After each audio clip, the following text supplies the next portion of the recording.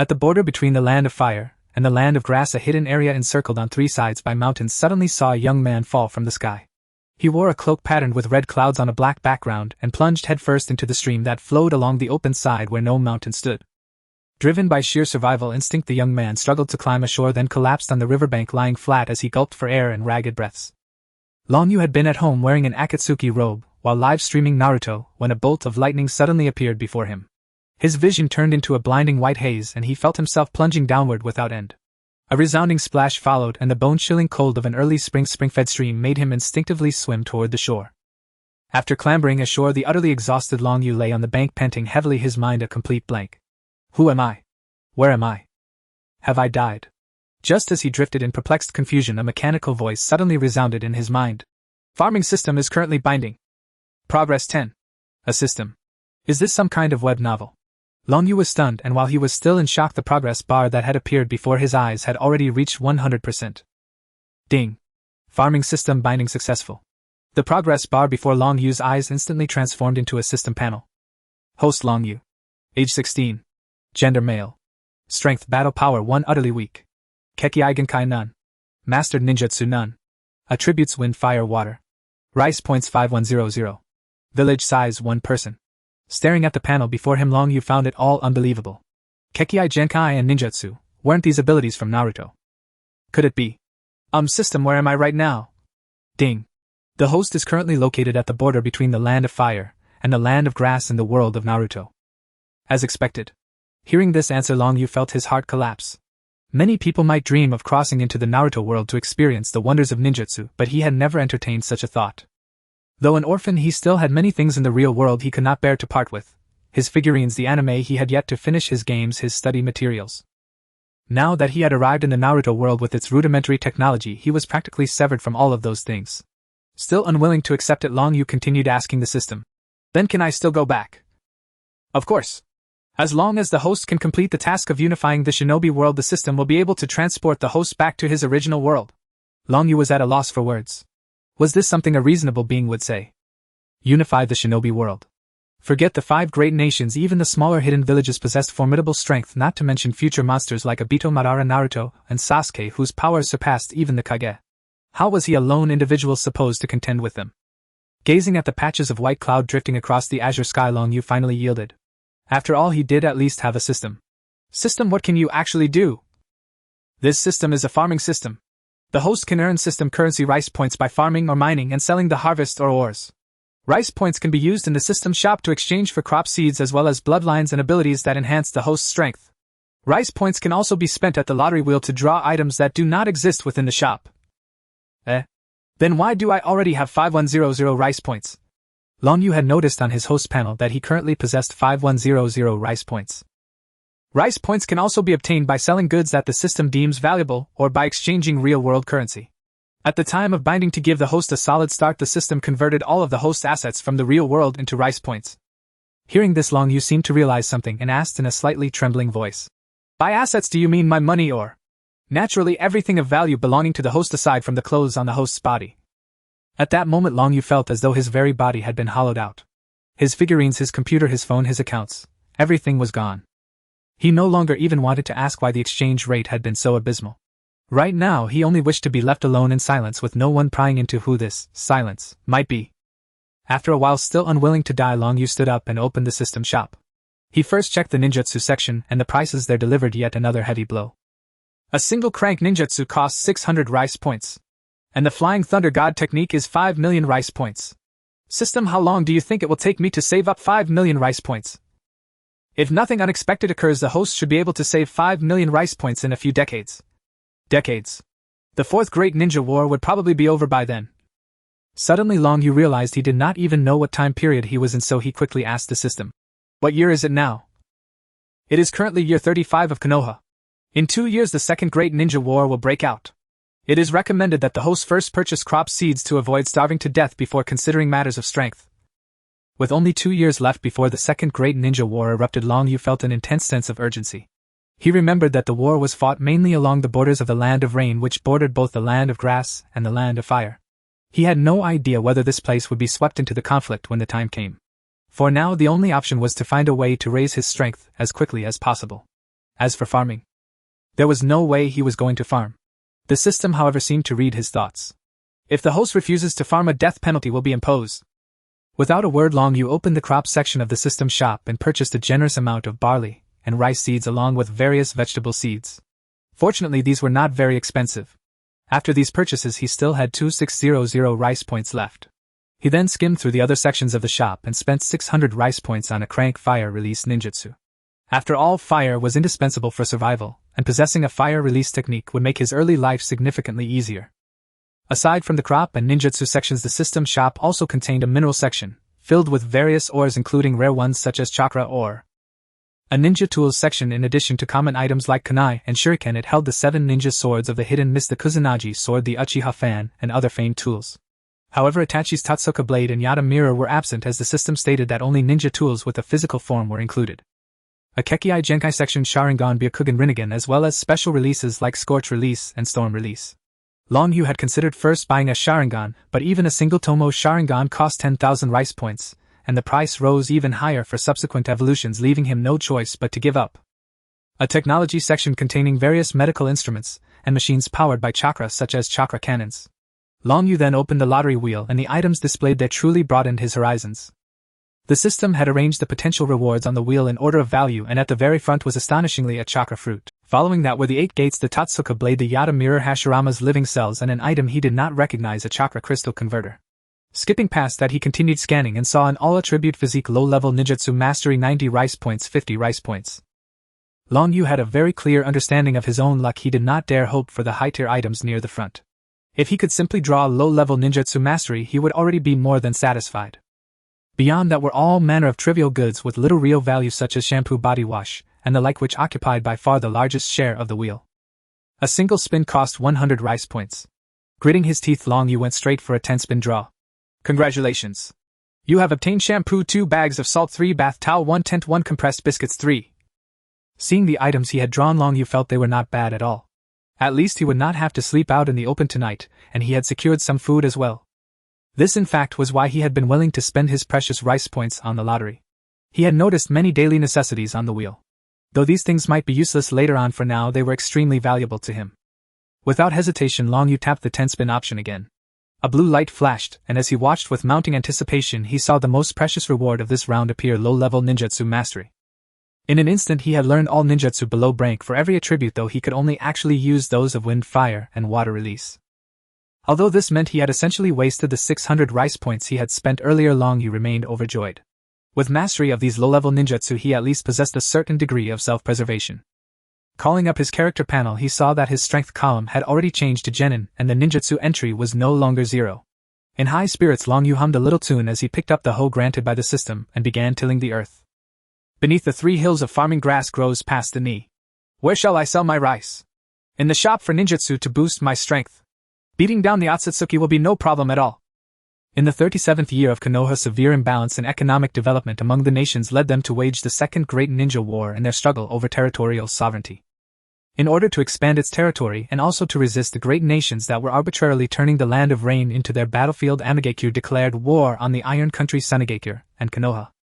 From the very outset of the Great War, countless civilians were displaced, and those who starved to death were beyond counting.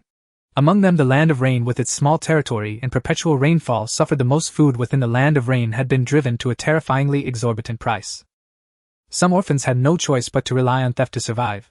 At this very moment, 2 children were caught by a stall owner while stealing food. A little boy with orange hair and a little girl with blue hair, a paper flower pinned to her head, were surrounded tightly by a crowd who were about to set upon them with fists and kicks. These 2 have been stealing our things around here lately. Guys, beat them up. Just as they were about to strike, a man in a black robe with a hood stepped in and stopped them. The stall owner became highly displeased. Friend, what is the meaning of this? These 2 brats have stolen quite a lot from us these past 2 days, and judging by their appearance, there is no way they can pay. Can I at least give them a beating to vent my anger? Everyone looked at him with dark, unfriendly expressions. The 2 children sat on the ground. The boy held the girl in his arms, shielding her to keep her from being hurt. I will sell you the grain at a 10% discount. Let these 2 children go. The moment the stall owner heard this, his expression instantly turned into a fawning smile. Good. Then you can take these 2 children away. Remember to come back and sell us more grain if you get any in the future. Disperse. All of you disperse. Didn't you hear what this gentleman said? Under the stall owner's shouts the crowd slowly scattered. The two children were Yahiko and Konan. They looked timidly at the man who had saved them, Long Yu. After 2 years of patient Loki growth, Long Yu had already attained the strength of a jonin. He had also exchanged for a pair of Sharingan which he had advanced to the level of 3 tomo. He had come to the land of rain partly to sell some grain for money to buy other supplies and partly to seek out isolated ninja on the battlefield to hone his combat skills. At the same time he could use his Sharingan to copy their jutsu. By now he had already copied many rank techniques, and even some rank ones, his strength edging toward that of an elite jonin. As for encountering Yahiko and Konan, that was a completely unexpected windfall. Long Yu pulled Yahiko and Konan to their feet and led them away from the market. Here, eat this. He took out 2 bags of bread and handed them to Yahiko and Konan. Thank you? Yahiko and Konan bowed to Long Yu to express their gratitude. There is no need to thank me. I am only doing this to ease my own conscience. War has destroyed far too many people. Though I wish to end the struggles between men, I lack the strength to do so, so I can only help where I can. After sighing, Long Yu asked Yahiko and Konan, so what do you two plan to do from now on? Continue to live by stealing here? Yahiko and Konan flushed at his question. At last Yahiko answered, if there were any other way we wouldn't do this. But with food prices so high now, the two of us children simply cannot survive by ordinary means. Yahiko clenched his fists. It is all because of the war. Those ninja villages stir up war for their own gain, and in the end it is us common people who suffer. If I gain strength one day, I will definitely find a way to prevent war from happening. Hearing Yahiko's words, Long Yu knew it was time to emulate the snake Sannin. Then, do you wish to become a ninja? Long Yu's lips curved slightly as he asked Yahiko. Of course I do. Yahiko became excited at once. If I become a ninja, at the very least I will have the ability to protect myself, and not be utterly helpless when disaster strikes. But only the ninja villages possess methods to become ninja. For people like us it is almost impossible to become. Yahiko's tightly clenched fists relaxed, and he appeared somewhat helpless. At this time he had yet to form an unshakable resolve to become a ninja no matter what. I can teach you ninjutsu and make you ninja. Are you willing? Long Yu continued to entice the two minors. I am willing. Yahiko answered immediately. Seeing Yahiko agree, Konan also said she was willing. Are you not afraid I might harbor ulterior motives? Even if you do have ulterior motives, we have no way to resist. I believe you are a good person. Then come with me. Looking at the two little ones beside him, Long Yu felt quite pleased. He had not expected such an unexpected gain on this trip. In truth, he could have sent Yahiko and Konan back and then tailed them, waiting for Nagato to appear before taking all of them away together. However, he knew that a white Setsu would certainly be following Nagato, and that Madara was still alive at this time. If anything went wrong, he would likely be finished. For the sake of caution, Long Yu decided that abducting Yahiko and Konan alone would suffice this time. As for Nagato, he would leave that for the future. With the two little ones in tow, Long Yu headed east without pause. Having completed his business in the land of rain and copied many jutsu, he now intended to return directly. As night fell, the three hid in a cave, and Long Yu began to impart to Yahiko and Konan some basic knowledge about ninja. If you wish to become ninja, you must first be able to condense chakra. Chakra is formed from the perfect fusion of a person's spiritual energy and physical energy. It is the source of power that allows ninja to perform ninjutsu, genjutsu, and taijutsu. One could say chakra is the very foundation of becoming a ninja. Now quiet your minds and see if you can condense chakra. Long Yu taught Yahiko and Konan the chakra condensing method he had purchased from the system and gave them further explanation. The two, only half understanding, followed Long Yu's instructions and began attempting the method. Under his constant guidance, both of them successfully condensed chakra over the course of a single night. At daybreak, the three set off again. Teacher, where are we going? Since Long Yu had not told the two little ones his name, they simply called him Teacher. I am taking you back to my ninja village. Teacher, are you a ninja of Kusugakure? Long Yu did not wear a forehead protector, and Yahiko did not know which village he belonged to, but from their direction of travel he knew which villages lay ahead. No. Then is it Konoha? No as well. You will know once we arrive. They traveled for another 3 days. Relying on reconnaissance he had done beforehand, Long Yu skirted around the battle zones. Along the way they encountered only a few scattered ninja. A single genjutsu from Long Yu was enough to put them out of action. At last they arrived before a great mountain. Come, we're here. Long Yu walked toward the mountain. But there is a mountain in front of us. No sooner had Yahiko spoken than he saw Long Yu's body pass directly into the rock. Seeing this, Yahiko and Konan stepped in as well. Once inside they realized it was a cave, narrow at first, barely wide enough for a person, but after walking several dozen steps it suddenly opened up before them. The land within was level and open, houses neatly arranged with fertile fields, clear ponds, and groves of mulberry and Over the past 2 years Long Yu had taken in many refugees to help him farm. The place where he had first arrived had now been built into a small village. The area was well hidden, and with the aid of an illusion barrier generator Long Yu had exchanged from the shop, no ninja had discovered this place so far. Yahiko and Konan couldn't help but exclaim at the sight before them. Compared to the land of rain, this place was truly a paradise. At that moment, a robust young boy around 15 or 16 approached them. Leader, are these two new refugees? Long Yu nodded and then shook his head. They are indeed refugees, but they are also my newly accepted disciples. This boy's name is Yahiko, and the girl's name is Konan. Long Yu introduced the two little ones to the young boy, then added take them to register, and then help them familiarize themselves with the environment. I need to go to the warehouse. Alright, leader. Come along, you two little ones. With an excited heart, Long Yu arrived at the warehouse. Looking at the mountains of grain piled up before him, he opened the system panel and pressed the sell button. Ding. Sale successful. This sale netted a total of 100,190 meters. Host Long Yu. Age 18. Gender male. Strength elite Jonin. Bloodline limit Sharingan 3 Tomo. Ninjutsu Shadow Clone Technique, Fireball Technique, Water Dragon Bullet Technique, Vacuum Sphere. Attributes Fire, Wind, Water. Meter points 2,003,100 meters. Finally enough. Over the past 2 years, Long Yu had quietly farmed here, relying on the refugees he took in and some advanced technology from the system to farm day after day. Finally today he had saved up 2 million meters. He was going to exchange for something, a capability that would elevate his strength to a new height and greatly enhance his self-defense. Long Yu opened the system shop and found the Mangekyo Sharingan under the Bloodline Limit section. He selected Kamui and clicked to exchange. Instantly he felt a warm current appear in his eyes, followed by tears flowing from his eye sockets. Long Yu took out a mirror, and the 3 small commas in his eye sockets had transformed into the shape of triangular sickles. With the thought, the mirror in his hand was instantly drawn into a small vortex. Then he used Kamui to pull himself into the Kamui space. This Kamui space looked no different from the one Obito had. It was filled with square stone pillars. After turning around for a while, Long Yu found it rather dull. There was nothing of note, just a space similar to his system space, but while his system space could only store dead matter, the Kamui space could store living beings. With Kamui there are now more things I can do. After all, to unify the ninja world I can't rely solely on these refugees I've taken in. Although there are some with considerable talent, they are still far behind some ninja clans. It seems it's time for the ninja world to know my name. Long Yu muttered to himself before disappearing into the Kamui space. On the battlefield between the Sand Ninjas and the Rain Ninjas, the Sand Ninjas were being pushed back under the assault of Hanzo of the Salamander. Sand Hidden Ninjas. Hold on. Lord Chio is on her way here. A Sand Ninja shouted on the battlefield. Upon seeing the morale of the Sand Village Ninjas rise abruptly, Hanzo snorted coldly. Let's see if you can hold on. Salamander. Poison Mist Ejection. The giant salamander under Hanzo's feet opened its mouth at the command, and a thick purple poisonous mist spewed forth. Some Sand Ninjas in the front immediately collapsed while the rest struggled desperately. Hanzo had heard of Chio from the Sand Village being skilled in detoxification, so if she really managed to neutralize the salamander's poison, the Rain Ninjas would lose their advantage in the battle against the Sand Ninjas. Therefore Hanzo intensified his assault, and the salamander rampaged through the Sand Ninjas, aiming to annihilate this Sand Ninja force before Chio arrived. Inside the Sand Ninja camp. Lord Roan. The toxin from the salamander is too potent. If this continues, we will soon be unable to hold on. A bloodied Sand Ninja reported to the commander of the Sand Ninja forces. Roan gritted his teeth, making a firm decision. Go. Call Bunta over.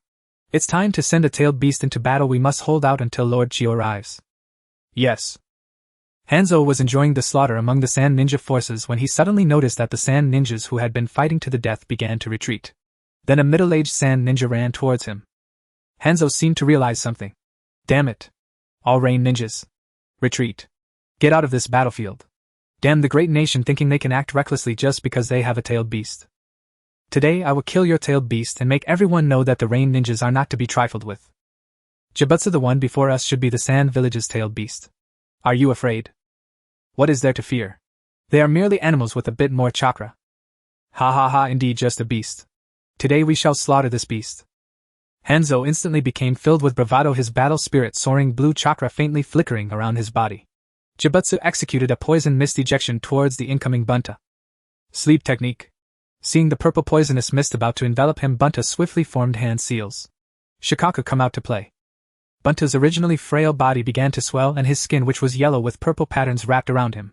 He then grew rapidly, soon surpassing both the salamander and Hanzo. Finally, with a sharp cry, a tall monster resembling a tanuki appeared before Hanzo. Yaha, wo, I finally get to come out. Let me see who wants to be killed by me. The released Shikaku shouted excitedly, then noticed the poisonous mist surrounding him as well as the salamander and Hanzo ahead. Looks like it's you. Wind release vacuum bullets. Several huge wind bullets were instantly spat out from Shikaku's mouth, dispersing the surrounding poisonous mist and flying toward Hanzo. Hanzo would not sit by idly. He maneuvered the salamander to dodge Shikaku's attack. Jabutsu. Get close to it. Judging from the preliminary assessment, Hanzo felt that this tailed beast excelled in long-range attacks, so he planned to engage it in close combat. Ha ha ha, I will kill you. Wind release sand shuriken.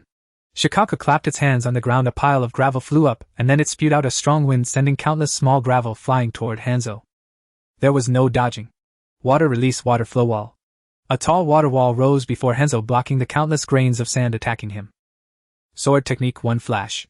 Using body flicker technique, Hanzo instantly appeared before Shikaku, swinging his sickle, and one of Shikaku's arms was directly severed. Ow! That hurts so much. Shikaku cried out in pain, yet Hanzo, who had succeeded, wore a grave expression instead of a happy one. He couldn't afford to waste too much time on this monster, or winning this battle would become very difficult. With that thought, Hanzo intended to press the attack against Shikaku, but to his astonishment, the ground beneath his feet suddenly transformed into a sea of sand. Damn little bug. Die already? The earth within a 10-kilometer radius turned to sand under Shikaku's control, and an endless sea of sand formed giant waves crashing toward Hanzo. Just as Hanzo was preparing to evade the onslaught, suddenly all the sand came to an abrupt halt, as if it had lost all power. Hanzo, who was contemplating his next move, looked at Shikaku in confusion. Unbeknownst to him, a figure draped in a black cloak adorned with red clouds and wearing a mask appeared above Shikaku's head. Hanzo also noticed that Shikaku's eyes had taken on the form of the 3-tomo Sharingan. Hanzo recognized the Sharingan of the Uchiha clan, but wasn't the Uchiha ninja family from Konoha. Why would they help him control the One Tail? This time the rain ninjas had to face not just the sand ninjas, but Konoha was also their enemy. While Hanzo was still in doubt, Shoto, carrying the Uchiha from the clan on his back, turned towards the sand ninja camp. Hanzo, what's going on? Hanzo jumped back onto the head of Iwabuchi. I don't know either, but this is a great opportunity to annihilate the sand ninja forces. Hanzo commanded the rain ninjas to attack the sand ninjas again, standing atop the head of the salamander, and leading the charge towards the sand ninjas. Lord Ro. It seems the One Tail is coming towards us. A sand ninja hurriedly reported to Lord Ro. I'm not blind. Stop saying useless things and find out why the One Tail is coming towards us. Lord Ro understood that the One Tail was currently out of control. Even if it killed their sand ninja, it wouldn't be surprising. However, if it was consciously coming towards them, ignoring Hanzo, then there was a problem. If they couldn't figure out the reason for the One Tail's actions, they would have to find a way to wake the spirit from its trance. Just as Lord Ro was still pondering, a messenger ninja arrived again. We found out, Lord Ro, it's the Uchiha from Konoha. The One Tail has been controlled by the Uchiha clan. That Uchiha is sitting on the head of the One Tail. What? Isn't the target of this rain ninja declaration of war also the land of fire? Does Sarutobi Hiruzen want to declare war on us sand ninjas? Suddenly a huge noise came from outside. Lord Ro stepped out of the tent and saw the One Tail continuously destroying their camp. The rain ninjas who had originally retreated were now taking advantage of the chaos, and their defense was about to collapse. Use ranged ninjutsu to attack that Uchiha on the One Tail's head. Now Lord Ro could only think of ways to buy some time. Hearing Lord Ro's command, the sand ninja warriors threw shurikens and kunai with their long-range ninjutsu towards the head of the One Tail where Ryo was sitting. Useless. In the eyes of the astonished crowd, all the attacks passed through Rya's body. At this moment, Hanzo also rushed over, directly controlling the salamander towards Lord Ro. Just as the salamander was about to collide with Lord Ro, a yellow paw suddenly smashed down at the salamander.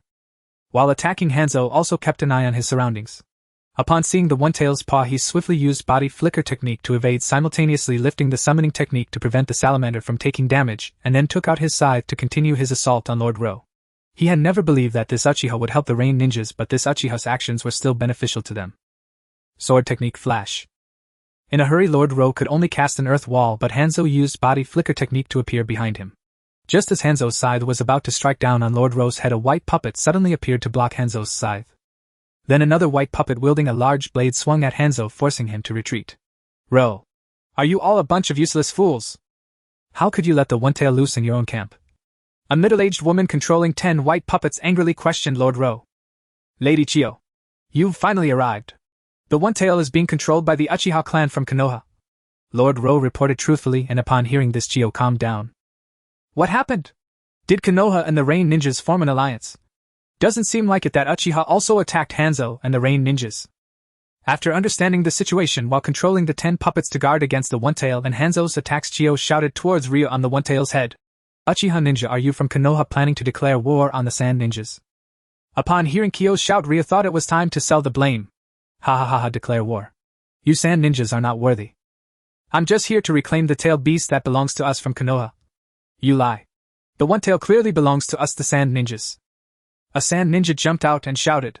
What do you mean belongs to you sand ninjas? This clearly belongs to us from Konoha. Back then our first lord was kind and lent you the 9-tailed beast for your use. Who would have thought you would dare to use them to attack us from Konoha? It seems it's time to reclaim these tailed beasts. As for you ninja villages, if you're willing to submit to us from Konoha, Lord Danzo might spare your lives, but if you remain obstinate, the army of Konoha ninjas will leave no one behind. Originally Ryo intended to sell the blame to Sarutobi Hiruzen, but just as he was about to say it, under the pull of a strange force, Danzo's name slipped out. However, this was not very important. Mentioning Danzo would add some credibility. After all, he was known as the darkness of the ninja world. Uchiha from Konoha, why don't we join forces to deal with this old woman first? Hanzo extended an invitation to ally with Ryo, only to be met with a paw from the one tail. A mere insect, you have no right to speak. You small nations aren't even worthy to guard our Konoha's gates. As for you Hanzo, your reputation as a demigod is just for show. You're barely qualified to be a guard for Lord Danzo. You people listen to me. Everything we from Konoha do is for war, but more so for peace. The ninja world is fractured and wars between ninja villages are endless. For peace we must unify the ninja world. And the only ninja village with this strength is us from Konoha. Hearing Raya's manic speech, Chio and Hanzo exchanged glances, then launched an attack towards Ryo on the one-tail's head. It seems you ants are not planning to surrender. Fine, let me show you the power of Konoha. Fire-style storm dance. A vortex-shaped distorted space stirred up a raging wind, and then a winding fire serpent riding the wind's momentum grew even hotter and more violent. Such power is rank ninjutsu. This madman. Sensing the power of this ninjutsu, Hanzo and Chio dared not take it heeded, inwardly cursing this guy for starting with such a big move. Fire-style explosive flame array. With Hanzo's hand seals, a long strip made of explosive tags wrapped around Raya's legs, simultaneously emitting hissing sounds as it was about to explode. Boom. Hanzo and Chio stared at the smoke and dust created by the explosion. Yao, accompanied by a painful howl from the one-tail, Raya's figure in a black robe reappeared before them. Is that all the strength you two have? You can't even scratch me. Under the incredulous gazes of Chio and Hanzo, Ryo was completely unscathed, not even a speck of dust on him. How is this possible? Hanzo was indeed shocked, but being battle-hardened he quickly calmed down. Reflecting on how he had previously avoided damage to the salamander by lifting the summoning technique, he deduced that this person must have also used a space ninjutsu, otherwise it would be impossible to emerge unscathed from his attack. This person must have just used space ninjutsu. If we continuously attack him, we will eventually find the weakness of this technique. Chio also had some speculation about this, and upon hearing Hanzo's plan she agreed. Then, controlling the 10 puppets, they charged at Ryo, some puppets shooting poisonous needles, others wielding large blades to slash, and some spitting out whips to strike. Hanzo also pulled the iron chain to control the scythe and struck at Ryo. As expected of the demigod who traverses the ninja world, he immediately thought of a solution. It seems it's time to add some fuel to the fire. Konoha, Danzo, Uchiha, you all better hold on. Susanoo. With a low cry, Long Yu's body was enveloped by cobalt blue skeletal structures, followed by dense sinews and musculature, finally shrouded in a radiant blue chakra cloak. The second stage of Susanoo had been completed. Hanzo and Chio launched their assaults against Long Yu's Susanoo, only for every strike to rebound violently off its indomitable form. Gazing upon the colossal divine warrior before them, both were struck dumb with shock. Ha ha ha ha ha. Insects, behold the divine power of the Uchiha clan Susanoo. Tremble in awe. Cry out in reverence, and then kneel tail wagging beneath the feet of Konoha. As Long Yu roared these words, his vision suddenly blurred. Twin streams of blood tears coursed down his cheeks, and he doubled over, choking in violent racking coughs. Hanzo and Chio seized the moment without hesitation, unleashing an unrelenting barrage that crashed against Susanoo's azure carapace. Long Yu spat a mouthful of crimson blood, the Susanoo flickered, faltered, and with a resonant hum dissolved into nothingness beneath the heavens. Seeing the formidable Susanoo vanish, Chio immediately deployed a puppet whose torso split open, unleashing countless binding cords to ensnare Long Yu, while Hanzo hurled his chain scythe toward him in the same breath.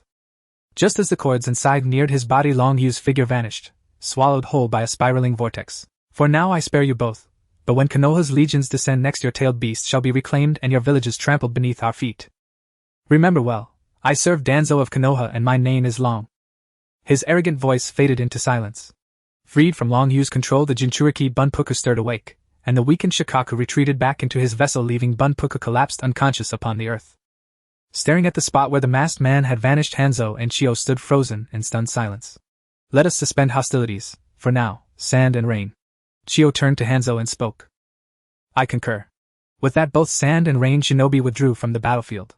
Once the last ninja had departed, several pale white heads emerged silently from the soil. "We must report this at once to Lord Madara." Having spoken, White Setsu activated the mayfly technique and vanished underground, slithering toward the Valley of the End. Inside the Kazekage's office. Thud. Arrogant fool. Does Konoha believe this is still the era of Hashirama and Tobirama? To speak of reclaiming the tailed beasts of all nations. Utterly preposterous. If Konoha truly seeks war with the entire shinobi world, then so be it.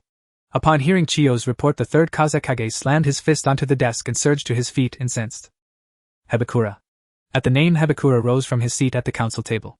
Dispatch a formal letter to Konoha. Effective immediately. Sunigakure declares open war upon Konoha. Also transmit full battle records, and all intelligence on this Uchiha, to the Kage of every other hidden village. Yes, sir. Fuyumi and Koku, you two will lead the vanguard to Konoha's border. Reconnoiter thoroughly, and await further orders before launching assault. Yes, sir. Yes, sir. A crimson-haired man and a woman with long raven black hair replied in unison. Chiyo, what is Rain's stance? Having concluded these commands, the third Kazekage sank back into his chair, massaging his temples as he turned to Chiyo. Hanzo has agreed to a temporary alliance against Konoha, but insists that spoils be divided equally should we prevail. Humph. A petty rain-soaked speck dares bargain with us. Without that salamander, Hanzo Rain would be less than dust. Yet on the battlefield, Hanzo's lethality truly earns him the title semi-deity. Seeing the Kazekage's disdain, Chiyo gently reminded him. I am well aware. You may proceed as you see fit. Yes, sir. Chiyo understood instantly. The Kazekage had granted his tacit consent. After issuing further wartime directives, the Kazekage dismissed the council. One by one, soon as elite shinobi filed out of the Kazekage's office. Mother. Fuyumi and Koku paused before the office entrance, waiting until Chiyo emerged, then bowing respectfully. She spotted them and approached warmly. Gazing upon her two children, rarely home, rarely present, she thought of Sasori, her grandson, who had scarcely glimpsed his parents since birth. A deep, quiet sorrow welled within her. Exercise utmost caution on this mission. Though Tobirama is dead, Konoha's strength remains formidable. Gather intelligence with extreme discretion. Chiyo's voice carried solemn weight. Yes, we'll be vigilant. And let us not forget, we are no weaklings ourselves. Koku smiled reassuringly. Hearing their promise eased Chiyo's mind, yet she sighed softly and added. This war may stretch on for years. Before you depart, go home. See Sasori. At the mention of Sasori, both Fuyumi's and Koku's faces softened, shadowed by guilt and reluctant farewell. They had spent but a handful of days beside Sasori since his birth, and now they knew not when, or if, they would return. Such was the fate imposed upon every shinobi, a cruel, inescapable burden borne for the safety of kin and comrades. Let us walk home, together. Hand in hand the three set off. At their gate stood a small boy with fiery red hair waiting patiently. Meanwhile, in Konoha's Hokage Tower. Having read Sunigakure's letter, the venerable Hiruzen Sarutobi drew a slow, deep breath of smoke, then turned to his two senior advisors Koharu Yutane and Hamura Mitokado. What are your thoughts on Suna's claims? It strains credulity. A Sharingan capable of controlling tailed beasts. To date, only Madara Uchiha, who fell before the first Hokage, is known to have possessed such power. Moreover, the letter states this shinobi wields space-time ninjutsu. If Danzo truly commanded such a force, how could he conceal it beneath our very noses? Hamura adjusted his spectacles, carefully avoiding implicating Danzo. As for the threat of war against the entire shinobi world, he dismissed it outright. Konoha had long fought many foes at once, it was routine. What truly concerned him was the enigma of this Uchiha master. In any case, summon Danzo for questioning. Moments later, Danzo entered. Sarutobi handed him Sunigakure's missive. Danzo scanned the letter, and felt a profound visceral frustration. Yes, he was the shadow of the shinobi world, the Kage who bears blame, but even he had limits. This accusation was absurd. Had he truly possessed such a prodigy, he would long since have challenged this old man for the title of Hokage. Still, he did find himself quietly approving of the ambition to unify the shinobi world under Konoha. That at least bore his unmistakable stamp. Root harbors no operative named Long, nor does it retain any Uchiha save perhaps a single defector decades past. Danzo's message was unequivocal: this burden was not his to bear. I suspect that the Uchiha clan wants to instigate a war to take the opportunity to elevate their status, especially since the only confirmed fact now is that the one controlling the One Tail is from the Uchiha clan. Danzo, as expected, completely shifted the blame onto the Uchiha clan, which aligned with the thoughts of the higher-ups in Konoha. Hiruzen Sarutobi and the two Hokage advisors had the same thoughts when they saw this letter. Ever since Senju Tobirama died in the first Great Ninja War, Hiruzen and Danzo have been implementing Tobirama's policy towards the Uchiha clan, suppressing them while trying to keep the village distanced from the Uchiha clan. Recently, the position of the Uchiha clan has deviated considerably from the center of Konoha, and the villagers have developed a strong aversion to the Konoha guard. In this situation, it is understandable that the Uchiha clan would want to use war to elevate their status. However, what is hard to understand is how blatant their actions are. They directly use the Sharingan to control the tailed beast and ridicule the other nations in the process. Regardless, we are still at war and need the Uchiha clan's strength to fend off the potential involvement of the Mist Village. For now, it's best not to disclose the contents of this letter. We can hold them accountable after the war. Hiruzen leaned back slightly, and the other three nodded. Surprisingly, the higher-ups in Konoha had reached a consensus. Gather all the elite jonin in the village for a pre-war meeting. In fact, the Second Great Ninja War was initiated by the Rain Village, but the main reason was still the various great nations vying for benefits. The Land of Rain is merely a small nation with an area less than 1/10 of the Land of Fire, and it has been under constant heavy rain. How could such an environment possibly produce the strength to contend with two great nations?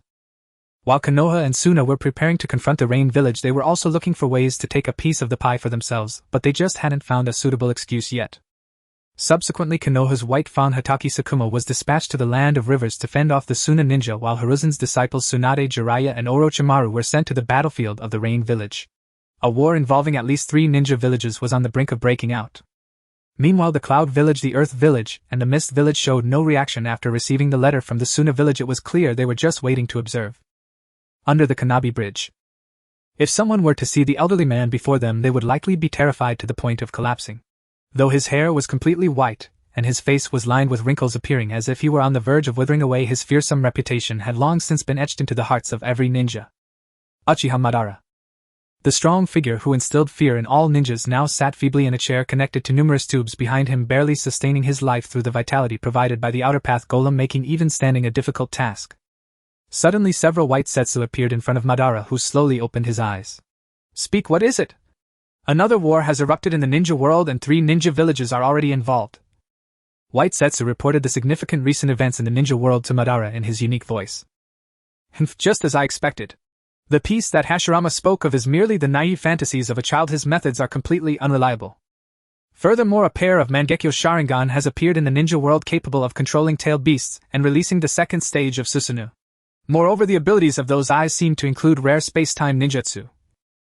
White Setsu continued to report the important intelligence it had discovered to Madara. Upon hearing this news, Madara was slightly surprised.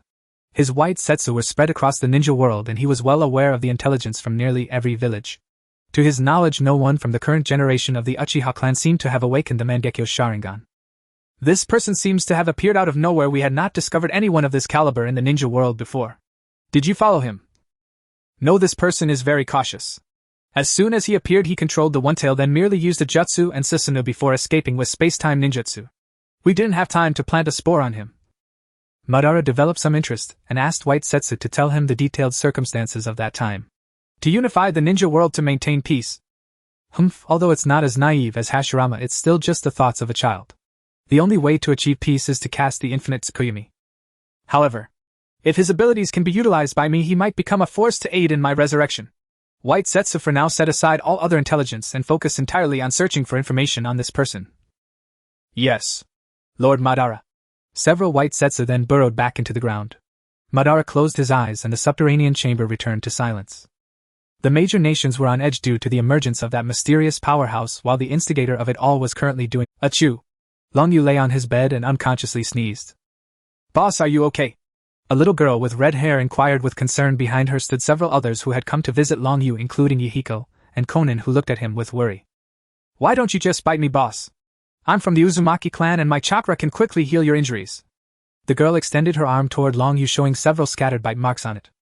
This girl was found by Long Yu at the border of the Land of Grass, later discovered to be from the Uzumaki clan named Uzumaki Kaneo. When she was first found, she was terrified and unwilling to interact with others. However, under the influence of this small village and Long Yu's care, she gradually let down her guard, integrated into the village, and came to terms with her identity as a member of the Uzumaki clan. Long Yu speculated that she was likely the mother of Uzumaki Karen, who would later join the Akatsuki's Hawk team, as there were not many survivors from the Uzumaki clan after the destruction of the Uzumaki village. Thank you for your kindness, Kaneo. Long Yu smiled and gave her a gentle head pat, causing the little girl's face to flush slightly. But I still won't take it. My body isn't that fragile, and didn't I say before? I won't let you have even a single bite mark on you again. In our Akatsuki village, everyone will be treated fairly. Boss. The little girl was so moved that she was almost in tears. After the fall of the Uzumaki village, most of the Uzumaki clan members were hunted down. Relying on her ability to heal others' injuries, she managed to survive in a dependent manner, but others only saw her as a tool to use. It wasn't until she met Long Yu and arrived at this paradise-like place that she found solace. Not only was Uzumaki Kanai affected, but all the villagers in this small settlement shared the same sentiment. They were originally mere refugees grateful for just enough food to survive, willing to do anything for their existence. Yet here they not only had enough to eat and wear, but also the opportunity to learn the ninjutsu techniques reserved for elite ninjas, all thanks to their leader. Furthermore, please don't call me leader anymore, it makes me feel old. You can just call me Brother Long Yu from now on. Long Yu continued. The villagers mostly referred to him as leader. He had always thought of names as mere titles, interchangeable, but now it felt a bit strange to be called leader by such an adorable little girl. It seems I need to have a daughter. The villagers in the room thought simultaneously. But how could that be? You are our benefactor, how can I call you by your name directly? Then how about I just call you brother? Uzumaki Kanai said anxiously, her expression exceptionally cute. Alright. That works. Long Yu felt there was nothing wrong with being called brother directly. After all, many people like to recognize younger sisters. Just like that certain someone. Brother, you have to get better soon. The soft voice nearly sent Long Yu soaring into the heavens. With so many people around, he dared not make any other moves. Then the villagers each offered their well wishes to Long Yu. After he instructed them on a few matters, they all returned home. The crowded room fell silent, and Long Yu stared at the blurred ceiling, contemplating his next plan. He truly hadn't anticipated the immense burden the Sharingan placed on his body. He had merely activated a few skills, yet his vision had already begun to blur. Though his condition was much better than Kakashi's when he used Kamui, it could not even be compared to Obito using Kamui as a passive skill.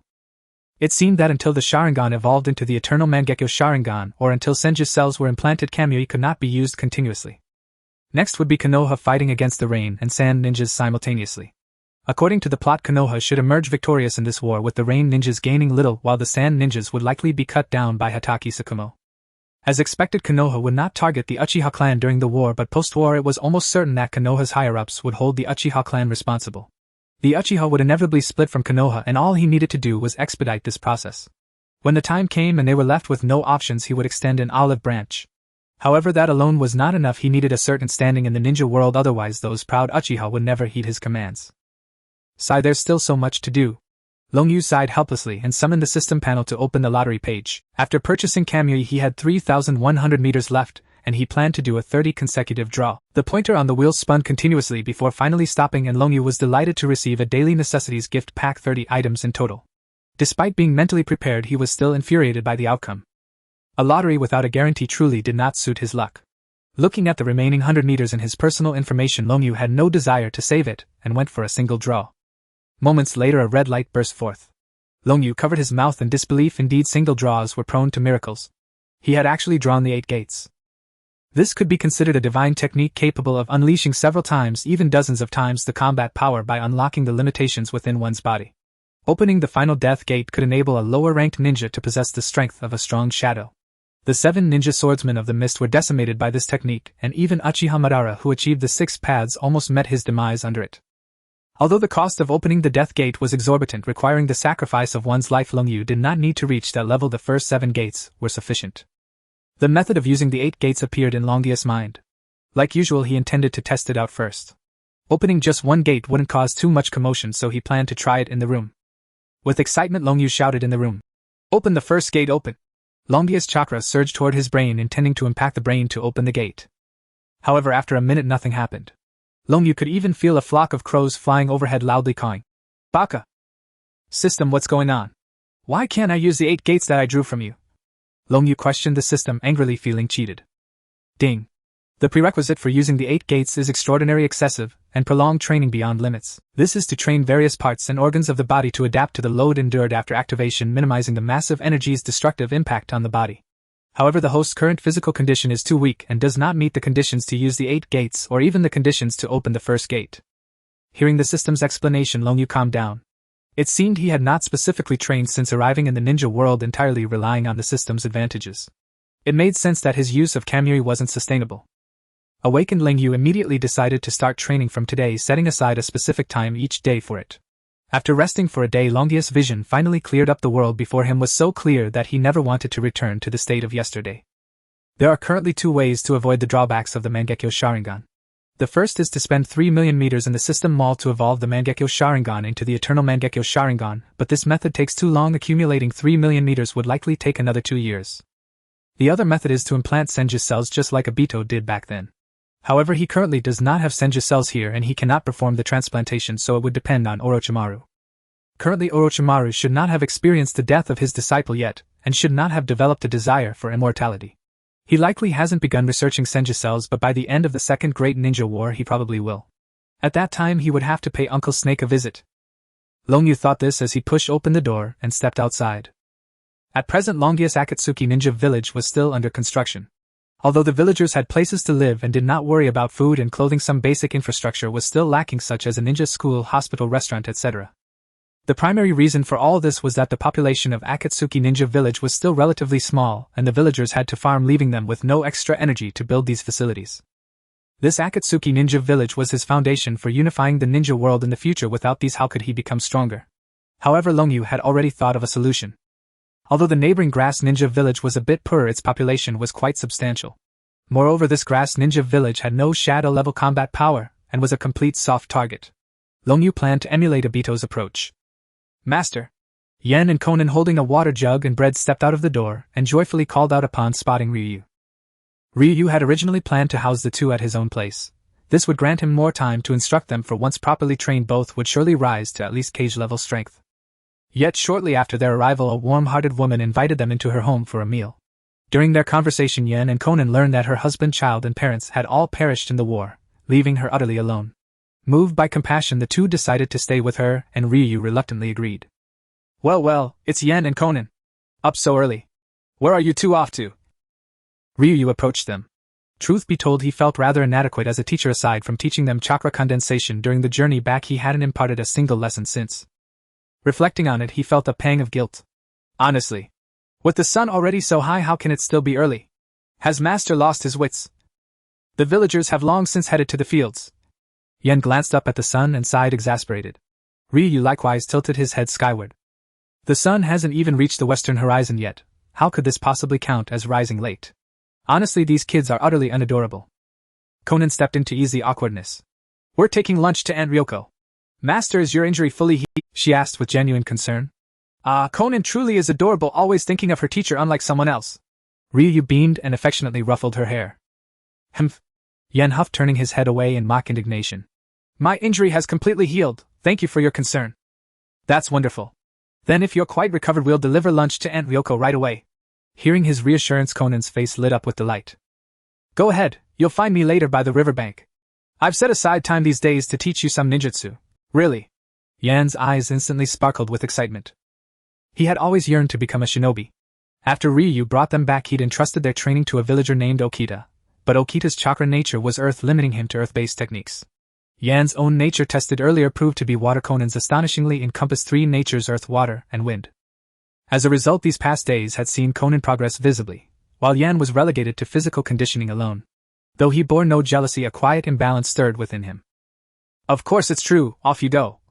Receiving confirmation, Yan leapt into the air elated. Yoshi! Konan, let's hurry! He seized Konan's hand and dashed toward the fields. As their figures receded into the distance, Ryu began contemplating the methodology of the 8 gates technique. So, how do I break past my limits? Must I embrace youthfulness like Might Guy and Rock Lee? Two figures in emerald green spandex flashed across his mind, running inverted at sunset. Two thick-browed Bolkukyus grinned broadly, thumbs raised. A shiver ran down Ryu's spine. I'll remain perfectly ordinary, thank you. With a thought, 2 weighted bands materialized in his hands, prizes won long ago and a lottery stored and used within his system space. Now they were precisely what he needed to push his physical limits. Securing the weights to his legs, Ryu sprinted toward the riverbank. At first he felt no strain, but after 10 minutes exhaustion set in, his breath grew ragged, his lungs burning with stifling heat. Damn it, am I even weaker than a child like Rock Lee? Driven by sheer defiance, he pressed on. Each time his limbs trembled on the verge of collapse, he refused to yield, until he reached the riverbank drenched in sweat and trembling yet upright. Without pause he dropped into squats. 1, 2, 3. 101, 102, 103. Master! We're here! Yen and Konan waved from afar. Ryu paused upon seeing them, and realized something profound when he pushed past utter exhaustion and persisted. The fatigue somehow receded. This must be what breaking through one's limits feels like, he mused. So even Master needs to practice such fundamentals? Yen asked, curious, having just witnessed the squats. In his eyes, Ryu was already overwhelmingly powerful. After all, several rogue shinobi encountered en route had fallen instantly beneath his jutsu. He'd assumed such basics held no place in his master's regimen. Absolutely, foundations are paramount. Today I'll begin by teaching you core shinobi disciplines. Ryu wiped sweat from his brow and replied. Let's go, the training ground lies across the river. He intended first to teach tree climbing and water walking, methods proven to refine chakra control. Stronger control meant faster mastery of advanced jutsu. Moreover, these exercises required minimal supervision, freeing him to develop a new technique simultaneously. Strictly speaking, it was an invention. Though unknown in this world, he had seen it before and knew precisely how to master. That technique was the 7th Hokage's signature jutsu, the Rasengan. To be frank, it was somewhat embarrassing for a transmigrator. Ryu had lived in the shinobi world for over 2 years, and still couldn't form a Rasengan. Seeing every imaginable jutsu available in the system shop, he'd unconsciously dismissed self-driven learning, yet it was not too late to begin. Ryu and the two children crossed the river into a vast forest, an area technically within the land of fire yet so remote and shielded by 3 towering mountains that even during wartime he never once glimpsed the Konoha shinobi here. What will Master teach us? Something incredibly powerful. Yan's face radiated anticipation. What I'll teach surpasses even jutsu in significance. Today's lesson begins with tree climbing and water walking. Both Yen and Konan wore identical expressions of stunned disbelief. Tree climbing? No way. We already know how. Watch. Yen lunged forward, scaled a nearby trunk like a monkey, and perched triumphantly on a branch, waving down at them. Konan remained silent, but her furrowed brow spoke volumes. Ryu smiled faintly, walked to the tree, infused chakra into his soles, and ascended vertically, up the smooth bark, until he stood calmly beside Yen. Now, can either of you climb like this? Xiao Nan and Mi Yan looked at Long Yu in shock, unable to utter a word. Sugui. Sigma. Mi Yan's eyes sparkled while Xiao Nan gazed at Long Yu with admiration. Long Yu grabbed Mi Yan by the collar and descended from the tree. Watch closely, I will demonstrate it to you again and also share the method with you. The two children nodded obediently, kneeling in front of Long Yu, watching intently. First, you need to attach chakra to the soles of your feet. It's important that the amount of chakra is just right. If it's too little, you won't be able to stick to the tree, and if it's too much, you will break the tree. To make it clearer for the two children, Long Yu lifted his foot, blue chakra adhering to the sole, and then placed his foot on the tree. Once the appropriate amount of chakra is attached to your foot, you can do this. Long Yu walked step by step up the tree, then hung upside down from a branch. Is it really that simple? Then I can learn it right away. Mi Yan, filled with confidence after watching Long Yu's explanation, immediately wanted to give it a try. First, attach chakra to the soles of your feet. Mi Yan gathered chakra and attached it to his soles, which glowed with the same blue light as Long Yu's. Next, he approached the tree. Mi Yan placed one foot on the tree without any issues. Then he lifted the other foot to step onto the tree, aligning his entire body parallel to the ground. However, just as he took his second step, a crack sound was heard from where his first foot was, and Mi Yan fell straight to the ground. Long Yu had anticipated this situation. Generally, those with fiery personalities who are easily excited might have poorer chakra control, as controlling chakra requires a calm mind. Therefore, girls might find it easier to master tree climbing and water stepping quickly. Long Yu laughed heartily at the sight of Mi Yan sprawled on the ground, legs in the air. Ha ha ha, it really is simple, you just fell to the ground. Ha! Xiao Nan also covered her mouth and laughed. Hearing their laughter, Mi Yan's face turned red as he hurriedly got back up from the ground. Damn.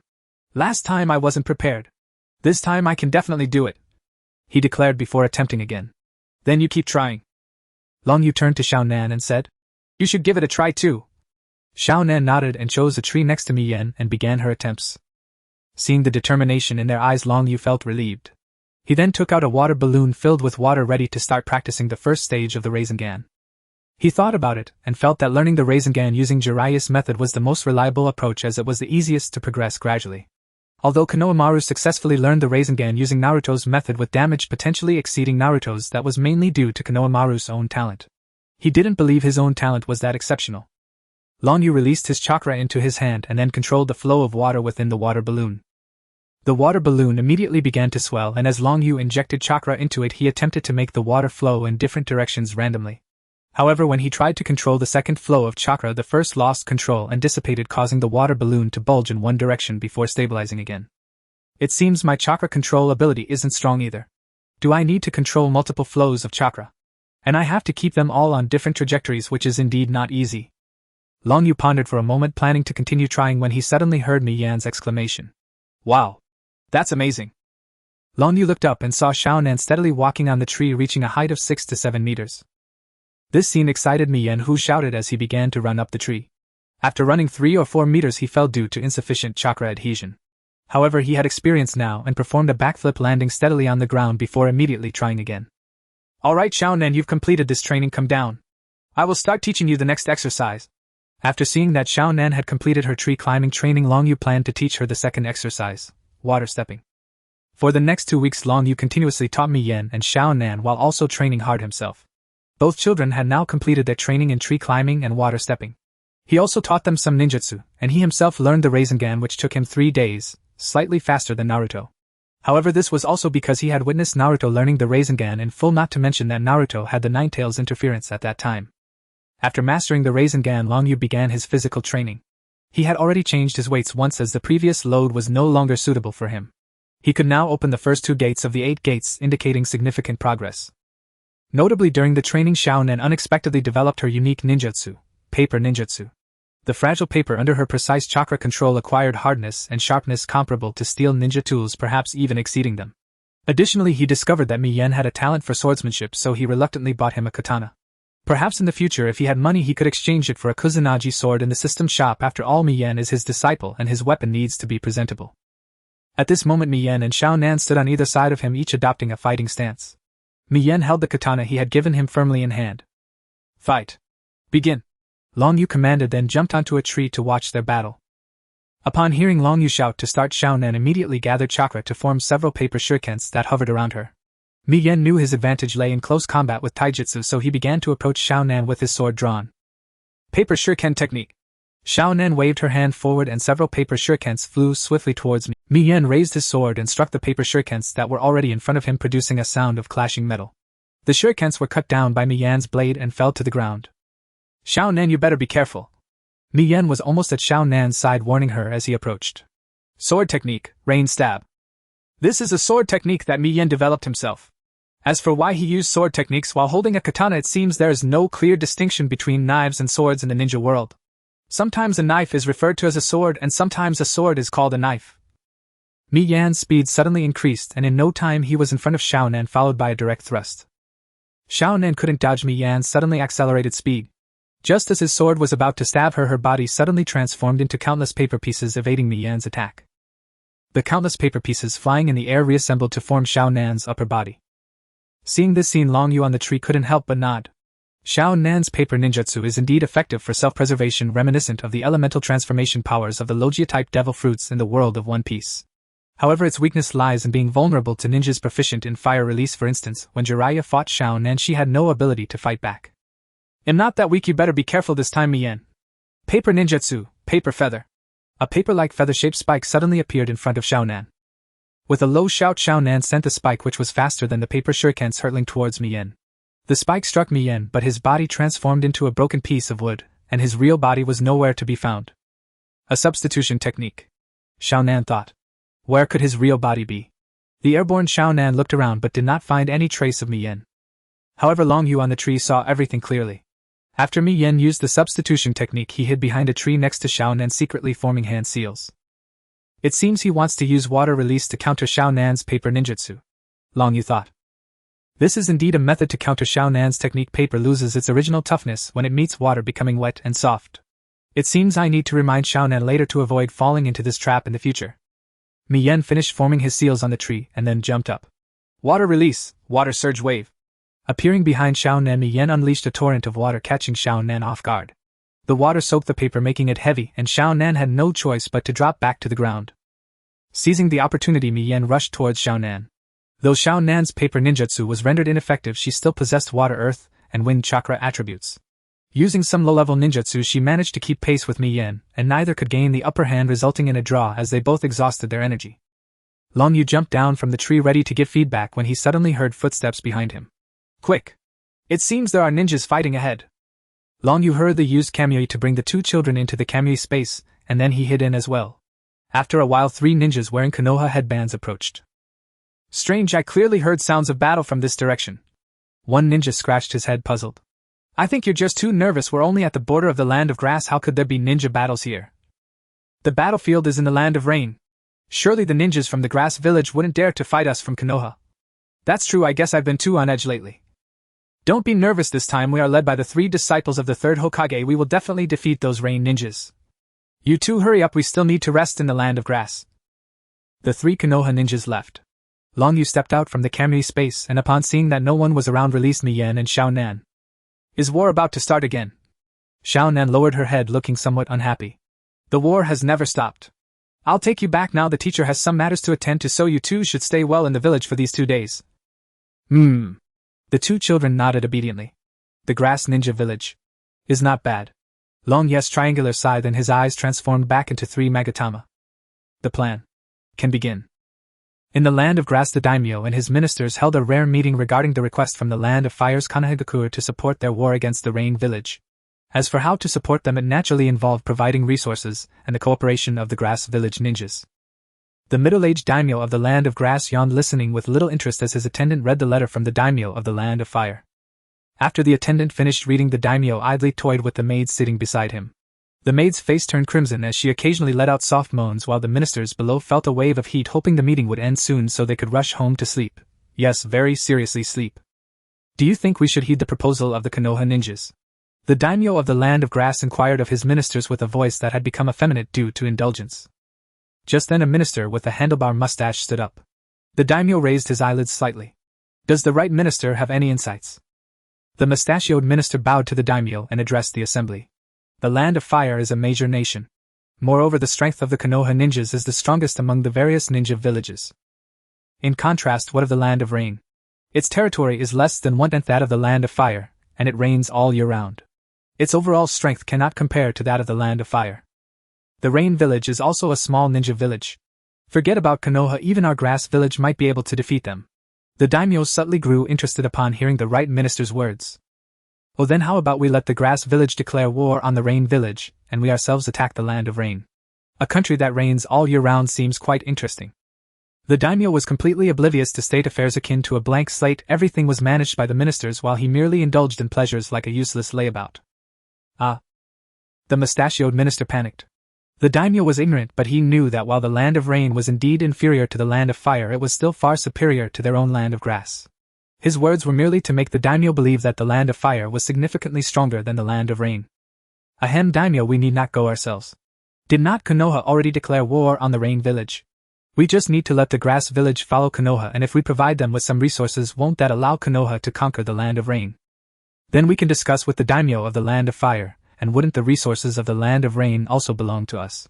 This is called the strategy of using the tiger to swallow the wolf. Use. Swallow. Strategy. This term clearly exceeded the daimyo's comprehension, and he struggled to repeat it. Oh, it means using Konoha to help us obtain the land of rain. The mustachioed minister smiled and explained. Oh, so that's how it is. But wouldn't that mean our food and resources would decrease? The daimyo began to grasp the meaning of this statement, covering his mouth with a small fan as he asked the minister. Rest assured, daimyo, I have a way to ensure our treasury remains unaffected. The mustachioed minister revealed a sly smile, confidently assuring the daimyo. Oh, then that's settled. What do you all think? The daimyo turned to the other ministers. The right minister is right. Agreed. Well said, right minister. The daimyo yawned again. All right, then let this matter be handled by the right minister. Meeting adjourned. The daimyo stood up, taking the maid with him as he headed towards his chamber. The ministers remained standing waiting for the daimyo to leave. Just as he was about to exit, he suddenly stopped and turned back to say, by the way, don't forget to attend tonight's banquet. Yes. Absolutely. With that, the daimyo left satisfactorily. After the daimyo left, the ministers gradually exited the room. The right minister returned home and closed the door when suddenly a figure wearing an animal mask appeared behind him. This is your reward. The masked figure coldly uttered a sentence, dropped a box, and vanished without a trace. The right minister hurriedly rubbed his hands together to open the box. The shining gold within reflected on his wrinkled face, revealing a greedy smile. In a town within the land of grass, a group of commoners crowded together to view a newly posted notice. Hey, don't push. Is there anyone who can read? Can you read it out loud? I will. A skinny young man squeezed into the crowd, looking at the notice and reading it aloud. Recently, the Rain Village has invaded various nations and instigated war. The Konoha ninjas from our neighboring nation, the Land of Fire, will attack the Rain Village. To demonstrate our friendship with the neighboring nation, the Land of Grass will provide resources for the arriving Konoha ninjas. To this end, taxes will be increased for the Konoha ninjas effective immediately. Those who refuse to pay will be executed publicly. After hearing the young man finish reading the notice, some commoners began to cry out loud. Another tax increase and effective immediately. How are we supposed to live? An elderly man covered his face and wept while those around him wore expressions of pain and frustration. Even though they were filled with endless fury over this action, they felt powerless. This is the life of the commoners in the ninja world, a group living at the bottom with no right to choose their fate, only to endure the fate chosen for them. Ninjas may be dangerous, but they possess formidable power while the commoners have nothing. In such circumstances, most people can only wait for death. Even if they resist, they are no match for the daimyo's ninjas, only to end up futilely striking at a rock with an egg. After reading the notice, the group left in sorrow. If nothing unexpected happened, some of them might not survive this year. As the sun set in the west, night fell and the world was engulfed in darkness. Tonight the moon was completely obscured by clouds and even the stars appeared dim. Inside the daimyo's mansion, the lights had been extinguished. Only a few torches were lit outside, where several drowsy guards armed with weapons nodded off repetitively. Suddenly a gust of wind blew through, extinguishing several torches, and the guards were instantly awakened by the breeze. Who? As the guards were about to investigate the cause of the extinguished torches, several pitch-black whirlpools appeared behind them. The guards did not even have time to scream before being sucked into the whirlpools, and the area outside the mansion fell silent once again. At this moment a figure gradually emerged from the whirlpool. It was Long Yu. After dispatching the guards, Long Yu swaggered into the daimyo's mansion. Inside, a guarding ninja suddenly woke up, sensing an unfamiliar chakra presence. Shichuan, wake up. A ninja has entered. The ninja named Shichuan rubbed his sleepy eyes and woke up. 2 other grass country guarding ninjas also roused their 2 companions, and the 4 rushed towards the direction of the sensed ninja. The land of fire is powerful, and the ninjas protecting the daimyo are the 12 guardian ninjas, most of whom possess at least Jonin level strength. In contrast, the small nation of grass only has 4 guarding ninjas beside their daimyo, with strength barely reaching that of special Jonin. The 4 guarding ninjas arrived at the entrance of the daimyo's mansion, and saw a ninja wearing a rain village forehead protector. You, the daimyo of the land of grass, actually dared to support Konoha against us rain ninjas. Tonight I will make the daimyo of the land of grass exchange people. Water release, water surge wave. After Dragon Yu finished speaking, he immediately began forming hand seals, and a surging torrent of water erupted from his mouth, aiming to drown the 4 ninjas before him. Although the 4 guardian ninjas seemed inferior compared to the guardians of major nations, they possessed strength close to that of special Jonin. Upon witnessing the rain ninja invoke ninjutsu, they quickly reacted and prepared to engage. Earth release, earth flow wall. One of the guardian ninjas clapped his hands together, and a wall of earth rose from the ground, blocking the colossal wave rushing towards them. How did the rain ninja know so quickly? And how dare they openly attempt to assassinate the daimyo? The earth release ninja questioned, maintaining the earth flow wall. Who knows what's going on?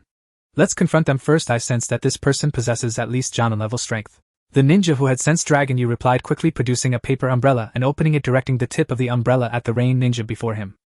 Secret technique, poison needle spray. A slender poison needle shot out from the tip of the umbrella, speeding towards Dragon Yu. This time Dragon Yu planned to disguise himself as a rain ninja.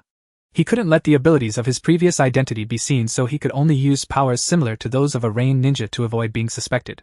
Therefore, facing the poison needle flying towards him, he had no choice but to use body flicker technique to evade, causing his offensive momentum to halt. Seeing this, the 4 guardian ninjas quickly unleashed their respective attack ninjutsu, sending torrents of water, flying stones, and fiery poison needles towards Dragon Yu. Realizing the gravity of the situation, Dragon Yu didn't dare to be reckless. After all, this wasn't his true body. Wind release, wind wall. Water release, water disturbance wave. In an instant, Dragon Yu executed 2 ninjutsu. The wind wall blocked all attacks except for the fire release, while the water disturbance wave neutralized the fire attack and continued to charge towards the 4 guardian ninjas. The 4 guardian ninjas managed to fend off the attacks and then began to taunt. Surrender. We had already requested assistance from the grass ninja village before coming here. Soon you'll find yourself trapped like a fish in a barrel. Although your strength is formidable, you cannot possibly contend against so many grass ninjas. If you surrender now, you might still have a chance to live. One of the guardian ninjas shouted at Dragon Yu, attempting to persuade him to give up resistance. Humph. By then you 4 dogs and your master will already be down. Dragon Yu let out a cold laugh, unfazed, continuing his hand movements, determined to fight to the death against them. Stubborn. Then prepare for the arrival of death. Seeing how fierce this rain ninja was, the 4 guardian ninjas continued to engage him in battle, but they were merely on the defensive. They were waiting for the grass ninja village's ninjas to arrive. After all, no one wanted to die. It was prudent to wait for reinforcements before launching an attack. After exchanging several rounds, the 4 guardian ninjas had sustained many injuries, but they had also bought some time. The support from the grass ninja village was about to arrive. At that moment, an arrogant and domineering voice entered their ears. Why is it so noisy? A bunch of lowly commoners daring to disturb my rest. I will exterminate your entire clan. The daimyo of the Land of Grass had unexpectedly arrived, directly berated. The 4 guardian ninjas internally cursed not good and hurried towards the daimyo, hoping to stop the rain ninja while alerting the daimyo. Run. The ninjas from the rain village intend to assassinate you. Sure enough, as they feared, the rain ninja instantly appeared before the daimyo, grabbing him by the throat and lifting him up. Due to asphyxiation, the daimyo's face turned a deep purple and he constantly struck at the hand, gripping his neck, his legs flailing helplessly. Just as the 4 guardian ninjas thought this rain ninja would use the daimyo to threaten them, and the approaching grass ninjas, the rain ninja's actions exceeded their expectations. The rain ninja directly drew a kunai and stabbed it into the daimyo's neck, and bright red blood spurted out instantly. The 4 guardian ninjas were left dumbfounded. Could this be a death warrior? At least a Jonin-level death warrior. Could the rain village be this powerful? Without giving them time to be shocked, the rain ninja casually tossed the daimyo aside and charged towards the 4 guardian ninjas. Seeing their master dead, the 4 guardian ninjas lost the will to continue battling the rain ninja, intending to escape after fending off a few of his attacks. Dragon Yu pursued relentlessly. Just as the 4 guardian ninjas were about to escape the daimyo's estate, a young man dressed in luxurious clothing suddenly burst into the estate, colliding directly with the 4 guardian ninjas. Just as the 4 were about to throw this young man to the rain ninja and continue their escape, the young man's eyes suddenly turned red, leaving the 4 guardian ninjas frozen in place. Seizing this opportunity, the pursuing rain ninja swiftly slaughtered the 4 guardian ninjas. At this moment, voices from the grass ninjas outside could be heard. A team of grass ninjas rushed to the daimyo's estate overnight after receiving the guardian's message, with 10 of the few jonin in the village dispatched. As the team of grass ninjas just arrived outside the daimyo's estate, they witnessed the rain ninja slaying the 4 guardian ninjas, followed by a mournful cry. "Father!" The young man standing at the entrance of the daimyo's estate shouted, looking at the bloodied body of the daimyo of the Land of Grass, inside his voice carrying 3 parts sorrow, 6 parts glee, and 1 part anger, truly resembling a good prince waiting for his father to pass away. "I will kill you. Wind, release gale palm." The young man shouted, quickly forming hand seals, gathering the power of a fierce wind in his hands, and struck towards the rain ninja before him. The rain ninja snorted coldly, similarly using gale palm. Their 4 palms collided, and the young man was clearly no match for the rain ninja, being sent flying and crashing in front of the grass ninjas. The leading jonin from the grass ninja village recognized the young man's face and exclaimed in surprise. The eldest son? He realized he knew this young man. He was the eldest son of the daimyo of the Land of Grass, Mito Genkan. This eldest son of the daimyo of the Land of Grass was completely different from other pleasure-seeking noble youths. He cared for the common people and had repeatedly advised the daimyo to treat his subjects kindly in his youth, though his advice was never taken. Moreover, he was interested in the power of ninjas. At the age of 12, he went to the grass ninja village to learn ninjutsu, and the jonin leading the current team, Kusanagi Yoshiyuki, was responsible for his safety and teaching him ninjutsu at that time. Additionally, this eldest son demonstrated considerable talent in ninjutsu, possessing chakra of both wind and water attributes, quickly mastering whatever he learned. In less than 6 years, he reached the level of chunin, making him a top talent in the grass ninja village. Recently, this eldest son had just set off to return home. It seemed he hadn't stayed long, and unexpectedly such an incident occurred. Mito Genkan also recognized that the ninja before him was indeed his former teacher. "Teacher Yoshiyuki, that rain ninja killed my father and the 4 guardian ninjas. I will kill him," Mito Genkan declared with a voice full of rage. Kyusuke Jiraiya was initially reluctant when he received this mission. As one of the few ninjas in the ninja world with an overflowing sense of empathy, he harbored a deep disdain for those nobles who only sought pleasure. This was also the reason he could get along with the eldest son, Santion Genkan. In his eyes, Santion Genkan resembled a true monarch, and he found himself in complete agreement with many of Genkan's viewpoints. Even before Santion Genkan left Kyusuke village, he was already contemplating ways to make Genkan the daimyo. Thus, upon witnessing the situation before him, Kyusuke Jiraiya felt a surge of excitement, instantly realizing he had made the right decision to come tonight. "What are you standing around for? Surround that rain ninja!" Kyusuke Jiraiya commanded the group of Kyusuke ninjas while he helped Santion Genkan to his feet.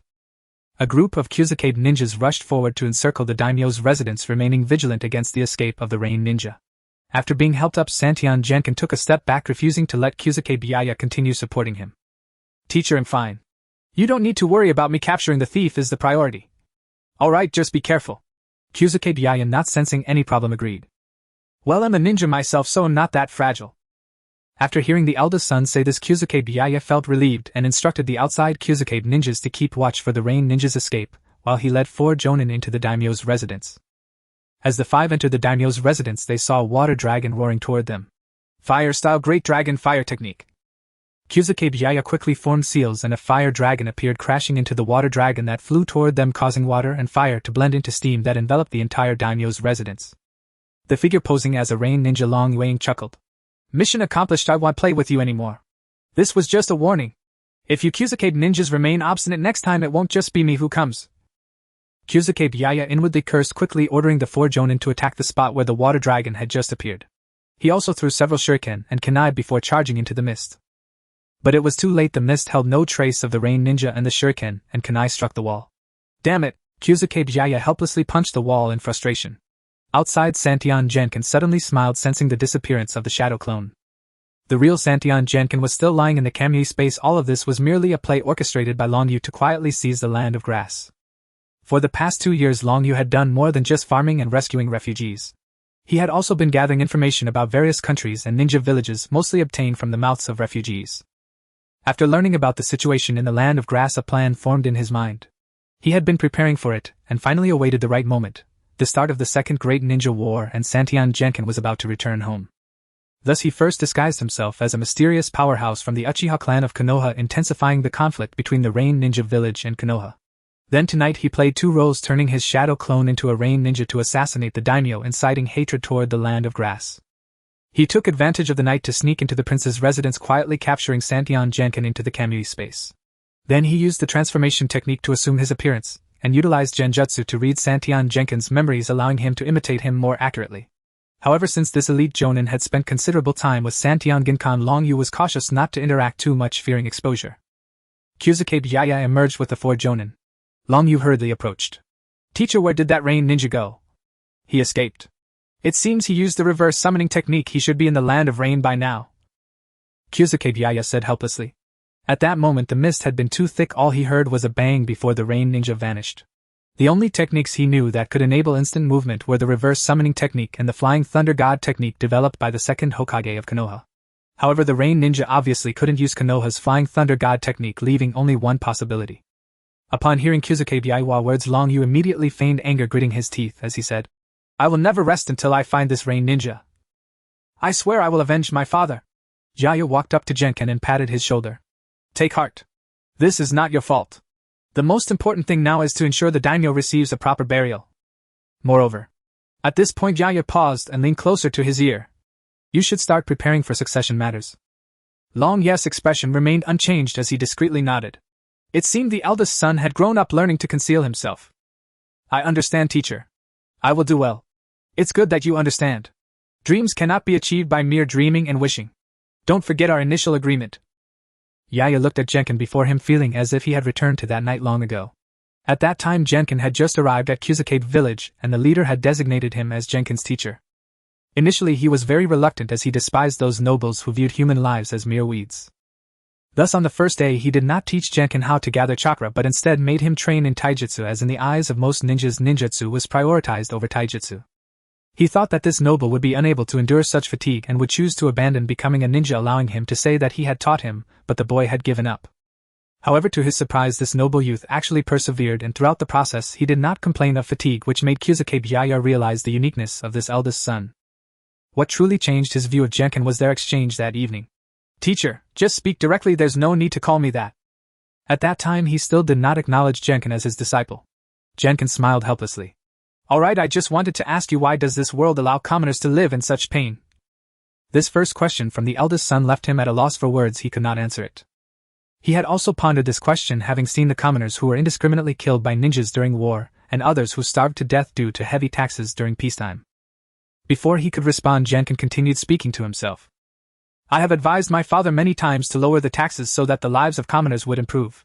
This would be more beneficial for the development of the land of grass. However, not only my father but none of the ministers below him agree with me. If, in the future, I can become the daimyo of the land of grass, I will surely make it stronger. Even stronger than the 5 great nations." Seeing the serious expression on the boy's face before him, Jiraiya felt inspired by his dream. "I hope you can make good on your word. If one day you really become such a daimyo, then I will strive to become the leader of Kyuzuke village. Together we will make the land of grass stronger, and Kyuzuke village stronger." The master and disciple made their promise that night, and now the disciple was about to take an important step toward realizing his dream. However, Jiraiya felt no joy in his heart. Instead he felt sadness, though he did not show it, maintaining the demeanor of a teacher before this person. "You all go back to the hidden grass village first. I want to catch up with my disciple." "Yes." The other grass ninjas responded and vanished into the night. Kyuzuke Jiraiya still held a high reputation in the hidden grass village. In terms of strength he was on par with the village leader, both possessing the prowess of elite jonin. In terms of contributions to the village, he had fought against formidable enemies multiple times, earning him great merit, and he had also trained many powerful ninjas for the village. However, his qualifications did not quite match those of the village leader, which was also his advantage: youth. After all the grass ninjas disappeared into the night, Kekkei Jiraiya resumed his conversation with Genkan. Do you need me to protect you nearby? No need, master. There are only the two of us ninjas left here. I can handle the situation on my own. The Rain Ninja village, though audacious, wasn't foolish enough to recklessly assassinate a feudal lord, as it would provoke the wrath of all feudal lords, even if we are just a small ninja village. Ryuya forced a smile at Yaya, hoping he would leave soon. He certainly did not want someone who might discover his true identity lingering nearby. However, Yaya's reaction was indeed consistent with what he had learned about him from Genkan's memories: a responsible and protective strict teacher. That's true. Since you don't need it, I won't insist. But do be careful here while I trust you to handle everything well. I will be careful. Then I'll be heading back now. If I return too late, the leader may become suspicious. Finally leaving, Ryuya sighed with relief inwardly, although his face showed reluctance. Goodbye, master. I hope there will be another chance. After all, I'm not as young as I used to be, and now that war has broken out, if I survive, we can have a good talk next time. Yaya left behind a meaningful remark, then vanished into the night. Ryuya stood still for a moment before entering the feudal lord's residence, kneeling beside the already deceased feudal lord of the Land of Grass. Only after the sounds of battle had long faded did the people in the feudal lord's residence dare to come out. Among them were the feudal lord's concubines, children, and some servants. Seeing the scene before them, they too, like Ryuya, knelt down in tears. The entire feudal lord's residence seemed to be engulfed in sorrow. The next day, the feudal lord's coffin was placed in the morning hall, and Ryuya and the feudal lord's family wore white garments, with some high-ranking ministers also arriving here. Hey, how did the feudal lord die? One minister nudged another beside him. Seems he was assassinated by a ninja from the Rain Ninja village. Are the ninjas from the Rain Ninja village that bold? What if they send ninjas to assassinate us? We are just ordinary people doing errands. Why would they assassinate us? That's true. A group of people whispered among themselves. What should have been a solemn place had turned into a buzzing hive. At that moment, a handsome young man with flowing long hair dressed in white entered. Most of the ministers who recognized him immediately fell silent, and even the usually arrogant children of the feudal lord lowered their heads, having received a lesson in brotherly love the night before. Ryuya scanned the room, and at that moment no one was speaking. Disguised as Sandagunkan, he opened his mouth. Last night, my father, the feudal lord of the Land of Grass, was assassinated by a ninja from the Rain Ninja village. Upon learning the cause of the feudal lord's death, a group of ministers silently gasped at the audacity of the Rain Ninja village. We must avenge this. Therefore, I believe we should not only support Konoha in battling the Rain Ninja village, but also wage war against those arrogant Rain Ninjas ourselves. Most of the ministers remained silent. At this moment, the left minister raised his hand to speak. But young master, if we are to declare war on the Land of Rain, we will need even more resources. The right minister was about to say he would handle this matter when he heard Genkan continue. Then we will have to rely on you ministers. Everyone here should have amassed quite a bit of wealth from the commoners over the years, right? Now that the nation is in trouble, shouldn't everyone contribute your assets to show your loyalty? If any of you are worried, I will lead by example in donating my assets, and we can even invite the ninjas from the Hidden Grass village to supervise. Who is in favor? Who is against? Ryuya smiled as he asked the ministers. The group of ministers erupted in chaos at his words, and the morning hall grew even louder. I oppose.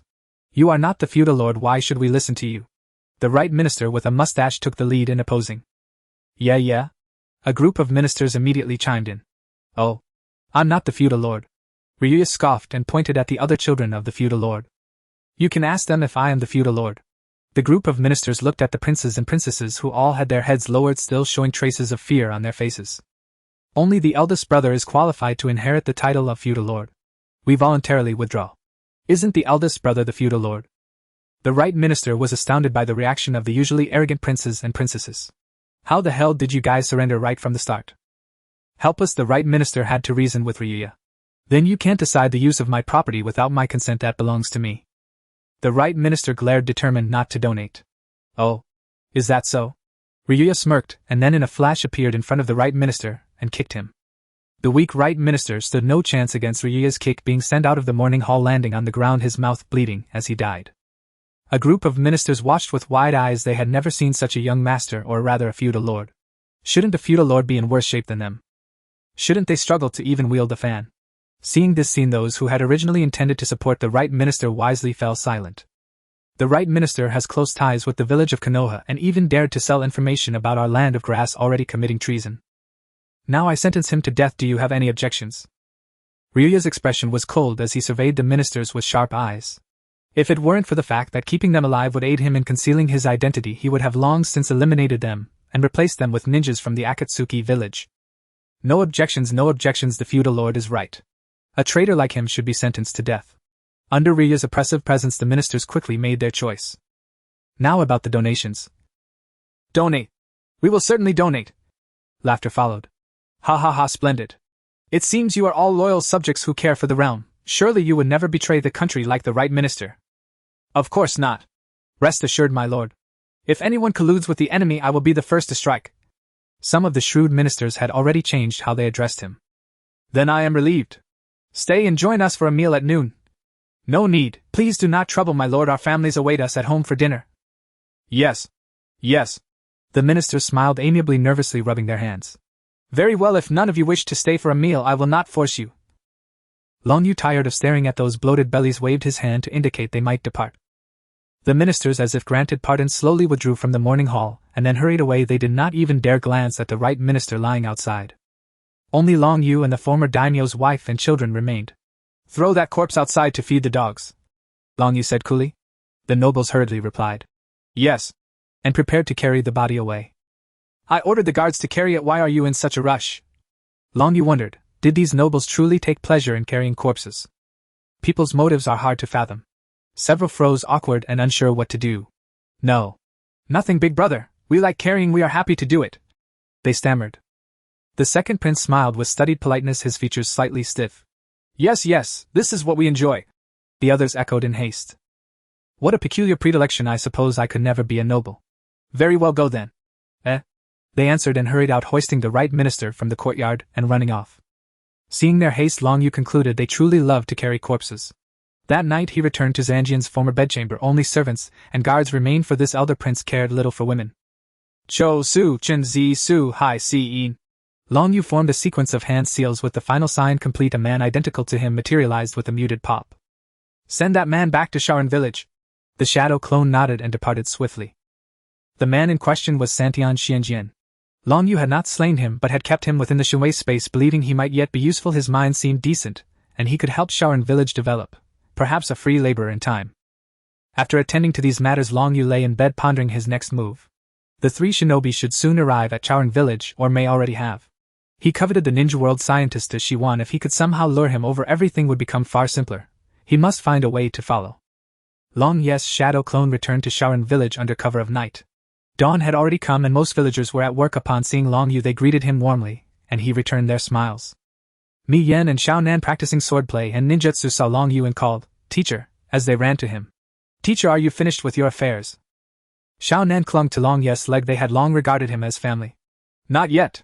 This time I returned only as a shadow clone," Long Yu said with a smile, ruffling Xiao Nan's hair. "Then why have you come back this time?" Xiao Nan asked. "I came to bring someone." Long Yu slapped his forehead. Oh no, he had left him in the Shui space for nearly 3 days. Surely the fellow had not starved to death.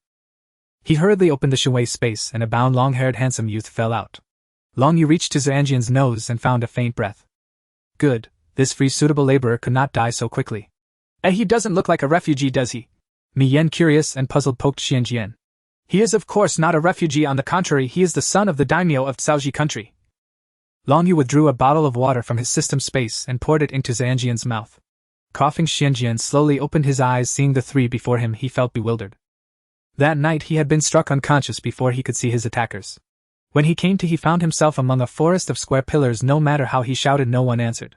Then several bodies, their heads separated, fell from above near him, startling him. He wanted to move away, but the pillars were too high, and he was bound so tightly he could not leap to another, so he remained beside the corpses.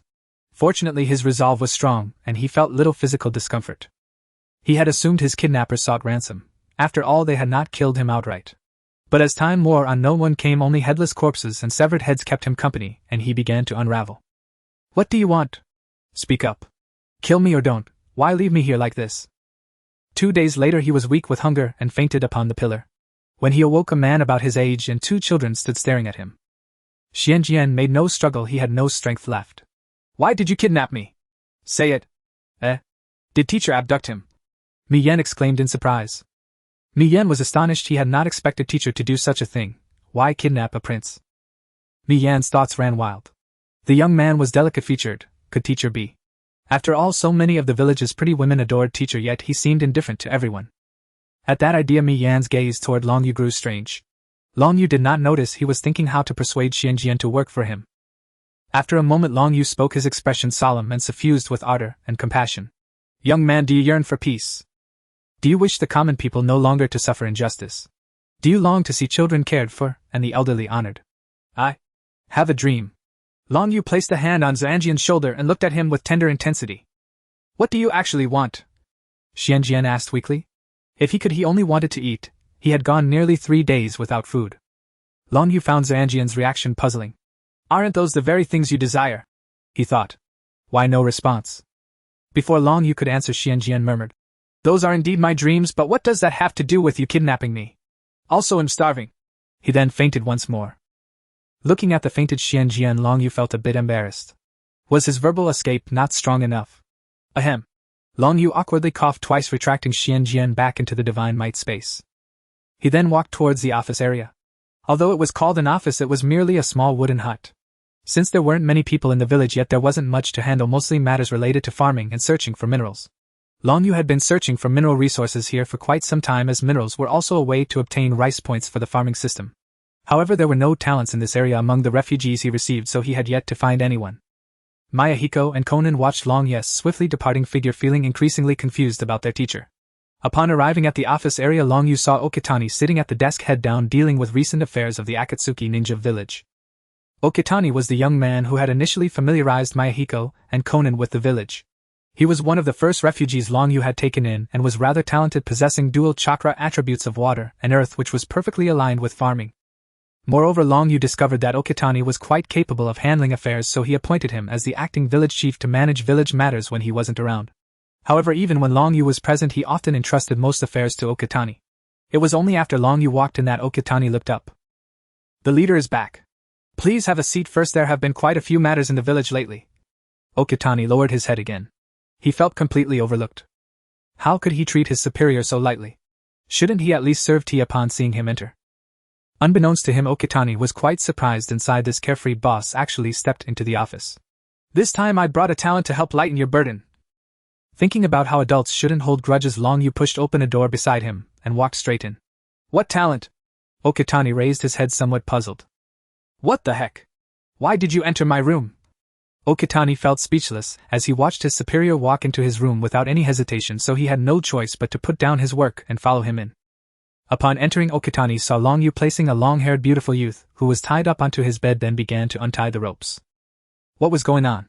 Okitani was stunned by the scene before him. A talent? What kind of talent? Why was this so-called talent knocked out, tied up, and thrown onto the bed? Could it be that I am the so-called talent he mentioned? What are you standing there for? Go get something to eat. This is the current daimyo of the land of grass. Don't let him starve. Long Yu instructed Okitani while untying the ropes. Although Okitani didn't quite understand what Long Yu was planning to do, he still followed his instructions and brought a piece of jerky and a bowl of tea. Why did you tie up the daimyo of the land of grass? Okitani slowly began to accept what was happening, handing the jerky and tea to Long Yu. Of course, it's for the development of our ninja village. Otherwise, relying on you, when will we reach the level of a great ninja village? Long Yu did not look back, pouring a bit of tea into Xianjian's mouth before starting to use medical ninjutsu on him. A green halo appeared on Long Yu's hand as Xianjian gradually began to awaken. Okitani felt a bit displeased upon hearing Long Yu's words. Can we really rely on him to make our village stronger? And you haven't even brought the chakra harvester you promised before. Long Yu thought for a moment and realized he had indeed said that, but he had forgotten about it in the process of exchanging for divine might. However, this was not a troublesome matter. A chakra harvester only cost 30,000 rice points, and there wasn't anything urgently needed recently. He could just exchange for 2 later. At that moment, Xianjian woke up, snatched the jerky from Long Yu's hand, and began to wolf it down. After watching Xianjian finish, Long Yu resumed the conversation he had not completed earlier. He shared his vision for the development of Akatsuki Ninja Village and his dreams, then extended an invitation to Xianjian. To his surprise, Xianjian immediately agreed. You starved me and a dead person for 3 days just for this. Xianjian felt somewhat at a loss as they were supposed to be like-minded friends, yet he was struck down by his own identity. Long Yu hadn't thought too much at the time, he just wanted to quickly control the land of grass, and this approach was clearly the more prudent method. Soon Long Yu took Xianjian on a tour around the village. After a round, Xianjian was astonished by some of the scenes here. He saw a group of ninjas using ninjutsu to farm. After scattering seeds on the ground, a middle-aged man shouted, "Earth release ground movement." Under the control of that man, the soil instantly became loose. Then another ninja sprayed several fire-release jutsus into the sky. After seeing that the sky was already overcast, he threw a small bottle into the air, then shot another fire release at the bottle. As the final fire release struck the dark clouds, rain suddenly began to fall from that portion of the sky, but this rain was actually green. After the rainwater fell onto the fields, the seeds began to grow at a visibly rapid pace. At this rate, it seemed they could harvest in about a week. On the other side, there was a field of ripe wheat. An ant made a hand seal and a wind blade flew out, causing a vast area of wheat to fall. After doing this 4 or 5 times, the entire field of wheat was completely harvested. Xianjian had seen commoners harvesting wheat before, but at this speed he couldn't even imagine it. The 2 people beside him were shaking their heads, saying it was still too slow. It seemed he was still too inexperienced.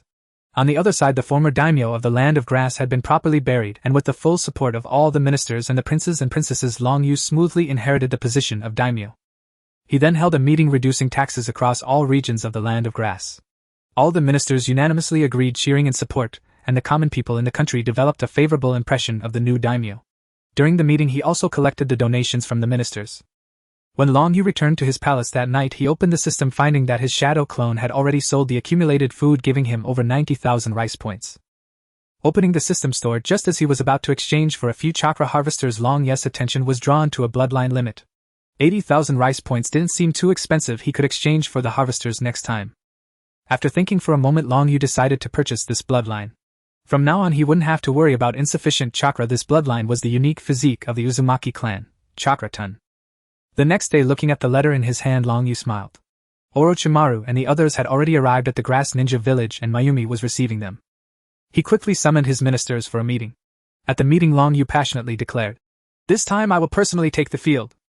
The ministers below raised their heads, drooling at the sight, finally expressing their true feelings with a heartfelt, "Good. The daimyo is right." Bustling streets teemed with pedestrian street vendors called out their wares beneath towering skyscrapers, while massive digital billboards broadcast the latest headlines from the ninja world, bold characters declaring, "The ninja world united. The Dawn socialist state has been established. And, friend, would you like to sign up for financial advisory services?" Now, greeny man wearing a mask strolled along the street, handing out flyers to passers-by. "My investment service is highly reliable. If you entrust me with your funds, I guarantee profitable returns." An indifferent pedestrian waved him off and walked away.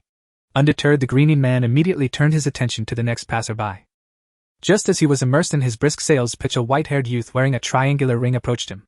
Upon spotting the youth, nearby pedestrians froze mid-step. Some women's eyes even shimmered with heart-shaped glints. "Look! It's Duan from the Fashion Boy Band. And, wow, it really is him. He's absolutely stunning. And, have you seen his new dance performance, Night of Slaughter?" "Of course I have. In the final sequence, his skin shifts into stark black and white contrast as he dances solo before a gothic castle. He's utterly mesmerizing." "Absolutely, I love that part too. And, let's ask him for an autograph and a photo together." And Hayden stood with his hands tucked into his coat pockets, watching Kakuzu's financial promotion with quiet exasperation. "Hey Kakuzu. You were once the finance minister of the former Akatsuki nation. How did you stoop to running a pyramid scheme? That violates the Dawn Code." "Fool. This is legitimate financial advisory work, a perfectly lawful profession. And it's merely a hobby, nothing more. As for you, your so-called deity was slain by Lord Long Yu. How then do you still perform rituals in its name?" And, huh. A jagged vein pulsed on Hayden's forehead. His former god was dead, the cult of the deity had vanished entirely. Yet he had already embraced a new faith. "Never speak that false god's name before me again. He cannot even compare to the tip of Lord Long Yu's little finger. I've founded the Akatsuki god cult devoted to Lord Long Yu. Will you join? Refuse and I'll kill you. And try it, if you dare." Kakuzu retorted, utterly unflinching, and continued distributing his flyers. "Wait." Hayden paused, suddenly recalling Kakuzu's earlier words, and pointed incredulously. "You watch my new dance." "Idiot." Kakuzu said nothing more, and simply turned and walked away. As he receded into the distance, Hayden called after him. "Hey, do you want tickets to my next performance?" Kakuzu quickened his pace at the question. Just then 2 young women approached Haydn, cheeks flushed, and asked shyly, "Lord Haydn, may we take a photo with you?" "Sure, go ahead." These 2 ecstatic fans instantly pulled out their phones, and the 3 of them appeared together on the glowing screen. Longyu leaned against the windowsill gazing upon the world he himself had forged. His heart swelled with quiet reverence. He had fully unified the ninja world. The Akatsuki clan had been eradicated. Those who survived now drifted helplessly through the cosmos, their survival uncertain, and even if they endured they could never again pose a threat to the ninja world. Ding. Congratulations, host. You have completed the system's ultimate quest, unification of the ninja world. And completion rate 100. And reward cross-realm travel ability now embedded within your Rinnegan. At last, it is done. Hearing the system's chime, Longyu felt neither surprise nor elation. He had long become inseparable from this world. Here dwelled his beloved wife, his children, and his brothers-in-arms who had stood beside him every step of the way. In contrast, the real world held nothing for him, no ties, no belonging. He had long abandoned any desire to return. Yet he pressed forward with unification, not out of obligation but because he had journeyed so far that he now yearned, deeply, to shape this ninja world into the vision they all cherished. Still, returning for a brief visit might not be such a bad idea. At that moment 2 slender fair arms slipped gently over his shoulders and clasped across his chest. "Are you leaving again?" "And yes, but only for a short while." And Longyu patted her hands reassuringly. "And all right then." After departing home, Longyu opened his Rinnegan and activated his newly acquired space-time ability. A rectangular obsidian gateway materialized before him, and without hesitation he stepped through. Emerging from a fleeting void of darkness, Longyu found himself inside a wooden room. Before him stood a writing desk upon which lay an illustrated album. The cover depicted Naruto as Hokage, yet the pages revealed a chilling scene: Boruto transformed by Momoshiki's power, impaling Naruto on a wall with a single strike while Sasuke lay pinned to the ground by black rods. This is Boruto. And then where am I? And Longyu swept his gaze across the room, and noticed a figure lying asleep on the bed. With mounting suspicion, Longyu approached the bed soundlessly, and recognized the sleeping man's face. It was Kishimoto. He hadn't expected his first interrealm transit to land him in Kishimoto's bedroom. Suddenly a mischievous notion flickered across his mind. He climbed silently onto the bed, leaned close to Kishimoto's ear and whispered, "You don't understand anything about the Hokage." And Kishimoto jolted awake, staring in terror at the intruder before him. "Who are you? How did you get into my room? Leave, or I'll call the police." And clutching his blanket, Kishimoto shrank toward the corner and fumbled for his phone. But the moment he grasped it, a tiny vortex whirled into existence in his palm, and swallowed the device whole. Panic surged. He shrieked at the top of his lungs. "Help! Help!" And Longyu chuckled softly, sealed Kishimoto into his Kamui dimension, then collected a complete set of Naruto manga from the room before reopening the interrealm gate with his Rinnegan and returning home. The next morning Longyu visited Konan early. She and Yahiko now ran a bookstore named Yennen Bookstore. And, "Master." Konan looked delighted upon seeing Longyu and rushed to fetch him water, only to be gently stopped by him. "And Yahiko. Master is here." At Konan's call, Yahiko emerged. The 3 sat down together. "And what brings you to us today? Have remnants of the Akatsuki clan returned?" Yahiko asked gravely. During the prior Akatsuki purge he'd remained behind in the ninja world, and missed the chance to confront them directly, a regret he still carried. "What nonsense! Even if any Akatsuki survive, they dare not return. Today I've come to ask you both to print several copies of this manga, and distribute them across the entire ninja world." Longyu produced the Naruto manga he'd taken from Kishimoto's room. After flipping through it briefly, both Yahiko and Konan stared eyes wide with astonishment. "This is... and I'll explain everything shortly. First, please print multiple copies." "And understood." In front of the Yennen bookstore, Kekkei Genkai passed by and was captivated by a set of comics on display. "Isn't that our Naruto?" Curious, she asked the little girl sitting at the entrance. "Little Nan, what's this comic about?" "You mean Naruto, right?" "Yes. Why is my son appearing in this?" "Not just your son. This comic was brought back by the teacher from another world, and it seems to be drawn by someone named and based on our world." Kekkei Genkai began to understand, realizing it was something brought back by Lord Longyu, which must be good. "Is that so? Then give me a set, please." "Sure." Before long, a comic called Naruto became a sensation in the ninja world. This comic, based on the ninja realm, sparked interest in everyone, although opinions varied. Some wanted to elevate it to greatness, while others just wanted to find the author and give him a good beating. Orochimaru, who had just completed an experiment on artificial humans, lay on the sofa reading the comic book his assistant had given him. Seeing himself being instantly defeated by Itachi with a genjutsu during his time in the Akatsuki, he couldn't help but laugh. My technological prowess is depicted as so lacking. If I wanted Sharingan, couldn't I just cultivate a pair myself?" Why would I need to steal it from Itachi? Orochimaru blinked. His originally serpentine vertical pupils transformed into the shape of a triangular pinwheel. On the table beside him were jars containing various Sharingan, even the Rinnegan, yet he favored the unique triangular pinwheel-shaped Mangekyo Sharingan. Meanwhile, Sasuke on patrol finished reading the Naruto comic in his hands, then silently drew out his Kusanagi sword. How dare they depict me in such a disgraceful manner? I'm either getting beaten up or on my way to being beaten up. I must make this author feel my strength. But, no matter where I am, my brother always treats me well. As Sasuke was pondering this, he saw his brother walking towards him.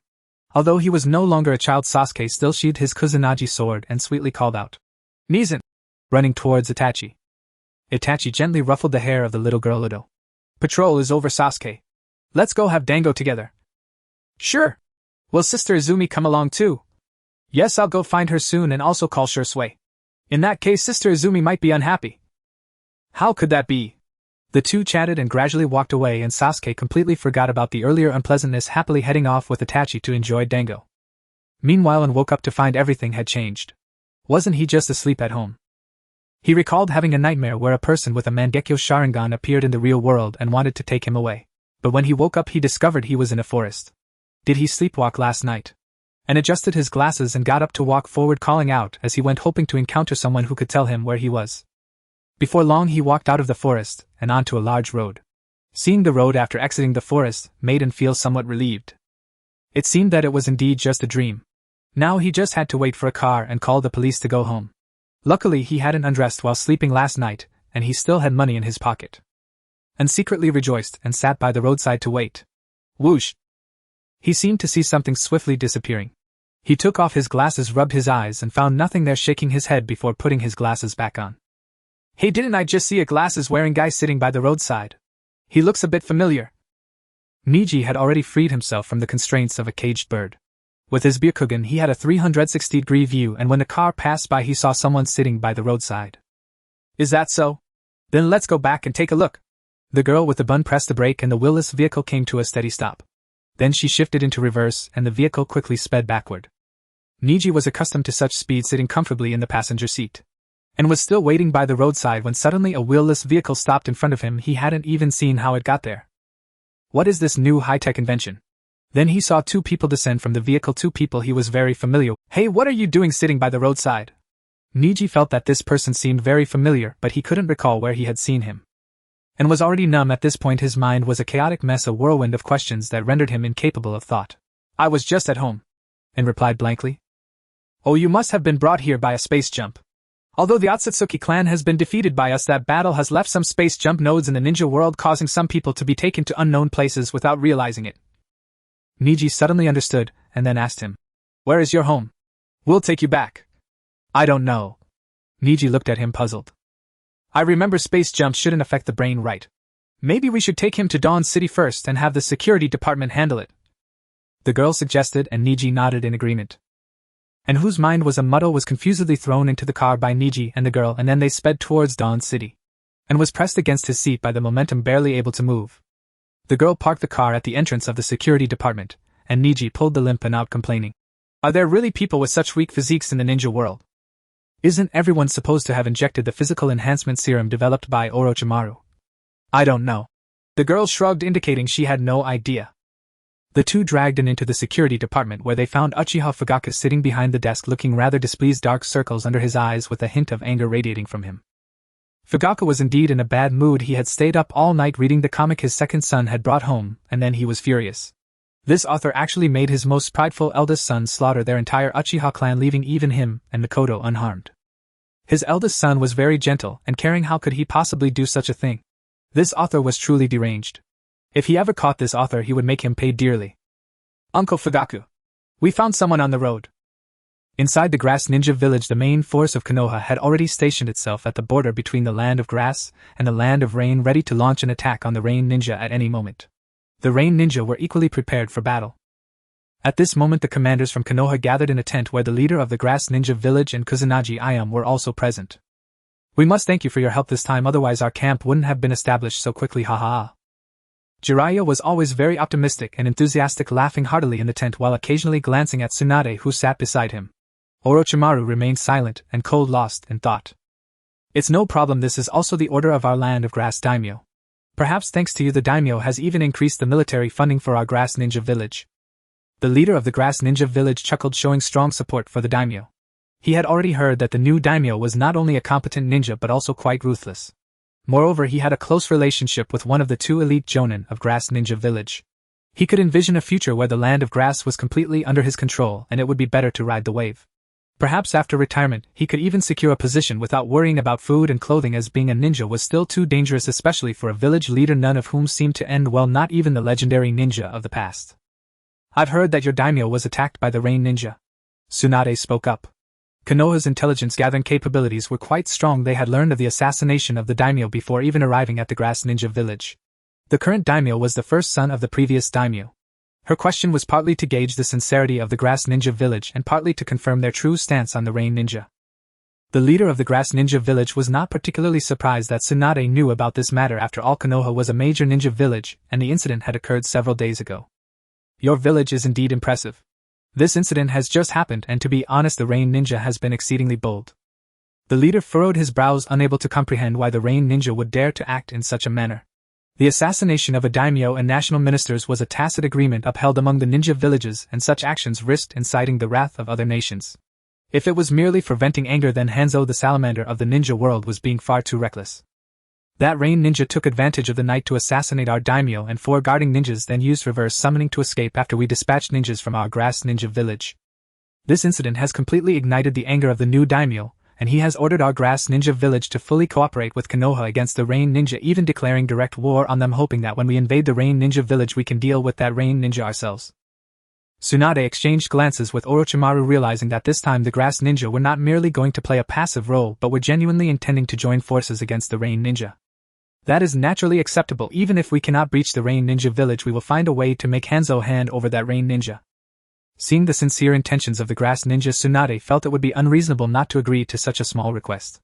As long as that rain ninja was not Hanzo, finding him should not be difficult. After all, someone with such strength would stand out in a small ninja village. That's good. The leader of the grass ninja village scratched his head and continued. Now let's discuss the strategic deployment for this. The leader of the rain ninja vanguard is a confidant of Hanzo named Akatsuki, a master swordsman who excels in wind-release ninjutsu, able to enhance his sword techniques by infusing chakra with wind nature, making him a formidable opponent. Moreover, he is cunning and ruthless, willing to resort to any means necessary for victory, making him exceptionally difficult to deal with. The leader then pulled out a map and pointed to a location on it, saying, our troops are stationed here while the rain ninja are across the river. We are facing into the wind, which is quite disadvantageous for us since many of the rain ninja have signed contracts with various salamanders in their rainforests. If they unleash a collective toxic mist, our combat effectiveness might plummet. The leader spoke with a grave expression. If it were just the ordinary toxicity of the salamanders, I might be able to quickly develop an antidote. Tsunade timely reminded him. The leader patted his head, lamenting his age, having forgotten even the top medical ninja in the ninja world. Truly you are the princess of the Senju clan. With you on this battlefield we will not seem passive. However, it seems Hanzo will be arriving here soon, so it would be best to resolve this battle quickly. If not, perhaps one of us should go first to test the waters tomorrow. The leader looked at the 3 disciples of the third Hokage with a questioning gaze. The 3 remained silent, and the grass ninja leader could predict this situation. After all, leading the charge should indeed fall to them, the relatively weaker grass ninja. Yet the grass ninja leader did not volunteer, but instead looked at Ayam beside him. He did not want to stir trouble. It would be best to navigate this war safely and then resign. Ayam, why don't you go? You are quite skilled with the sword as well, just right to spar with the rain ninja. I will have people ambush from behind, and if you happen to retreat, just fall back immediately.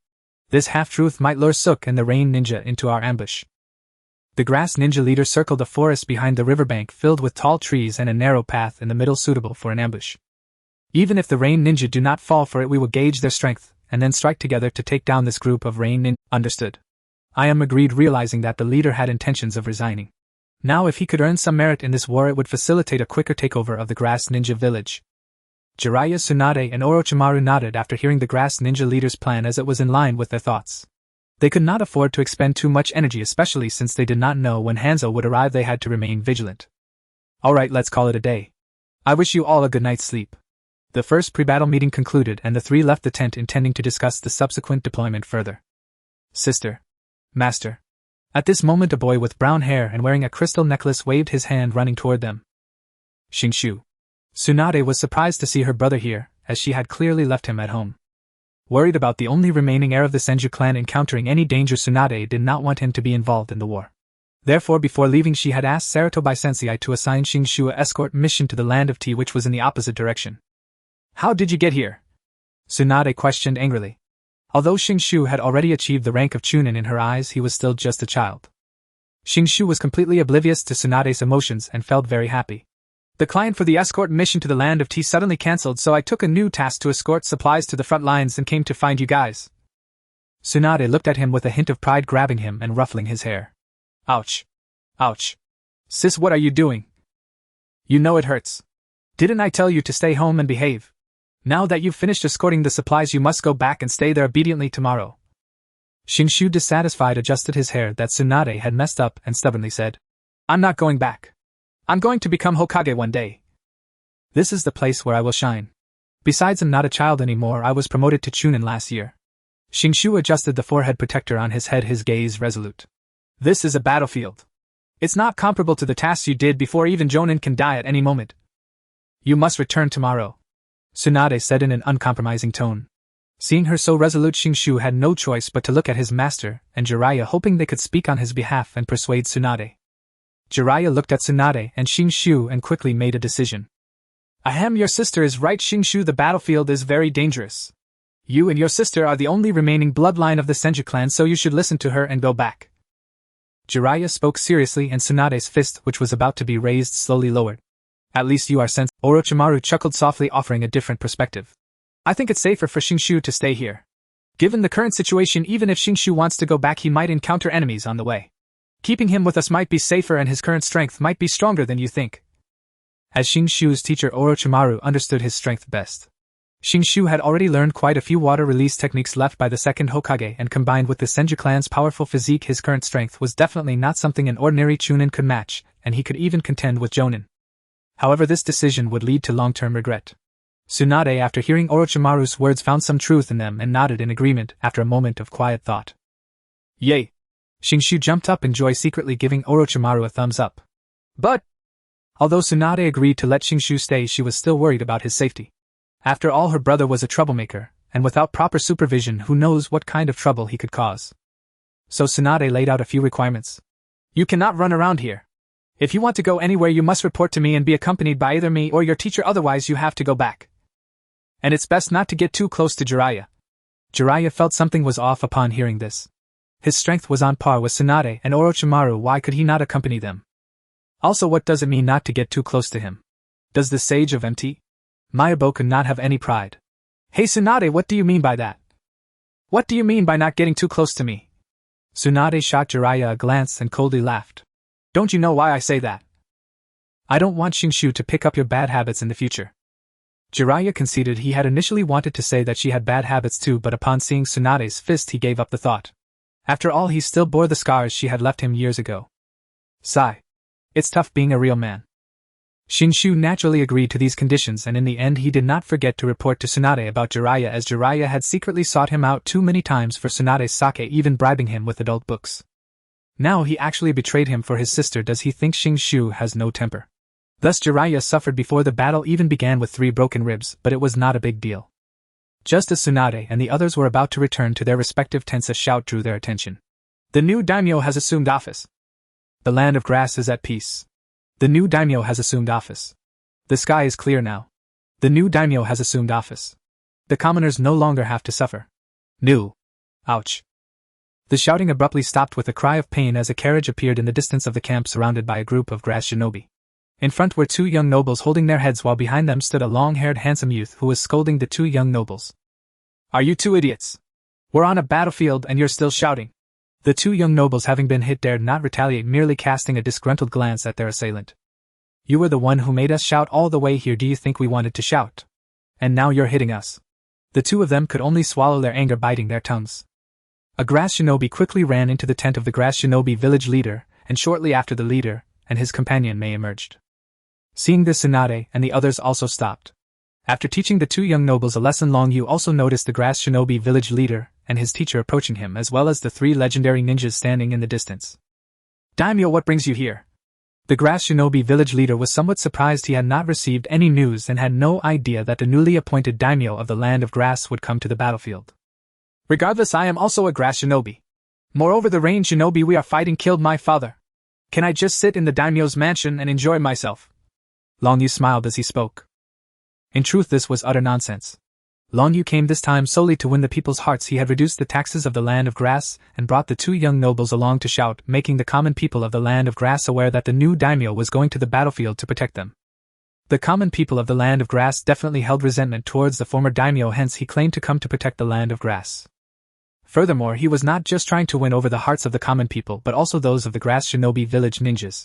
For future development, the system of one country and one ninja village would definitely be unsuitable, thus he needed to lay the groundwork so that if he wanted to merge the two in the future it would not lead to too much resistance.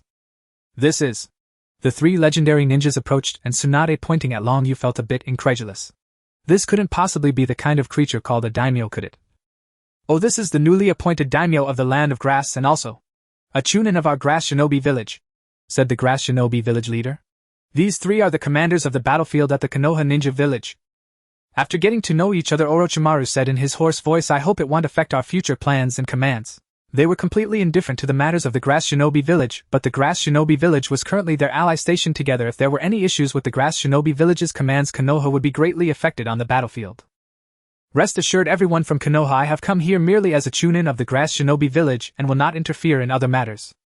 Upon hearing Long Yu's words, Tsunade instantly felt that the daimyo of the land of fire she had met previously was simply a pig compared to him. That's good, said Orochimaru, and after confirming that there would be no impact on the battle situation, he along with Jiraiya and Tsunade left. Daimyo, since you are here, what about the supplies at the daimyo's mansion? The grass shinobi village leader was somewhat worried about whether their military supplies could be delivered smoothly. Don't worry, I have already made arrangements. Although Long Yu had come to the battlefield, he left a shadow clone at the daimyo's mansion. As for the concern about the shadow clone not lasting long, Long Yu recently developed a theory that says he can easily create shadow clones without barriers, which is very useful. I remember a great person once said, to thrive one must not lack alternate identities. Long Yu now has several such identities. He is the leader of the Sharin village, a feudal lord of the country of grass, and also a mysterious powerhouse of the Uchiha clan. However, there is always a dilemma with alternate identities. Different personas cannot be used simultaneously, just as you cannot log into 5 accounts on a single phone and play 5 matches at once. Recently Long Yu resolved this issue, and in his excitement, he created another alternate identity. The task for this new identity is to collect the heads of Asuma in the ninja world. To put it simply, it's about making money. Long Yu indeed has run low on funds recently. Qin Tian has asked him several times for chakra harvesters, saying that their development is rapid and the fields are expanding, but their population is severely lacking, with crops growing too quickly for the harvesting speed to keep up. However, the taxes from the farming in Shaoran village have already been squandered by Long Yu. Where would he find money to buy any harvesting machines for Qin Tian? Qin Tian still believed that the leader had saved a lot of money and simply forgot to make the purchase. Thus Long Yu planned to create an alternate identity to earn some extra cash. In a dark underground chamber, several desperate outlaws leaned against the walls, watching their fellow members pass by. As soon as they spotted a suitable target, they would devise a way for a black trade. Long Yu concealed himself beneath a black robe and entered carrying a burlap sack. A few assassins glanced at the small booklet in their hands before stepping outside. Upon entering the exchange office, Long Yu placed the burlap sack on the counter, revealing a severed head within. The staff behind the counter flipped through the wanted manual, and after comparing it with the severed head, confirmed the identity of the deceased. A trader from the Earth Hidden Village, Shirmu, rank Jonin, reward 10 million Ryo. The staff handed Long Yu a briefcase, which he opened for a quick glance before leaving the exchange office with it. The moment he stepped into the darkness, the briefcase in his hand vanished, replaced by a voice in his mind. Ding! The host has sold Ninja World currency and earned 10,000 Mi points. What a ridiculous exchange rate. Long Yu's alternate identity had been active for a while, established while he was on his way to the battlefield in the Land of Rain. During this time he had been hunting down wanted ninjas. So far he had barely earned one Asuma's head, which amounted to 35 million Ryo, translating to only 35,000 Mi points. This was only possible due to his Uzumaki bloodline, which significantly enhanced his perception. Most of the wanted ninjas Long Yu targeted were of Jonin rank. His shadow clones could easily handle such foes, and the bounties were quite considerable, mostly around 10 million Ryo. Money is hard to earn. Long Yu sighed as he exited the underground exchange office, the bright sunlight momentarily blinding him. Suddenly a few cold gleams flashed by, and Long Yu sidestepped to evade as several shurikens embedded themselves in a tree behind him. TCH, quite alert, aren't you? A dozen ninjas dressed in black and wearing conical hats surrounded Long Yu, gradually closing in on him. Like all villains, this group evidently had a tendency to talk too much. One ninja in front of Long Yu spoke up. Blame your bad luck for running into us, the Black Hat Organization. Black Hat Organization. Never heard of it. Long Yu tilted his head. Whether from watching Naruto before or after arriving in the ninja world, he had never heard of such an organization. The circle of people surrounding him couldn't help but burst into laughter upon hearing his words. Haha, you a killer haven't heard of our Black Hat organization. Looks like you're a newbie, so your head probably isn't worth much either. The previous ninja spoke again, stroking his stubble, seemingly pondering how to deal with Long Yu. Then just hand over all the money on you. This time we'll spare your life. If your head has a bounty, next time we meet you won't be so lucky then. The leader of the ninjas pondered for a moment, and decided to proceed with the robbery. Long Yu smiled. He had a good grasp of what the Black Hat organization was about. They were merely a group of desperate outlaws banding together to survive, blocking the entrance of the exchange office and hunting down every killer entering and exiting. Killers who live off bounty orders usually have bounties themselves. After all, having killed so many people means they will inevitably have enemies. Thus their organization should be quite wealthy. Long Yu's thoughts became clear in an instant. He raised his hands in a gesture of cooperation and sincerely said, "But I've left all my money in a cave up ahead. Why don't I take you there to get it?" The leader ninja and the two next to him conferred for a moment, and reached a consensus. "Do you think we're idiots? Either hand over the money now or die right here," the leader of the ninjas shouted, while those around him took their stances ready to unleash ninjutsu. Seems like they are not easily fooled, Long Yu thought. You can bind my hands so I won't be able to form seals, right? I really have no money on me, but if you still don't believe me, then go ahead and kill me. The leader of the ninjas glanced at someone beside him, saw him nod, and signaled one of the ninjas to bind Long Yu. "Haiga, you go with him to get the money, well stay here to guard." The ninja called Haiga, then took out a rope and walked towards Long Yu. Long Yu's hands were bound and he walked ahead to lead the way. Seeing that there was only one person, Long Yu felt a bit disappointed, but they would soon have to come as well. Soon the two entered a small grove. This is good enough. The screams would be audible, but it wouldn't attract any unrelated witnesses. Bang! In the astonished eyes of Haiga, the bound Long Yu suddenly transformed into a puff of white smoke and vanished. At the border of the country of grass, the feudal lord Long Yu seemed to sense something, and the memories from the shadow clone entered his mind. Shadow clone jutsu. Long Yu created another shadow clone to stay in the camp, while he used godly might to disappear from his original location.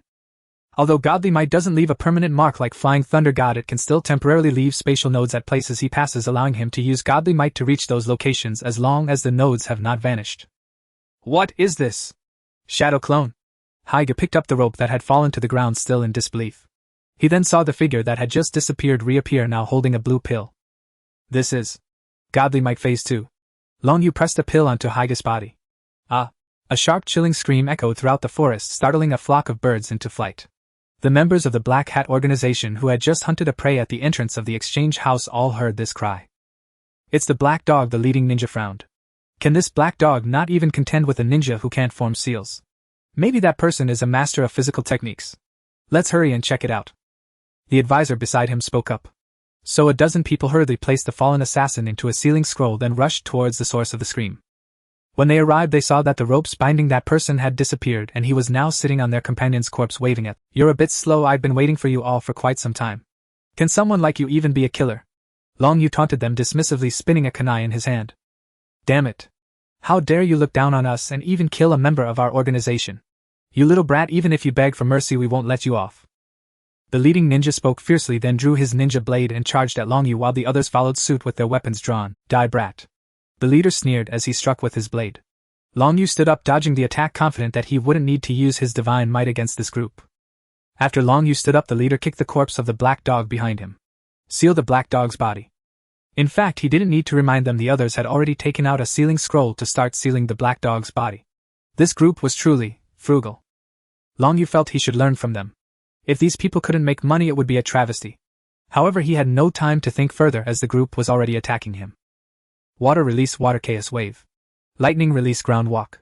The raging torrent spread across the ground, which Long Yu managed to jump over, but another ninja formed seals and unleashed a lightning technique into the water, electrifying it. Meanwhile, the other ninjas threw shurikens at him, leaving Long Yu with no way to dodge. However, he remained calm and created a shadow clone that threw him out of the range of their attacks. Long Yu landed steadily on a tree, wanting to win by numbers. Multiple shadow clone technique. You're dead meat, brat. As the leader prepared to throw some verbal jabs, he suddenly saw the previously empty forest filled with Long Yu's figures, leaving him stunned and speechless. Then came a true ninja technique bombardment, as various long-range techniques were thrown at the Black Hat organization's members without hesitation. The final outcome was clear: only the leader remained of the more than a dozen, and that was only because Long Yu deliberately avoided him, otherwise he would likely be finished as well. Grabbing the leader by the neck, Long Yu was about to cast an illusion technique to extract their money's location when a bolt of lightning surged up from below, forcing him to release the leader to evade the attack. Not bad, you managed to dodge my attack. Judging from the battle just now, your heart is worth acquiring. A black-haired greeny ninja emerged from behind a tree, a mask on his back connected to countless black threads. Seeing the newcomer, Long Yu's pupils constricted sharply. It was Kakuzu. Although Long Yu now possessed the strength of a Kage, he had never truly fought against one. His previous encounters with Chiyo and Hanzo had relied merely on his divine might to cast a few techniques. Now with his Sharingan not upgraded to Eternal Mangekyo, he couldn't use it freely, but perhaps this would test his current strength. Moreover, if he could subdue Kakuzu, wouldn't he no longer need to worry about money? Kakuzu was famously known for being able to earn money. I didn't expect to have such a harvest when I came to the exchange house today. Little brat, hand over your heart. Kakuzu clearly did not understand Long Yu's thoughts. He only saw Long Yu as a suitable heart. A fist flew out but was dodged by Long Yu, smashing into a large tree behind him with tremendous force. Kakuzu's words were unexpectedly succinct. Long Yu thought he would boast about fighting the first Hokage with everyone he faced. Lightning release, false darkness. A long lightning spear shot upward from below towards Long Yu, who was still in the air. Understanding the elemental relationships, Long Yu quickly used wind release to block it. Wind release, vacuum surge. 3 swirling wind blades flew from in front of Long Yu towards the lightning spear Kakuzu had unleashed, cancelling each other out upon contact. Hey Kakuzu, how about joining my ninja village? From now on you can manage our village's finances. What do you think? Long Yu landed on the ground and spoke, attempting to persuade Kakuzu. You want me to submit to you? You really dare to say that, little brat? Even if you are a Kage, you don't have the right to say such things. Kakuzu replied, and another mask burst forth from behind. Water release, water curtain. Lightning release, false darkness.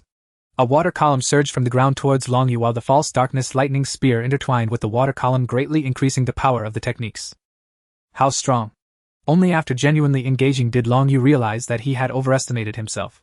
Both the speed of forming seals and the power of the ninjutsu were significantly stronger than his own. Without using divine might, it seemed he truly couldn't win.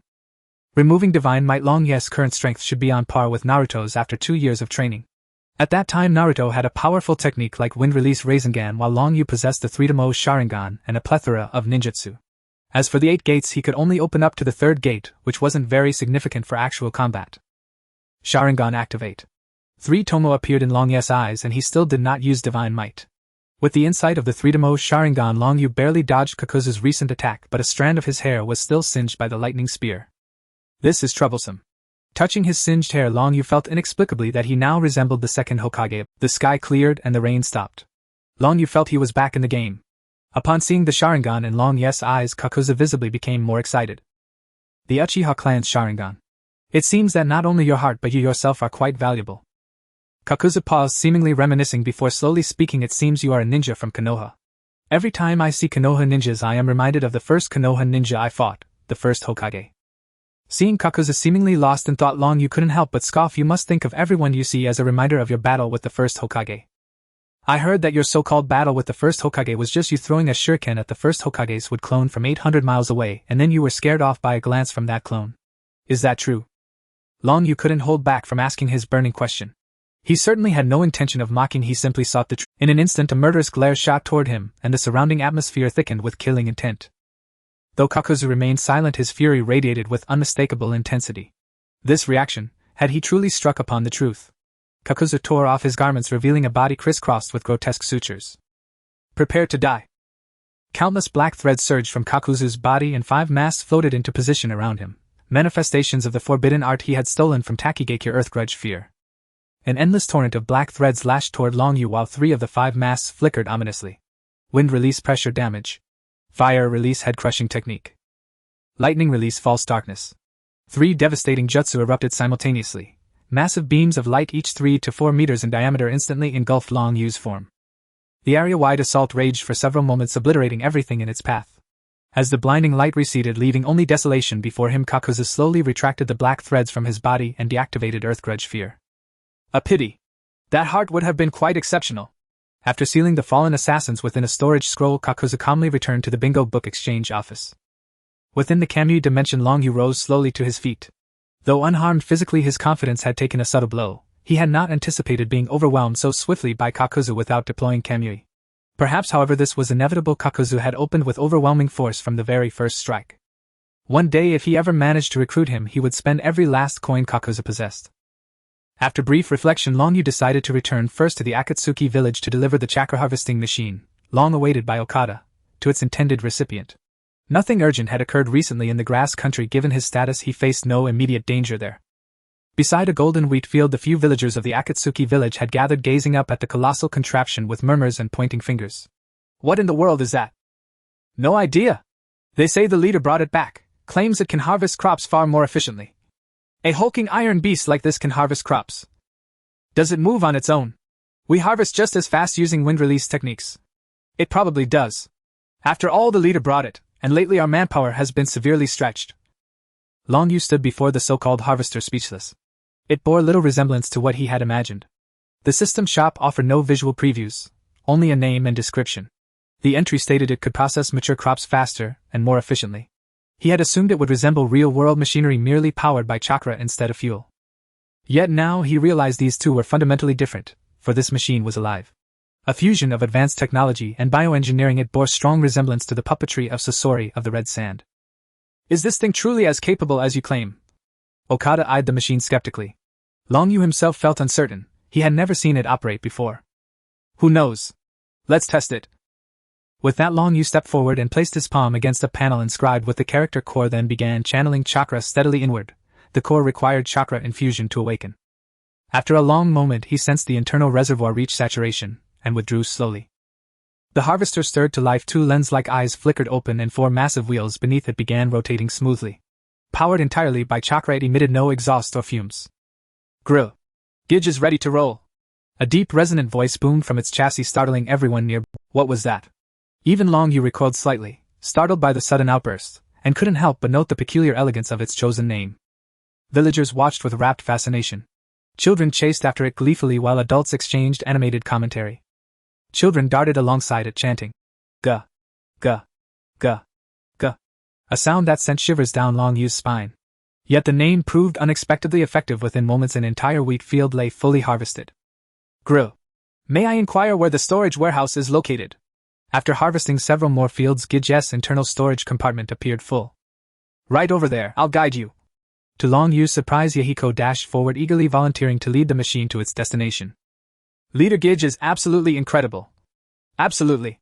Long Yu turned just in time to find Okada and Genma staring at him with undisguised awe. Ahem.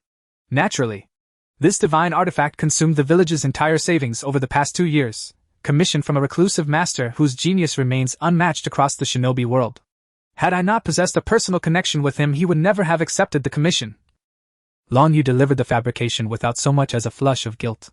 Both men nodded solemnly, utterly convinced. Truly, such a sacred creation lies beyond mortal craftsmanship. Its cost, therefore, is wholly justified. Clearly, we must redouble our efforts. One day we shall acquire 10, or even 8, of these machines, rendering labor obsolete.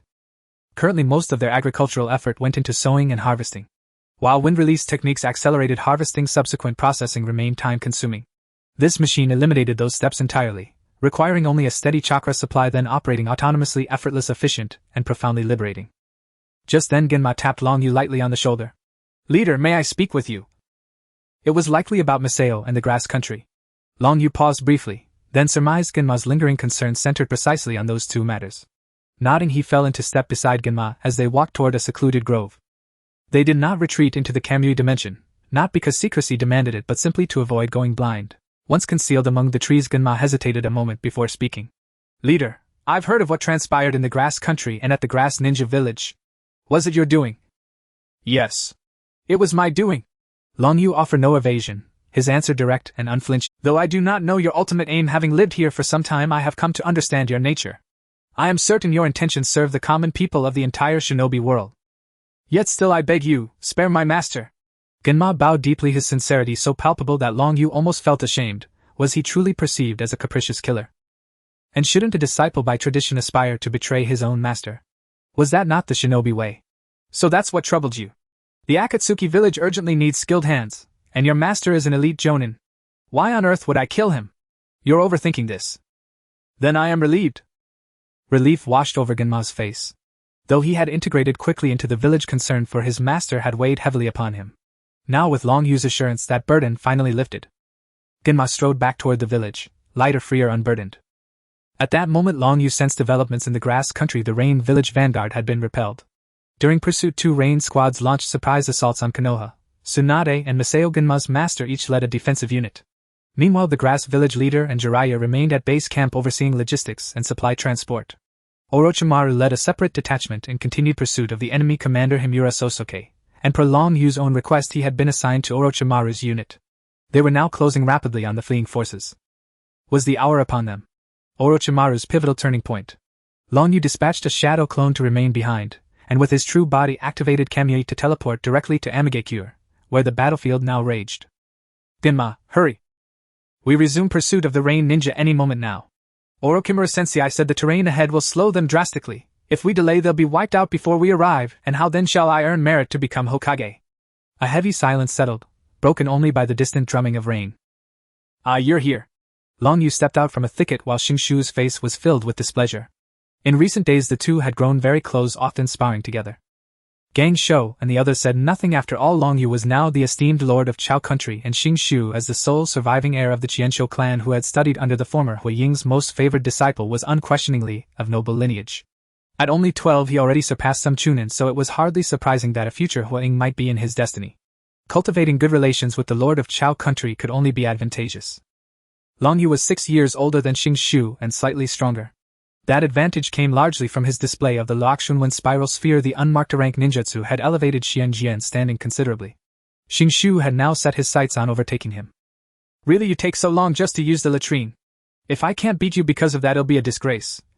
Shingshu complained as they began racing toward the battlefield. During the pursuit, Dishiwan had split his forces into 2 squads, one sprinting ahead while the other kept a steady pace behind, swapping in turns to maintain the fastest possible pursuit. Long Yu and Shingshu rode in the steady squad, but it seemed there would be no need to rotate now. The Yunin were trapped with nowhere to go. I don't understand why you keep staring at me. I'm 6 years older than you. If I still can't beat you, then what use am I? I'm considered a genius in the Chao village, you know. I am destined to become a Hui Ying. Youth cannot be used as an excuse for failure. Long Yu muttered inwardly, thinking, are you trying to imitate fantasy novels and fight far above your rank? Long Yu scolded himself inwardly. If you are truly a genius of Chao village, then let's see who cuts down more Yunin when this is over. Shingshu bristled with enthusiasm and immediately proposed a spirited contest. Very well, let the forehead protectors we take serve as proof of our deeds. It's a deal. The two quickened their pace and soon arrived at the battlefield, where Mu Yi and the Yunin had already clashed in a slaughter that was utterly one-sided. The Mu Yi forces were cutting down the Yunin, only a handful of Mu Yi had fallen. Teacher, watch this. Water release water dragon bullet technique. With only 4 seals, Zichen Maoyin, Shingshu unleashed a devastating jutsu, a streamlined version of the second water shadows technique. Though the hand seals were simplified, its power had been amplified severalfold. A colossal water dragon roared across the field, and nearly a dozen Yunin were swept away in its wake. Shingshu then joined the fray with kunai. Each sweep took a life, and he did not forget to collect their forehead protectors as trophy. Having just slain a high-ranking enemy with a serpentine hand, Deshiwan watched his disciples on the battlefield with a satisfied smile. Long Yu would not be outdone. While clashing with foes using kunai, he interwove fierce wind release techniques, killing almost as many Yunin as Shingshu. All Yunin, do not linger. Lord Banzong will arrive soon. Do not make meaningless sacrifices. Fei Siyuan shouted hoarsely, his face fierce though trembling within. In his heart he snarled, continue the pursuit. Even if I die today, I'll make sure most of you remain here. Deshiwan had received word that Banzong could not arrive soon. The Yunin were clearly at the end of their resources. Humph, mere bluster. Are they truly cornered already? He mused.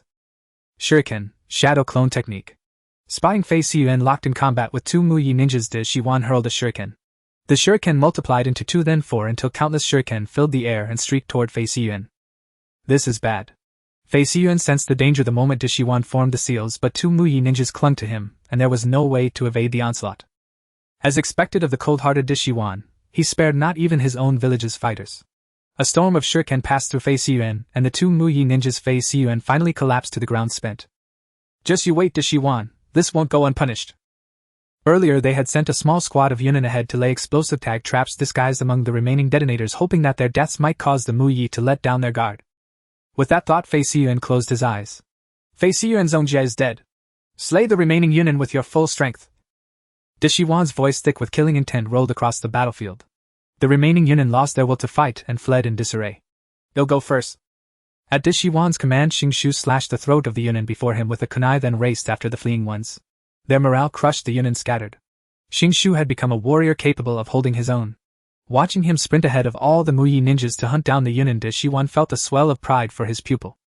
But in the next instant a thunderous explosion tore through the air. Xingshu. Long Yu roared, lunging as if to seize Xingshu. His body at that moment also blocked Deshiwan's view. Flames erupted and a pendant was blasted to Deshiwan's feet. His face registered stunned disbelief. Long Yu collapsed to his knees, powerless, 2 clear lines of tears tracing from his eyes. Despicable Yunin! I'll kill every one of you! Long Yu sprang up to pursue the fleeing Yunin but was held back by a Chao ninja at his side.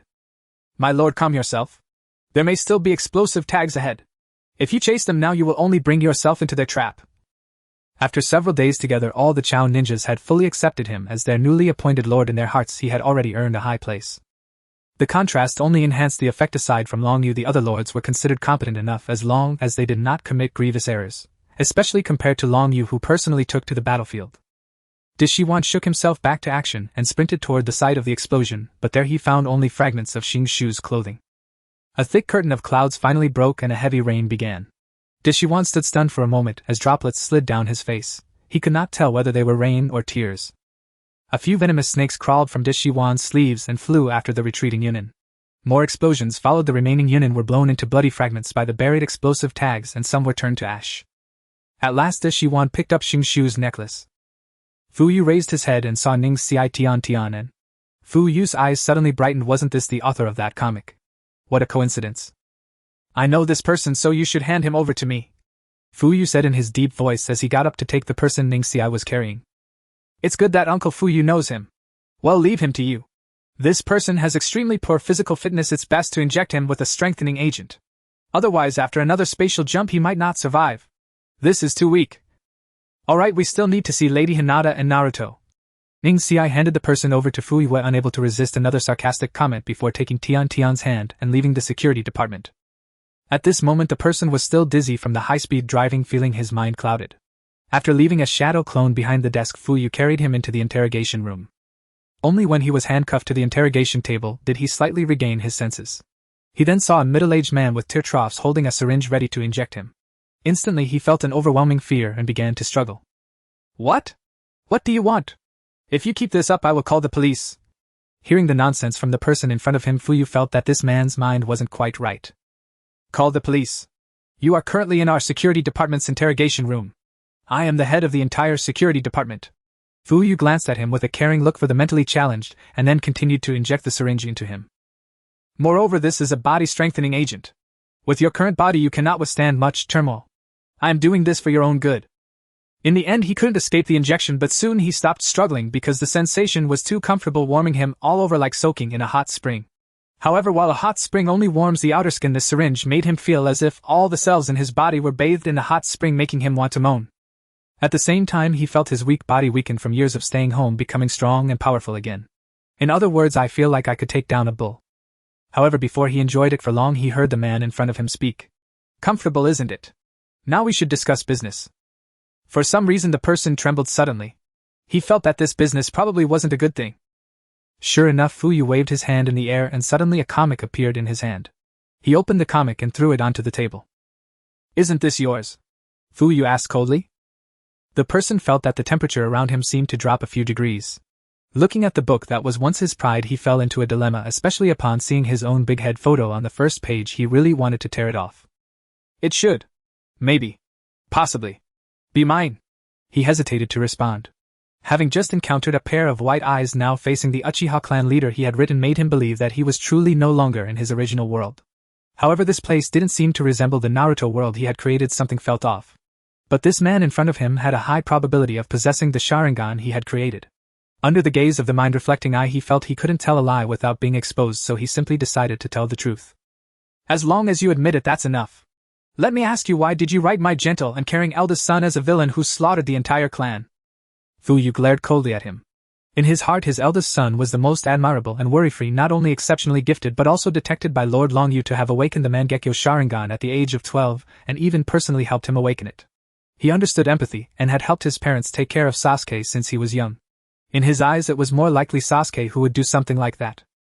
The Itachi I wrote did so for the greater good, to protect more lives in Konoha. Before the person could finish, Fu Yu rudely interrupted him. I know all this.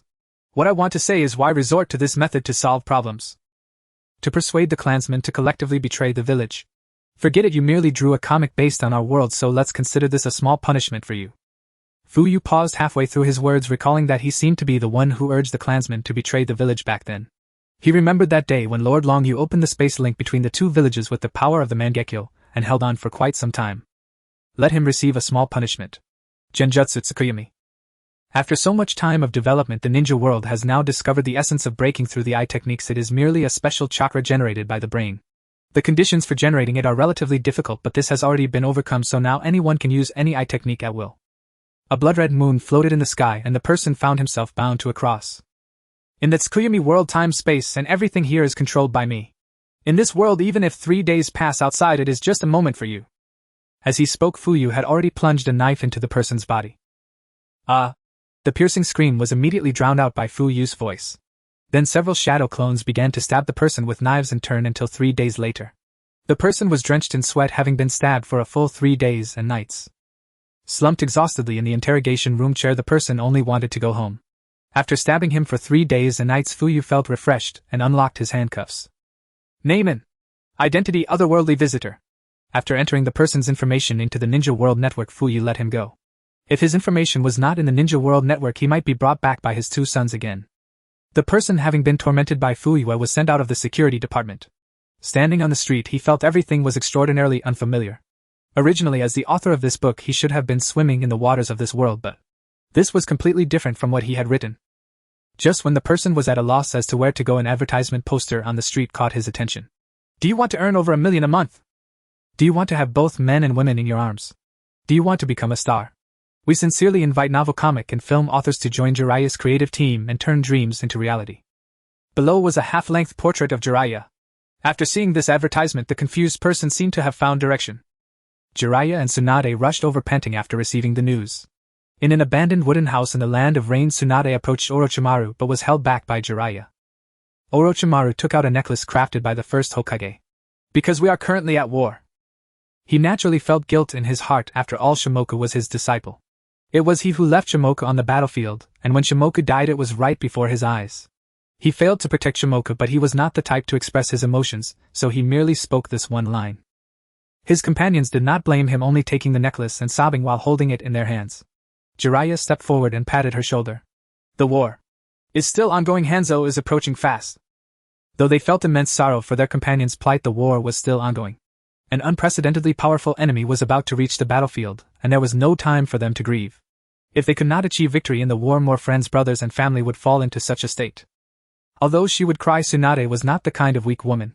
She quickly wiped her tears, put the necklace back around her neck, and temporarily buried her grief deep in her heart. As the 3 of them stepped out of the abandoned house, they heard a series of piercing screams. It's coming from the camp over there. They exchanged glances and immediately ran towards the camp. A deep purple toxic mist enveloped the entire camp, and a gigantic salamander rampaged through the crowd, atop which stood the legendary demigod of the ninja world, Hanzo the Salamander. Nearly 1,000 range shinobi wearing gas masks were engaged in fierce combat with the ninjas from Konoha and the Grass Village, but those who had been poisoned were clearly no match for the range shinobi, and every second someone was losing their life. Hanzo stood atop the salamander, looking down with disdain. Since when did the Grass Shinobi become Konoha's lapdogs? In the purple mist, Longyu pretended to struggle against the poison, but he had long since prepared for it. He had purchased an antidote from the system store's technology section and had already injected it. Participating in the war between Konoha and the range shinobi was merely the prelude to the main event, battling against the demigod Hanzo. Even if he could only survive, it would grant him immense prestige in the ninja world. The legendary Sannin was a clear example. Although Jiraiya and the others did not achieve victory, merely surviving the battle with the demigod granted them great renown. Even if they surpassed Hanzo in strength in the future, the title of Sannin would always accompany them. However, whether this title was a mark of honor or shame remains uncertain. Hanzo, stop playing dumb. You sent the range shinobi to kill our daimyo from the land of grass, so of course we grass shinobi must fight you to the death. A grass shinobi said fiercely, a sentiment instilled in them daily by their new daimyo. After fighting for so long, they had already become mortal enemies with the range shinobi. Hanzo was slightly taken aback by what the grass shinobi said. Was this grass shinobi insane? How could he lay such a heavy accusation on him right from the start? If you want to be Konoha's lapdog, at least come up with a better reason. The salamander stomped down, crushing the grass shinobi, and then searched for its next target. Hanzo didn't take the grass shinobi's words to heart. After all, the reasons for war among ninja villages varied greatly. It was not uncommon for one to cast blame in order to justify a conflict, such as in the future when the Suna village used the disappearance of the third Kazekage as an excuse to wage war against Konoha, unaware that the one who killed the third Kazekage was actually from their own village. As Hanzo wreaked havoc, 3 voices rang out in unison. Summoning Jutsu! Summoning Jutsu! Summoning Jutsu! A snail, a toad, and a snake appeared beneath Tsunade, Jiraiya, and Orochimaru, their massive presence enveloping the battlefield, drawing even Hanzo's gaze. Wow! That's so impressive. Watching the 3 Sannin exude such aura, Longius' eyes shimmered with envy, thinking to himself that he too wanted to summon a magnificent beast in the future. It's Tsunade, Jiraiya, and Orochimaru! Upon seeing Tsunade and the others, the morale of the Konoha ninjas surged dramatically. Those who had fallen to the ground stood back up, roaring as they charged towards the nearby range shinobi. The presence of those 3 summoned beasts is truly daunting. The name of the Sannin spread during this battle. Tsunade. Snail. Split healing. The snail replied. Yes, Lady Tsunade. The snail's massive body instantly split into countless smaller snails, wriggling towards the Konoha ninjas on the battlefield. Jiraiya. Bunta. Block the salamander. Bunta. Okay. Bunta blew out a smoke ring and leaped in front of the salamander, striking down with his short blade, which was blocked by Hanzo's scythe. Orochimaru. Old man. Cough, just joking, Orochimaru. Snake. Attack Hanzo. Snake, Orochimaru, you want me to fight such a tough opponent? You'd better prepare 100 offerings for me afterward, or I'll swallow you whole right now. Orochimaru's relationship with his summoned beast was clearly not normal. His expression had turned very grim, but he still nodded. Reluctantly, the snake swam towards Hanzo, releasing purple toxic mist around its body. The range shinobi had no idea how many had been poisoned. All the Konoha ninjas along the way suffered greatly. Fortunately, Tsunade clearly understood her friend and had long prepared antidotes to distribute to every allied ninja. After distributing the antidotes, Tsunade joined the battle. She unleashed her grief over her lost loved ones onto the range shinobi, each strike claiming the lives of several enemies. Jiraiya and Orochimaru had already engaged Hanzo in combat. The fierce battle lasted a full 2 days and nights. The entire range shinobi army led by Hanzo was annihilated, and Konoha faced a similar fate. At this moment, only Jiraiya, Tsunade, Orochimaru, and a ninja from the grass village remained on the battlefield. Hanzo found it somewhat perplexing. From his observations, this grass shinobi seemed to possess at most the strength of a jonin, even less than that. Apart from having a powerful ninjutsu without hand signs, there was nothing special about him. Yet he had not succumbed to the salamander's toxins, and each time he faced danger he narrowly managed to escape, as if assisted by divine fortune. He could only attribute it to luck.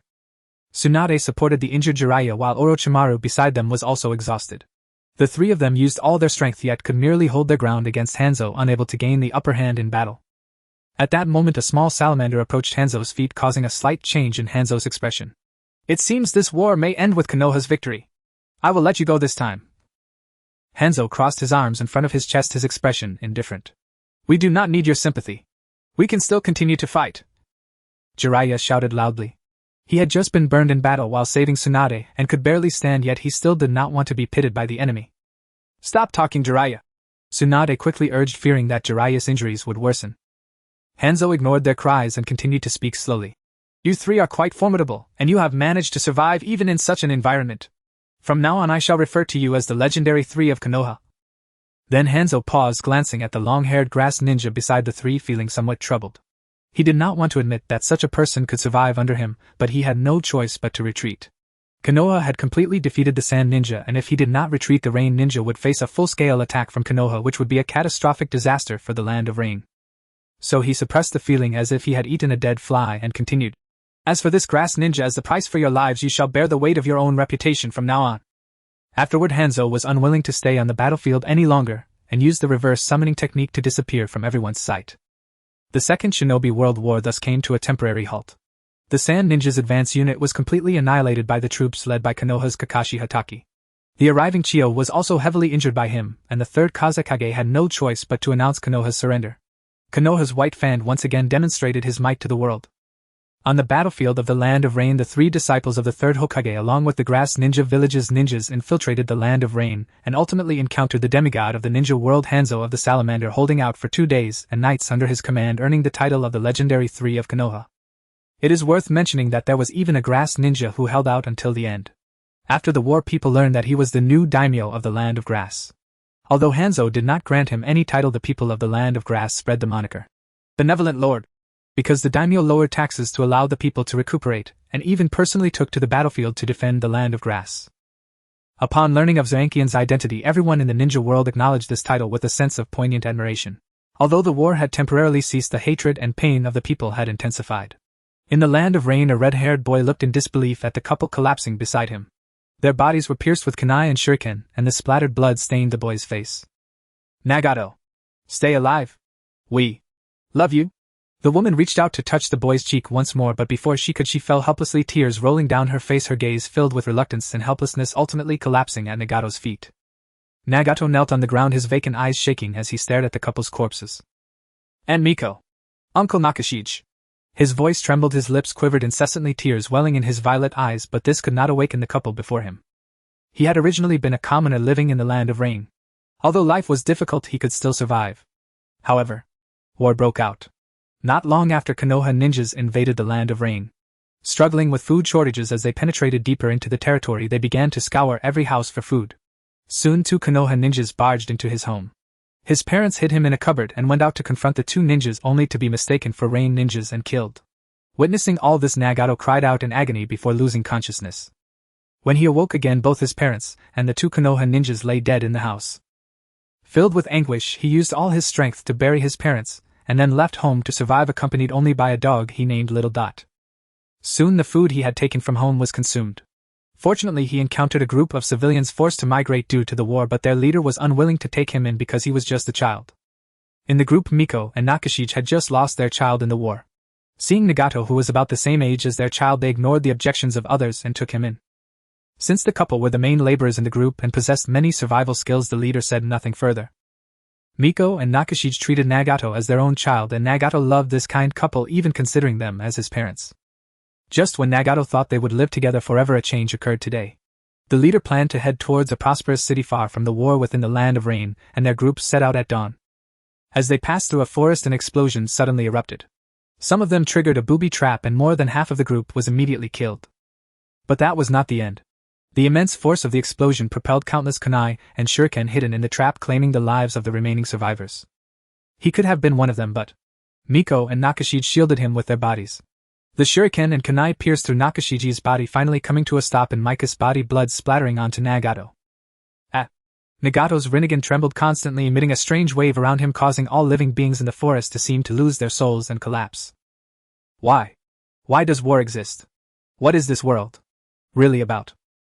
Nagato clutched his head, sinking into endless pain. The deaths of his parents and Miko and Nakashige haunted him like a nightmare. Do you want to know how to change the current situation? A carnivorous plant suddenly emerged from the ground. Die for me. In that instant, Nagato seemed to find a release for his pent-up fury. He turned around to see a black and white monster. His face twisted in rage, one hand waved towards Zetsu, instantly generating a powerful repelling force that spread outward in a semicircle from Nagato. Zetsu was pushed back several meters by this force, and then Nagato reached into the void, pulling Zetsu's body uncontrollably towards him. Indeed, he is a genius. Just awakened Rinnegan and already able to use Universal Pull and Shinra Tensei, Zetsu was not worried about what Nagato could do to him. With his just awakened Rinnegan, and not even his own, he could not inflict any useful harm. Nagato grabbed Zetsu by the throat and slammed him to the ground, then mounted him and began to pound with all his strength. After 3 seconds, Nagato indeed fell into the unconscious state as Zetsu had predicted. White Zetsu had already been beaten to death by Nagato, but Black Zetsu remained unscathed. He chuckled and rapped Nagato to leave the place. In the eerie underground chamber, the flickering candlelight maintained the only semblance of illumination.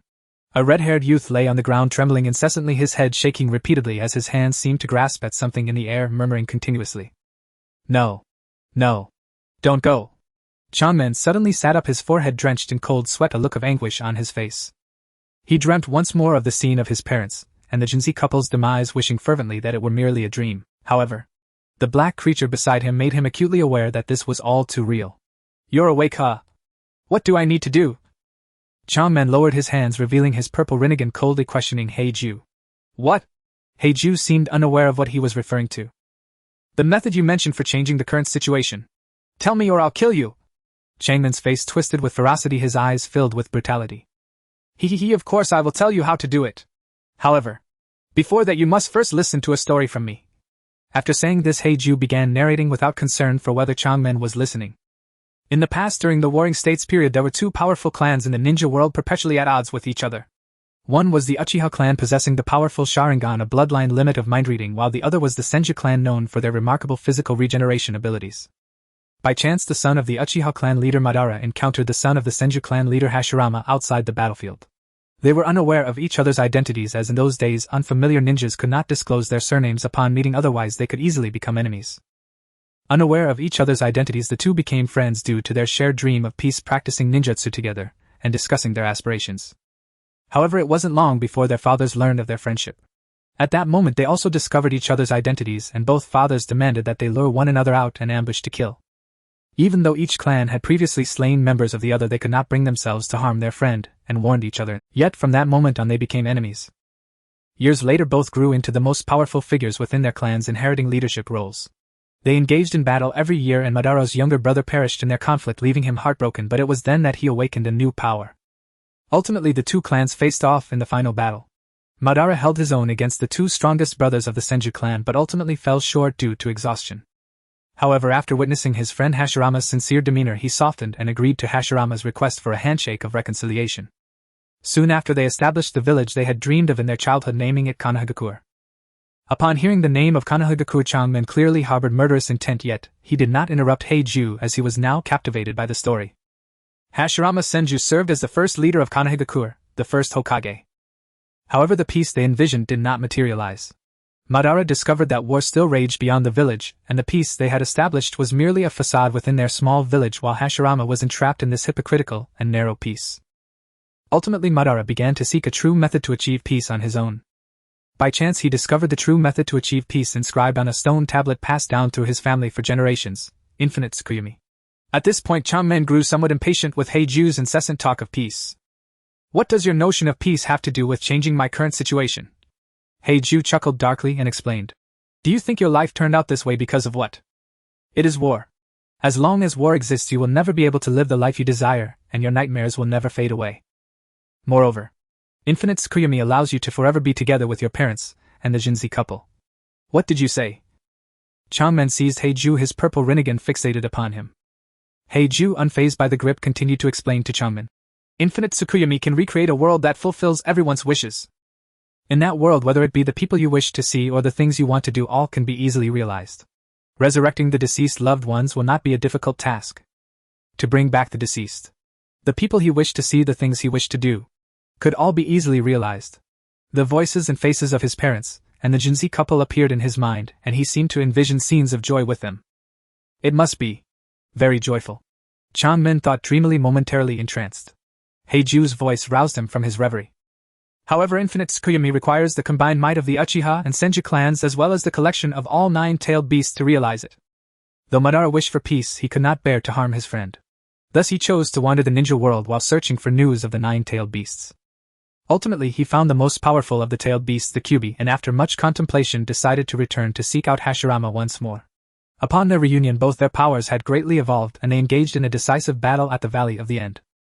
Madara intentionally allowed himself to be killed by Hashirama, relying on the Uchiha clan's forbidden technique to resurrect, and gained the power of the Senju clan. However, he could no longer gather all 9-tailed beasts to cast infinite Tsukuyomi. Thus I, as the will of Uchiha Madara, was born. I began to seek the destined child in the ninja world who could assist Madara in realizing this plan, and that person is you, Changmin. Your Rinnegan is the proof." Changmin believed Heiju's words. After all, he was only 10 years old, and Heiju's words bore no evident flaws, and they were all directed towards Uchiha Madara. "What should I do?" "Work hard to become stronger, collect the tailed beasts, and finally at the right moment use the Rinnegan's ocular technique to resurrect Madara." Heiju added another remark. "Don't even think about using the Rinnegan's ocular technique to resurrect your parents and the Jinzi couple. I've told you, as long as war continues, you will never live the life you desire, and your nightmares will never vanish. Once Madara casts infinite Tsukuyomi, everything you desire will become effortless. I will be by your side to guide. I will verify what you said myself. Until then I will do as you say." Changmin replied coldly. You will know whether what I said is true." With that, Heiju gradually melded into the ground. "Lord Madara, the arrangements for Nagato have been completed." And Black Zetsu temporarily returned to Madara's side and reported on Nagato's status. Elderly Madara, seated upon his chair, slowly opened his eyes. And, next, I still require a proxy who can act on my behalf across the shinobi world. Nagato alone lacks sufficient deterrent power." As he spoke, Madara turned to question White Zetsu. "Have you yet located that Uchiha with space-time ninjutsu?" and several white Setsu emerged silently from the earth. Not yet. Space-time abilities are extraordinarily elusive, nearly impossible to track, especially if the user deliberately conceals himself. Still, what I truly wonder is, what exactly does the urge to defecate feel like? White Setsu's absurd tone stirred in Madara a fleeting memory of Hashirama. Set that aside for now. My time grows short, I shall instead seek a suitable successor within the Uchiha clan. Madara sensed his days were numbered, even sustained by the demonic statue of the outer path. He estimated no more than 2 decades remained. And Black Zetsu nodded solemnly, indeed an agonizingly brief span. Understood. I will begin the search immediately. And Black Zetsu dissolved soundlessly into the earth. Madara closed his eyes, once more sinking back into slumber, while Tobi, tilting his head, continued pondering the nature of bowel urges. South Gate Shrine. Konoha village. And the war had temporarily ceased. All Uchiha clan members were recalled to Konoha and subsequently summoned before the village's senior leadership, who demanded they surrender the kinsmen possessing the Mangekyo Sharingan. Yet even the current Uchiha clan head was unaware of any clansman who had awakened the Mangekyo Sharingan, not even knowing the conditions required for its activation. How then could he possibly produce such a person? Using this as pretext, the Konoha leadership slashed the budget of the Uchiha police force and outright forbade the clan from forming independent squads. Henceforth, all Uchiha missions required joint teams with non-Uchiha shinobi, an unmistakable measure of surveillance. Though this arrangement severely curtailed the Uchiha's authority and autonomy within Konoha, they had no choice but to acquiesce, constrained by the village's overwhelming might. At present, Konoha boasted not only the legendary third Hokage Hiruzen Sarutobi, renowned as the strongest Hokage, but also his 3 disciples, each nearing his master's formidable strength. Moreover, the recently victorious White Fang Tsukumo Hatake had just crushed Tsuna's forces. Nor were Konoha's other great clans idle. In stark contrast, the Uchiha possessed not a single cage-level warrior. The clan had privately yearned for a Mangekyo wielder, to grant his people both self-defense capability and credible deterrence. Yet he knew every clansman intimately none possessed a Mangekyo. Within the clan hall, Uchiha elders and warriors debated fiercely over the leadership's decree. And Danzo's arrogance knows no bounds. The Uchiha are founding pillars of Konoha. We remained loyal, even betraying our own clan leader Madara Uchiha to stay here. And yet they dare treat us thus.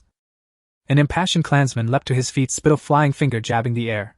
And unsurprisingly, Hiruzen had assigned full blame for this crisis to his longtime associate Danzo. His words ignited the assembly. And exactly. The Uchiha are Konoha's foremost noble house. Wherever we go, we command reverence. That dog Danzo must die.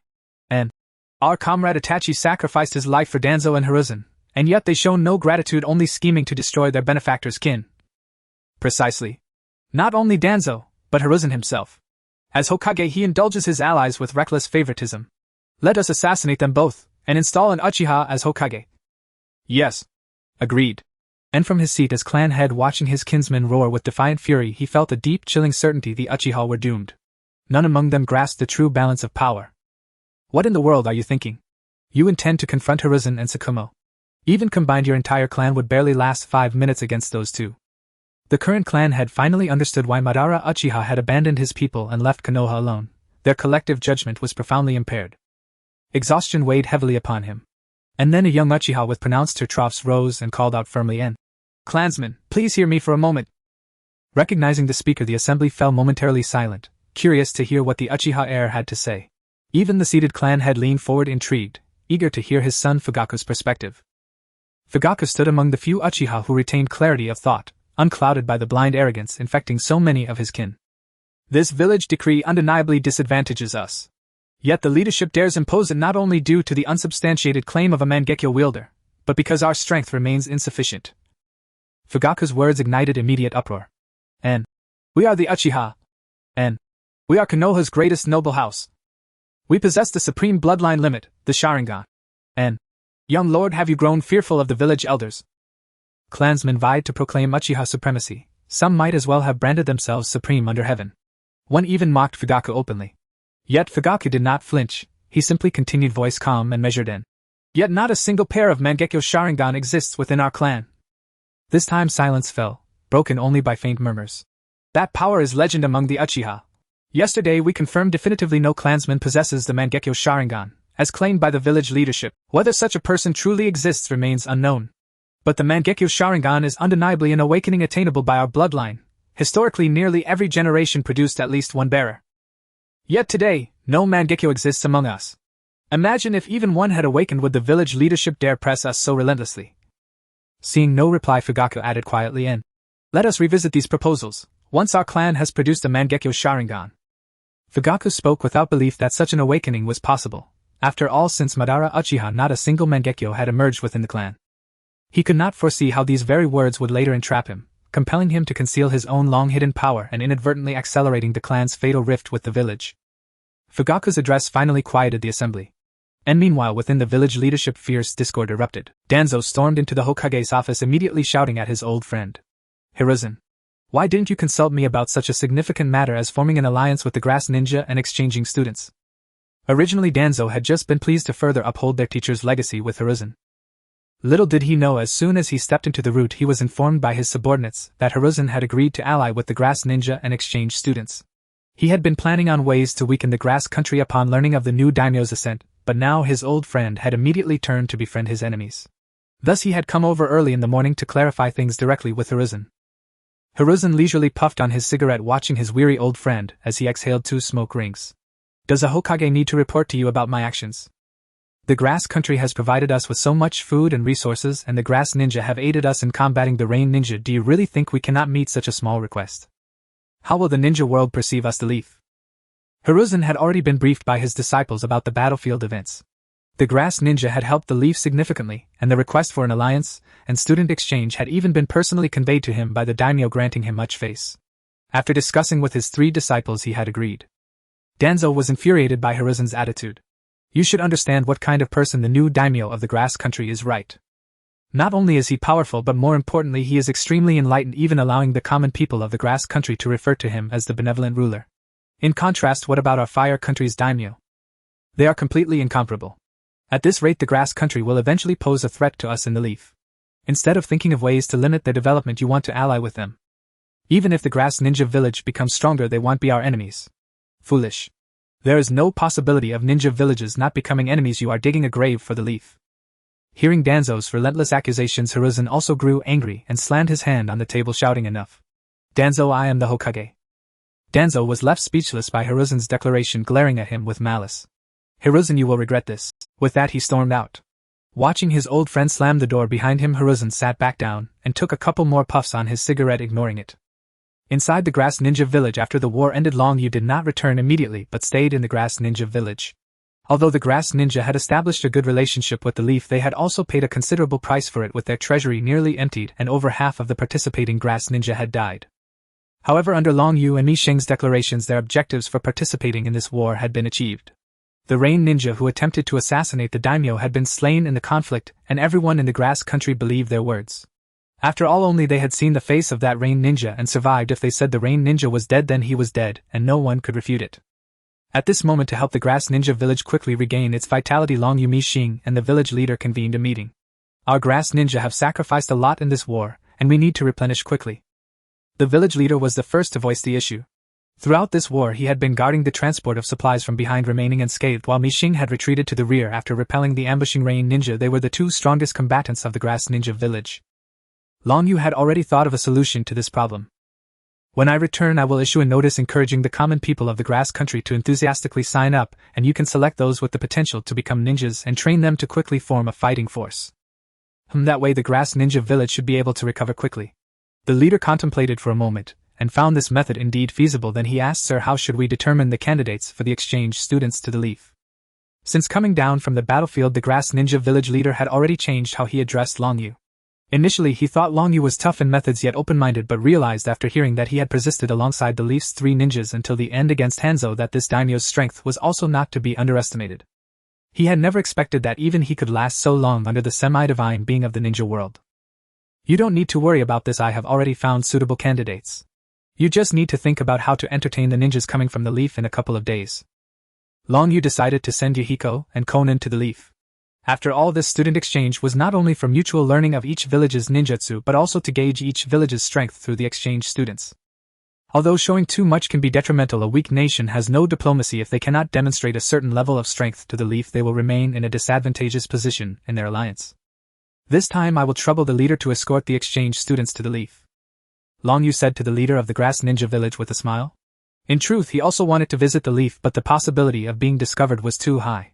His current strength was not sufficient for him to discard his identity, as the daimyo of the grass country without reservations. Perhaps in the future when he completely held the grass country in his own hands he would not need to do this. Additionally, leader, you should come back with me to the daimyo's residence this time as the position of right minister is still vacant. Based on the leader's recent performance, Long Yu had guessed his thoughts, so he conveniently satisfied his desires. The leader of the grass ninja village had still been pondering the pros and cons of going to the Leaf when he immediately agreed with joy upon hearing Long Yu's words. Great. I am getting older, it's time to retire. From now on the leader's position will be handed over to Mixing. What do you think, sir? The leader was straightforward, knowing he could become a minister at the daimyo's residence, and immediately handed over the leader's position to Mixing. Long Yu smiled and nodded. Then when the time comes for you to bring those 2 exchange students, I will definitely ensure they complete this journey safely. The leader patted his chest and assured Long Yu. He was one of the better off ninjas with a united family, and his greatest wish now was to live a simple life with his loved ones. Now that the opportunity had arisen, he was certainly going to seize it. Then it settled. The meeting concluded successfully. Meanwhile, the Leaf had already decided on the candidates to send to the grass ninja village. However, the underground route seemed unusually displeased with the actions of the 2 ninja villages this time. Do you know what to do? The one-eyed bandaged man leaned on his cane, coldly glancing at the several ninjas kneeling before him. Understood, sir. After answering, the root ninjas vanished from the spot. Hiruzen, you are basking in the sunlight of the Leaf while I am buried in the darkness of the root. Since you are unwilling to do these things, let me take care of them. After standing for a moment, Danzo slowly turned and walked back to the dark chamber. At the entrance of the cave in Shaoran village, Long Yu reluctantly took out a ninja knife from the system space and handed it to Mi Yen, followed by a pained expression as he presented a sealing scroll to Xiao Nan. After battling with Kakuzu, Long Yu opened a new account to work as an assassin. However, all the bounty he earned from this new identity had been spent on the 2 items he gave to Mi Yen and Xiao Nan. The item for Mi Yen was the Kusanagi sword. He had always intended to buy for him the same sword that Uncle Snake later gifted to Sasuke. Although the items for Xiao Nan were not individually expensive, their quantity was considerable. The sealing scroll he gave Xiao Nan was filled with explosive tags, approximately 5 million of them. While this quantity couldn't compare to Kakuzu's tears, it still represented a significant investment on his part. In a moment of danger, if she were to unleash these 5 million explosive tags in conjunction with her paper jutsu, even a jonin might face instant death. This was even more costly than Mi Yan's Kusanagi sword. Teacher, why are you crying? Are you going to miss us? Mi Yen looked at the tears streaming from Long Yu's eyes, feeling unexpectedly touched. If the teacher is going to miss us, then we shouldn't go. I feel that what Konoha teaches may not be as good as you. Xiao Nan put away the sealing scroll Long Yu had given her, and being sentimental, she felt like crying at the sight of her teacher's tears. Long Yu wiped away his sorrowful tears and resolutely rejected her request. No. My tears flow for the war that is ending. For the sake of peace. Let them flow. We must go to Konoha. Let the ninjas of Konoha see the strength of Shaoran village. But at the same time, you both must protect yourselves. Of course, the teacher will also protect you from the shadows, but unless your lives are in danger, I will not reveal myself. Do you understand? Long Yu did not believe that Konoha would harm Mi Yen and Xiao Nan in the village, but given their talents, it was difficult to guarantee that Danzo wouldn't make a move against them on the way. Such actions were all too familiar to Danzo. Understood. The 2 of them replied in unison, and then they set off towards Kusa Ninja Village. To be honest, Long Yu really couldn't teach Mi Yen. He had no understanding of swordsmanship himself, and the system store did not offer any related items. Although Kusa Ninja Village had ninjas skilled in swordsmanship like Yaya, it was still a small ninja village. Their swordsmanship could only serve as a supporting role, unlike some ninjas in Konoha who could become strong warriors relying solely on sword techniques. Thus, in the letter he sent to Rijan, he mentioned a trade offering his Noan Science ninjutsu, the Rasengan, in exchange for some swordsmanship knowledge from Konoha to teach the exchange students that came. Rijan had learned about the value of the Rasengan from Jiraiya, which is why he agreed to this trade. Their chosen companions for this journey had already been confirmed. At the entrance of Konoha village, Jiraiya reluctantly embarked on the journey with a yellow-haired kid. Jiraiya's life had been quite good lately, as he saved Tsunade's life during the battle with Hanzo. Upon his return, Tsunade had treated him much better. Moreover, since he had been by her side during her recent period of grief, their relationship had rapidly deepened, and it wouldn't be long before they solidified their bond. Additionally, he had found a genius in the village, a young boy who had mastered the body flicker technique to perfection at such a tender age, possessing chakra attributes of fire, lightning, and wind. Most impressively, his reflexes surpassed those of all ninjas since the village's founding. Recalling the prophecy he heard from the great toad sage in Mayaboka Mountain, he immediately took him as his disciple. Unfortunately, when his disciple learned that students from the village were to be selected to go to Kusa Ninja Village, he promptly signed up and defeated the other candidates to secure a spot, thus leaving his teacher with the duty of escorting his disciple Minato. However, what Jiraiya did not know was that the reason for sending him to Kusan Ninja Village was also due to his enthusiastic praise of the Rasengan in front of Rijan, which is why Rijan arranged for him to go. Teacher Jiraiya, what kind of person is the daimyo of the Land of Grass? You have fought alongside him, so you must know him well. On the road, Minato looked up and asked Jiraiya, who was beside him.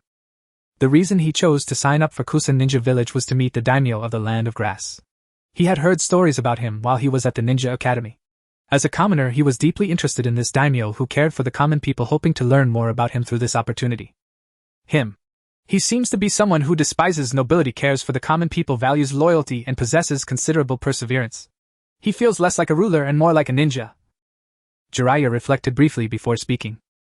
His disdain for nobility was evident from the way he treated those two princes. His empathy for the common people was understood through their words, and his perseverance was something Jiraiya had personally witnessed as he saw him practicing the most basic taijutsu every day, resembling a certain green-clad genin in Konoha. Why are you asking me this? Jiraiya asked, somewhat puzzled. Then, as if recalling something, he stopped and angrily poked Minato's forehead, saying, By the way, I haven't settled the score with you yet. I had originally planned to go to the tavern with Tsunade tomorrow for a couple of drinks, but now I have to go to the Land of Grass with you instead. Do you know you ruined our relationship? Jiraiya emphatically poked Minato's forehead, and Minato, with a backpack on his back, displayed an expression of guilt and helplessness. I'm sorry, teacher, for causing you trouble. Minato's sincere demeanor made Jiraiya feel guilty. He hadn't taught this disciple anything yet, and now that he had a chance to acquire a powerful ninjutsu, he was instead reluctant. It seemed a bit unreasonable. Ahem, it's all right. After all, you are my student. Protecting you is my duty. Jiraiya coughed a few times, slightly embarrassed as he turned away. I really hope to meet this benevolent lord, Minato thought with admiration. Meanwhile, Miyen and Xiao Nan had also begun their journey to Konoha with the leader of Kusan Ninja Village, while Long Yu sent out a shadow clone to follow them discreetly, preventing any unexpected incidents. As night fell, Jiraiya and Minato set up a tent, planning to rest in the wild for the night. Outside the tent, a small wild boar was roasting over the campfire, sizzling with fat. It was the boar Minato had hunted at dusk. It's time to flip it, it's almost burnt on that side. Jiraiya, leaning against a tree, pointed out to Minato, who was turning the wild boar. Yes, teacher Jiraiya. Minato obediently flipped the wild boar on the grill. A gust of evening wind blew by, rustling the leaves, and Jiraiya suddenly stood up, alertly positioning himself in front of Minato and the roasting pig. Who is it? Show yourself. Jiraiya's voice echoed in the dark night, startling a flock of birds that cawed as they took flight. Minato, startled by Jiraiya's sudden movement, quickly reacted by drawing a kunai and scanning the surroundings cautiously.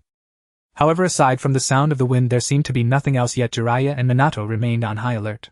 Suddenly, a whistling sound pierced the air as a shuriken spun towards them. Ninjutsu Needle Earth Concealment. Jiraiya's white hair rapidly grew, enveloping both his and Minato's bodies along with the roasted pig within. Clang clang. The shurikens were all blocked by Jiraiya's hard hair, which then began to sprout sharp spikes that shot out like arrows towards the direction from which the shurikens had been thrown. Ninjutsu Thousand Needle Technique. Accompanied by several screams, 4 or 5 grass ninjas fell from the trees, and the remaining black-clad ninjas, sensing danger, began to flee. Jiraiya withdrew his hardened white hair, but Minato, seeing the fleeing black-clad ninjas, intended to pursue them but was stopped. It's too dark now. Pursuing them could lead to an ambush, which would be unwise. Besides, we should first ascertain their identities.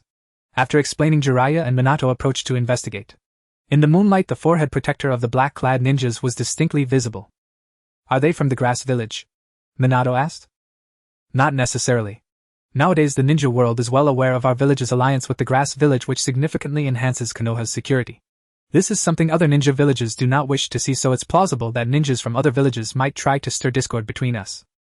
We need more convincing evidence to determine who intends to harm us. Although Jiraiya usually seemed carefree, his political insight was quite sharp, otherwise the advisors would not have thought of him to take the mantle as Hokage right after the third's death. So the two began to search for clues on the bodies. Teacher, look. Minato seemed to have discovered something and pointed at one of the corpses, calling Jiraiya over to examine it. This person's tongue has a strange mark.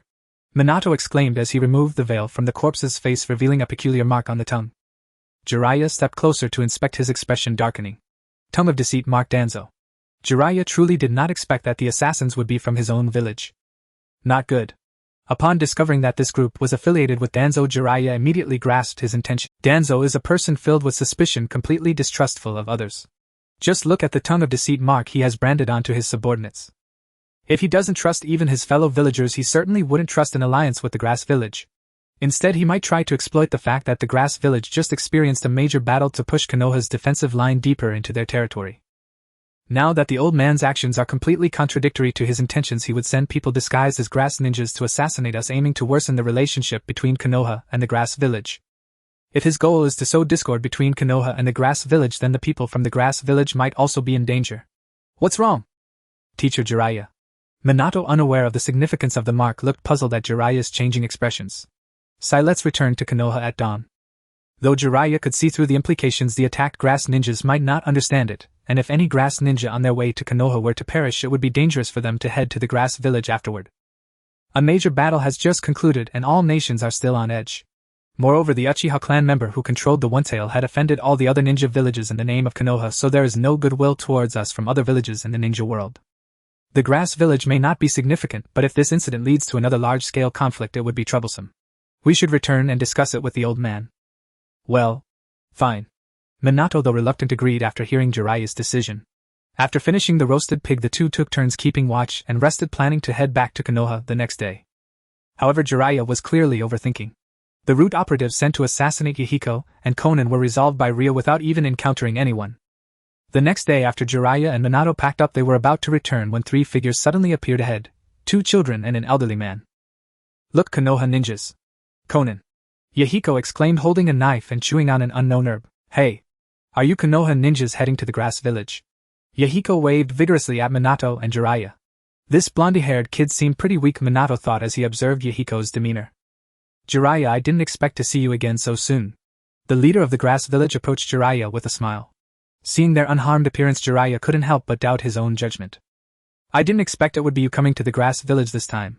This must be your village's little genius. The leader of the grass village patted Jiraiya's shoulder familiarly.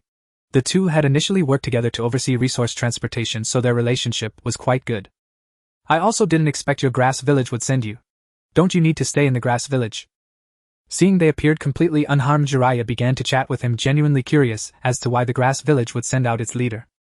Haha, after this trip I will no longer be the leader of the grass village. The Lord has left me a ministerial position, and after exhausting half my life it's time for me to take a break. The former leader appeared very happy. Hearing his words, Jiraiya felt a bit envious. After all, he was someone who enjoyed a leisurely life free from the constraints of being a ninja, and wandering the world seemed quite appealing. Perhaps he could write some books and admire beautiful women. Just thinking about it felt comfortable. However, he didn't forget the business at hand, and feeling uneasy, he cautiously asked, was your journey smooth? It was fine. We encountered a band of mountain bandits, but the 2 kids were more than enough to handle them. We didn't run into any other dangers. How about you? We were also quite smooth, ha ha ha. Jiraiya said, scratching his hair awkwardly. If nothing else, we'll continue on our way. Yes, we should also continue on. The 2 parties bid farewell to each other, while Yahiko kept staring at Minato, making him feel somewhat uncomfortable. Let's go, Minato. Jiraiya's words made Minato feel as if a great burden had been lifted, and he hurriedly followed Jiraiya while Yahiko and Konan followed their former leader back to the grass village. Teacher Jiraiya, are we heading to the grass village again? Minato asked as he caught up with Jiraiya. Yes, didn't you want to go? As a teacher, I must also consider my disciples' wishes. Thank you, Teacher Jiraiya. After nearly 2 more days, Jiraiya and Minato arrived at the entrance of the grass village. Just as they reached the village entrance, Minato heard a gentle voice. So it's Jiraiya. Welcome to the grass village. Inside the office, an old man with white hair was carefully examining a photo album, occasionally letting out a chuckle. Cough, cough, come in. A certain person pushed the door open and politely closed it behind him. Upon seeing the white-haired old man before him, he became even more convinced that he had crossed into the world of Naruto, though something felt slightly off. Never mind, I should just find a job to get by. Hello, I'm a manga artist and I'd like to apply here. The man was rather ugly. Jiraiya squinted at the bespectacled man, immediately giving him a mental mark of disapproval, but the process still had to be. Have you had any works? How did they perform? I have several works, and one in particular that I am most proud of, which received a good response from readers. He was naturally referring to Naruto, and speaking of it made him feel somewhat proud, as his work was indeed very good, yet he clearly had not realized the gravity of the situation. Really? Jiraiya showed a slightly skeptical expression. In truth, he did not care about the applicant's achievements. As long as the gender and appearance were suitable, that was enough. Recently, Tsunade had been too strict, and he had no opportunity to go out for research. Only a couple of days ago, when Tsunade had left for business, did he find a bit of free time, and thus he came up with this method to gather material without leaving his home. The best feature of this office building was a large bathing pool where exhausted colleagues could relax, and he could also gather material comfortably from the ventilation outlet. Jiraiya stroked his chin, appearing thoughtful. Then bring me your most prized work to take a look at. This statement put the man in a difficult position. It seemed that in this world he only had one work, and while it was indeed his pride, it seemed he couldn't show it to them. He was unsure whether Jiraiya would be satisfied with the experience he arranged for him, and if not, what should he do? Realizing the seriousness of the matter, he felt cold sweat beginning to bead on his forehead. It seemed that leaving quickly might be the better option. Come on, once you bring out the work, he'll just outright reject you and kick you out. I need to go to the restroom first, I'll be back to show you in a bit, ha. Ha. After saying this, he lifted his foot to leave. Bang. His foot was suspended in midair just as a wooden door slammed against the wall opposite him, narrowly missing his toes.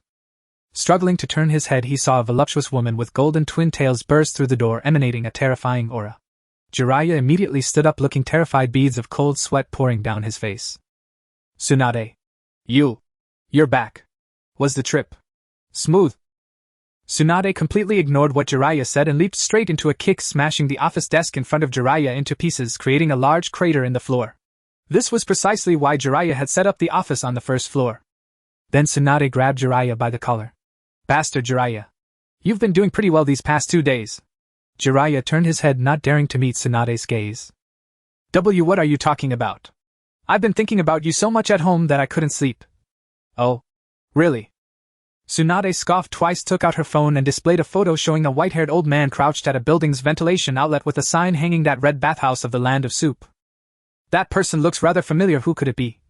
The white-haired old man looked at the evidence before him, cold sweat pouring down his back as he began to think of a countermeasure. It does look familiar. Who is it? Who is it? Tsunade leaned closer to Jiraiya, eager to see what kind of excuse he could concoct to deceive her. Right. Jiraiya seemed to remember something and spoke with a look of righteousness. Isn't this my cousin Water Supply? What a perverse act to sneak a peek at a women's bathhouse. As his cousin, I feel utterly ashamed. I thought you might come up with a decent excuse, but it seems your storytelling skills are lacking. Tsunade shook her head dismissively. Then just go die. In an instant, Tsunade unleashed her strength, and a massive fist loomed larger in Jiraiya's eyes before finally smashing into his face. Fortunately, Tsunade did not use excessive strength. Jiraiya's face merely caved in without serious injury, bouncing back after hitting the wall, leaving only a fist-shaped mark and a trickle of blood from his nose. Thankfully, the building materials were sturdy, otherwise he would have likely flown out several streets away. Tsunade, calm down. I swear there won't be a next time, please spare me this once. Jiraiya extended 3 fingers, attempting to swear, his whole body retreating in fear. Go die. Another fist responded to him, striking his ribs with a cracking sound, and he wondered how many intact ribs he had left. Jiraiya taught us that the most terrifying thing in life is to marry a violent wife, and even more terrifying is that this violent wife is strong, and what's even worse is that she knows medical ninjutsu. In the following hours, each time Jiraiya was about to be beaten to the point of collapse, Tsunade would use her medical ninjutsu to bring him back, only to beat him again, creating a relentless cycle that left him unable to live or die. A certain person had long since escaped from Jiraiya's office, listening to his painful screams, his hair standing on end from. It seems that to survive in this world one must find a safer occupation. But I'm so hungry. It had been nearly a day since he arrived here, and he hadn't eaten anything, having also experienced several scares. Now he felt unbearably hungry, clutching his stomach as he aimlessly walked down the street. Uncle Niji, that person looks so pitiful. A sweet voice rang in his ear. He looked up and met a pair of Byakugan eyes. Niji looked quite exasperated. He had just escaped from the bespectacled man and was about to have fun with his adorable niece, but unexpectedly ran into this person again after just a short distance. Was he here looking for trouble? Holding little Sunflower, Niji patted her head and said, Look, he's grown up enough to take care of himself. No need to worry, let's go play over there. Tian also chimed in. Yes, he just looks a bit weak, let's go to the amusement park over there to play. But he looks really hungry. The kind-hearted Sunflower remembered seeing her brother punished by Uncle Niji and not allowed to eat, so upon seeing the weak man she showed her sympathy. Niji shot a killing glare at the man. Shuemen turned towards the sound and saw a man in a light green robe walking towards them with a smile. Is this the daimyo of the land of grass? Shuemen looked at the man before him and felt inexplicably that he was the person he had longed to meet. Is this Shuemen? Longyu was slightly surprised to see the blonde boy beside Jiraiya, not expecting that Jiraiya would take Shuemen as his disciple so early. This must be the genius from Konoha, indeed a handsome fellow. I have a feeling he will become a powerful figure in the future. Longyu said as he touched Shuemen's hair, and to be honest, it was a bit prickly. I didn't expect you as the daimyo to not think about enjoying life but instead stay in the ninja village all day. This is my newly accepted disciple, obedient, sensible, and talented. What do you think? Not bad, right? Jiraiya was also a bit surprised to see Shuankai not expecting him as the daimyo of the Land of Grass to care so much about the affairs of the ninja village while also showing off his disciple. Sherman, this is the daimyo of the Land of Grass you have always wanted to meet, say hello now. Jiraiya nudged Sherman and the future Golden Flash slightly shy bowed. Hello, my name is Buffing Sherman and I am a disciple of Master Jiraiya. This daimyo looks so gentle, Shuimen thought to himself. Little did he know that the gentle-looking person before him was the mastermind behind selling pots to Konoha and provoking the great ninja village. Longyu felt a sense of unreality looking at the little Shuimen before him, not expecting that the future Golden Flash who would strike fear into the hearts of other ninja villages would be so shy, not at all like someone who would kill. Longyu felt an impulse to use his divine power to abduct him right away, but thinking of his current strength, he had to give up. He would lay low for a few more years, and by then with the Rinnegan would release and 8 gates techniques all mastered, he could take anyone he fancied in the entire ninja world, and if anyone dared to obstruct him he would just unleash Susanoo and directly use the great Buddha for a massage. Haha, hello, my name is Santion Shuankai, the daimyo of this Land of Grass. I hope you can learn what you want to learn in the next few days. Now please follow me. Longyu patted Shuimen's hair again, and then took Jiraiya and Shuimen to the accommodation he had prepared for them in the Grass Ninja Village. After they settled their luggage, he planned to take Shuimen to the ninja school in the Grass Ninja Village. Although teaching him the Rasengan was the main task of this student exchange, they still needed to follow the normal procedures, and it would also give him a chance to gauge the new ninjas recruited by the Grass Ninja Village and inspire their motivation. I'm going to take Shuimen to the ninja school in the Grass Ninja Village now. What about you? Are you going to wander around the Grass Ninja Village or follow your disciple? Longyu said to Jiraiya, but knowing Jiraiya as he did, he was sure that this old pervert wouldn't follow Shuimen and would probably sneak off to gather material. Cough cough, I won't follow. I think he'll just wander around the Grass Ninja Village. After answering, Jiraiya turned to leave, but after taking a couple of steps he seemed to remember something and turned back to ask. By the way, does your Grass Ninja Village have hot springs? I want to relax a bit in the hot spring. Longyu certainly knew what he was thinking, so he wanted to tease him a little. Of course we have them. Although they are not as famous as those in the Land of Hot Water, there are quite a few hot springs in the Land of Grass, and there are several in the Grass Ninja Village as well. If you want to soak, Jiraiya, I can disperse everyone in the mixed bathing hot springs so you can relax properly. Those young people want my not soaking for a few days. Longius' words made Jiraiya hear several key phrases: hot spring, mixed bathing, young people. It seems there's nothing wrong with coming out this time, Jiraiya thought with a silly grin at the beautiful scenery, almost drooling.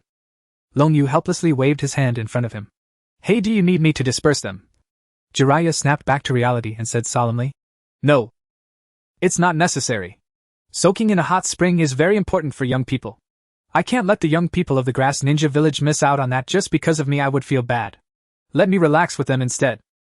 After Jiraiya finished speaking, he waved his hand and ran off. I seem to have forgotten to tell him the location, but with his experience, he should be able to find it. It seems that Master Jiraiya really enjoys hot springs, Shuimen said with a dazed look as he watched his teacher leave. He himself had never soaked in a hot spring when he was a commoner. Even having enough to eat was a problem, let alone having the luxury of soaking in a hot spring. After entering Konoha, he had no time to relax and enjoy while learning ninjutsu, and now his teacher's actions had sparked some interest in soaking in a hot spring. Indeed. Longyu nodded in agreement. Alright, let's go. Longyu brought Shuimen to the ninja school in the Grass Ninja Village, and by appearances this ninja school was completely inferior to the Ninja Academy in Konoha. The Grass Ninja Academy only had 5 classes each with about 50 students, which meant that their village did not have many ninjas, even less than half of Konoha. There was no way around it. After all, training ninjas was quite expensive, and the Land of Grass was not as fertile as that of the Fire Nation, unable to support too many ninjas. After the last meeting, Miyu had recruited quite a few commoners with ninja potential in the Land of Grass, but they had no foundation at all and needed to be taught from scratch. Therefore, they were to be taught separately from the original students of the Ninja Academy, with some chunin from the village teaching them, while he would take on the role of teacher for those students who already had a certain foundation. However, in a couple of days he would likely step down from this position to become the leader of the Grass Ninja Village. At this moment, he was leading the students of the Ninja Academy in the training ground, practicing real combat, having them face off unknown, and grading them based on their performance. Teacher. Longyu waved to Miyu, and Miyu looked up to see her disciple and a little blonde boy. The students in the training ground also spotted Longyu and immediately became noisy. Wow, it's the daimyo. He actually came to watch us at school. I have to perform well. I want to be first. What's the deal with that kid beside the daimyo? He looks very weak. You came, so this must be the exchange student from Konoha, right? Miyu looked at Shuimen beside Longyu and said, Yes, his name is Buffin Shuimen. Let him learn with these students for the next few days. I will take him away after class. Longyu nodded, planning to teach Shuimen the Rasengan after his class at the academy. Alright, then let him participate in the combat training for a while, Miyu said as she wrote Sherman's name on the assessment sheet.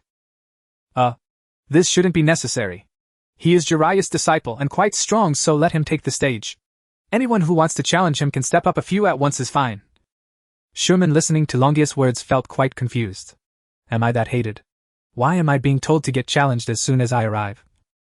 Longye's words instantly set the students of Grass Ninja Village abuzz. What? Lord Daimyo thinks so highly of him. Exactly. I feel like I could take him down all by myself. Are the ninjas from Konoha this arrogant? Listening to the chatter of the Grass Ninja students, Minato's blue eyes were filled with confusion. I haven't said anything yet. How am I arrogant? Minato turned to look at Longyu beside him, who smiled and nodded. Knowing he could not escape, Minato resigned himself to fate and slowly walked to the center of the training ground. Hello everyone, I am Namikaze Minato from Konoha. Minato wanted to introduce himself to the Grass Ninja students, but before he could finish they interrupted him. We don't care what your name is. Exactly. Let me take you down. A student jumped out and stood opposite Minato, then shouted to Ace. Hurry up and start, sensei. The student who jumped out looked very confident, drawing a kunai and posing as if waiting for Ace to signal the start. Seeing their rudeness, Minato said nothing more, also taking out a kunai, his blue eyes filled with seriousness. They are so confident, their strength must be considerable. I need to give it my all. It's a good opportunity to test the jutsu that Jiraiya sensei taught me. Seeing both of them ready, Ace said nothing more while the surrounding students cheered for the Grass Ninja student. Battle start. Ace waved a hand between them and immediately stepped back, intending to watch the two fight. Then he froze, as did everyone around him except Longyu. The Grass Ninja student who jumped out stood still, a kunai already at his neck, a bead of cold sweat rolling down his forehead. When did this happen? Minato, standing behind him, also couldn't believe it. Is this over? I haven't even used the jutsu yet. Minato, now in battle mode, was a completely different person, calm, agile, and merciless. Shall we consider this battle finished?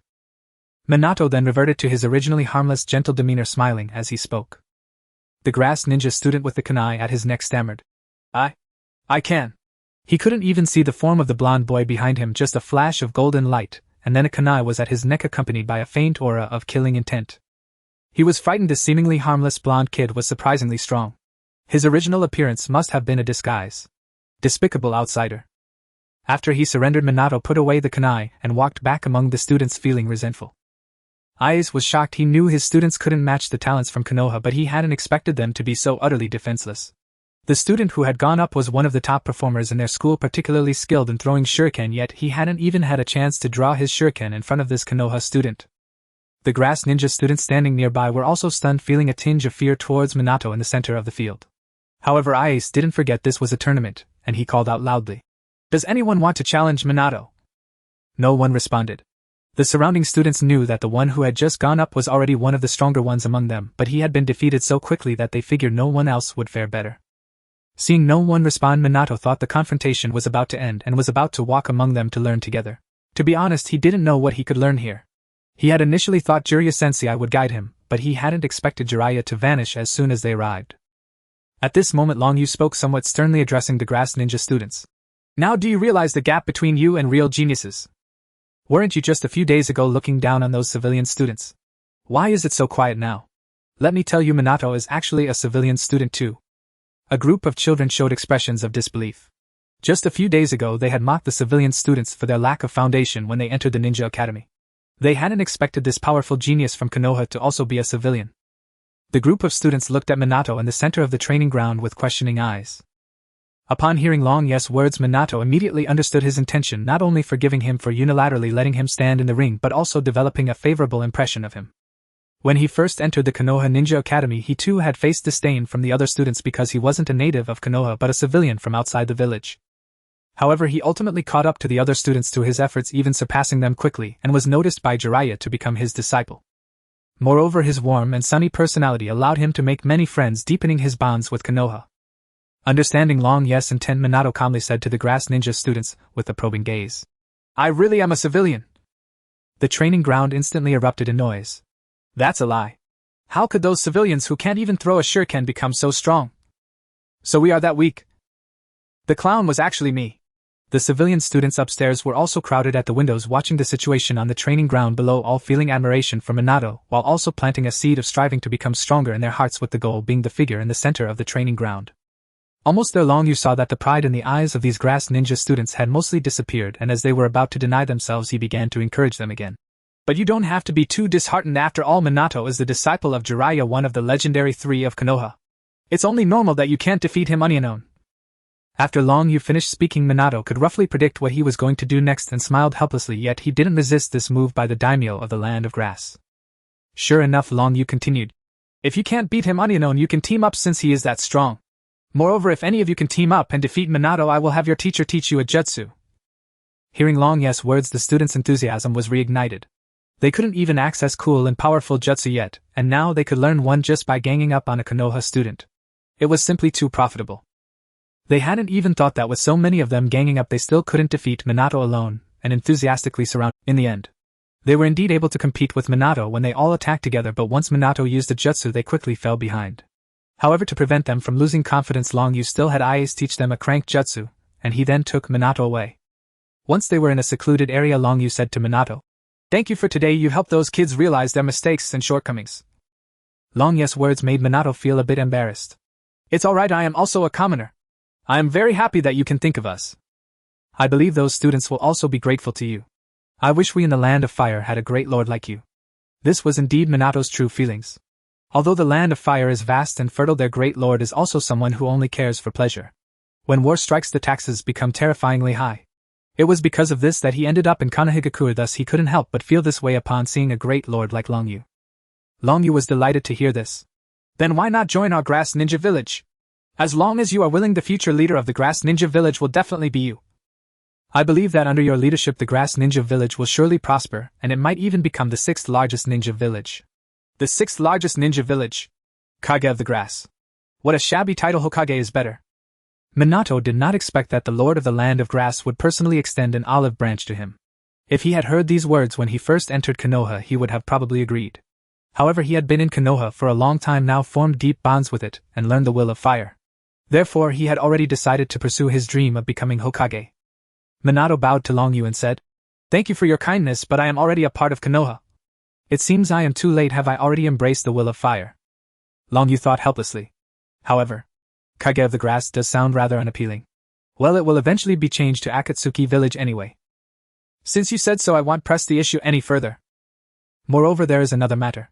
Our grass ninja village does not have much to offer. You can't come here without learning anything and just leave. In the next few days I will teach you a ninjutsu as a reward for today's event. Long Yu smiled at Minato. Regardless, he had to teach Rasengan to Minato this time. However, saying it this way could leave a good impression in Minato's heart. In the future, when he aims to unify the ninja world, the opinions of some strong individuals will be quite important. Jiraiya had not yet informed Minato about this extra arrangement, so he thought it was as Long Yu said, feeling flattered for him. "No. It's not necessary. I came here voluntarily. Even if I can't learn anything, coming here is still a gain, and today's matter isn't that significant." Minato's face turned red as he waved his hand to refuse. "I didn't expect a boy to be this cute." Long Yu couldn't help but think. "Don't be so quick to refuse. Although my strength is not very strong, the ninjutsu I will teach you is not weak at all." This is a ninjutsu without hand seals. Currently it is still a non-attribute ninjutsu, but its power has already reached a rank. If it can be developed into an attribute ninjutsu, its power will surely become strength. This is a once-in-a-lifetime opportunity. If Jiraiya were here, he would definitely agree to let you learn it. Moreover, after you learn it, you can also teach it to your village. Konoha took you, and so this can be seen as repaying some of Konoha's kindness. In fact, there was one more thing Long Yu did not say. In this way you want Konoha much, making it easier for you to be taken away in the future. Minato lowered his head and thought for a moment before finally agreeing. Thus he began to learn Rasengan from Long Yu during his time in the grass ninja village. On the other side, Yahiko and Konan had also safely arrived at Konoha. Our Kage was furious upon learning this news, but it was of no use. The village was filled with Umbu under Hizashi's command, and he had no chance to act. After arriving in Konoha, Yahiko and Konan were arranged to stay with a couple from the Moonlight family. They had a new child whom the couple said was named Moonlight Kaze. Konan quite enjoyed playing with him. After resting for a night, Yahiko and Konan were brought to the ninja academy in Konoha. A messy-looking uncle in a green tight suit was also sending his child to school. His child was dressed in a similar green tight suit, and the villagers began to gossip upon seeing the two. Still a genin at this age, his son is probably just like him. Exactly, he can't even perform ninjutsu. How can someone like this be a ninja? Hearing the villagers' words, the boy in the green tight suit slowly lowered his head. He couldn't refute because what the villagers said was true. His father had indeed always been a genin and their missions were merely trivial tasks like finding cats and weeding. Moreover, neither of them could perform ninjutsu. Hearing these words, he clenched his fists and felt much confusion about his father.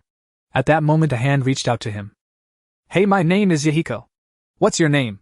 He looked up and saw a sunny face with orange hair wearing a grass ninja headband. My guy also noticed the two children. Upon seeing Yahiko reach out to his son, he instantly became teary-eyed. "On the first day of school you made a friend, Kai. This is youth." Yahiko and Konan suddenly felt extremely awkward and Yahiko's arm hanging in midair became stiff. He initially thought that the people of Konoha had a prejudice against them just because they could not perform ninjutsu.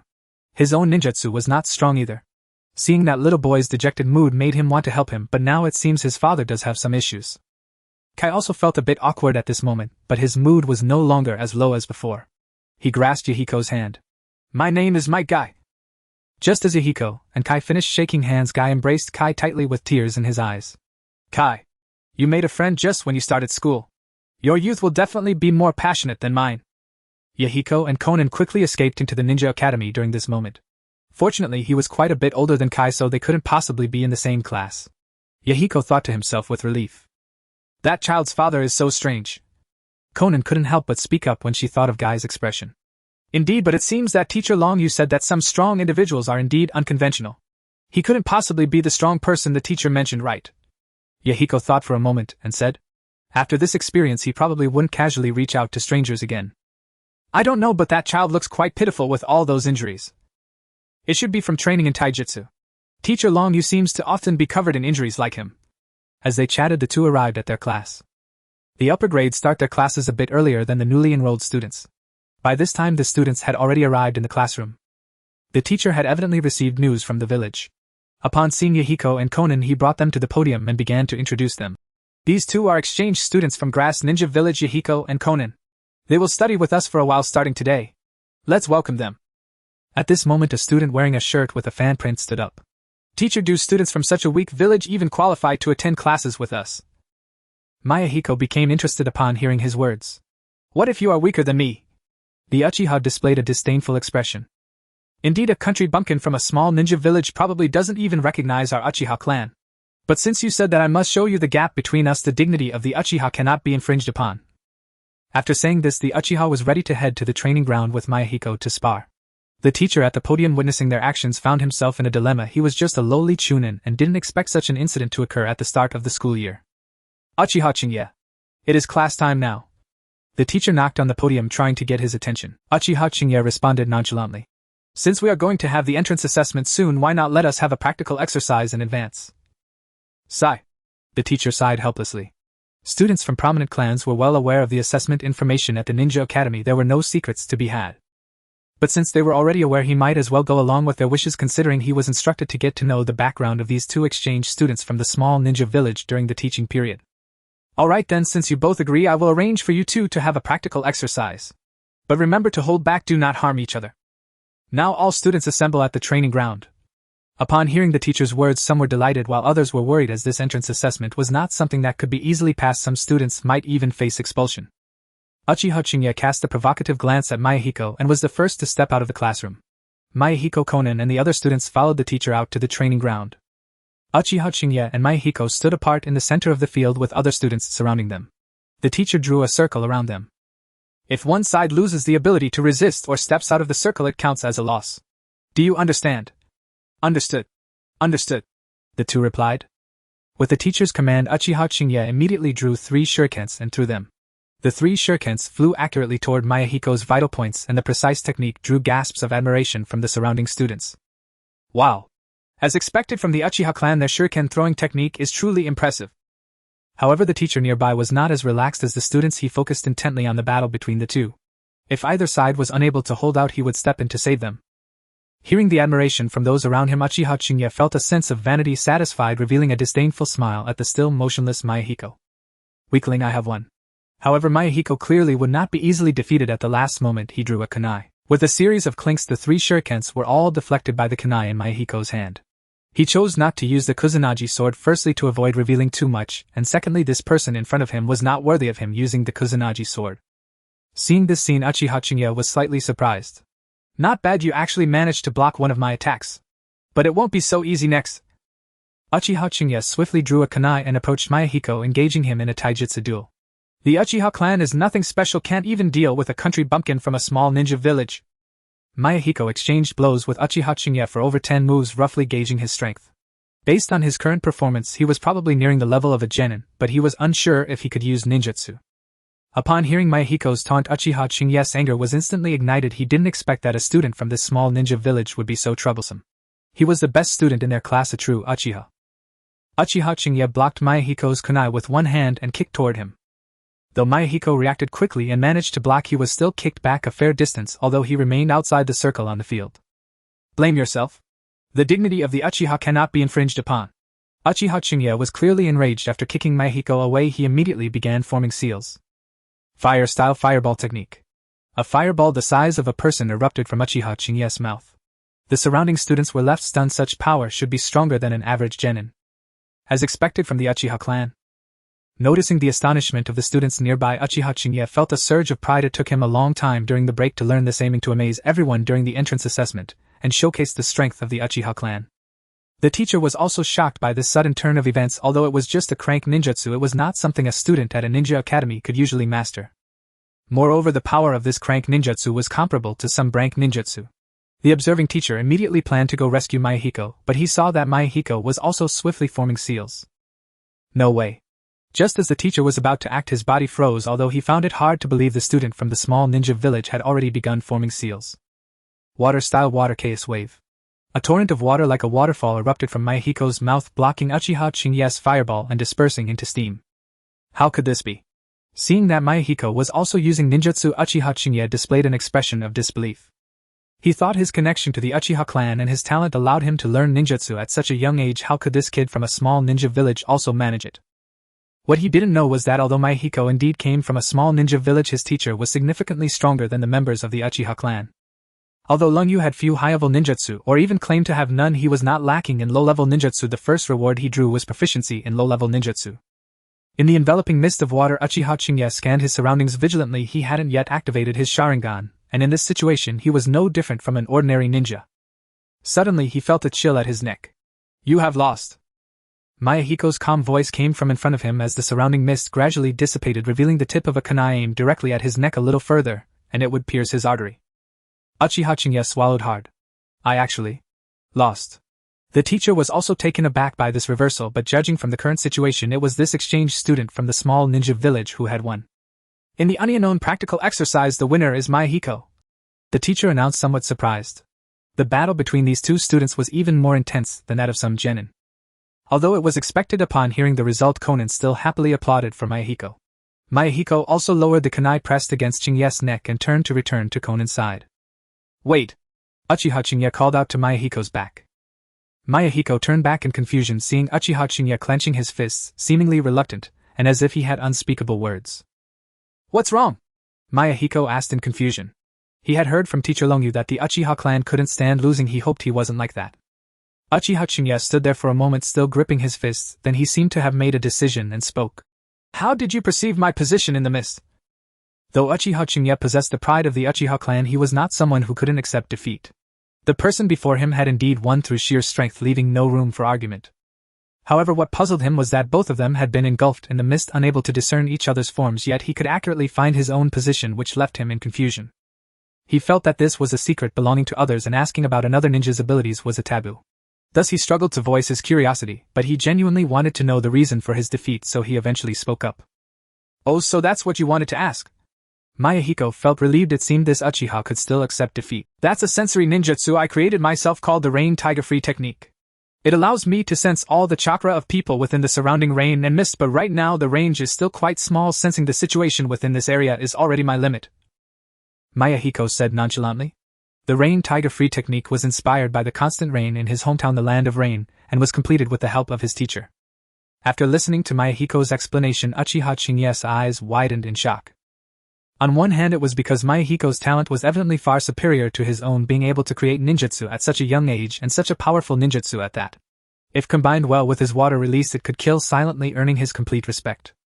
On the other hand, it was astonishing that Mayahiko so easily revealed the secret of his ninjutsu to him. This composure truly shocked him. You just told me your secret like this. Uchiha Chingya spoke somewhat hesitantly. Otherwise, wasn't it you who asked? Mayahiko felt puzzled. You asked me a question, I answered, and now you're questioning why I answered. How strange. Aren't you afraid I might defeat you with your own ninjutsu in our next battle? Uchiha Chingya continued to inquire. Mayahiko smiled. I will become stronger and stronger, strong enough that no one can exploit my weaknesses, strong enough to rival the gods. In that moment Mayahiko radiated an overwhelming brilliance, as if he were a deity.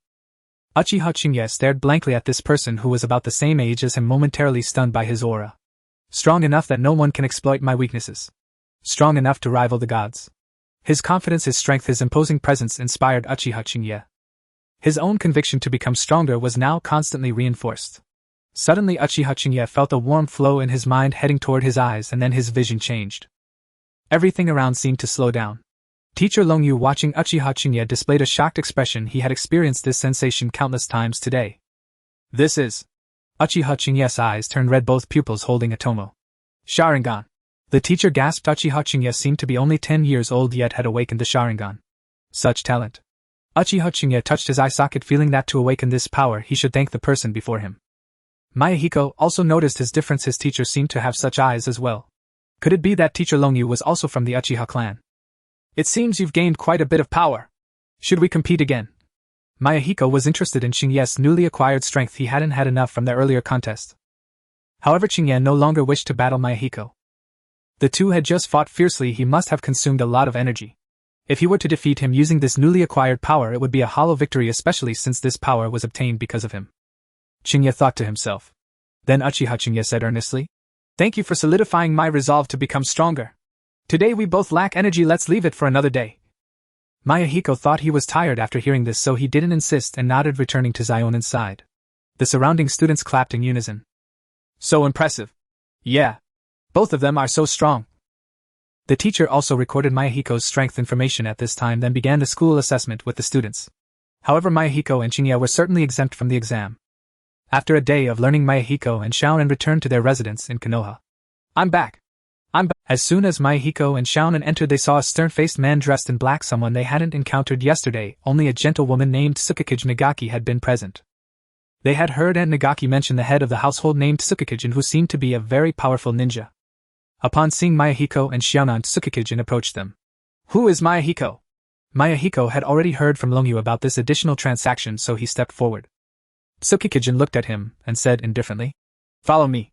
Then he turned without caring whether Mayahiko was following. Mayahiko and Xiaonan exchanged glances, signaling her to be at ease, and then followed Tsukikage.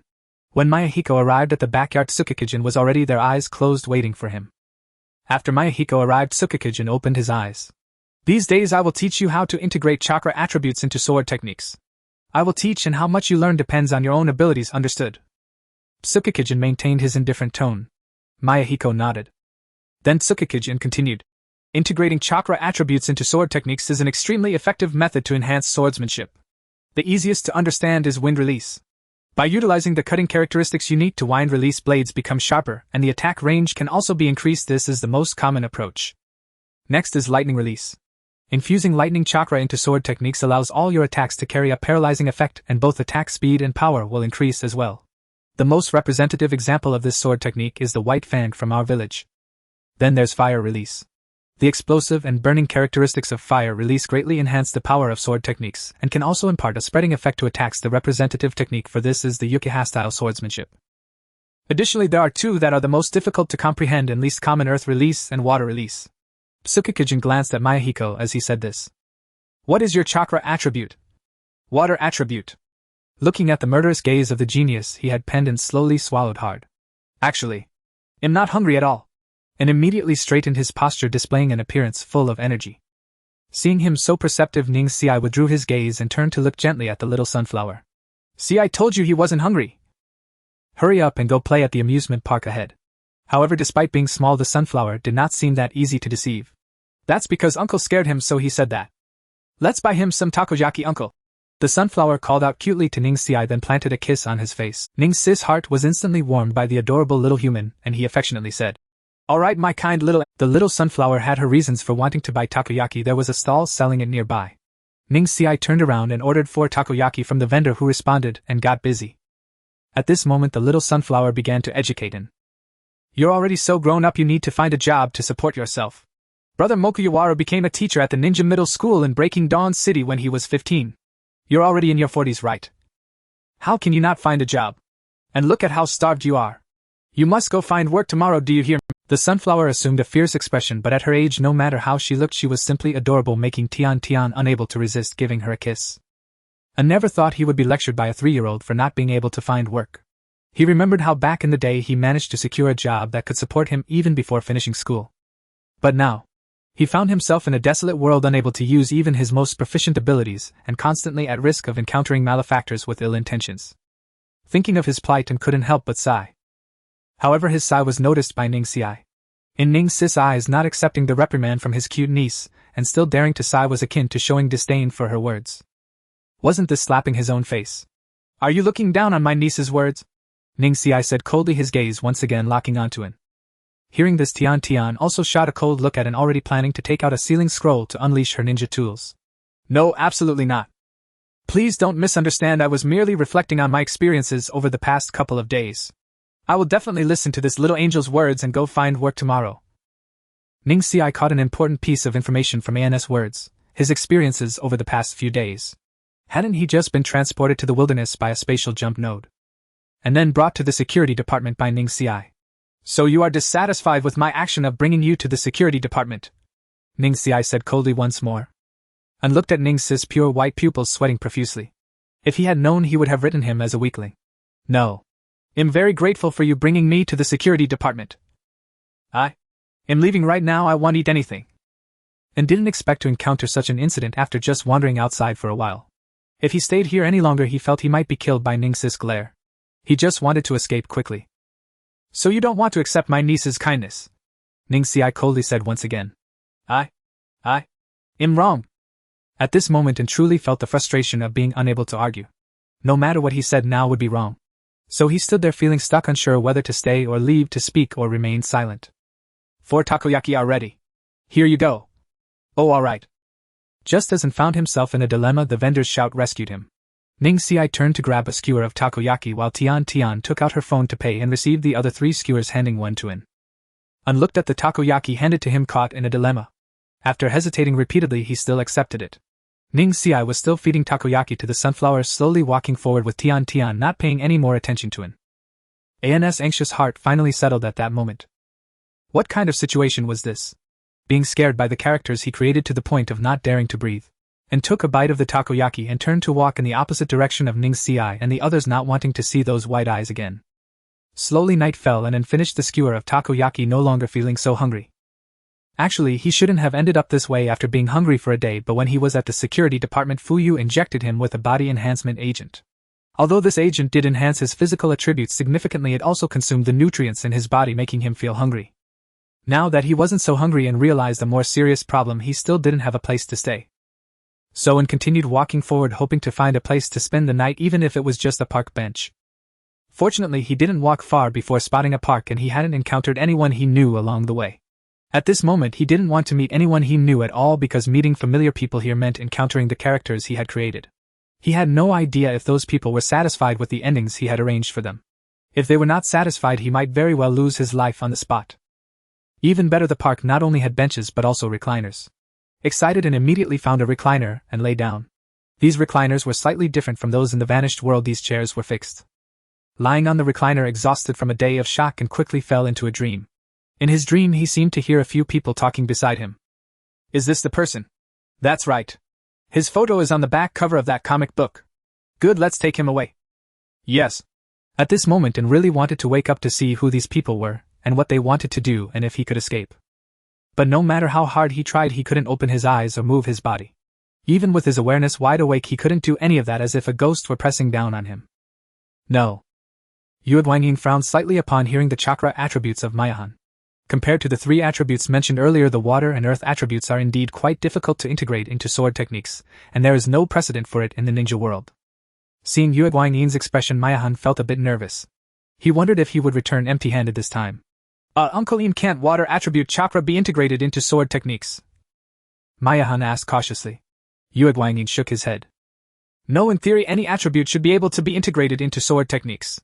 However, due to the characteristics of each attribute, the degree of compatibility with swords and the difficulty of integration will vary.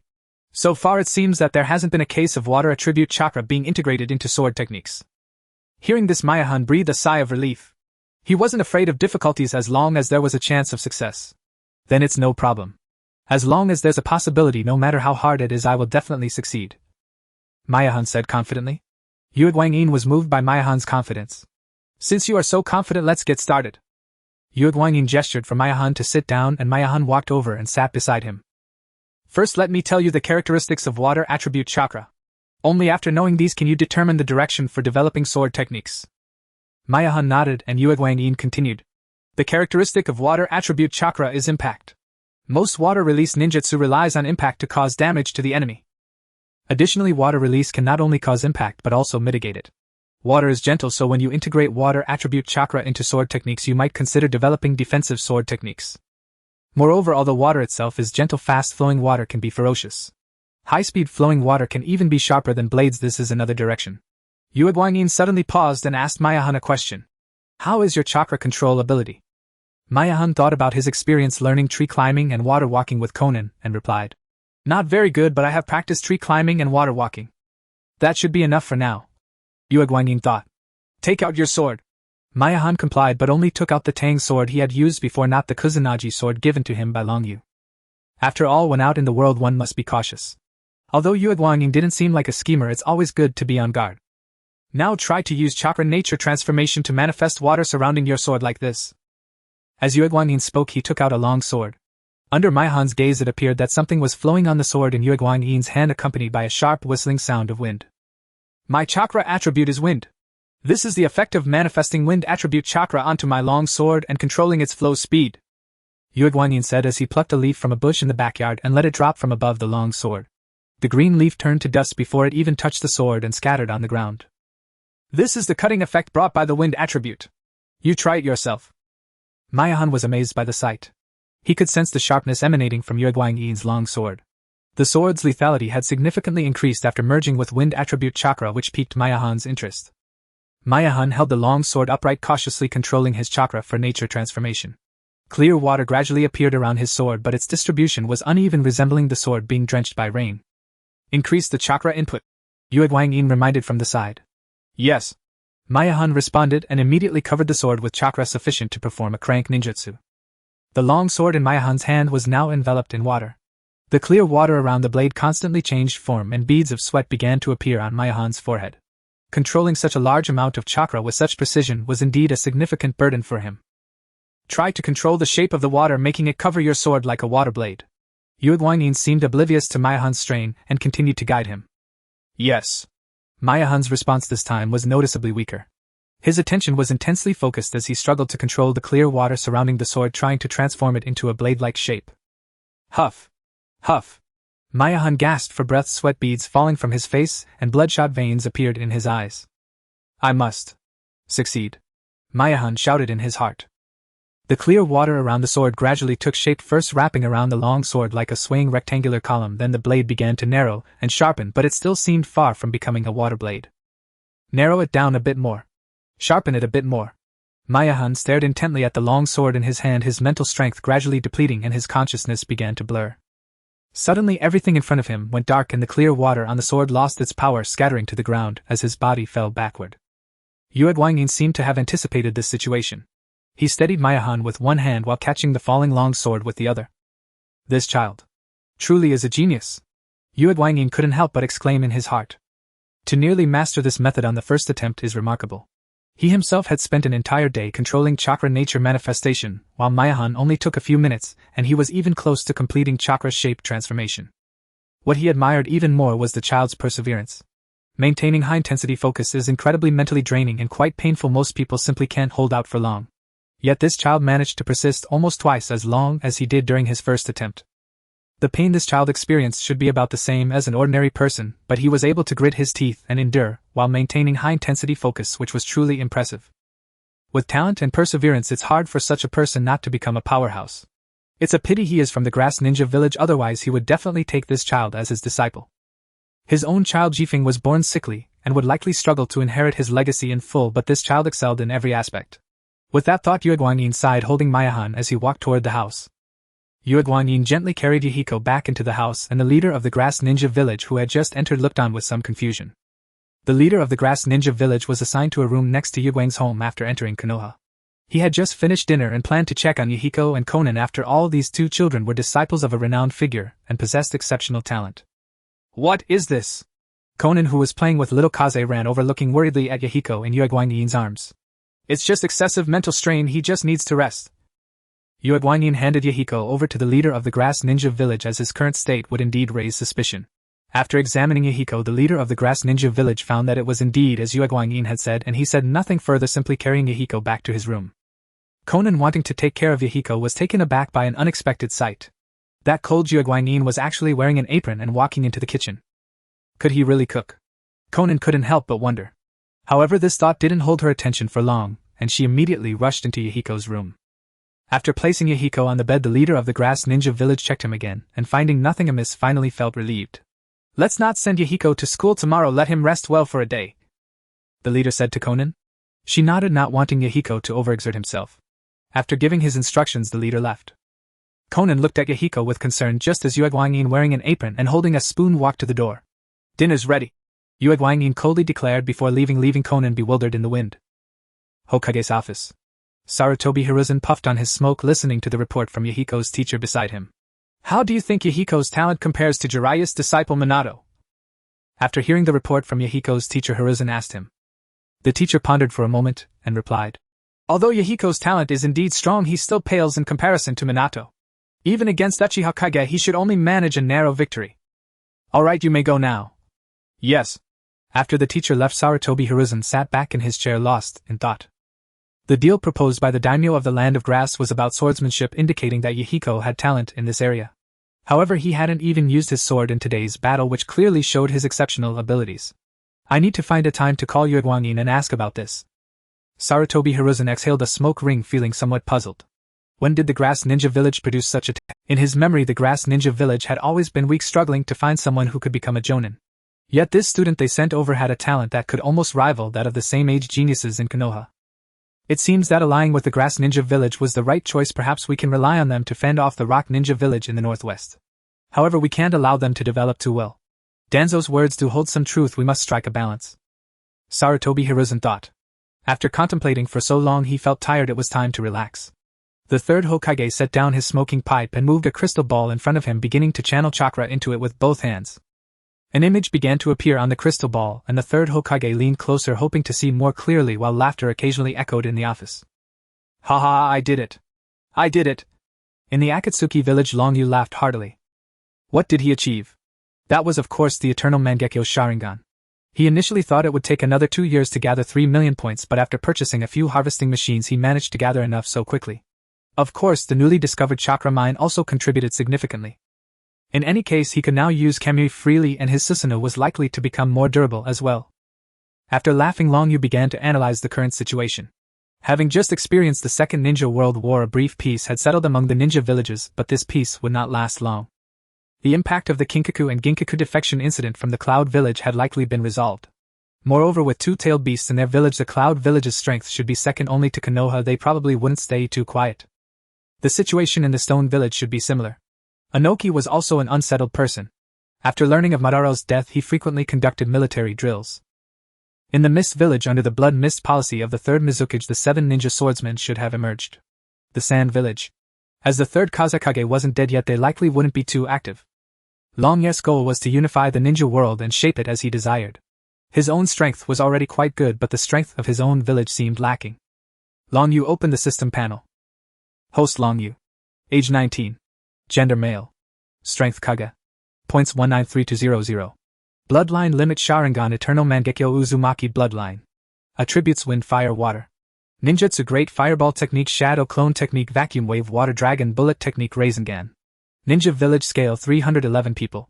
After the Second Ninja World War, he had also taken in some refugees, and now the Akatsuki village's population had increased significantly, beginning to construct some basic infrastructures like ninja academies, restaurants, and hospitals. Looking at the system panel, Long Yu felt dazed, unsure of what to do next. Should he focus on developing his ninja village or continue to enhance his own power, ultimately becoming an enemy of the entire ninja world like Madara? He had already attained the eternal Mangekyo Sharingan, but the points required to evolve into the Rinnegan had multiplied by 100. It required 300 million points to evolve into the Rinnegan. Clearly attempting to enhance his strength in this direction would take too much time, so he should focus on developing the strength of Akatsuki village. However, before that he needed to meet someone. A small vortex appeared, pulling Long Ye's figure inside. Outside the door, Genkan and Okitata, hearing the silence inside, reluctantly removed their ears from the door. What do you think the leader meant when he said he got something? Genkan asked, thoughtfully looking at Okitata. Okitata shook his head, indicating he didn't know. I remember that when my father's concubine was found to be pregnant, she always shouted like this. Do you think the leader might be? Genkan looked at Okitata with some suspicion, while Okitata imagined Long Yu with a big belly, and covered his mouth, bending over to gag. Genkan continued, looking at Okitata's reaction. I remember that when my father's concubine was pregnant, they would all. Shut up. Before Genkan could finish his sentence, Okitata interrupted him. Long Yu arrived in the Kamui space where a brown-haired boy was trapped inside. Long Yu approached him and asked, Have you made up your mind? The brown-haired youth is Shingshu. When he accidentally fell into the trap of the explosion talisman, Long Yu was always watching. At the moment of the explosion, he pulled Shingshu into the Shinwei space while blocking the sight of Orochimaru. Long Yu chose to save Shingshu partly because of his remarkable strength and talent, which might allow him to grow into a shadow-level ninja in the future. On the other hand, he wanted to inquire about the location of the wet bone forest, hoping to learn some immortality techniques there. However, to his surprise, Shingshu completely ignored him and regarded the Akatsuki village as an evil organization. Xian Jian and the others had all been deceived by him. What a joke. The youths in Akatsuki village are aspiring individuals ready to realize their dreams in the ninja world, and Long Yu is the ambitious youth guiding them towards their aspirations. How could he possibly be a bad person? Upon seeing Long Yu, Shingshu snorted coldly and turned his head away. Don't waste your efforts. I would never betray Konoha, Shingshu said coldly.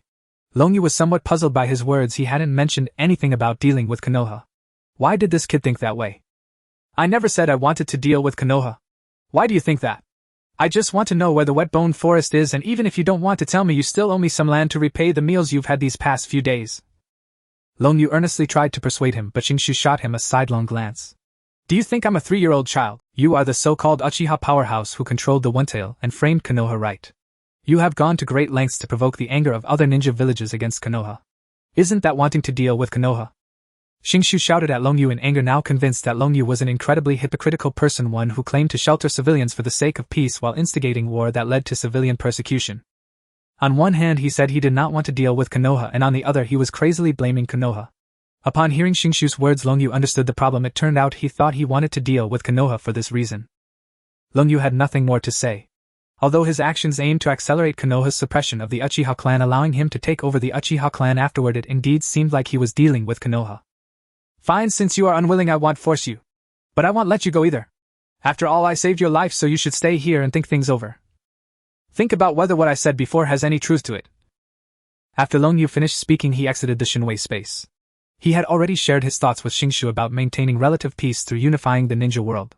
However, Shingshu clearly did not understand, so Long Yu had to temporarily imprison him, especially since he had discovered Long Yu's secret, which was not just a secret between two people. After leaving the Shinwei space, Long Yu had already devised his next plan. He intended to head to the Hidden Mist village. Previously, he had always thought that the blood mist was created by Obito. But after arriving in the ninja world, he found that the situation was not as he imagined. The current Hidden Mist village had already claimed to be the blood mist, yet it was still under the governance of the third Mizukage, and Obito was only 2 or 3 years old. This means that the blood mist policy had already been implemented before Obito took control of the fourth Mizukage, and Obito merely continued or intensified the blood mist policy. Since the blood mist policy had already begun, it stands to reason that the bloodline clans of the Hidden Mist village had started to be persecuted. It would be worth checking out, and with his Shinwei upgraded to the Eternal Mangekyo Sharingan, Long Yu was confident that no one in the ninja world could keep him there. After finding a different mask to wear, Long Yu left a shadow clone at Akatsuki village while his main body set off towards the Hidden Mist village. Since he had never been to the Hidden Mist village before, he could not use Shinwei to get there, and had to walk slowly instead. Inside Konoha village's ninja academy, Uchiha Chingya was uninterested in the class, frequently glancing at an empty seat in the classroom. However, to the other students it appeared he was looking at the blue-haired girl sitting next to that seat. Finally, the class ended. Uchiha Chingya stood up and walked towards Xiaonan while the surrounding students whispered about it. Do members of the Uchiha clan really take an interest in girls? It's indeed a bit hard to believe. I guess he went to ask about Yahiko's news. One classmate seemed to have seen through the situation. Hey, why didn't Yahiko come today? Uchiha Chinya asked Shonan as he reached her side, and the surrounding students looked at the classmate who had just revealed the truth with admiration. Yahiko overexerted himself during training yesterday and fainted, so he's resting at home today. Shonan replied, feeling a bit worried for Yahiko. Upon hearing Zionan's response, Uchiha Chinya said nothing more and returned to his seat with his head down, seemingly lost in thought. At this moment Yahiko had already woken up. Shonan had left him a note, and he knew that she had asked for leave for him, so he didn't need to go to the ninja academy today. This was exactly what he wanted. However, he didn't plan to rest all day. He had found some inspiration yesterday, and intended to try it out today. Yueguangyin had already gone out on a mission, and after saying goodbye to Yueguang Changming, Yahiko left the house. He then found a secluded spot to start chopping trees. Yahiko took out his blade, holding his breath and focusing. A small amount of water began to cover the blade, and he started to control the water's flow, making it move rapidly at one end of the blade, sharpening the water stream. This was inspired by a technique he had seen in a dream last night used by a young boy who executed 10 sword techniques. He had only understood one so far, which involved leveraging the high-speed flow of water to generate cutting force and sever the enemy in front of him. Thus he thought of using tree chopping to test the power of this sword technique. However, it seemed not so simple in practice. With his current control, the water's flow rate was insufficient to cut through the trees. It seems I need to find a way to enhance my control over chakra, Yahiko thought. But how should I do that? Having completed tree climbing and water walking, how can I elevate my chakra control to the next level? Just as Yahiko was at a loss, a voice suddenly interrupted his thoughts. Hey, who are you? What are you doing here? Yahiko looked towards the voice and saw a fish-eyed figure wearing a mask perched on a tree, estimating that he was probably just entering the ninja academy. I am training here, can't you tell? Miyen showed little interest in the child, continuing to ponder ways to enhance his chakra control. Can chopping trees be called training? With lifeless eyes he jumped and landed steadily on the ground. Kakashi was originally training nearby, but before he could practice for long, a loud noise erupted beside him, accompanied by passionate shouts, making it impossible for him to focus on his training. Thus he decided to check what was happening. As he arrived, he saw a boy with orange hair wielding a long knife chopping down trees. This was someone he had not encountered before, but the forehead protector on the boy's head indicated his identity. He must be an exchange student from the Grass Ninja Village. News had already spread among the students at the Ninja Academy yesterday that the ninja from the Grass Ninja Village was a genius, and even Kakashi, who had just enrolled, was aware of it. However, it seemed that this so-called genius was not very bright, practicing by chopping trees with a long knife. Even if it was to build strength, shouldn't he use an axe? I am practicing infusing chakra attributes into my sword technique. Chopping trees is merely to test the power of my sword skills. Miyen found the child in front of him quite unlikable. Despite being so young, he displayed an arrogant and cold demeanor, even wearing a mask. Could it be that he was very ugly? Thinking of this, Miyen became somewhat curious about his appearance. Infusing chakra attributes into sword techniques. Is this what you mean? Kakashi said as he drew a short knife from behind and held it in front of him, and soon arcs of electricity began to appear on the blade, accompanied by faint sounds of electric currents. Seeing this scene, Miyen was stunned. Are all the kids from Konoha this monstrous? This child looks to be only 3 years old. Kakashi had seen his father train like this since he was young, and Shikaku Hatake would often teach him. Moreover, merging lightning attribute chakra with sword techniques only required controlling the chakra's nature to cover the blade, which is why Kakashi was able to learn it at such a young age, though the power still needed verification. How did you do it? Miyen found it hard to believe that something he had struggled with to the point of fainting could be easily accomplished by a child. He thought Kakashi had already mastered the flow of lightning attribute chakra, which left him utterly shocked. Seeing Miyen's astonished expression, Kakashi thought, isn't it just a matter of having hands? You just need to control the change in chakra's nature and let it cover my short knife. Kakashi demonstrated it again to Miyen.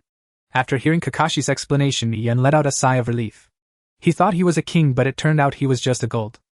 I can do what you said, look, Miyen said as he controlled the change in chakra's nature to cover his blade, wrapping his long knife in a mass of water. Kakashi looked at Miyen as if he were an idiot. What use is wrapping a mass of water around your knife? Since Kakashi was still very young, Shikaku Hatake had not yet taught him any sword techniques. What Kakashi could do now was merely mimic what he had seen during his father's training, combined with what he had learned about chakra nature changes. Thus he did not realize that he also needed to control the form change of the chakra to enhance its power. To him it seemed that infusing chakra attributes into sword techniques was of little use. Lightning release could at least provide some paralysis, but water release seemed entirely useless. While this is indeed useless now, if I can control the water to flow at high speed with chakra, it would significantly enhance the power of my sword techniques. Miyen began to experiment once again, attempting to control the water flow with chakra. This time the situation improved slightly. The water flowed at a steady speed around the blade, though the flow rate was still not very high. Mien raised the long knife and struck it against a large tree. Some wood chips were swept away by the water flow. Although the blade had not yet touched the trunk, a small notch had already been carved into the tree, albeit a minor one. My chakra control is still insufficient. If I could stabilize the flow of water to move at a higher speed, I could produce a force sharper and stronger than the sword itself. Mien explained to Kakashi.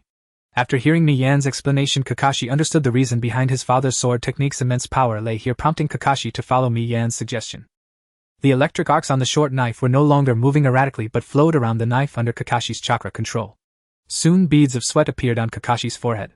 When he felt the flow of the arcs stabilize, he picked up the short knife and slashed at the trees ahead. As expected, the power had increased significantly. Kakashi's performance was much better than Mien's. The short knife easily sank into the trunk, and the edges of the cut were charred, clearly scorched by the high temperature of the lightning. This is indeed the case, but why did you use water attribute chakra for this? Other attributes should be easier, right? Having tried it himself, Kakashi was puzzled by Mien's actions.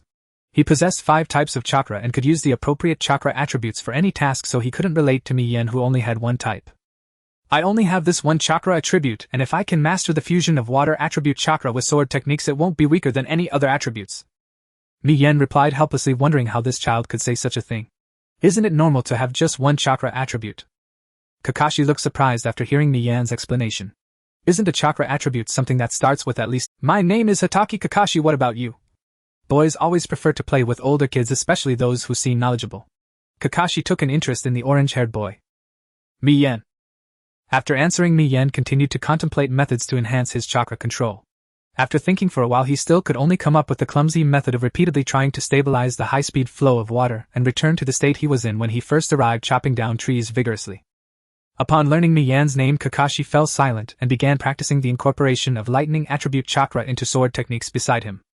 Time flies when you're having fun. The sun was now directly overhead, and the notch Mien had chopped was deeper, while Kakashi seemed to have made some progress in his training as well. Kakashi, it's time to go home for dinner. A middle-aged man with silver hair looking similar to Kakashi emerged from the woods and spoke to him. Yahiko tilted his head curiously and saw a man with silver hair identical to Kakashi's, clad in a dark green shinobi vest and carrying a short blade across his back. Oh! Kakashi murmured, then dashed forward and took Tsukumo Hitaki's hand. Tsukumo too noticed Yahiko standing nearby and glanced at him with quiet interest upon seeing the boy's earnest expression. Say goodbye to your friend, Tsukumo said, gently crouching down and placing a hand on Kakashi's head. A reluctant glint flickered in Kakashi's dull fish-like eyes. He was not one for idle conversation. Having already spoken more than usual with Yahiko, the prospect of yet another farewell filled him with quiet resistance. His ideal friend, he thought, would be just as silent and reserved as himself. Goodbye. Kakashi rolled his eyes with resigned exasperation, uttered the words, and promptly tugged Tsukumo's hand, walking away. Yahiko watched their retreating figures, his gaze softening with quiet envy. His own parents, he recalled, had perished in war when he was about this age. Then his expression hardened, resolute, unyielding. For the peace our leader envisions, I must grow stronger. Yahiko snapped back to focus, only for his stomach to rumble loudly, breaking the moment. Perhaps I should eat first. Yahiko gathered his things, preparing to leave, when suddenly a figure descended from the sky, urgent, breathless, then lighting up with surprise, and a faint affectionate scolding, as her eyes fell upon him. Didn't I tell you to rest today? Why are you here? It's past mealtime, you should have gone home long ago. Konan's paper form dissolved midair as she landed beside Yahiko, her voice edged with gentle reproach. Yahiko knew he was in the wrong and stood quietly under Konan's reprimand, waiting patiently until her tone softened before speaking. Last night I dreamed of a youth whose swordsmanship was extraordinary. He fused 10 distinct water nature chakra techniques with blade artistry. The vision sparked an idea, so I came out today to test it. Yahiko scratched his head sheepishly. But that doesn't excuse neglecting your own body. Konan retorted, still mildly irked, though her frustration stemmed entirely from deep-seated care. Both she and Yahiko were orphans of Amigakure, surviving the ravages of war. In daily life, Yahiko always looked after her, offering her food first, shielding her from beatings, standing between her and danger. To Konan, he was among the most vital people in her world. Seeing him disregard his own well-being stirred both anger and profound tenderness. All right, Konan, I understand. I'm sorry, I shouldn't have worried you. Next time I go out, I'll tell you first. How's that? Yahiko smiled warmly, touched by Konan's concern. Let's go home together for lunch, he added gently. Konan's composure had fully returned.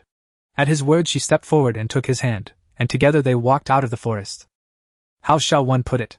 You have a father, I have a childhood friend. It's difficult to say who is truly luckier. Grandmother, let me carry that for you. Just as Yahiko and Konan reached the street, they spotted a child wearing orange goggles and a shirt emblazoned with the Uchiha fan insignia. Beside him shuffled an elderly woman struggling to lift a heavy sack of rice beneath the scorching midday sun, sweat glistening across her wrinkled brow. The boy in orange goggles took the sack from her hands, but being small he staggered visibly under its weight. Yet he paid no mind, flashing a strained but determined smile as he asked, "Grandmother, where do you live? I'll carry the sack home for you." The grandmother, sensing his effort, reached out to take it back. "Thank you, child, but let me manage. You're still so young, it's far too heavy for you." The boy deftly dodged her hand and beamed, a radiant sunlit grin. "It's fine, grandmother. After all, I'm going to be Hokage one day. Surely I can handle a single sack of rice. Let me walk you home." Seeing his unwavering resolve, the grandmother relented and pointed the way. With renewed purpose, the boy hoisted the sack and began trudging steadily toward her direction. "Thank you so much, child. I truly believe you'll become Hokage someday," she murmured gratefully, hobbling behind him, her frail frame bent with age. Hearing her words, the boy swelled with pride. He pointed emphatically at the Uchiha crest on his back. "Of course. I bear the emblem of the Uchiha clan. I'll surely stand before you as Hokage one day." Though his declaration burned with youthful fervor, the sack was already taxing his strength, and now lifting one hand to gesture, its full weight wrenched his balance, threatening to topple him onto the ground. Startled, he seized the sack with both hands, but his whole body swayed precariously. The grandmother instinctively stepped forward, anxious yet uncertain how to help. Just as he teetered on the verge of collapse, a pair of steady hands steadied him. "Before doing good deeds, first gauge your own limits." It was Yahiko who intervened. Once the boy was balanced, Yahiko lifted the sack from his arms. "Let me carry this. You go support grandmother from behind." Yahiko hoisted the sack effortlessly. He sensed the boy's innate kindness and desire to help, and thus chose not to let Konan assist the grandmother, knowing the boy would find greater joy in contributing himself. The boy in orange goggles was none other than a young Obito Uchiha. His cheeks flushed faintly from embarrassment, but he obediently turned and offered his arm to the grandmother. "Grandmother, let me support you." "Oh yes, thank you both." Her weathered face blossomed into a warm, grateful smile. The four soon arrived at the address she'd indicated. "Grandmother, which floor do you live on?" Yahiko asked, gazing up at the modest multi-story building. "I live on the second floor." Yahiko carried the sack upstairs without pause. After delivering her safely home, the three stepped back out into the sunlight. Thank you for today," Obito murmured softly to Yahiko. Yahiko merely waved dismissively, and turning took Konan's hand and walked away. Obito watched Yahiko's retreating silhouette, and silently vowed, "I'll eat more. I'll grow stronger, so that one day I can help even more people." Far off beneath the earth, a shadowy ink-black entity observed the entire scene, then slithered swiftly away through the subterranean darkness. Before the demonic statue of the outer path, Black Zetsu materialized before Madara Uchiha. Madara stirred, his eyes opening slowly as if roused by an ancient certainty. "Lord Madara, the suitable candidate from the Uchiha clan has been found." Black Zetsu bowed low, his voice a whisper woven from dust and time. "Tell me about it." The face of the old man, covered in wrinkles, moved slightly. "I have been observing in Konoha for the past few days and discovered someone named Uchiha Obito, a member of the Uchiha clan who perfectly matches the situation you described. Every day he helps the villagers, filled with kindness towards everyone dreaming of becoming Hokage, and has a deep love for this world." Black Zetsu reported the suitable candidate to Madara, who listened expressionlessly. "He is indeed a suitable choice. A person who harbors infinite love for this world will develop infinite hatred when betrayed by it. Moreover, the Uchiha's bloodline will grant him boundless power. Excellent Uchiha Obito, you shall be my future pawn." Madara mumbled to himself, revealing a rare trace of a smile. "For now, let's not pay him any mind. Let him cultivate more love for this world and build deeper bonds. When those bonds are destroyed, his original identity will vanish as well." "Understood. How is Nagato faring?" Madara inquired. "I have taught him 5 types of jutsu and the yin-yang release. He has also mastered the universal pull and heavenly obstruction, however he cannot yet handle other abilities with his current body. Do not let him be exposed too early in the ninja world. We will discuss everything once he matures. Even if he fails to capture a tailed beast by then, it won't matter as long as he can utilize the rebirth of the heaven's birth technique." "Understood," Black Zetsu replied respectfully. After speaking, Madara closed his eyes once more.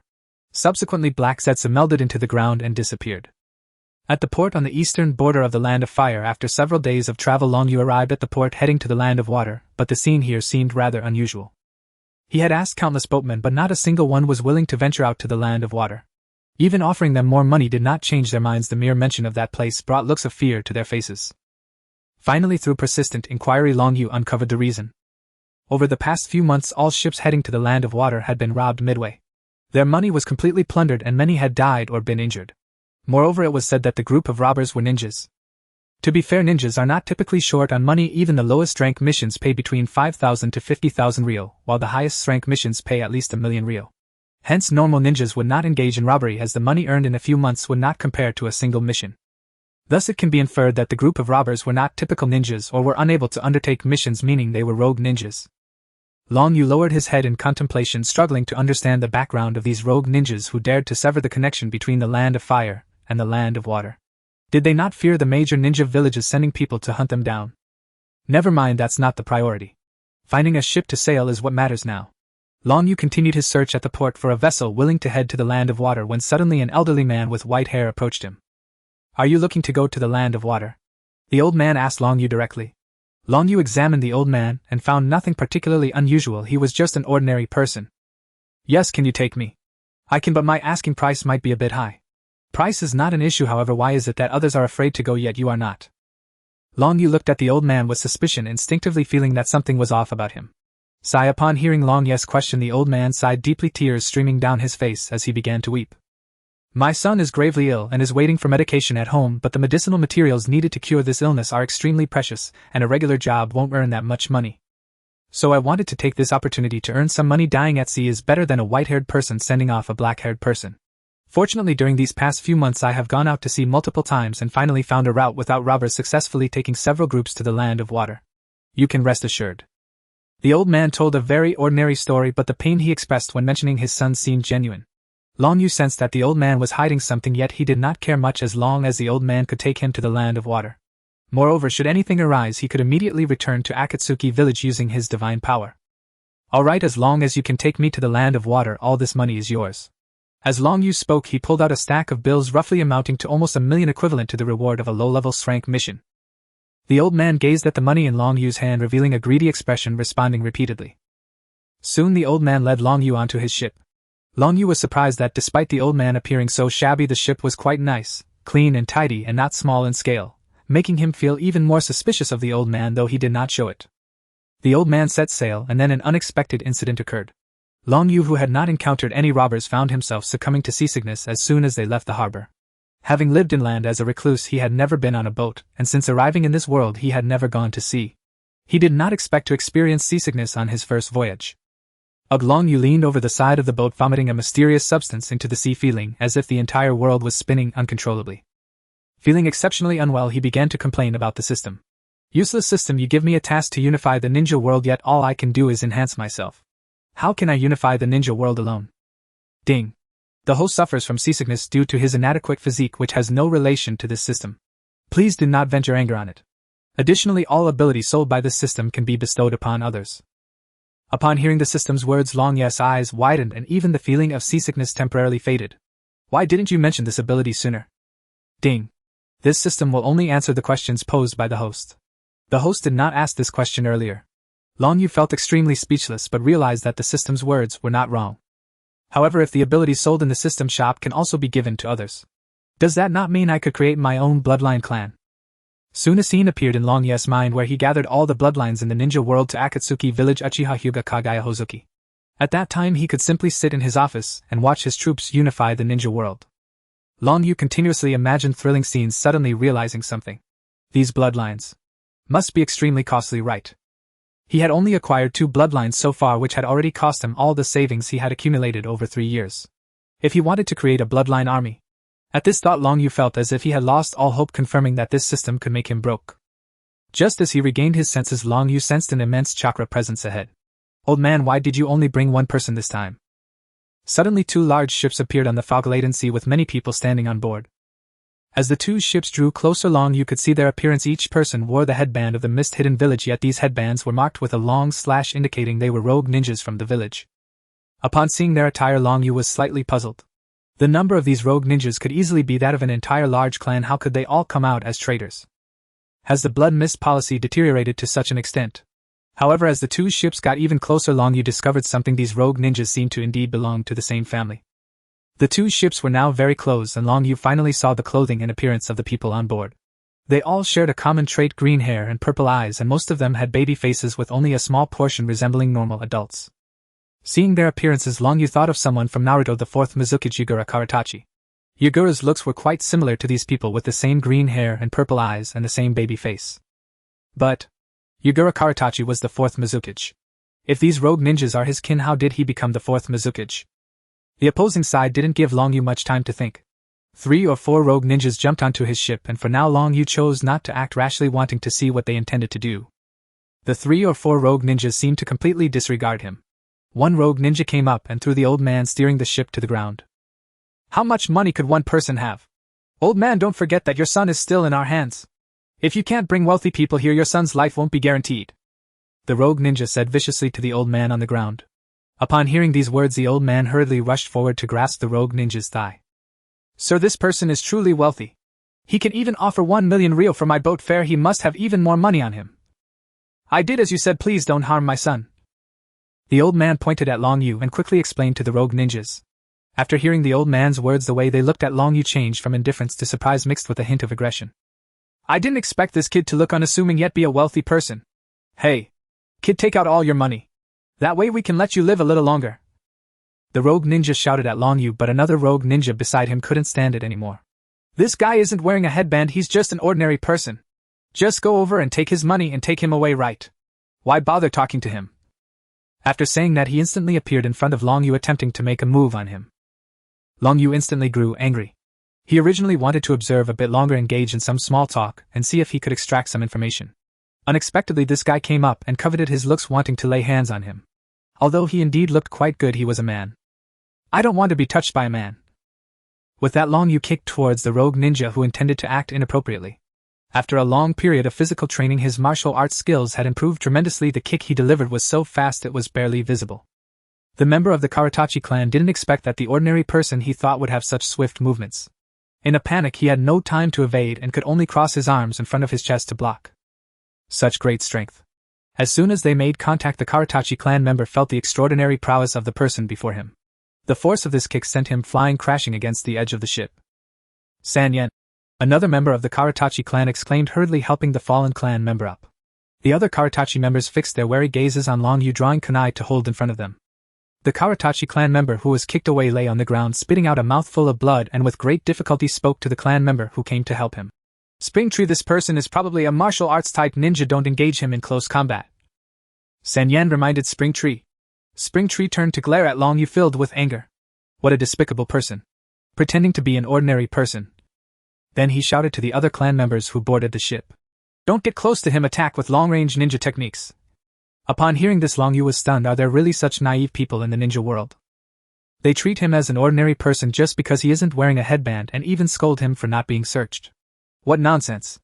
After receiving Springtree's command, the other Karatachi clan members immediately began to attack Long Yu with long-range ninja techniques as he instructed. Water release coral palm technique. 2 Karatachi clan members formed hand seals and clapped their hands together, causing clusters of coral to begin growing from their hands towards Long Yu. Long Yu didn't dodge. He was quite curious about the growing coral. He recalled that in the original work, Naruto was struck by Yagura's coral palm, causing coral to continuously grow on the struck person, restricting the ninja's movement. This technique could be considered a nemesis for martial arts type ninjas. 2 clusters of coral began to grow upwards from beneath Long Yu's feet, and in no time he was completely covered by coral, leaving only his head exposed. Seeing Long Yu covered in coral, Springtree slowly relaxed, feeling that he no longer posed any threat. Which ninja village do you belong to? Springtree asked Long Yu. What is your purpose in hiding your identity and coming to the mist-hidden village? Long Yu didn't answer his question but tilted his head to respond. Given your appearance, you should already be rogue ninjas from the mist-hidden village, right? Why do you still care about the affairs of the mist-hidden village? That has nothing to do with you. You only need to answer the question I asked. Otherwise you'll regret it soon. Springtree naturally wouldn't answer Long Yu's question, starting to threaten him. Hearing Springtree's words, Long Yu sighed helplessly, wondering why there were so many self-righteous individuals. Do you think you've already got me under control? Long Yu spoke up to them, and without waiting for their response, chakra surged from his body, creating thin blue flames around him. Springtree and San Yen's pupils constricted. They had never seen a ninja possess such a vast amount of chakra. Even a tailed beast probably wouldn't compare. However, Long Yu's actions weren't over. The chakra within him began to violently assault the restrictions in his body: open, rest, birth, injury, and shut. Each restriction opened, causing the chakra flames around Long Yu to intensify. When the last shut gate opened, the chakra flames around him became clearly visible and veins started to appear on his face. The coral on Long Yu was instantly shattered, and in the blink of an eye he appeared before Springtree, followed by a swift kick. Springtree's astonished expression hadn't even recovered when he saw a foot rapidly enlarging before his eyes, followed by an intense pain throughout his body. Long Yu wanted to make the Karatachi clan submit to him, so he didn't use lethal force, he merely kicked him in the stomach, and even Sanyan, who started it, didn't use his full strength against him. Like Sanyan, Springtree hung on the edge of the ship's cabin and slowly slid to the ground. Springtree couldn't help but spit out a mouthful of blood, and then a foot stepped on his chest. "Take me to see your clan leader." The Gajitsu's Springtree struggled to lift its head. After glancing around, it discovered that all the clansmen who had come aboard this ship were already lying on the ground. The person stepping on it, with hollow eyes and a vacant expression, asked it as if its life depended on following orders. "Humph, although your physical skills are formidable, you must have used forbidden techniques by now, right? As soon as our clansmen arrive, you will surely have no way to escape." Long Yu sensed that the Gajitsu clan members seemed a bit deranged. He could take their lives at any moment, yet they dared to speak to him like this. Truly bold. "Escape.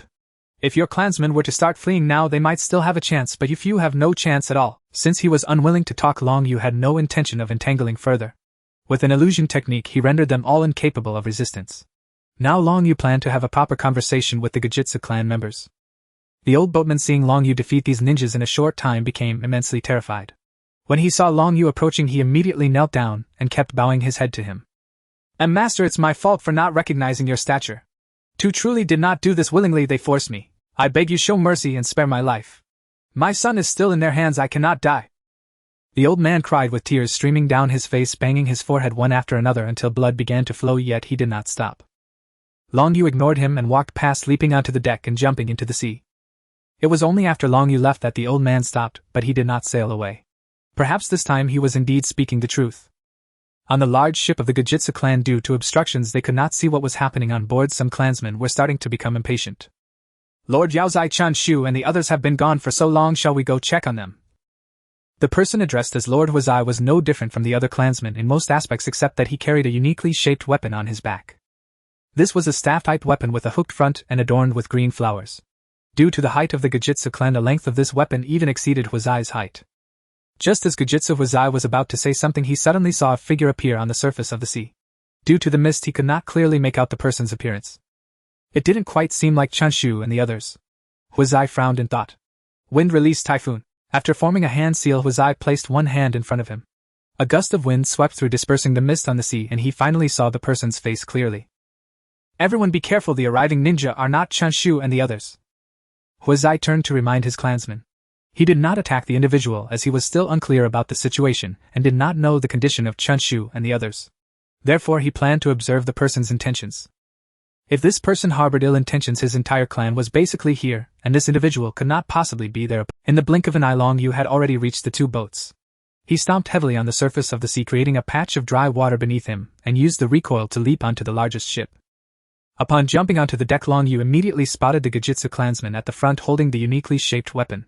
This person must be the clan leader, as his weapon was identical to that of Gajitsu Itsung. "Are you the clan leader of the Gajitsu?" Long Yu asked casually. Huazai looked at the man in the black robe and mask before him, somewhat uncertain of his intentions. "May I ask who you are? What is the current situation of Chanshu and Sanyan?" Huazai inquired. Upon seeing a stranger approaching, Huazai had already realized that Chanshu and the others might be in trouble. After all, they were robbing people, and when they hit a hard wall, how could it not hurt? Long Yu smiled, knowing he had found the right person. "It seems that the situation of those two is not good. They should be close to death. Therefore I hope to have a chat with you now. If we cannot agree, all of you will likely end up like those two you mentioned." Long Yu spoke in a tone devoid of warmth. He did not wish to be overly courteous to these ninja clan members. They could either submit to him, or be beaten into submission before complying. As for the issue of loyalty, after subduing them, as long as his strength surpassed that of all of them, they would have no right to resist. "You are being rather domineering, are you not? Do you have some backing?" Huazai squinted his eyes, coldly observing the man before him. One hand subtly gestured behind him, signaling his clansmen not to act rashly, as he was still unclear whether the opponent was alone or had companions. "No need to probe further, I am alone. If you do not take action soon, your subordinates may perish. Of course, you can also choose to have a proper conversation with me. I am not fond of resorting to violence." As Long Yu spoke, Huazai's gaze grew increasingly dangerous. Before he could finish, Huazai acted, drawing the weapon from his back and swinging it forward, unleashing a roaring water dragon towards Long Yu. Long Yu was slightly surprised upon seeing the water dragon. It wasn't that he found the technique particularly powerful, but rather that a member of the Gejitsu clan had executed a brank ninjutsu without forming seals. This wasn't the age where one could simply clap their hands and shout to use ninjutsu. Being able to execute it without seals was impressive. Was it because of that peculiar weapon? Long Yu noticed that the water dragon had emerged from the green flower on that weapon. Long Yu made no move as the roaring water dragon approached him, passing entirely through his body. What? Huizai looked on in disbelief at the situation before him, while the other Gejitsu clan members were equally shocked. One must admit that the phasing ability of Shinwei surpassed that of any ninjutsu when it came to intimidation. Go kill him! Although Huizai was astonished by this ability, he did not lose his composure. With a flick of his hand, the Gejitsu clansmen began to attack Long Yu. However, these pawns were clearly no match for Long Yu, who had activated the door of opening. Those who approached him often lost their ability to resist with just a single punch or kick. At this point, some Gejitsu clansmen had begun to recognize Long Yu's formidable close combat skills and started to distance themselves, attacking him from afar with ninjutsu. However, what left them in despair was that all their attacks ultimately passed through that person's body, some even accidentally injuring other clansmen. Hiding at the back, Gejitsu Huizai observed for a moment, and discovered a flaw in Long Yu's ability. He realized that once this person entered the state to evade attacks, he could not attack others. This person's ability to evade attacks cannot be used simultaneously with their attacking ability. Attack him in waves. Though he had a baby face, Gejitsu Huizai's wisdom and maturity were undoubtedly on par with, if not surpassing, that of a normal adult. Upon hearing Huizai's command, the Gejitsu clan began to launch a continuous wave of attacks against Long Yu in bursts. Surrounded by numerous assailants, Long Yu felt somewhat frustrated. He realized that the opponents he encountered seemed to quickly analyze Shinwei's flaws and devise countermeasures. The previous Hanzo was like this, and now Gejitsu Huizai was as well. This made him envious of Obito, who seemed not to have encountered many who could quickly analyze Shinwei's abilities. However, even if you analyze it, what good does it do? The gap in strength cannot be compensated for by a little intelligence, or the number of pawns. Since you are unwilling to have a proper conversation with me, then let's talk after I beat you into submission. Long Yu formed a cross-hand seal with his index and middle fingers. Multiple shadow clone technique. This was a ninjutsu that Long Yu had exchanged for in the system shop long ago. His ability to create so many alternate forms relied entirely on this jutsu, and now applying it in combat, the effect was still impressive. With the vast chakra reserves of the Uzumaki clan and the enhancement from the door of opening, Long Yu easily produced a number of shadow clones equal to that of the Gejitsu clan members.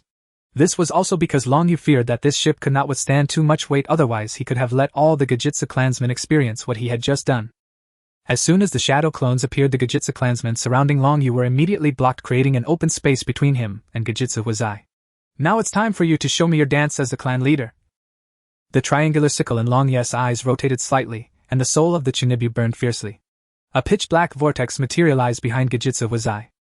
A cerulean orb materialized from the vortex behind Huizai, one of Long Yu's shadow clones that had been lingering in the Shinwei space while he cast a multi-shadow clone technique, now emerging from behind Huizai for a sudden ambush. A faint gust ruffled the green hair at the nape of Huizai's neck. He reacted instantly, sweeping his weapon behind him. A wall of water array rose in his wake, intercepting the spiral sphere unleashed by Long Yu's shadow clone. Quite vigilant, aren't you? The failed sneak attack did not dishearten Long Yu, if anything it inflamed him. The rush of adrenaline enthralled this former homebody in an intoxicating way. He could even hear his own heart pounding. Huizai reversed the grip on his weapon with a single arc and shattered Long Yu's shadow clone. His gaze toward Long Yu darkened with newfound apprehension. From the assault just now, Huizai deduced that the man before him possessed the ninja world's most uncanny space-time ability, an especially troublesome power. After all, the second Hokage once relied on space-time ninjutsu to traverse the world unimpeded. It was astounding that a casually seized captive should also command such an art. This is poor luck, yet he cannot be allowed to escape. If Wien village learns of us, the consequences would be unimaginable. Goji Huizai fixed Long Yu with a steely stare, his staff directed like an accusation. Up to this point in the fight he had not formed a single seal, and now he still did not. Water release, water jet wave! Goji Huizai bellowed, and a narrow column of water streamed toward Long Yu like a white sash. As a clan chieftain, is that all you possess? Long Yu paid no heed to the approaching water pillar, ignoring its attempt to dissipate him. He simply phased and surged straight at Hui. To Huizai's astonishment, Long Yu advanced rather than retreated before the water jet could fully pass through him. He had already arrived at Long Yu's side. This distance is sufficient. Long Yu gauged the space between them and the time the water jet would require to traverse his body. If he struck now, he could materialize into solidity at precisely the right moment. He reached a hand for Huizai's throat.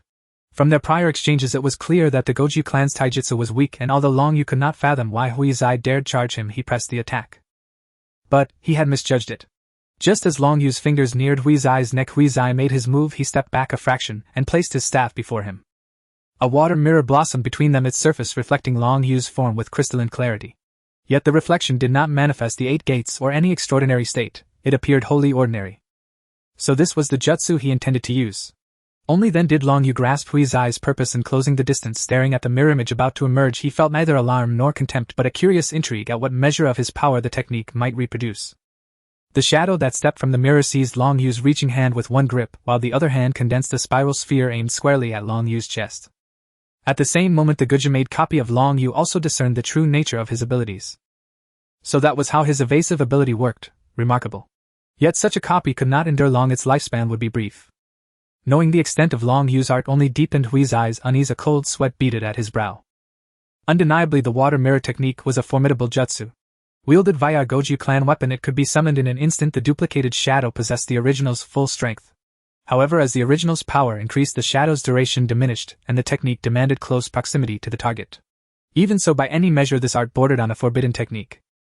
Watching the spiral sphere threaten him, Long Yu abandoned his attack and attempted to phase away, relying on his intangibility to evade the shadow's strike. This time, however, his infallible phasing failed.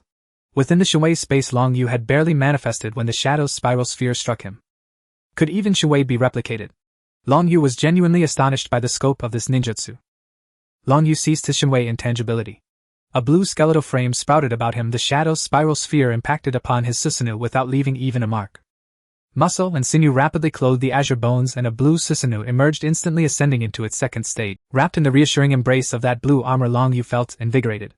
This activation differed from before. The eternal Manjiki Sharingan had alleviated most of the Susanoo's burdens. Long Yu sensed that if he wished, he could muster the Susanoo to its complete form with no great difficulty, yet against the foes before him such escalation was unnecessary. The Goju aboard the boat gaped at the towering apparition, some drawing kunai to pierce it, only to see their blades snap upon the Susanoo's blue shell. Long Yu watched Huizai and the puppet he had created with an almost anticipatory gleam.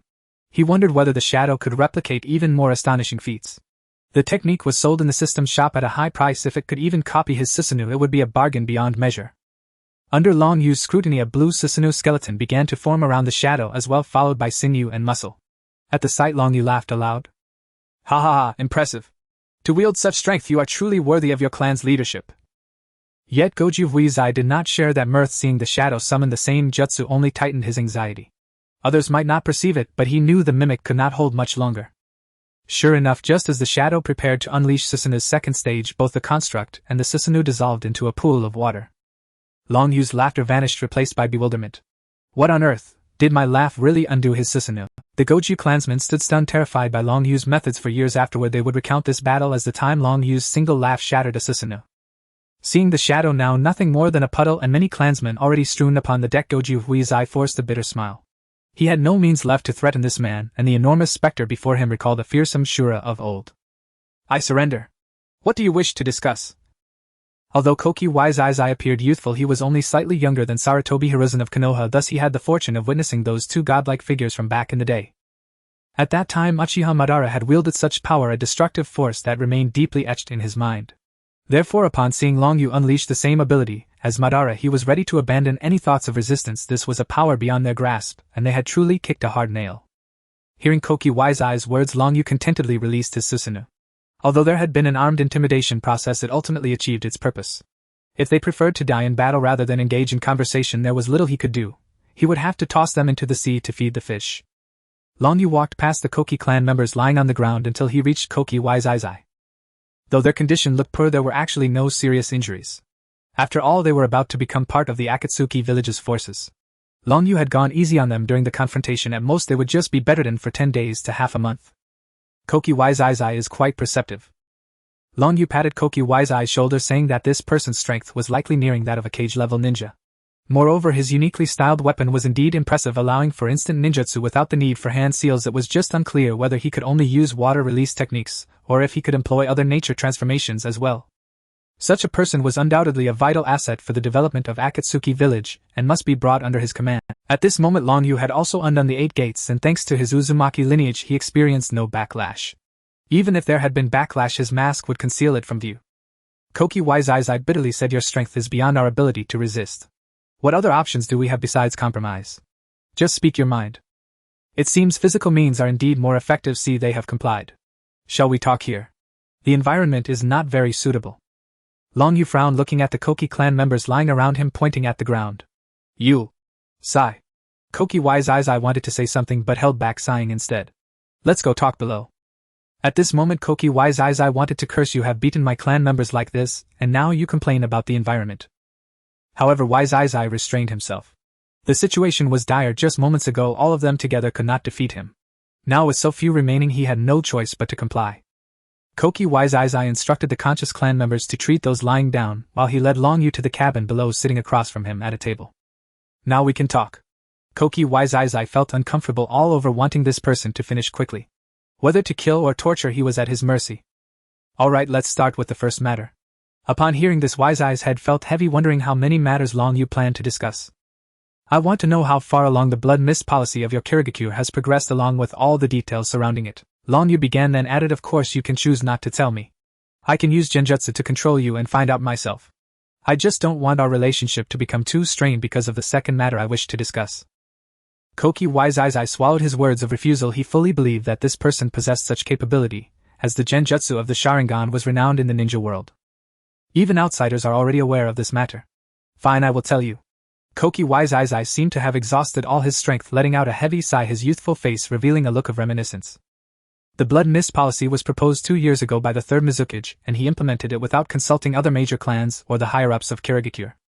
Under this policy, all children entering the Ninja Academy of Kirigakure must undergo a brutal selection process to become ninjas. The selection process involved mutual slaughter, true battles among ninjas with no mercy shown. There was no such thing as pulling punches. Only by killing their comrades could they achieve ultimate victory. In this context, although only a few students graduated from the Ninja Academy, they were the most suitable ninjas for the battlefield.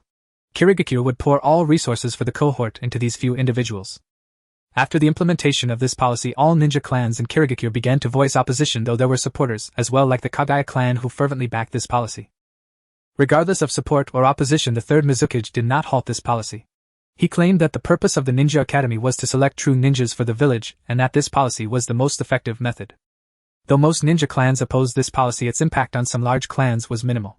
Their clan children could receive a good education without entering the Ninja Academy, and there were other paths to becoming ninjas. Therefore, after their opinions were dismissed by the third Mizukage, they did not say much more, at most grumbling privately. However, just 3 months ago the third Mizukage suddenly revoked many privileges of the ninja clans, and some small clans were even captured by the Umbu of Kirigakure under baseless charges. Hearing this, Long Yu was utterly confused. He could not comprehend the third Mizukage's actions. If the situation at the Ninja Academy was aimed at selecting suitable ninjas, then what was the point of revoking the privileges of the ninja clans and offending all the major families? In the original story, the reason the fourth Mizukage acted this way was that he was controlled by a Mito. Surely the third Mizukage could not be controlled as well. Koki Wise Eyes I continued. The third Mizukage's actions naturally provoked dissatisfaction among all major clans, but his attitude was exceptionally firm. Moreover, he had indeed trained several powerful ninjas through the blood mist policy. The injured ninja clans were unwilling to confront the third Mizukage and his direct Umbu Hiden, so they compromised. So what is the situation with your Koki clan? I am not short-sighted like other clan leaders. The third Mizukage is clearly trying to boil frogs in warm water, though I do not yet know why he is targeting us ninja clans. If this blood mist policy continues, it could bring ruin not only to us ninja clans, but even to the entire Kirigakure. Thus I suggested to the other ninja clans to unite, and overthrow the third Mizukage's rule and select a new Mizukage. But those incompetent fools hesitated for various reasons, and even reported our plans to the third Mizukage. So you all escaped and became rogue ninjas. Koki Heiza nodded. Afterwards our clan was hunted down by the dark forces of Wien Village and other ninja clans. With no other choice we had to flee Wien Village and even dared not stay in the Land of Water. Then we found a deserted island and settled there, relying on the strength we accumulated by abducting those heading to the Land of Water, waiting for the day we could return to Wien Village and overthrow the rule of the third Mizukage. After recounting the events, Koki Heiza frowned slightly and said with some confusion, "The third Mizukage was a stable person when he first took office. I don't know why he suddenly became so radical, as if he had been bewitched by someone."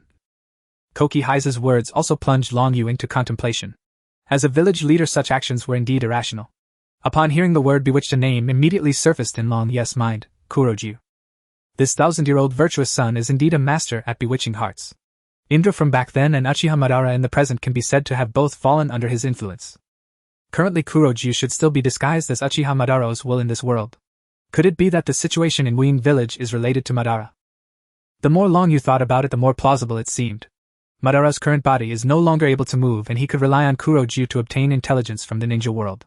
However, relying solely on Kuroju, there are many things he would find impossible to accomplish.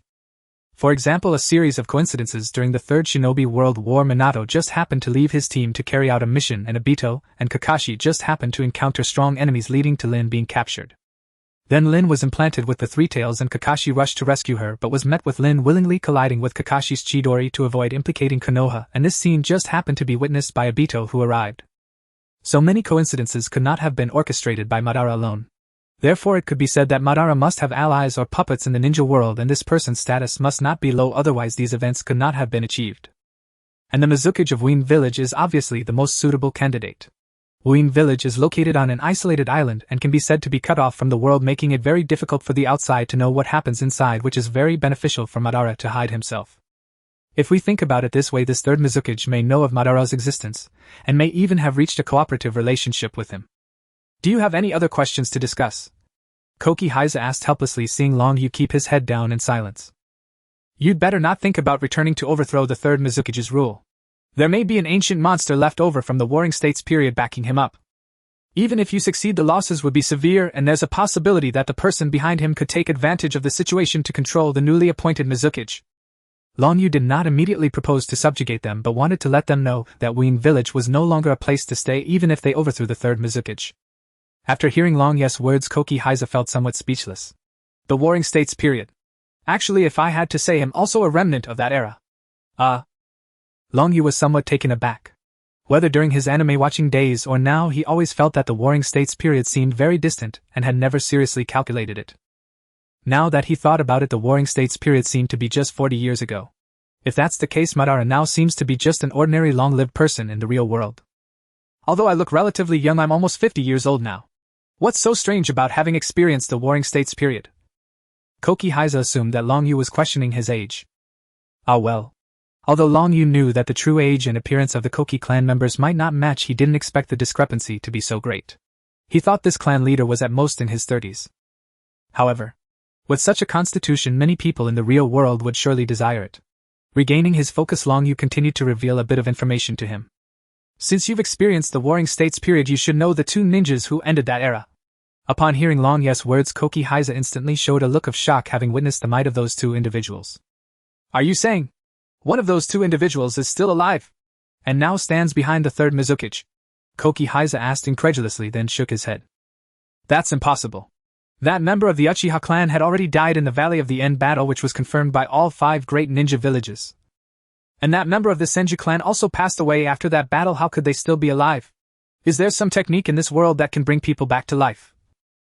Long Yu thought to himself that he was indeed correct. There are techniques in this world that can bring people back to life, and not just one. You should be able to tell which clan my ability comes from, right? It's the same as that person's ability. Koki Heiza spoke with difficulty. This person before him could easily kill him, and he probably wouldn't deceive him. Could it be that what he said was true? But why would he tell me these things? Are you representing Konoha? Why are you telling me this? Koki Heiza easily assumed that Long Yu was from Konoha. He speculated that Konoha was informing him of this to jointly combat that person. After all, he had wanted to destroy Konoha back then. No, I am not from Konoha. As for my ability, it was obtained through certain means. If I wanted to, I could also bestow such abilities upon you, but that leads to the second matter. Long Yu shook his head and said this time he wanted to subjugate the Koki clan. Using Konoha's identity might lead to some drawbacks in the future. As for the last 2 sentences, it was a tempting offer. Let me have you experience it first, Long Yu said as he reached out to place his hand on Koki Heiza's forehead. Bestow me such an ability. Upon hearing Long Yu's words, Koki Heiza felt puzzled as he saw Long Yu stand up to place his hand on his forehead. Instinctively wanting to retreat, he stopped himself upon recalling the strength of the person before him. After placing his hand on Koki Heiza's forehead, Long Yu opened the system store. He intended to test the ability stated by the system. This clan leader was clearly suitable experimental material, but he had to choose wisely what abilities to purchase for him. He couldn't allow him to gain immense power immediately. It had to have some identifiable traits, and couldn't be something he originally possessed. Soon Long Yu found a suitable option, the seduction technique. After spending 5,000 points, the system issued a prompt. Ding. The host has purchased the seduction technique and bestowed it upon Koki Heiza. So this Koki clan leader is called Heiza. In fact, the seduction technique can only be considered an advanced application of a rank ninjutsu transformation technique, and the reason it costs Long Yu a rank ninjutsu price is due to the seed resources required for the accompanying changes. Hundreds of tea absolutely worth the price. Soon Kurigane Kazuki's face slowly flushed red and the images appearing in his mind were incredibly vivid and numerous, overwhelming even this man in his 50s. Long Yu looked at Kurigane Kazuki with some confusion. Could this guy be a lifelong bachelor? Just one seduction technique could turn him into this. If Long Yu were to know the truth, he would probably regret his current ignorance. You should have already received the ability I bestowed upon you, right? Long Yu asked. Kurigane Kazuki struggled to pull himself back from the hundreds of tea in his mind. Ahem, this ability is indeed impressive. Kurigane Kazuki felt a bit of warmth in his nose. This is just a very ordinary ability. If I wish, I can also bestow the Sharingan of the Uchiha clan, the Byakugan of the Hyuga clan, or even the wood release of Hashirama Senju to others. Long Yu said with a hint of temptation. In truth, this was merely to paint a picture for him. With his current financial situation, he couldn't even afford to buy wood release for himself, let alone for them. However, if he becomes wealthy in the future, perhaps he could indeed create a wood release army. Upon hearing his words, Kurigane Kazuki felt both intrigued and began to guess what he was about to say. Just say what's on your mind. Kurigane Kazuki had already made a decision in his heart. The words spoken by the person in front of him were likely true. The unusual behavior of the third Hokage could indeed be explained by this reasoning. The current Kirigakure had become a den of tigers and dragons, and perhaps it was indeed unsuitable for them to stay. I want your Kurigane clan to follow me to unite the ninja world in the future. Sure enough, Long Yu's words aligned closely with Kurigane Kazuki's thoughts. This person had not killed a single one of them during their battle and had spoken so much to him. Apart from wanting to subdue them, Kazuki couldn't think of any other ulterior motives. However, what Kazuki did not expect was that his ambition was so grand, wanting to unify the ninja world, something even Uchiha Madara and Hashirama Senju had not accomplished, though it was also possible they simply did not wish to. The entire ninja world has been divided for too long, with constant wars between the great nations and suffering and disasters happening at any moment. Hatred is being passed on endlessly. The only way to solve this problem is to unify the entire ninja world, where people within the same village can understand and tolerate each other, while ninjas from different villages will engage in conflict. So as long as there is only one village in the entire ninja world, the conflicts will gradually eliminate, and people will slowly come to understand each other. This is the ultimate goal of our Akatsuki. Long Yu expressed his ideals with a few embellishments, then looked towards Kurigane Kazuki. So what do you think? Have you made up your mind? I won't force you, but now you already know of my existence and our purpose. If you refuse, I certainly won't spare you. Upon hearing Long Yu's statement, Kurigane Kazuki was somewhat shocked. He had initially thought that this person wanted to unify the ninja world for his own ambitions, but unexpectedly he was pursuing such a noble ideal. But isn't this too much of a bully? Is this not forcing me? I agree. From now on, our Kurigane clan will obey you. Kurigane Kazuki had already thought it through. Kirigakure had abandoned them anyway, and it was so dangerous there now. It was better to find a new place, and this new leader could make them stronger. If not now, when? Of course, the fear of death also played a small part in his decision. Very well, you will surely be grateful for the decision you made today. The submission of the Kurigane clan made Long Yu feel quite pleased. He had come to the land of water for this very purpose and didn't expect to have captured such a powerful ninja clan before even arriving. Leader, what step has our Akatsuki reached now? Kurigane Kazuki quickly adapted to his role. After all, being subdued by such a powerful figure was not a disgrace. Moreover, if the leader was this strong, then the Akatsuki must be formidable as well. This question made Long Yu feel somewhat awkward. He couldn't just say that their Akatsuki was still in the farming stage, as that sounded too unreliable. Ahem, we are currently still preparing for the future unification, so you don't need to concern yourself with that. As the first major clan to submit to our Akatsuki, you will definitely not be treated poorly. Upon hearing Long Yu's words, Kazuki immediately felt that this Akatsuki seemed a bit unreliable. They were the first major clan to submit, which meant they were just getting started. This leader's strength was likely greater than that of the shadows of the 5 great villages, yet how could the organization under him be so lacking? Here, this is your symbol of identity within our Akatsuki. By infusing chakra into this ring, you can contact others who possess rings. Long Yu took out a ring and handed it to Kurigane Kazuki. The ring had a blank character inscribed on it. This was something Long Yu had purchased from the system shop, and he was surprised that such a small item could also be categorized as ninja tools, priced at 100 meters, which was not too expensive. Kurigane Kazuki took the ring and put it on his hand, feeling that its ability was quite good. So what should we do now? Kurigane Kazuki asked Long Yu. Initially, Long Yu had planned to take them back to Akatsuki Ninja Village for farming, but after thinking it over, he felt that bringing a group of powerful ninjas back would likely be hard for Genma to manage. It might be better to let them farm on their island. He just didn't know if their isolated island was large enough and suitable for farming. How is the situation on your isolated island? How big is it? Is it suitable for crop growth?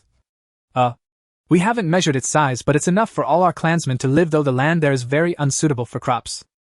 Kazuki was somewhat puzzled by the leader's line of questioning. He was asking what the next step should be, yet the leader was asking him these strange questions. However, Kazuki still answered truthfully. I see. Long Yu frowned. If the land was unsuitable, then having them farm there would be quite unfeasible. What has been the income from your recent robberies? The income isn't very good, it's barely enough to sustain our lives. For some reason Kurigane Kazuki felt that this leader wanted to rely on them to make money. Sigh, Long Yu sighed deeply. As a ninja clan, how could they not even know how to make money? It seems best to take them to the land of grass first. After all, there are few people in the land of grass, and there is still much land available that is not being managed. In the office of the Mizukage of Kirigakure, a man with long black hair stood in front of the window with his eyes closed, seemingly lost in thought. Suddenly a ninja wearing a mask emblazoned with the insignia of the Umbu from the Hidden Mist village appeared in the office of the Mizukage. Lord Mizukage, we have selected the candidates who graduated from the Ninja Academy this term. The Umbu ninja kneeled on one knee to report to the third Mizukage.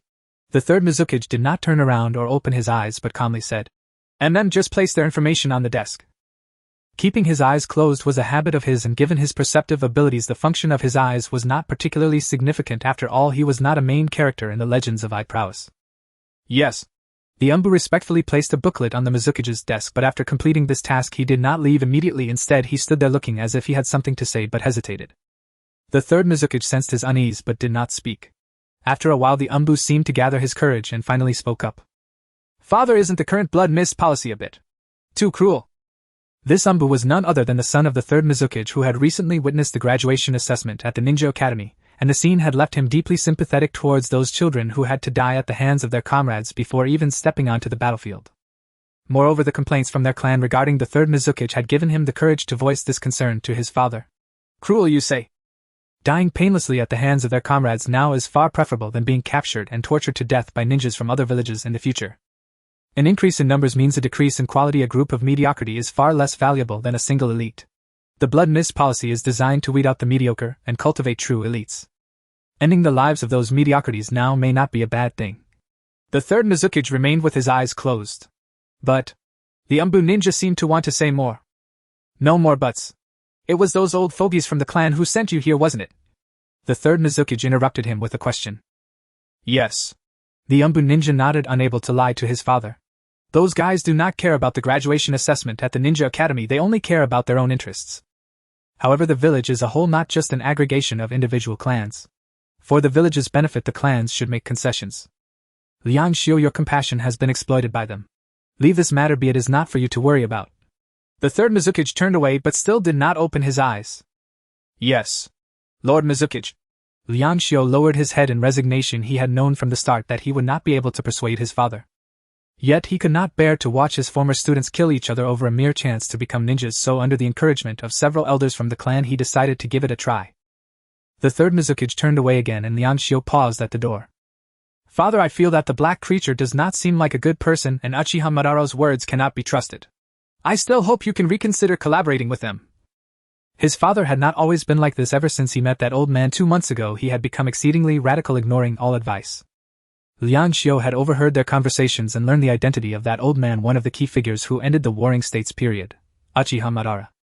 Though that man claimed he would cooperate with them and help them attack Konoha, transforming the Hidden Mist village into the strongest village in the ninja world, he felt that this was akin to courting disaster. A misstep could lead to irreversible consequences. "You don't understand. You have only heard of his feats and have not witnessed his earth-shattering power with your own eyes. Even though he is old, his strength is still beyond our imagination. He has no reason to lie. After all, he is nearing the end of his life."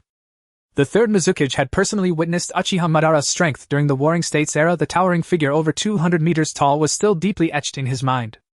Thus, when that old man approached him 2 months ago, he was indeed startled. Despite his wrinkled face and frail appearance, the old man's presence was still formidable. He could clearly sense that this old man could easily kill him. What he did not expect was that this former second strongest ninja in the ninja world had come to seek his cooperation, claiming it was for revenge against Konoha. Although he was puzzled as to why Madara did not seek revenge against Konoha himself, he nevertheless agreed, as the other party would provide intelligence on other ninja villages while he would only need to perform a few minor tasks. Recently he had intercepted a group of cloud ninjas based on the intelligence provided by Black Zetsu before they could infiltrate their village, which solidified his resolve to collaborate with them, and left him once again amazed by Madara's means. His movements had become so inconvenient, yet he could still perceive every move in the ninja world. It was truly unfathomable. Moreover, thanks to the suggestions made by Madara, the Hidden Mist Village had already trained 3 elite jonin whose strength might even progress further. This was also the reason he insisted on enforcing the Blood Mist policy. After all, cultivating an elite jonin is no easy task. Hearing that his father was completely unwilling to consider his words, Liang Xiu sighed and left the Mizukige's office. After he left, the third Mizukige walked to his desk and picked up the booklet. Pipa Shirzang Suna Shirani Heichoi Leia. These 3 children have quite remarkable talents and strength. Perhaps they have a chance to each obtain a ninja blade. In a small forest somewhere in Konoha, Yahiko and Kakashi stood apart, Kakashi holding a chakra short sword while Yahiko brandished his long sword. Their sparring was about to begin. Ever since that fateful encounter, Kakashi and Yahiko had been meeting here every day to practice sword techniques and engage in practical combat. Although Yahiko had started practicing a day earlier than Kakashi, Kakashi's chakra nature was much easier for him to train with, which meant that currently Kakashi was ahead of Yahiko in developing his sword techniques. However, Yahiko had already learned 2 sword techniques from the charcoal burning boy in his dreams. Though Yahiko was slightly inferior to Kakashi in developing sword techniques, he was still stronger in terms of overall power as he possessed a considerable amount of chakra. Thus far in their sparring, Kakashi had yet to win, but given that he was significantly younger than Yahiko, reaching this level was already a testament to his talent. "I'm going to start my attack now," Kakashi succinctly declared the beginning of their duel as the short sword in his hand crackled with blue-white arcs of electricity accompanied by a faint rumbling sound of thunder. "Come on!" Mayahiko felt the chakra surging and clear water began to flow from the long knife in his hand. Just as he finished speaking, Kakashi kicked hard with his right foot, propelling himself forward like a cannonball. Though he lacked the Sharingan, Kakashi's physical abilities were impressive. Seeing Kakashi rushing towards him, Mayahiko did not sit idly by. He swung his long knife horizontally, hoping to exploit a slight advantage in attack distance. As the long knife came slashing towards him, Kakashi parried with his short knife, then tried to redirect the force of the long knife, while continuing to close in on Mayahiko. In this close range, he could leverage the agility of his short knife against the long knife. However, he clearly underestimated the strength behind Mayahiko's strike. Not only did Mayahiko possess considerable strength, but he also enhanced the force of his swing with water-based chakra surrounding the blade. Kakashi's lighter weight caused him to be sent flying by the blow, but he still managed to gain some advantage in this confrontation. The lightning chakra from Kakashi's short knife conducted through the water chakra on Mayahiko's long knife, sending a tingling sensation through Mayahiko's body. Although it didn't paralyze him, it definitely affected his movements, preventing him from immediately pursuing the advantage. After so many sparring sessions, that lightning chakra is still incredibly annoying, Mayahiko thought to himself. Kakashi, having been knocked back, landed firmly on the ground while quickly forming hand seals with both hands. Lightning release, lightning strike. A bolt of lightning manifested above Mayahiko's head, and he quickly dodged, not daring to take it heed. Once Kakashi completed the jutsu, he charged towards Mayahiko again, reaching him just as Mayahiko had barely escaped the lightning strike. Lightning release, lightning slash. The arc of electricity surged wildly along Kakashi's short knife, its brilliance intensifying as the electrified blade slashed toward Mayahiko's neck. This was a newly developed sword technique of his which increased the destructive power of the short knife by accelerating the flow of lightning chakra, capable of effortlessly slicing through a tree that 2 people could embrace. One cannot let their guard down for a moment, Mayahiko mused, admiring Kakashi's talent and strength. He tightened his grip on the long knife, his expression turning serious. Water release, spiraling vortex. Mayahiko increased the flow of chakra. A large amount of water chakra surged from the blade in his hand. He then spun the long knife upwards, forming a vortex that spiraled around him. This was one of the sword techniques Mayahiko had seen in his dreams, and it was also one of the 2 techniques he had mastered, serving as both an attack and a defense. Kakashi's short knife along with his body was thrown off balance by the force of the vortex. Mayahiko seized the opportunity to form 3 hand seals, scattering water chakra into the surrounding air, causing thick mist to envelop the area. Long before Mayahiko speculated about the Rain Tiger's free technique, Long Yu had taught him the perfectly compatible technique, the mist concealment technique. Kakashi, stabilizing his stance, felt uneasy looking at the vast expanse of white fog surrounding him. He couldn't understand why Mayahiko, a ninja from the Grass Ninja Village, would wield the signature technique of the Mist Village. He had suffered countless defeats from this jutsu before. Several times sparring sessions that had initially seemed even had ended decisively when Mayahiko used this technique. The mist in the air severely impacted visibility. He couldn't see where Mayahiko was at all, but Mayahiko was well aware of his position. "Kakashi, you're going to lose again," Mayahiko's confident voice echoed from all directions. Under his perception, Kakashi was swinging his short knife wildly like a headless fly. Seeing this, Mayahiko channeled chakra into his feet to silence his footsteps rushing towards Kakashi's location. Although Kakashi seemed to be slashing aimlessly, his mind was exceptionally clear. He was doing this to lure Mayahiko closer. Having suffered so much from this technique, Kakashi was determined to find a solution. Now the timing should be just right, Kakashi thought to himself, a hint of excitement showing in his otherwise expressionless eyes. Suddenly Kakashi dropped his short knife and formed hand seals with remarkable speed. While he could form seals with the knife in hand, his speed was nowhere near as fast as when his hands were free. Upon completing the final seal, Kakashi slammed his hands onto the ground. Lightning Release Earth Walk. This was the method he devised after suffering countless defeats from the mist concealment technique. Since I can't find you, why not unleash a jutsu that you can't dodge regardless of where you are? Thus, after returning home, Kakashi asked Kakashi Shigeru for a large-scale ninjutsu. Shigeru initially hesitated to teach him, fearing Kakashi wouldn't have enough chakra, but eventually relented after Kakashi's daily requests. However, Kakashi was warned that he could only use such a jutsu once a day, and it was clear that today's opportunity was at this moment. Blue arcs of electricity rapidly spread out from the center of Kakashi's hands. In the fog, Mayahiko gasped in alarm at the sight, realizing he was already very close to Kakashi, making it impossible to evade such a large-scale jutsu. Thus, Mayahiko screamed in agony as his entire body was engulfed by the lightning from below. He felt a wave of soreness wash over him, followed by intense paralysis, and he estimated that he wouldn't be able to move for the next second. Looks like I'm going to lose, Mayahiko thought. He mentally berated himself for being too reckless. If he had stayed in the mist concealment technique a bit longer, the outcome might have been different. Kakashi probably didn't even know when he got close, merely guessing blindly. Next time I must be more cautious. Mayahiko had a flurry of thoughts in his mind during that second, but after the paralysis wore off, he didn't see Kakashi approach. Kakashi! Mayahiko called out in confusion, now able to move again but received no response. He then sensed Kakashi's condition through the Rain Tiger's free technique. His chakra was nearly depleted, causing him to collapse on the ground. Mayahiko looked at Kakashi lying on the ground with a hint of speechlessness, surprised that he had fought so hard for victory. His desire to win was truly strong.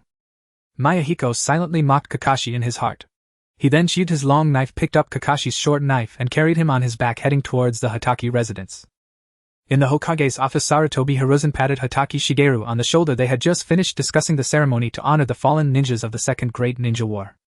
Hiruzen planned to commend the ninjas who performed exceptionally during the war at tomorrow's ceremony, and Shigeru had single-handedly defeated the Sand Ninja forces, so he was certainly not to be omitted from this recognition. Shomao, why don't you go home and take a good rest today? Sarutobi Hiruzen said with a smile, finalizing them. He planned to award Shomao a piece of Hokage cloak at tomorrow's commendation ceremony. Shomao repeatedly declined, but this matter had already been decided. Since the end of World War II, the village's praises for Hatake Shomao have been growing, with some even starting to say he is the fourth Hokage. Therefore, he planned to use the award of the Hokage cloak to quell the villagers' increasingly fervent enthusiasm. Previously, the Hokage was passed down only after the previous generation's death. I am still in good health, and you all are already thinking about replacing the Hokage. Sarutobi Hiruzen was somewhat displeased with some villagers' remarks. Well, okay. Seeing the third Hokage's resolute stance on this matter, Shomao found it hard to refuse. One reason he did not want to accept this honor was that he believed that the ninjas who sacrificed themselves for the village deserved such accolades more. The other reason was that he understood the principle of attracting trouble. Receiving a half Hokage cloak is indeed the highest honor, but it could also be a source of trouble. He had already faced plenty of jealousy and suppression due to his talent.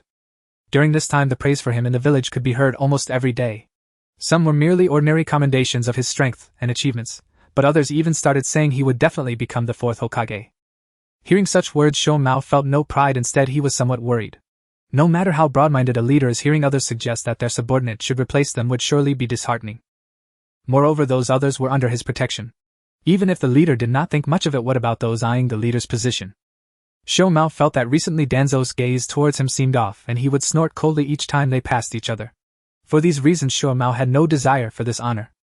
However, this was a decision made by the Hokage, and he could not refuse.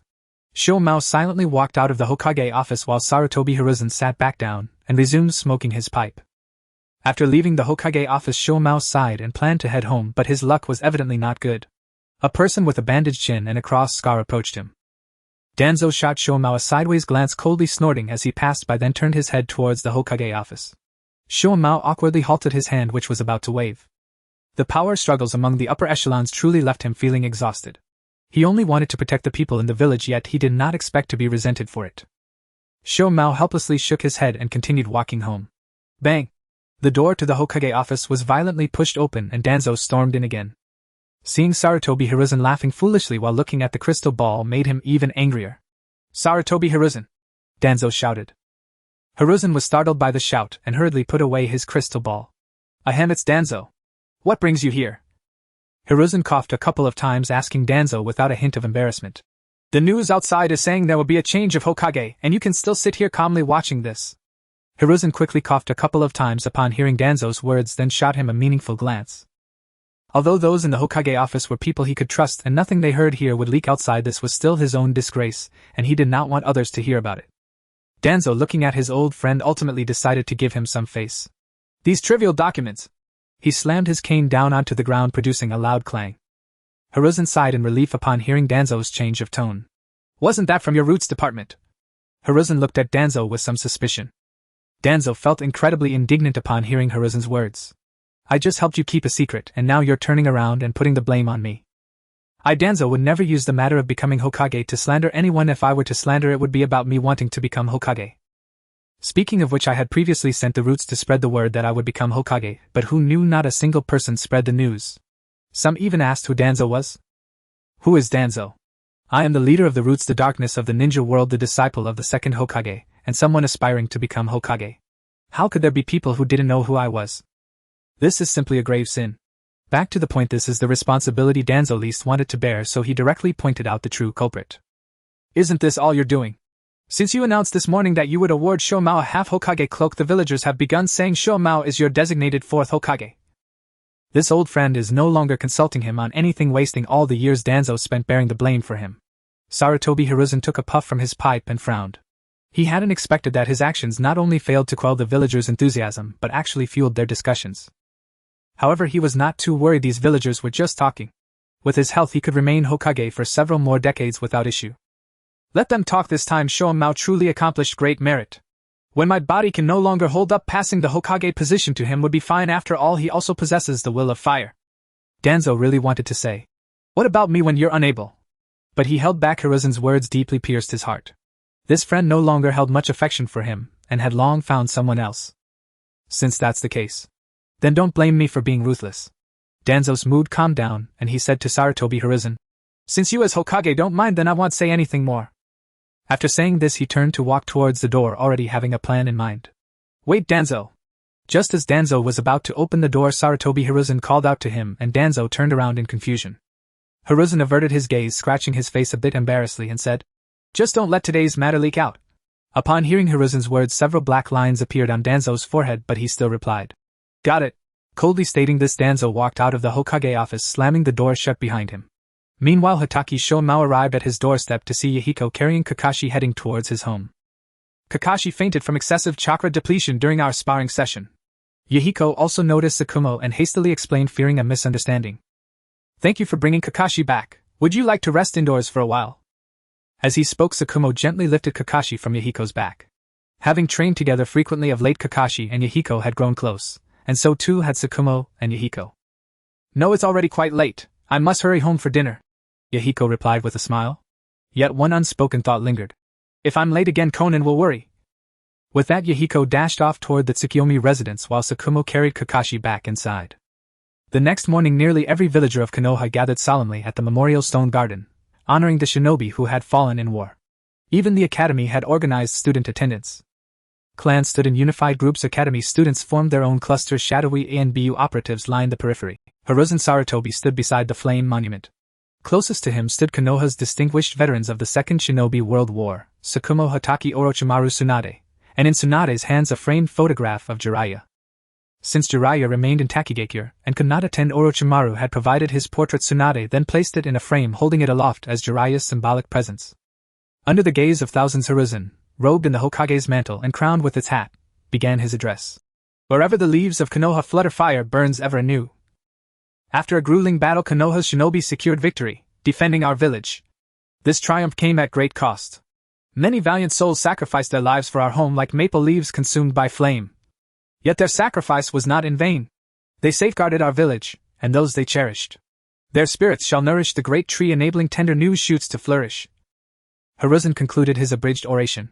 Clad in black, the villagers bowed their heads in silent mourning for the fallen. After 3 minutes of reverent silence, heads rose once more, and Hiruzen resumed his speech.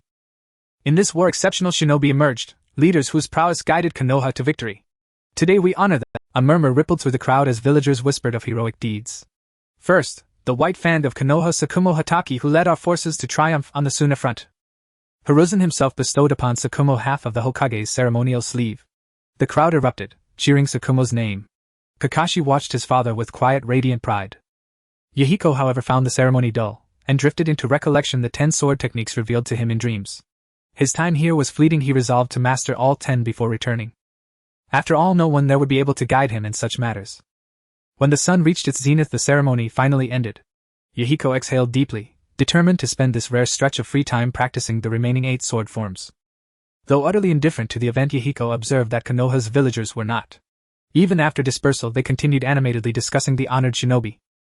Lord Tsukumo is truly formidable and dependable. He actually received half the Hokage's sleeve.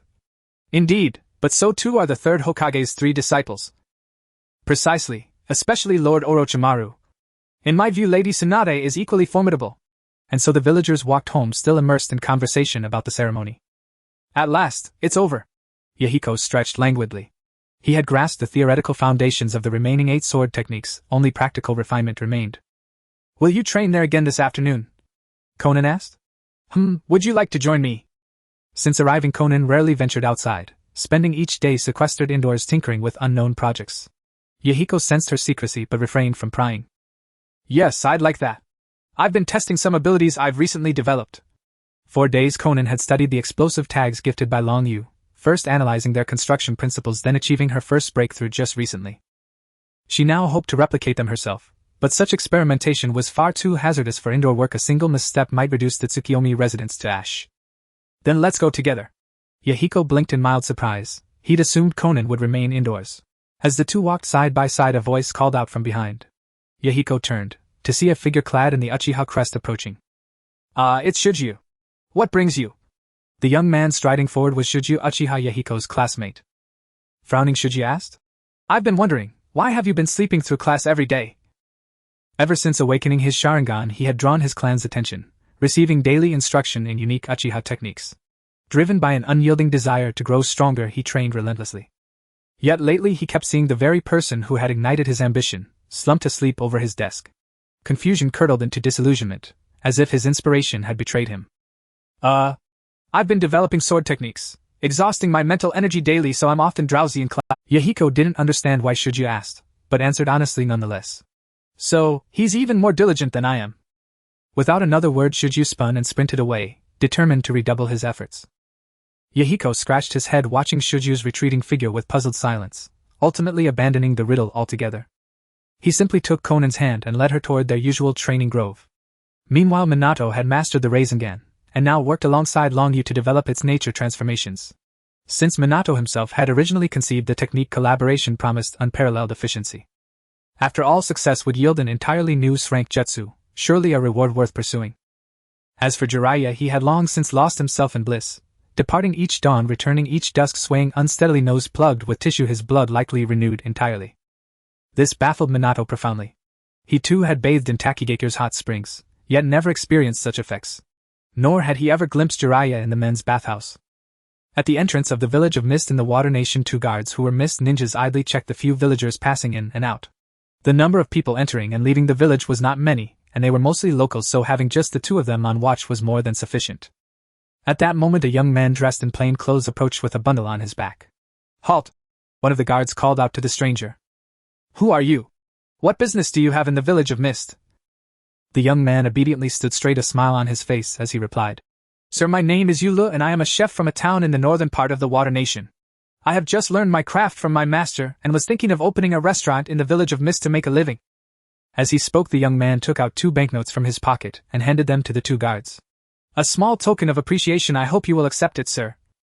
The 2 guards glanced around to ensure there was no one else, then discreetly accepted the money. Shing, check him. Even though they had accepted the bribe, the guards still dutifully began to inspect the young man. The guard named Shing stepped in front of Yula and placed one hand on Yula's forehead. Do not resist, it will be over soon, Shing said in a deep voice, then closed his eyes. He was a perception ninja, and he would generally read the memories of unfamiliar individuals entering the village. While he couldn't do it with high precision, he could still ascertain whether they were spies sent from other ninja villages. Yula felt somewhat irked but did not resist allowing him to use his ninjutsu. After about 3 minutes, Shing lowered his hand. Meow, there is no problem. At this time, the guard named Meow relaxed his expression and smiled as he patted Yulu on the shoulder. I apologize, brother. This is a necessary procedure for entering the village. It won't be so troublesome next time. After all, having taken the man's money, it would be uncomfortable to use ninjutsu on him right after. It's fine. I am aware of the procedure for entering the village, it's just your duty. Yula waved his hand in understanding, appearing unconcerned. It's good that you understand. When you have time, we will go to your restaurant to taste your cooking, Miao said with a smile. He had just roughly counted the money Yula gave him and was surprised that this person had casually given him an amount equivalent to a week's salary, indicating that his culinary skills should be quite good. Haha, I will definitely prepare my best dishes to treat you then, Yula replied cheerfully, shouldering his bundle and walking into the village of mist. As soon as he was out of sight of the two guards, Yula's smile vanished. Damn it, they took my money and still checked me. Just as Huizai said, they're indeed heartless. One day I will make you return all the money. Long Yu cursed in his heart. Luckily, the items sold by the system were quite useful, otherwise he might not have been able to enter properly. After settling the Kogetsu clan in the land of grass, Long Yu came alone to the village of mist. He first inquired about the procedure for entering the village from Kogetsu Huizai. Then he purchased a clothing item that could block chakra in the system shop in exchange for a secret technique from the Yamanaka clan to slightly modify his memories, allowing him to evade the guard's scrutiny. He planned to open a restaurant in the village of mist to gather information about the various ninja clans in the village. Since the blood mist policy was not yet severe, the situations of the various ninja clans should still be decent. He wanted to see if he could secretly sow discord between the ninja clans and the village of mist, and when the time came that the ninja clan could no longer stay in the village, he would reveal his true identity to gain their allegiance. It was no wonder Long Yu wanted to manipulate the village of mist. The circumstances there were just too suitable. Anyway, in the original story, very few of those bloodline families remained, so his actions were also for their benefit. Yula estimated that he would stay in the village of mist for a long time in this identity, so he needed to buy a house first. Additionally, it would help him observe where to open his shop. Long Yu's ideal location was next to the task meeting place of the village of mist. This way, exhausted ninjas who had just completed their missions would likely come to his restaurant, and he could take the opportunity to gather more information. Perhaps he could even establish some relationships with ninjas from bloodline clans, laying a foundation for future recruitment. After entering the village of mist, Long Yu noticed that most of the buildings were cylindrical in shape, though he did not know why. After wandering around for about 2 hours, he finally found a standalone house relatively close to the task meeting place. This house originally belonged to a jonin from the village of mist, but he had died recently while on a mission, so the house was inherited by one of his relatives. However, this relative already had a house of their own, so they put this one up for sale. Unfortunately, due to the high asking price, it had not been sold yet. Long Yu found the seller of the house according to the address posted on the notice. After knocking on the door, a fat middle-aged woman came out hugging a cat. Excuse me, are you the owner of the house at 28 Morning Mist Street? Seeing this woman reminded Long Yu of those pet-fetching quest givers in Naruto, and he figured this woman must often lose her cat. The middle-aged woman sized up Long Yu. What? You want to buy that house? Looking at the young man dressed in plain clothes, she could hardly believe he had the financial means to buy that house. Although his attire was acceptable, he certainly did not look like a wealthy person, and the large ugly handbag he held made him look like a country bumpkin. You must be new to the village of mist, right? That house is located in the best area of the village, and its price is not something someone like you can afford. I advise you to give up on it. The chubby woman looked down on Long Yu, and after finishing her words she turned to go back inside. Is this enough? Long Yu opened the handbag he was holding, revealing a large amount of cash inside. What a joke. As a major landlord, the daimyo of the land of grass, and a ninja killer, how could Long Yu be short on money? Hearing Long Yu's words, the fat woman unconsciously glanced back. Initially she thought this young man could only take out a few tens of thousands, and she was about to mock him. However, upon seeing the large sum of money in his handbag, her attitude completely changed. The woman turned back, shocked, covering her mouth, and the cat in her arms fell to the ground. This is 10 million. I think that should be enough, right? Long Yu asked calmly. Seeing the astonished expression of the woman before him, he felt puzzled. Wasn't this less than a third of Asuma's price? Was it really that surprising? Enough. Of course it's enough. I will go back right now to get you the key to that house. The plump ant said repeatedly, as if afraid that Long Yu would change his mind, and quickly ran back to fetch a key, handing it over to Long Yu before snatching his handbag and slamming the door shut. Long Yu stared blankly at the key in his hand, thinking that the speed of this ant was probably faster than the flying thunder god technique. After obtaining the key, Long Yu bought a storefront next to his home along with some items needed to open the shop, and finally posted a job recruitment notice on the wall outside. Being an orphan, he learned to cook for himself at a young age, and after earning money from streaming Naruto, he self-studied many recipes at home. As a homebody who wanted to enjoy good food every day, had to cook for himself. It was not until the evening that Long Yu finally made his small shop look somewhat presentable. To do this, he even posted a drank mission and hired 2 ninjas for help, as he could not reveal his ninja identity at the moment. A month later, at the entrance of the mission gathering place in the Hidden Mist Village, 2 ninjas had just completed their task and exited the mission hall.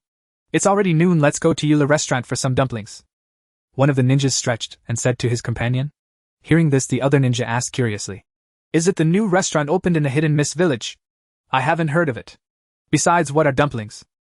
The first speaking ninja slapped his forehead as if remembering something. "Oh, I forgot you've been out on a mission for over a month, so you wouldn't know about the newly opened Eula restaurant." He then eagerly began to introduce the restaurant to his friend. "This restaurant opened a month ago. Not only is the food delicious, but they also frequently introduce many new dishes, and it's just a short walk from here. As for dumplings, they are my favorite and a unique new dish at Eula restaurant with a layer of dough on the outside and meat or vegetable filling inside. Taking a bite brings pure happiness, nothing can compare to dumplings." As he spoke, saliva nearly dripped from his mouth.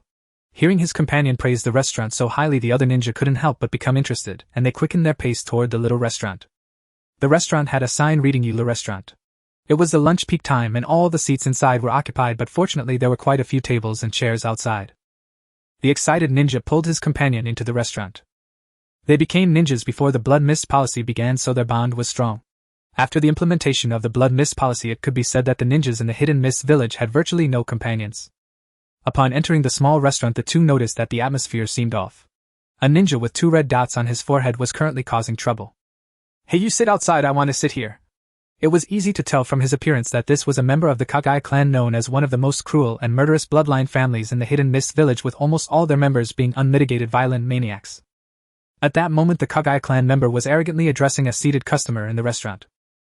This customer was clearly aware of the Kekkei clan's disposition.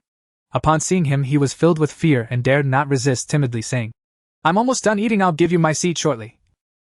Hearing this, the Kekkei clan member roughly yanked him from his seat and began to manifest a bony spike from his palm. The Kekkei clan member positioned the bone spike against the customer's neck. "You dare to refuse me? Do you wish to duel?" With the cold bone spike pressing against his neck, this unfortunate soul was not even a ninja. He trembled all over, unsure of what to do. "If it's a duel, then it wouldn't be a problem if you die right." The Kekkei clan member's eyes widened, grinning as the bone spike slowly advanced, blood red appearing at its tip. "Stop. No fighting is allowed in my restaurant." At that moment, Long Yu stepped forward. Sensing the presence of several Umbu from the Hidden Mist Village nearby, he decided to show some goodwill. Though it might not carry much weight, it would still attract a bit more attention. Upon hearing the shout, the Kekkei clan member turned his head and released the customer he was holding. "Since you want to die first, I will fulfill that wish."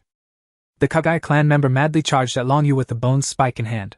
Just as the spike was about to strike Long Yu, a kunai intercepted it. 2 masked Umbus suddenly appeared, restraining the Kekkei clan member and taking him away. After witnessing this, Long Yu felt that perhaps he wouldn't need to incite tensions between the Kekkei clan and the Hidden Mist Village. Are these Kekkei clan members completely brainless? Even with the blood mist policy in effect, they still act so arrogant. But this is good. While none of this clan except Kimimaro are suitable for being subdued, they could still be useful as a group of combat machines in the future. After the Kekkei clan member was taken away by the Umbu, the restaurant became harmonious. "Boss, Eula, 2 plates of dumplings." "Sure thing." At the training ground of Konoha, tomorrow Yahiko would leave Konoha. He had completely mastered the 10 sword techniques he saw in his dreams and had integrated them. Thus Moonlight Inshin planned to test his strength today. "Come at me with all your might, no need to hold back," Moonlight Inshin said coldly to Yahiko. Actually, Yahiko would have done this even without being told. He had roughly grasped the strength of the person teaching him swordsmanship over the past few days. It was at a level where he could not possibly injure him. Yahiko took a deep breath, his gaze sharpening as he too wanted to test the results of his training during this period. Konan, on the other hand, looked on nervously from the side. Looking at Moonlight Inshin before him, Yahiko did not rush at him immediately, but first used the mist concealment technique to hide his figure. Then he unleashed the 10th sword technique, Xingxing Liujuan. He was well aware of the gap in strength between himself and Moonlight Inshin, thus he started with a powerful move. If he didn't use it first, he might not get another chance. Moonlight Inshin observed the surrounding white mist without making a move. With his sensory abilities, he could tell that Yahiko's mist concealment technique was completely ineffective, but he wanted to see how far Yahiko could go, so he decided to give him a chance to prepare. Within the mist, Yahiko's long sword gathered the head of a water dragon, and he began to swing his sword to gather strength. Finally, Mi Yen had accumulated enough speed and power through his continuous turning and swinging of the sword, reaching the limit of what he could control. If he continued to gather more, the immense force on the blade might slip beyond his grasp. He then charged toward the direction hidden by the moonlight, wielding his sword. The water dragon on the long sword roared, and in that instant the surrounding mist suddenly vanished. Water escaped, flowing life. Mi-yen let out a low growl, exerting all his strength to control the immense power on the sword as he slashed toward the moonlight. Yuguanjian stood still without dodging, countless tiny wind blades manifesting on the long sword in his hand before he raised the sword to strike. The two long swords clashed, creating a tremendous force that made the surrounding leaves rustle. In the end, Mi-yen's long sword broke apart, but Yuguanjian was also pushed back a few meters. Yuguanjian sheathed his sword and tossed a handful of coins to Mi-yen. "I've taught you everything that should be taught, and you've learned it. This money should be enough for you to buy another sword." Yuguanjian knew that Mi-yen would be leaving the next day, and a hint of reluctance arose in his heart, but he said nothing and turned to leave. Mi-yen bowed to Yuguanjian's back. During this time, Yuguanjian had patiently taught him swordsmanship, and Mi-yen had long regarded him as his own teacher. The next day, Mi-yen and Xiaonan left Konoha amid the farewell of many. Even Uchiha Shinya, who rarely interacted with others, showed up. Similarly, Jiraiya and Minato also left Grass Ninja Village, but whether the research on the nature change of the Rasengan was successful remains unknown. On a sunny afternoon, it wasn't mealtime, so the restaurant was not busy. Long Yu sat at the entrance of the restaurant, integrating the recent information he had received. After observing for some time, Long Yu noticed that the blood mist policy seemed to have some effect on the development of the mist-hidden village. In essence, the blood mist policy had taken away some resources from the major clans in the village to cultivate the geniuses discovered in the Ninja Academy. Of course, the method of discovering geniuses is rather brutal, but thanks to the blood mist policy, the mist-hidden village had indeed cultivated some powerful ninjas. Recently, Long Yu had learned that the village had already begun training the 7 ninja swordsmen. Moreover, 3 candidates had already been found, and they were currently being intensely trained. It was believed that they would soon become elite jonin. Although the blood mist policy had yet to inflict deep harm on those major clans, it seemed that one particular clan had already experienced significant friction with the mist-hidden village. The members of the Kagai clan acted as if they had consumed gunpowder, wanting to explode at anyone they encountered, even frequently expressing their dissatisfaction with the third Mizukage openly. After being heavily punished by the third Mizukage, they seemed to have settled down, but anyone with keen eyes could tell that the Kagai clan seemed to be planning something big, though no one had openly confronted them yet. According to the original story, the Kagai clan's rebellion should have begun after Orochimaru's defection, yet there was still quite a while before the Third Great Ninja War. I didn't expect that group to be so patient. Should I throw some fuel on the fire? Get away. Monster. Stay away from us. Just as Long Yu was contemplating his next plan, the voices of several children interrupted his thoughts. However, why did that sound so familiar? Long Yu thought for a moment, wasn't that what Naruto often heard? Could it be the Jinchuriki of the mist-hidden village? With excitement, Long Yu raised his head and saw 3 small children throwing stones at another child. The child being hit was facing away from Long Yu, so he couldn't see who it was, but this treatment could only belong to a Jinchuriki. Thinking of this, Long Yu stood up and shouted at the group of unruly children. "What are you doing? How can you bully a companion?" He then walked towards the group. The 3 children scattered as soon as they saw Long Yu approaching. "Are you alright?" Long Yu smiled as he walked up to the child and asked with concern. "I don't know if it's the 3-tails Jinchuriki or the 6-tails Jinchuriki." Long Yu was pondering when the child turned his head, and Long Yu's smile instantly froze. Because what those children had just said was indeed true, this child really looked like a monster. With a shark-like face and small beady eyes, one might faint from shock if they encountered him on a dark road. How should I describe Long Yu's current mood? It was rather complex. The future strength of the shark-faced Kisame is indeed stronger than most tailed beasts, but his appearance doesn't quite meet Long Yu's aesthetic standards, so his current mood can't be described as delightful, nor is he disappointed. He was even a bit curious about what Kisame's parents looked like. It felt increasingly terrifying upon deeper thought. "Such an attack can't possibly harm me at all," the shark-faced boy said in a flat tone. It felt so cliché. Long Yu indeed didn't expect that the future smiley-faced killer Kisame would have a personality somewhat like Sasuke's, but he wasn't wrong. With his physical strength, these children indeed couldn't hurt him. "Why did you scare them away? If it weren't for you, I would have already pinned them down and beaten them up," the little Kisame asked Long Yu expressionlessly. "Goo goo." As soon as little Kisame finished speaking, his stomach growled, making his words seem less persuasive. Long Yu smiled and patted Kisame's head, saying, "I certainly believe you, but how about coming into my restaurant for a meal now? I'll treat you." Long Yu was now the warm-hearted elder brother Yul in the mist-hidden village, caring for the pitiful children in the village who were hungry. "Okay, but I won't let you treat me. I'll pay you back in the future," Kisame replied calmly. He was an honest person, how could he owe someone money? Long Yu didn't mind his stubbornness. After bringing him into the restaurant, he made him a bowl of braised noodles. Soon Kisame finished a large bowl of noodles and he seemed quite satisfied. "Thank you, I will pay you back later," Kisame said before leaving after expressing his gratitude to Long Yu. Watching him leave, Long Yu asked the 2 staff members who were tidying up the tables in the restaurant, "Who was that child just now?" These 2 staff members were hired a month ago and were ordinary people from the mist-hidden village, one named Xingye and the other In. Are you talking about the child from the Kekkei clan? Jinye said while wiping the table. Kekkei clan. Why have I never heard of them? Is there such a major clan in the mist-hidden village? Long Yu asked in confusion. When he read the original story, it seemed like Kisame was always alone, and there was no mention of his family, so Long Yu thought he was a unique case. But now it seemed that this staff member's words didn't match what he thought. It is not surprising that the boss has never heard of them. Even those who have lived in Wing Village since childhood may never have seen a member of that clan. It is said that the Kanji clan lives underwater year-round and rarely appears on land. The child just now should be the only member of the Kanji clan currently visible in the village. I wonder what brought him to live on land, Jinye explained to Long Yu. After listening to his explanation, Long Yu began to understand, and he couldn't help but sigh at the numerous families in Wing Village. Unfortunately, most had been wiped out by Obito, but now that he was here, their fate would be different. After a tiring day, Long Yu returned home to Wing Village.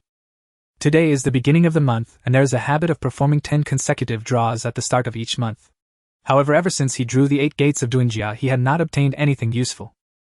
Today his luck was evidently good. A flash of red light appeared and a small vial materialized in his hand. Congratulations, host, you have obtained Hashirama's active cell's highest activity. System. What does highest activity mean?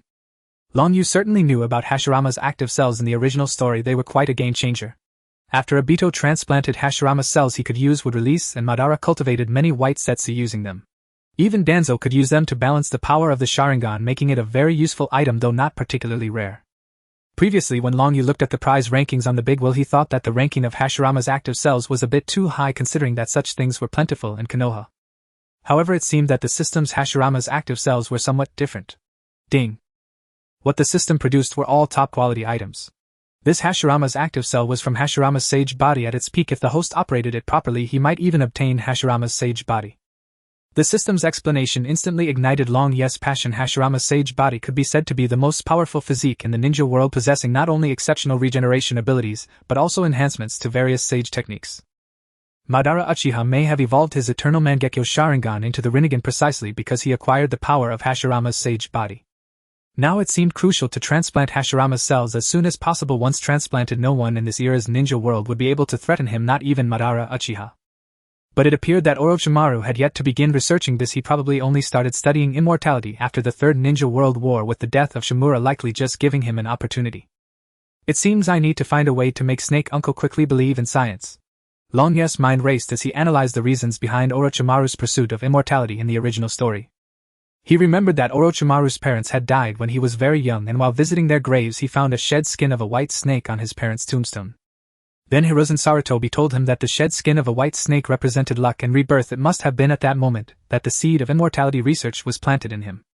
Later, witnessing the deaths of Shimura and Kato Danzo during the Second Great Ninja War made him realize the fragility of life.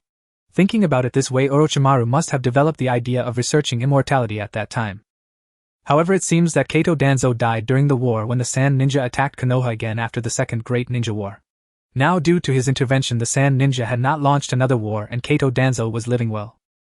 It seems I need to find a way to give him a little stimulation.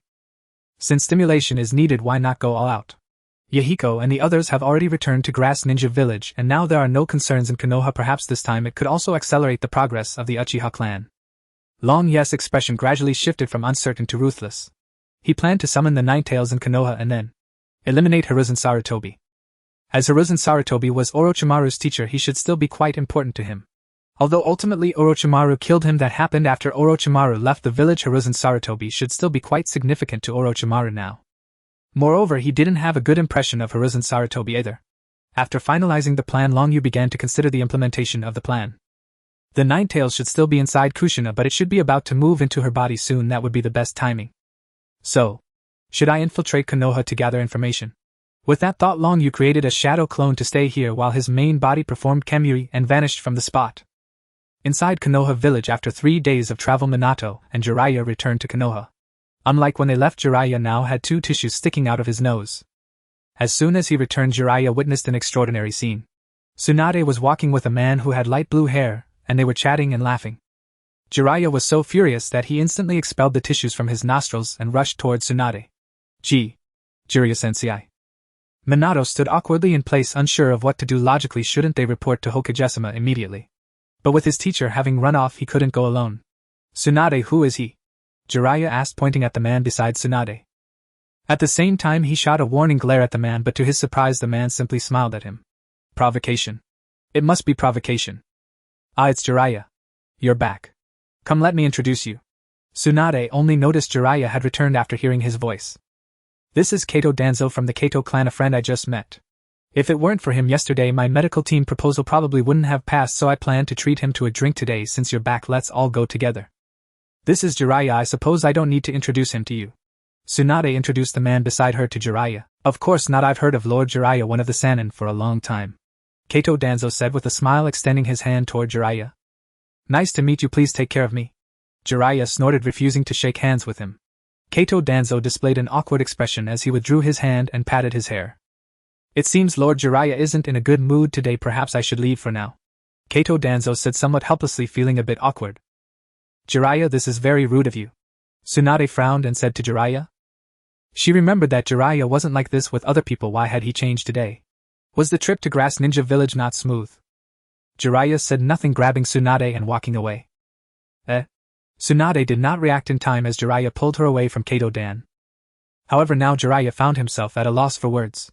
He felt a pang of discomfort and anger upon seeing Tsunade walk with another man, but after bringing her here he didn't know what to say. Oh well? Jiraiya scratched his face to alleviate the awkwardness, unable to look Tsunade in the eye while his mind raced to think of a suitable excuse.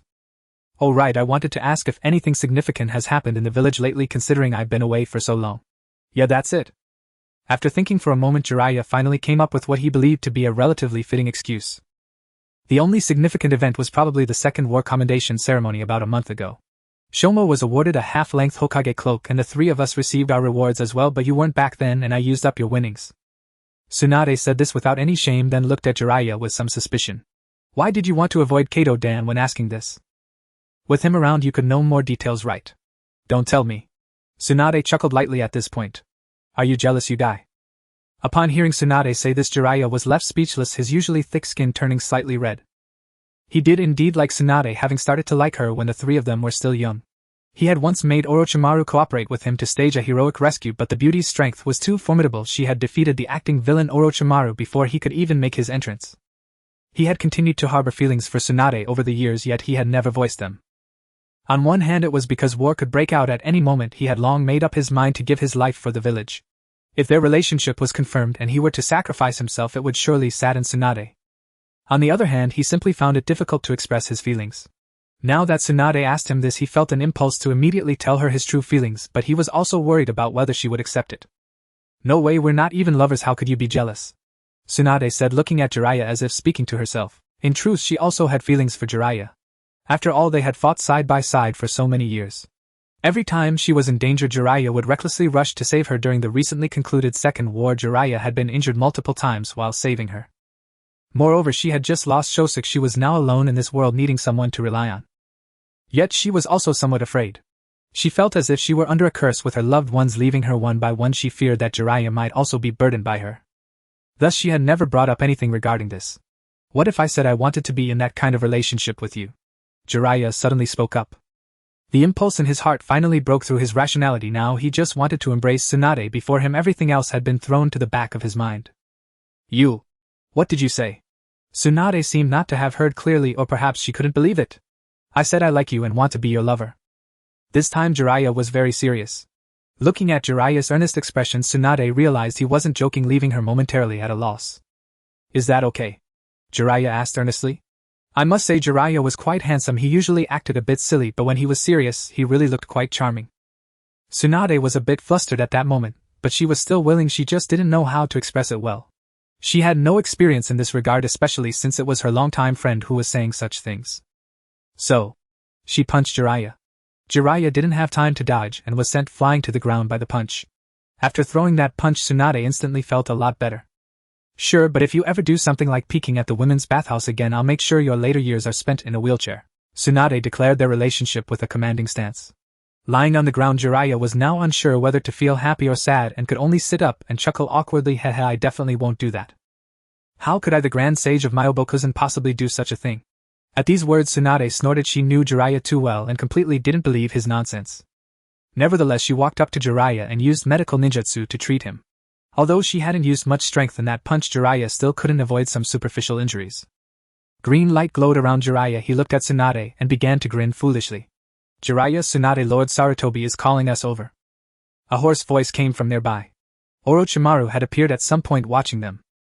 Seeing his two friends together made him feel somewhat happy. The sadness from Shosuke's death had also been somewhat alleviated, though he seemed a bit unsure of how to handle the situation. This couldn't be blamed on him. Uncle Snake was most fond of science, and matters of the heart were not his strong suit. Alright, let's go. Tsunade was nothing like other girls who would feel shy when their friends found out they were dating. She pulled Jiraiya up and followed Orochimaru towards the Hokage building. At this point, Jiraiya was already fuming internally, cursing Sarutobi Hiruzen while also dragging Orochimaru into it. Originally with such a good opportunity and timing, he had planned to get closer to Tsunade, but he hadn't expected it to be interrupted so soon. So he decided to take Tsunade on a journey around the ninja world in the near future, leaving the matters of the village to that old man. However, the warmth from her palms still provided him with considerable comfort. The three of them arrived at the Hokage office, and as soon as they entered, Jiraiya immediately began to shout loudly. "Hey old man, what do you want from us?" He then put on a somewhat surprised expression. "Long time no see. You didn't even look at that crystal ball this time." Sarutobi Hiruzen, who was smoking, choked on his words at Jiraiya's remark.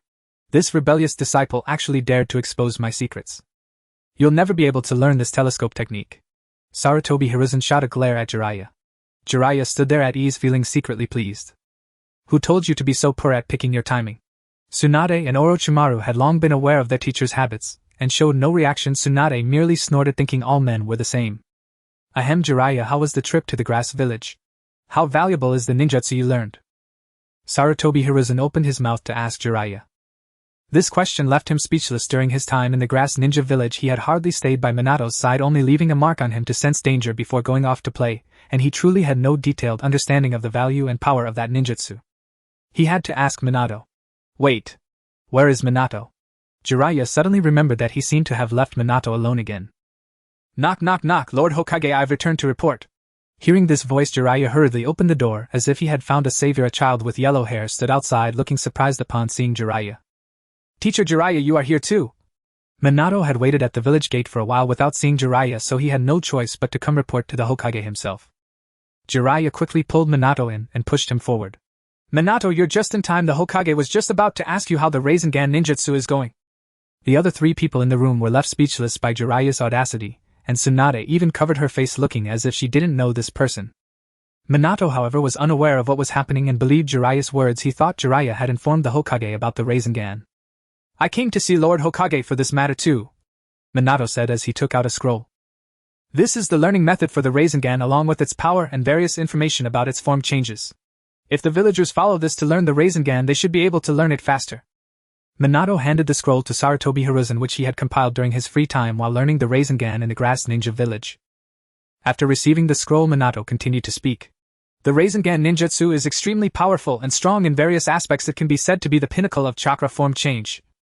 Firstly, the Rasengan is a ninjutsu without hand seals. It can be executed almost instantaneously, and its power reaches the level of a rank ninjutsu, which will serve as a formidable weapon in actual combat. This is just the ordinary Rasengan. Being a non-attribute ninjutsu means that properties can still be added to its chakra form change."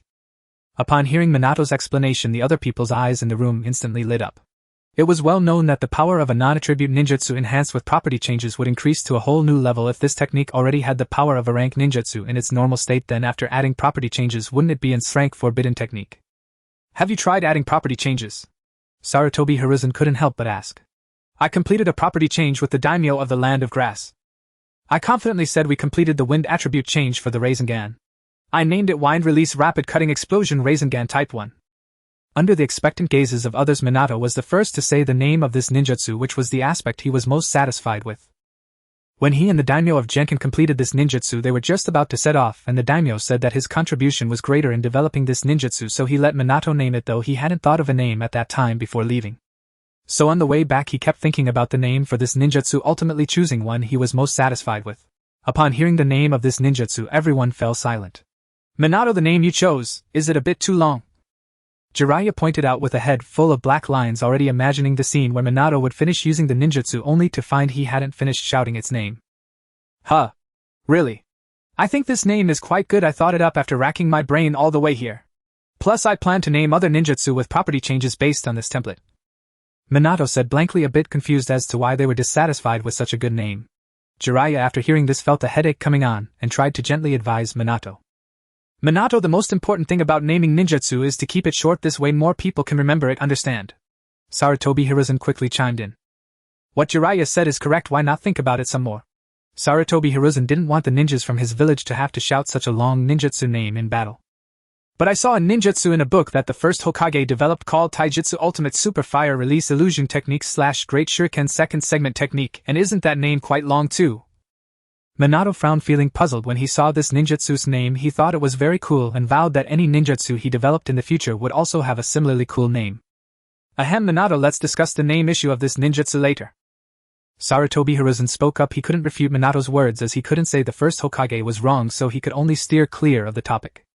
The reason I called all three of you here is that I have something important to inform you, and this matter also involves you, Minato, so listen in as well. Sarutobi Hiruzen began to grow serious, and the three ninjas and Minato stopped speaking.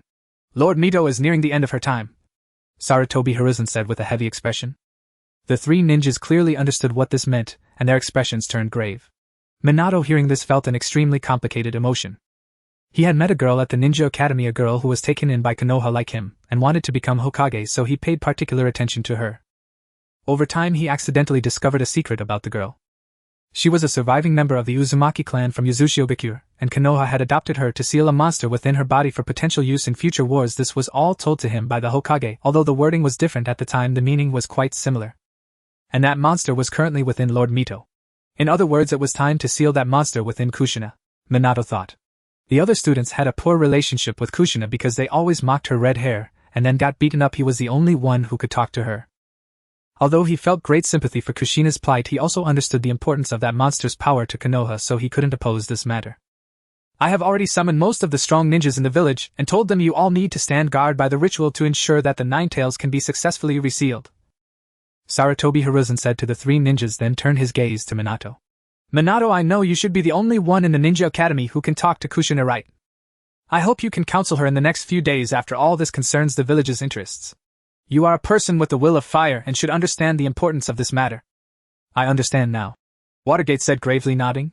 Sarutobi Hiruzen felt an immense sense of relief. The will of fire in Konoha had indeed been continuously passed down. Now that all matters have been addressed, why don't we witness Watergate's jutsu? Sarutobi Hiruzen stood up with a smile. With so many powerful individuals gathered in Konoha village, he felt relatively assured about the safety of this ceremony. He was particularly interested in the strength jutsu that Watergate had learned, as it would soon become a vital strength for the village. Orochimaru and the others were equally intrigued by the jutsu, and the five of them made their way to the training ground beneath the office building. Simply demonstrating the jutsu isn't particularly interesting. Let's find someone to spar with and at the same time evaluate Watergate's current strength. Sarutobi Hiruzen was quite attentive to this young genius from Konoha. Jiraiya, why don't you practice with Watergate? He said to Jiraiya. Huh? Why me? Jiraiya, who was just about to hold Tsunade's hand, was taken aback when called by Sarutobi Hiruzen. You're Watergate's teacher. If you don't go, who will? Hiruzen felt a bit speechless. His apprentice truly never made things easy for him. Jiraiya agreed with this reasoning, as he was also eager to know his apprentice's current abilities. He then walked to the center of the training ground, crossing his arms as he faced Watergate. Come on, Watergate, go all out without holding back. Let me assess your current strength. Jiraiya beckoned to Watergate, harboring some expectations. The stronger Watergate was, the more it would indicate that he was indeed the child of destiny, as bringing peace to the world required strength. Incoming Master Jiraiya. Watergate held a kunai in his hand. Although he didn't believe he could defeat Jiraiya, he had confidence in his own strength and wanted to test the power of his wind-release rapid cutting explosive spiraling sphere Type 1. As soon as he finished speaking, Watergate vanished, reappearing right in front of Jiraiya, kicking towards his head. What a fast body flicker technique. Orochimaru, having never seen his friend's apprentice in action before, was stunned by this man's speed. Tsunade, witnessing this body flicker technique, even thought of the demigod salamander they had fought against. Back then Hanzo had made them suffer greatly with his unpredictable body flicker technique. Seeing Watergate's body flicker technique, Sarutobi Hiruzen nodded in satisfaction. Jiraiya certainly wouldn't fall for such a simple attack. He raised his left hand to block Watergate's side kick, then drew his kunai to parry Watergate's thrust after he twisted his body. Then began a dazzling exchange of taijutsu. Within half a minute, Jiraiya and Watergate had exchanged dozens of moves. However, during this time Jiraiya did not move his feet. Be careful, Master Jiraiya, Watergate warned, gathering a deep blue sphere in his hand. The spiraling sphere was instantly completed and then hurled at Jiraiya. The three onlookers' eyes lit up. This almost instantaneous jutsu could play a significant role in battle. Seeing the spiraling sphere suddenly appear in Watergate's hand, Jiraiya, who had been calm, felt a bit flustered. Earth Release Hardening Technique. Jiraiya's skin hardened, this hardening technique being a weakened version of Kakuzu's Earth Spear technique, allowing him to harden his skin, though the effect would be slightly inferior. Watergate's spiraling sphere struck Jiraiya's abdomen, sending him spinning through the air. As he was sent flying, Jiraiya assessed his condition. The spiraling sphere had penetrated his hardened skin, but the damage was not severe. However, the strength of this jutsu lay in its surprise element. Paired with a speed-type ninja, hardly anyone could evade the attack of the spiraling sphere. As Jiraiya contemplated the situation regarding this jutsu, he rose to his feet and saw Watergate forming an even larger sphere surrounded by wind blades resembling shuriken. Hey, you really have too much energy, kid. Hearing the piercing sound of the wind, Jiraiya felt a drop of cold sweat. This jutsu should be the spiraling sphere with nature transformation added. Its power seemed to have increased significantly. Wind Release Rapid Cutting Explosive Spiraling Sphere Type 1. As Watergate shouted the name of the jutsu, he charged at Jiraiya, strong winds whipping up the fallen leaves in the training ground, cutting them into powder. The massive spiraling sphere, resembling a giant shuriken, pressed towards Jiraiya with small wind blades already cutting his cheeks and hair. Jiraiya dared not be careless. He bit his finger to form a hand seal and slapped the ground. Summoning Technique. A massive chakra storm formed between Watergate and Jiraiya, immediately blowing Watergate away. His chakra was nearly depleted, and now even moving was quite difficult. Tsunade jumped up immediately to catch Watergate. Thank you, Lady Tsunade. After saying this, Watergate fell unconscious. Students like Watergate certainly love to cause trouble, just like their teacher. As Tsunade looked at the unconscious Watergate in her arms, she couldn't help but sigh. Then she cast a worried glance at the location of the massive chakra storm. To put it bluntly, Watergate was still a student at the Ninja Academy. Although Sarutobi Hiruzen intended to promote him to a genin soon, he was not yet promoted. However, after witnessing the earlier jutsu, the attendees dared not associate Watergate with a mere Ninja Academy student. Even promoting him to genin seemed insufficient. Such jutsus were not even mastered by some jonin. Sarutobi Hiruzen was so shocked that he forgot to smoke his pipe. Orochimaru licked his lips with his tongue. Such power. Subarashi. I really feel useless. I can hardly even defend against someone else's attack. A deep voice came from behind the chakra storm. As the storm slowly dissipated, a red toad with a ushaped black mark on its face holding a pot lid as a shield revealed itself. Haha, stop saying such things about yourself, Gamakichi. Without you I might have embarrassed myself in front of my apprentice. A disheveled Jiraiya with white hair scratched his head as he emerged from behind the pot lid shield. He looked a bit dirty, with small cuts on his face and traces of the wind blades cutting his clothes. Just as Jiraiya finished speaking, the shield in Gamakichi's hand suddenly shattered and he became even more withdrawn. I truly am an useless toad. I'm going back to Mount Maiboku. After saying this, he poofed into a cloud of white smoke. Jiraiya felt a bit awkward, but that feeling was quickly replaced by a sense of relief. This child might truly be the destined one foretold by the great Toad Sage. Tonight, Konoha village seems unusually different, with many ninjas from the Konoha guard stationed on every street, suggesting that the entire unit has been mobilized and there are hardly any pedestrians on the roads. Two patrolling ninjas from the guard began to chat. We've been patrolling for so long and found nothing at all, one ninja said with some annoyance. I've asked other teams and they haven't found anything either. Do you really think there are spies infiltrating the village? Who knows? Anyway, that's what the higher-ups in the village say. As the two ninjas continued their conversation, Long Yu, hidden in the shadows by the street, was startled by their words. He had just infiltrated Konoha this afternoon. Could he have already been discovered? It seems he needed to gather more information. A shadow flitted past and Long Yu vanished from the spot. After some investigation, Long Yu realized the troubling issue. There were hardly any strong chakra fluctuations in Konoha village, and he had discovered a massive barrier near the western edge of the village. Quickly, Long Yu came up with a possible theory. Perhaps the transfer of the Ninetales had already begun. As he was pondering this, a ninja from the guard walked past him on a nearby street. Long Yu, cloaked in black, appeared in front of that ninja. You! As the guard ninja tried to speak, Long Yu cast an illusion, and the ninja stood there dazed. Though he was from the Uchiha clan, he had no ability to resist before the illusion of the Mangekyo Sharingan.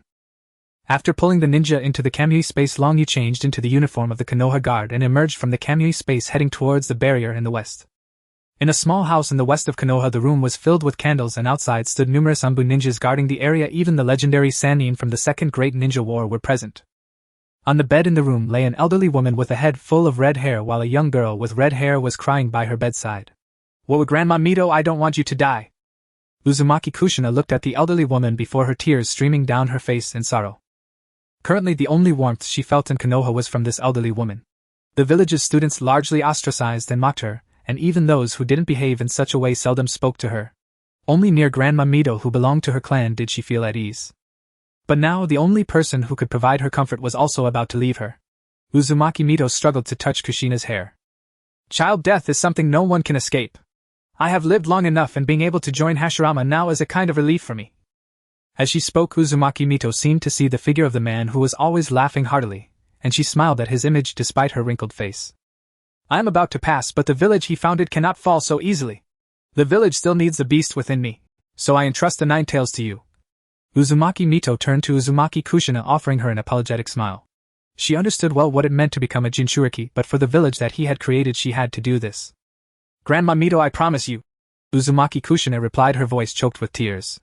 At that moment the Ninetales within Uzumaki Mito roared furiously, its front claws struggling against the red gate. Damn Mito!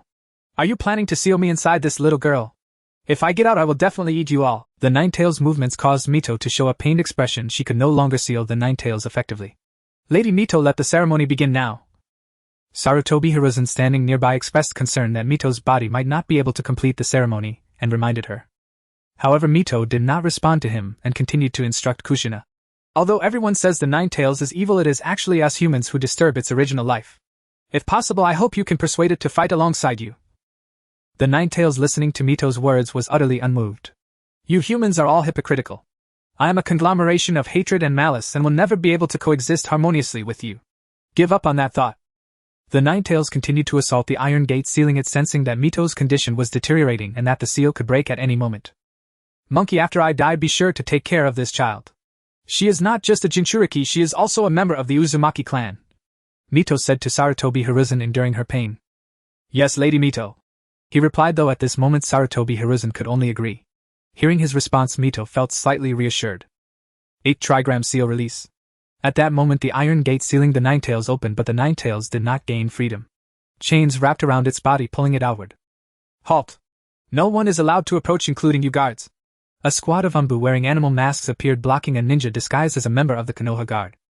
The newcomer said nothing. In response, a massive fireball was hurled at them.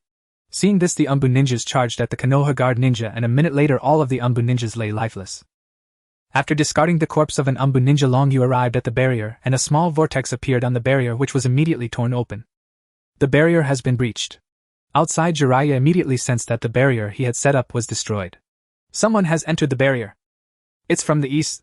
He quickly alerted the others. Upon hearing this, some Umbu ninjas rushed towards the direction Jiraiya indicated.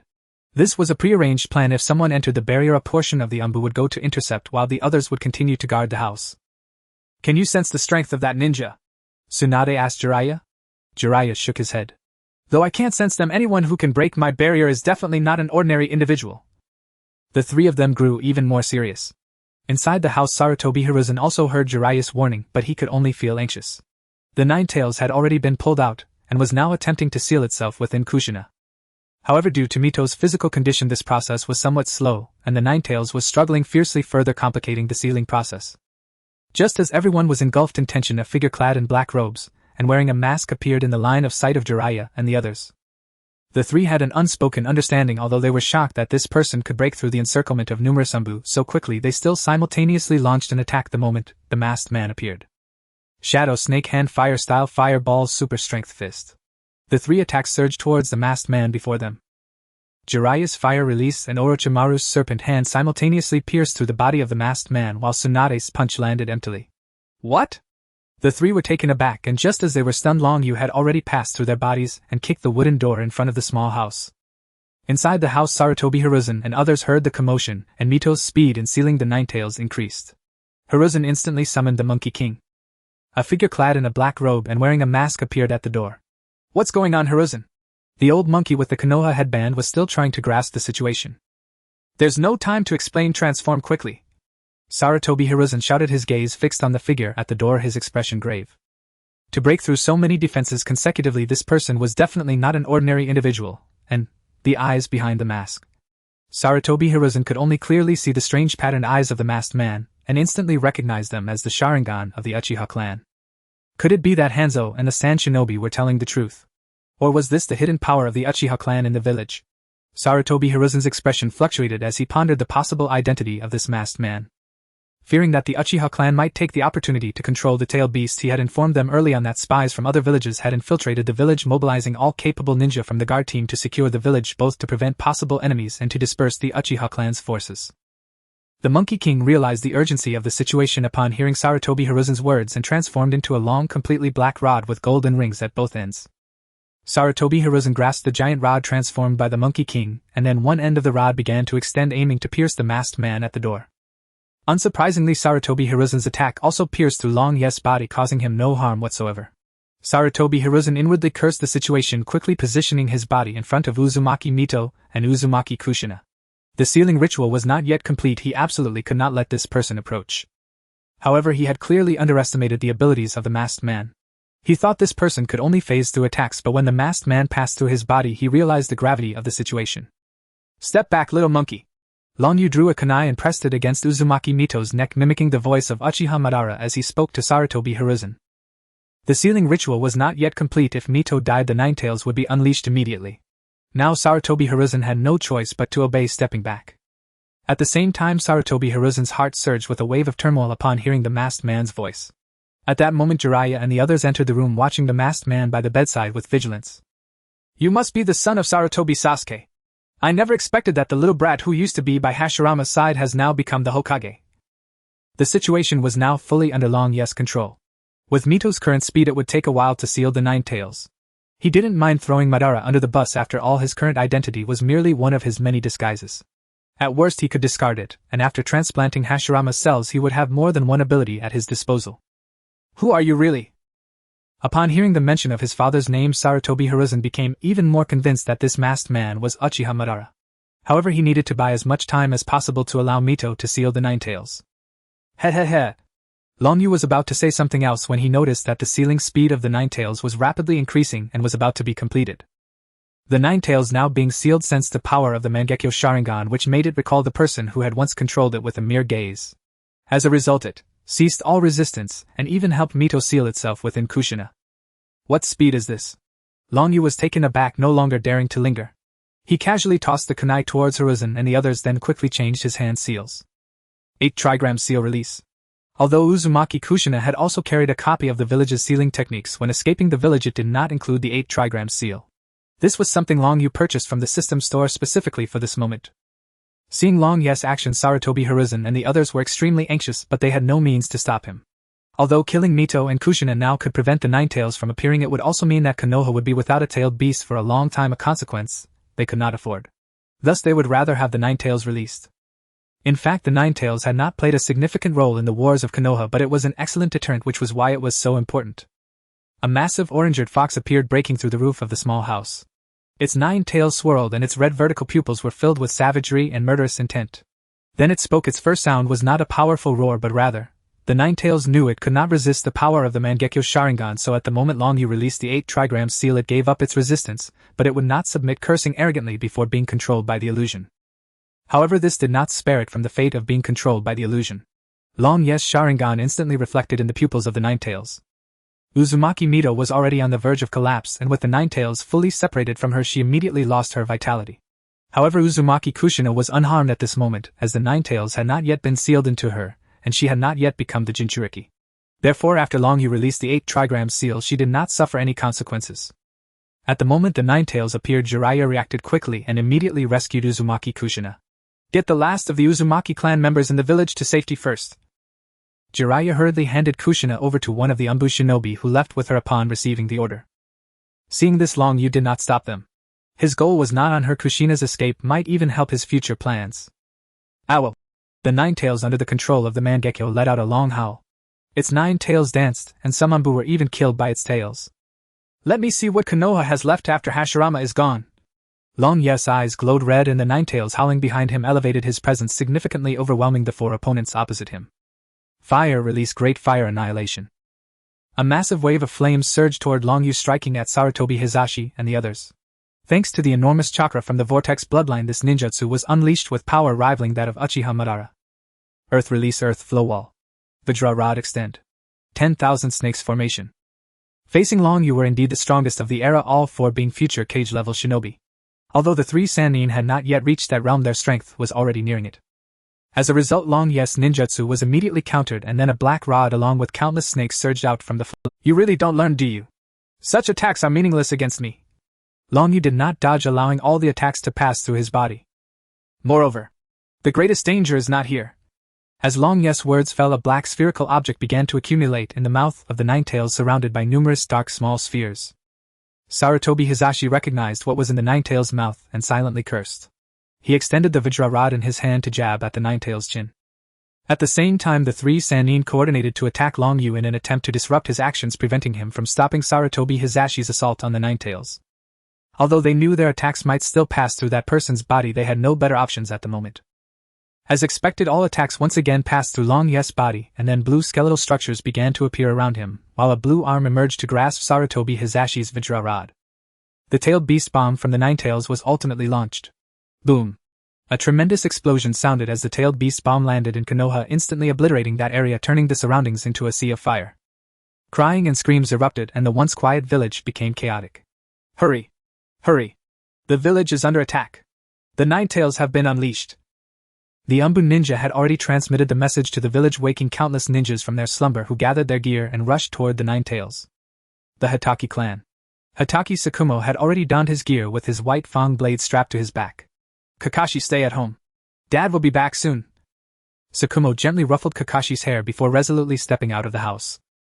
Underground of Konoha. This was the headquarters of Root, where many Root ninjas knelt on one knee before Danzo, waiting for his orders, already aware of the current situation. Lord Danzo, should we go out to assist Lord Hokage? We have not received any word from the Hokage. There is no need for rash action. Danzo spoke indifferently. Just as he finished speaking, an Umbu ninja rushed in hastily. Lord Danzo, the Hokage wants you to. Wind release vacuum great sphere. Before the Umbu could finish his sentence, he was brutally cut down by the seductive Sun brother. We did not receive any news from the Hokage, understood? Danzo said coldly. Yes. The Root ninjas lowered their heads in understanding their lives were in Danzo's hands, and they naturally dared not resist in the slightest. Hizashi, you are too weak. The Konoha you lead is also a weak village. Only under my leadership can Konoha flourish, so. I'm sorry, old friend. Danzo closed his eyes. He had deep feelings for Hizashi, but for the dream of becoming Hokage, and to mold Konoha into what he desired, these were sacrifices he could make. After releasing a tailed beast bomb, the Ninetales rushed toward the center of Konoha, destroying all buildings in its path, its fiery red form becoming a nightmare for all Konoha villagers. Jiraiya, Orochimaru, Tsunade. You three go reseal the Ninetales, I will handle this person. Sarutobi Hizashi commanded his three disciples. Although he had done many foolish and detestable things, he still held the responsibility of Hokage in the face of calamity. The three Sannin nodded. Indeed, sealing the Ninetales was of utmost importance, and they had confidence in their teacher's strength. However, Tsunade still summoned a slug, splitting a portion to leave for Sarutobi Hizashi. You are quite responsible. However, this does not change the fact that you will die here tonight. Long Yu was not surprised by Sarutobi Hizashi's actions. Those chosen to be the shadow of a village were all willing to sacrifice their own lives for it. The reason Tobirama passed the Hokage position to Hizashi was clearly due to this. You are Uchiha Madara. What is your goal? Konoha was established by you and the first Hokage. Are you now going to destroy it? Sarutobi Hizashi asked the masked man before him. He felt extremely uneasy inside. The blue skeletal structures surrounding the masked man were very similar to the Susanoo he had seen before. Faced with such a formidable enemy, he was indeed quite apprehensive. Ha ha ha ha ha, I didn't expect you to remember this matter. Long Yu laughed loudly, seemingly mocking something. Hashirama had long forgotten his original intention. The establishment of this village made him completely abandon his initial dreams. Long Yu paused here. Forget it, you don't need to know these inconsequential matters. Fire, release great fireball technique. After forming hand seals inside the Susanoo, Long Yu expelled a gigantic fireball. Seeing that he could no longer delay, Sarutobi Hizashi had no choice but to engage. He removed his Hokage hat and cloak, revealing his black ninja outfit. Water, release water dragon bullet technique. A water dragon appeared to block Long Yu's fireball, dispersing it into mist. Multiple shadow clone technique. Sarutobi Hizashi formed seals again, and 4 shadow clones appeared around him. Faced with the enemy before him, he dared not be careless, immediately entering a state to maintain maximum combat power. Earth, release earth dragon bullet. Fire, release fire dragon flame bullet. The earth dragon spat out mud, which was then ignited by the fire dragon and flew toward Long Yu. Seeing the techniques before him, Long Yu felt a sense of familiarity. He remembered how he was often outmatched when live streaming Naruto. Now it seemed he could truly take revenge from the root. Thinking of this, Long Yu's impression of Sarutobi Hizashi worsened while his enthusiasm for the battle grew even stronger. The blue skeletal structures rose again, enveloping Long Yu entirely. Sarutobi Hizashi's earth dragon bullet and fire dragon bullet were blocked by the Susanoo. Yasaka's Magatama? Several blue Magatama appeared in Susanoo's hands, which were then flung at Sarutobi Hizashi. Seeing the several blue magatama approaching him, Sarutobi Hisashi did not panic. He threw the Vajra rod in his hand outward, transforming it into a cage that protected him inside. The blue magatama could not break through the defenses of this cage. The time is almost up, this battle should come to an end. Long Yu calmly finished speaking as muscle lines began to form on the frame of the blue Susanoo, followed by plate-like armor. The Susanoo sprouted 2 feet and soared into the air, revealing a complete form towering over Sarutobi Hiruzen at over 180 meters. In comparison, Sarutobi Hiruzen appeared as small as an ant. Within the crystal on the forehead of the complete Susanoo, Long Yu could clearly overlook the entire Konoha village. The Ninetales probably hadn't even reached half the height of his Susanoo, and it was currently rampaging through Konoha with countless leaf ninjas rushing toward it like moths to a flame, only to be instantly annihilated. At this moment, Konoha was in chaos. Teachers from the Ninja Academy and some ninjas were escorting the elderly women and children to emergency shelters. The guards tried to join the battle but were blocked by rude ninjas. The 3 legendary ninjas arrived before the Ninetales, attempting to stop its advance toward the center of Konoha, joining forces with Shikamaru and others to confront the Ninetales, even inflicting some injuries on its body. Thus many leaf ninjas began to rush toward Sarutobi Hiruzen. Sarutobi Hiruzen looked at the complete Susanoo without showing any signs of fear. His 4 shadow clones and his main body began to simultaneously release 5 different elemental jutsu. 5 elements: Great Multi-Shadow Clone Jutsu. Blazing Fire, Hurricane, Lightning, Tidal Wave and Mud Rock flew simultaneously toward the crystal atop the Susanoo's head. Long Yu merely controlled the wings of the complete Susanoo behind him to shield himself, and in an instant a tremendous explosion sounded, shrouding the blue Susanoo in white smoke produced by the blast. Breathing heavily, Sarutobi Hiruzen stood in place. Although he was not old yet, he was not in the same boundless chakra state as during the 4th Great Ninja War. Casting this jutsu put considerable strain on his body. Did it work? Sarutobi Hiruzen anxiously stared at the swirling dust before him. As the dust settled, it was clear that the wings of the blue Susanoo had indeed been partially destroyed, but this was not significant damage. It merely consumed a bit of Long Yu's ocular power, which he could now recover. Due to the sheer size of the complete Susanoo, Long Yu could not use the dimensional phasing ability of Kamui. While employing Susanoo, the consumption of his ocular power would increase exponentially. However, with the defensive power of Susanoo, no one could break through it. He had known that even when the 5 Kage united during the 4th Great Ninja War, they could only break through the 2nd stage of Susanoo. As the wings slowly receded, Sarutobi Hiruzen saw this scene and cold sweat began to roll down his forehead. A sense of despair started to grow within him. Such power. It seems I must use that jutsu.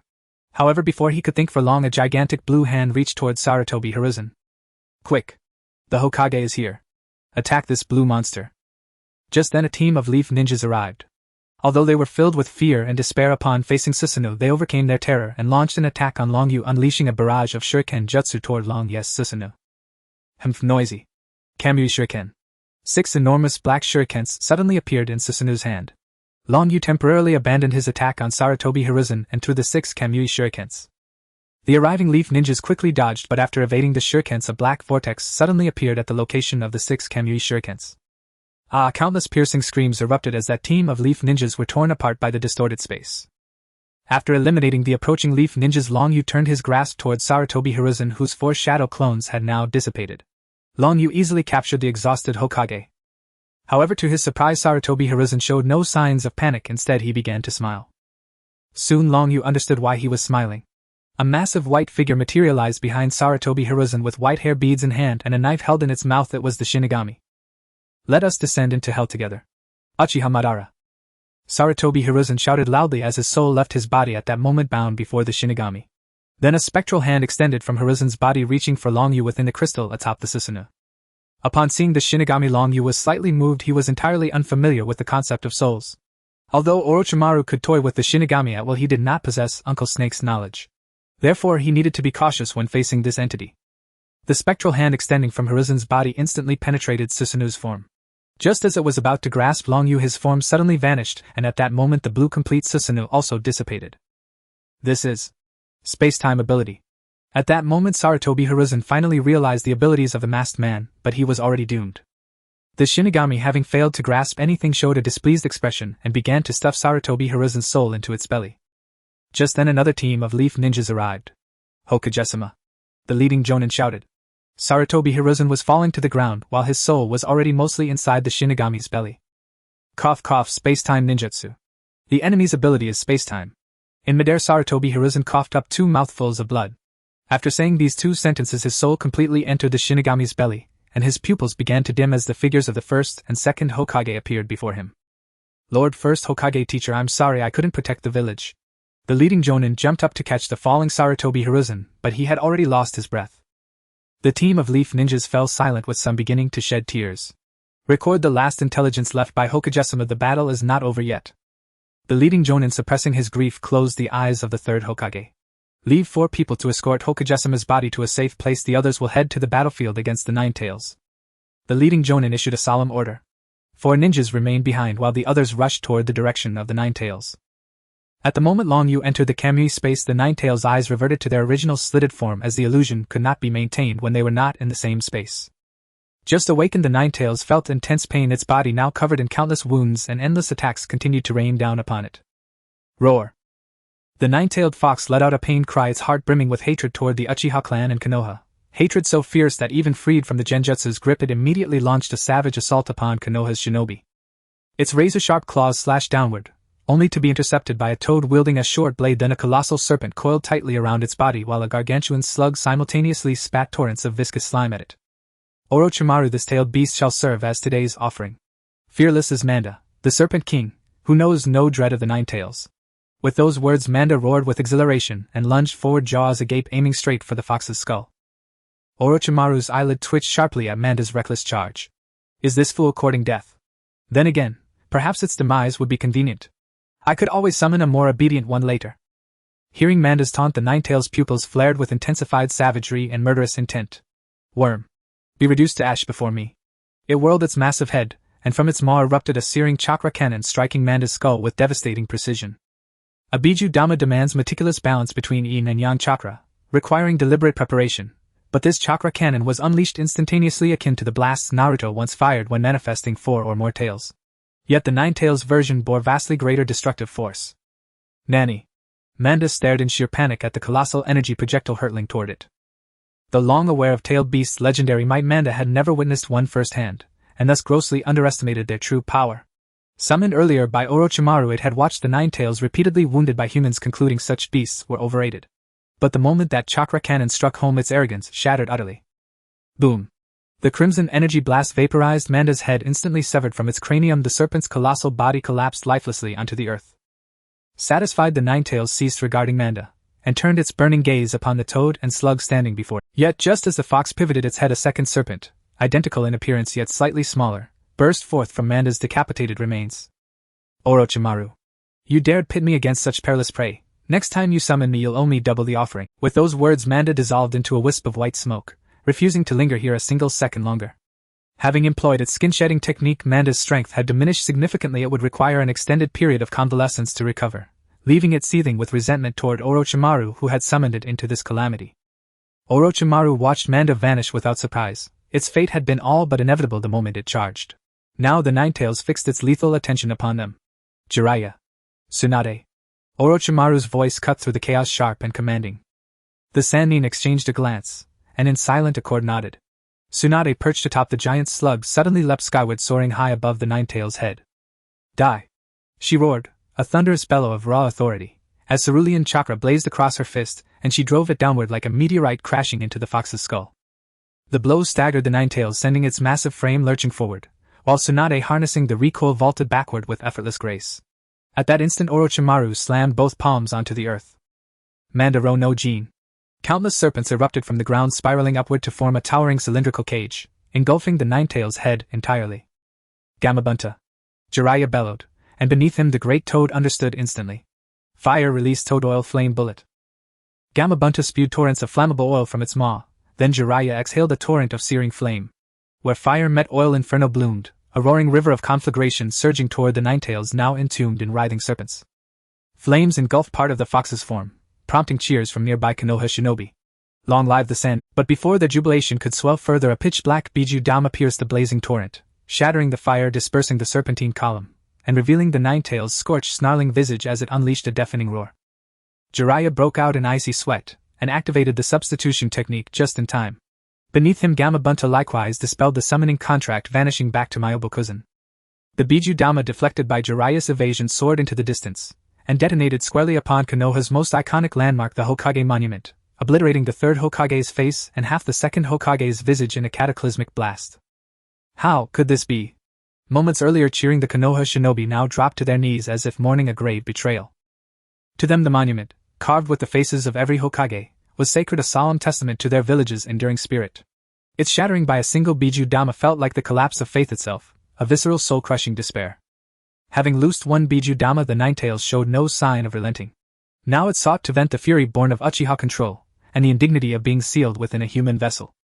From its maw chakra cannons exploded outward in all directions, its 9 titanic tails whipped and lashed, smashing through ranks of Konoha shinobi. Damn it! Jiraiya, Tsunade, and Orochimaru stared upward at the storm of projectiles, overwhelmed, pressed to their limits. Summoning technique. Jiraiya performed the technique again.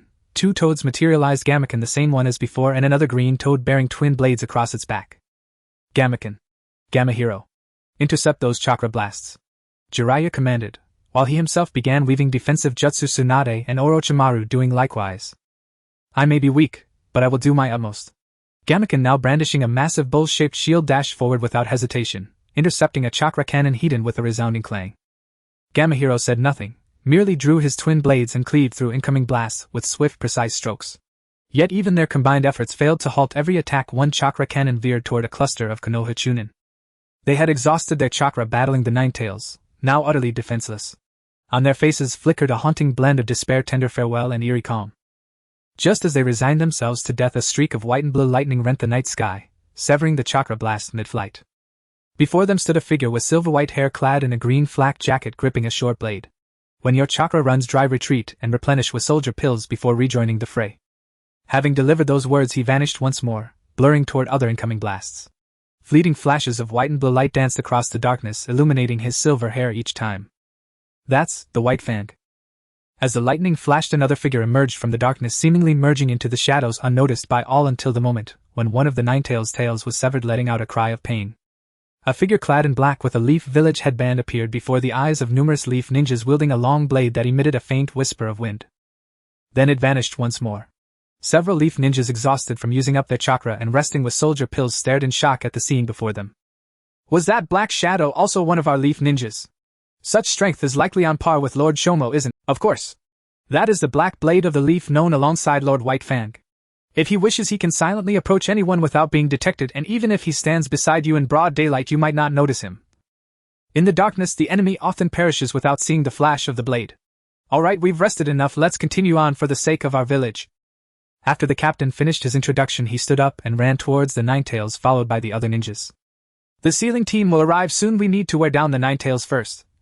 After blocking another wave of the Ninetales' attack, Shomo quickly approached the 3 ninjas. Seeing Shomo, Jiraiya, and the other sighed in relief. Having held off the Ninetales for so long, they were significantly drained. Facing such a powerful tailed beast without elite combat power made it hard to inflict effective damage.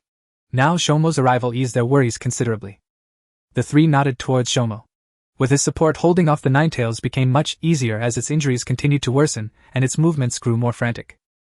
However, with the situation now set and the arrival of elite power, the Ninetales had completely lost the chance to gather its tailed beast ball, and other attacks proved ineffective. By the time the Leaf sealing team arrived, it had little stamina left. The resealing of the Ninetales was now a foregone conclusion. In the Kamui space, Long Yu observed the situation. With the 3rd Hokage dead, his goal was halfway accomplished. The final success depended on Snake Ant's awareness. However, Long Yu had no intention of leaving. With the death of Hizashi, the position of Hokage was vacant, and soon the Leaf would need to elect a new Hokage. Based on popularity, the most likely candidate for Hokage should be Shomo, but Long Yu felt that he would not secure the position. Shomo was far too honest, such a person wouldn't play the political game. The one most likely to succeed the Hokage position in the Leaf now was actually Danzo, the manipulative scoundrel. Shomo could never outmaneuver Danzo, otherwise he wouldn't have been driven to suicide by rumors in the original story. This was clearly Danzo's doing.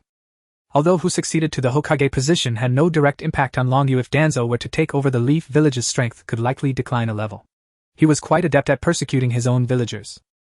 Now Long Yu needed a relatively balanced strength among the 5 great nations so that he could develop quietly. Moreover, with Hizashi's death, the likelihood of war increased significantly. His land of grass was still allied with the Leaf, and if the Leaf became too weak, it would be difficult to cope with the outbreak of war. Long Yu left the Kamui space once more. In the underground chamber, Danzo was still hiding here, having not yet received the news of Hizashi's death. However, in his view, Hizashi was surely doomed. The root ninjas on the ground saw the blue giant. He had seen such abilities before. Hizashi would have no chance of withstanding it. However, with his own strength, that enemy would not fare well either, and they might end up perishing together, which was the outcome he most hoped for. Yet this time he was clearly mistaken, as a figure clad in black robes suddenly appeared in the underground chamber.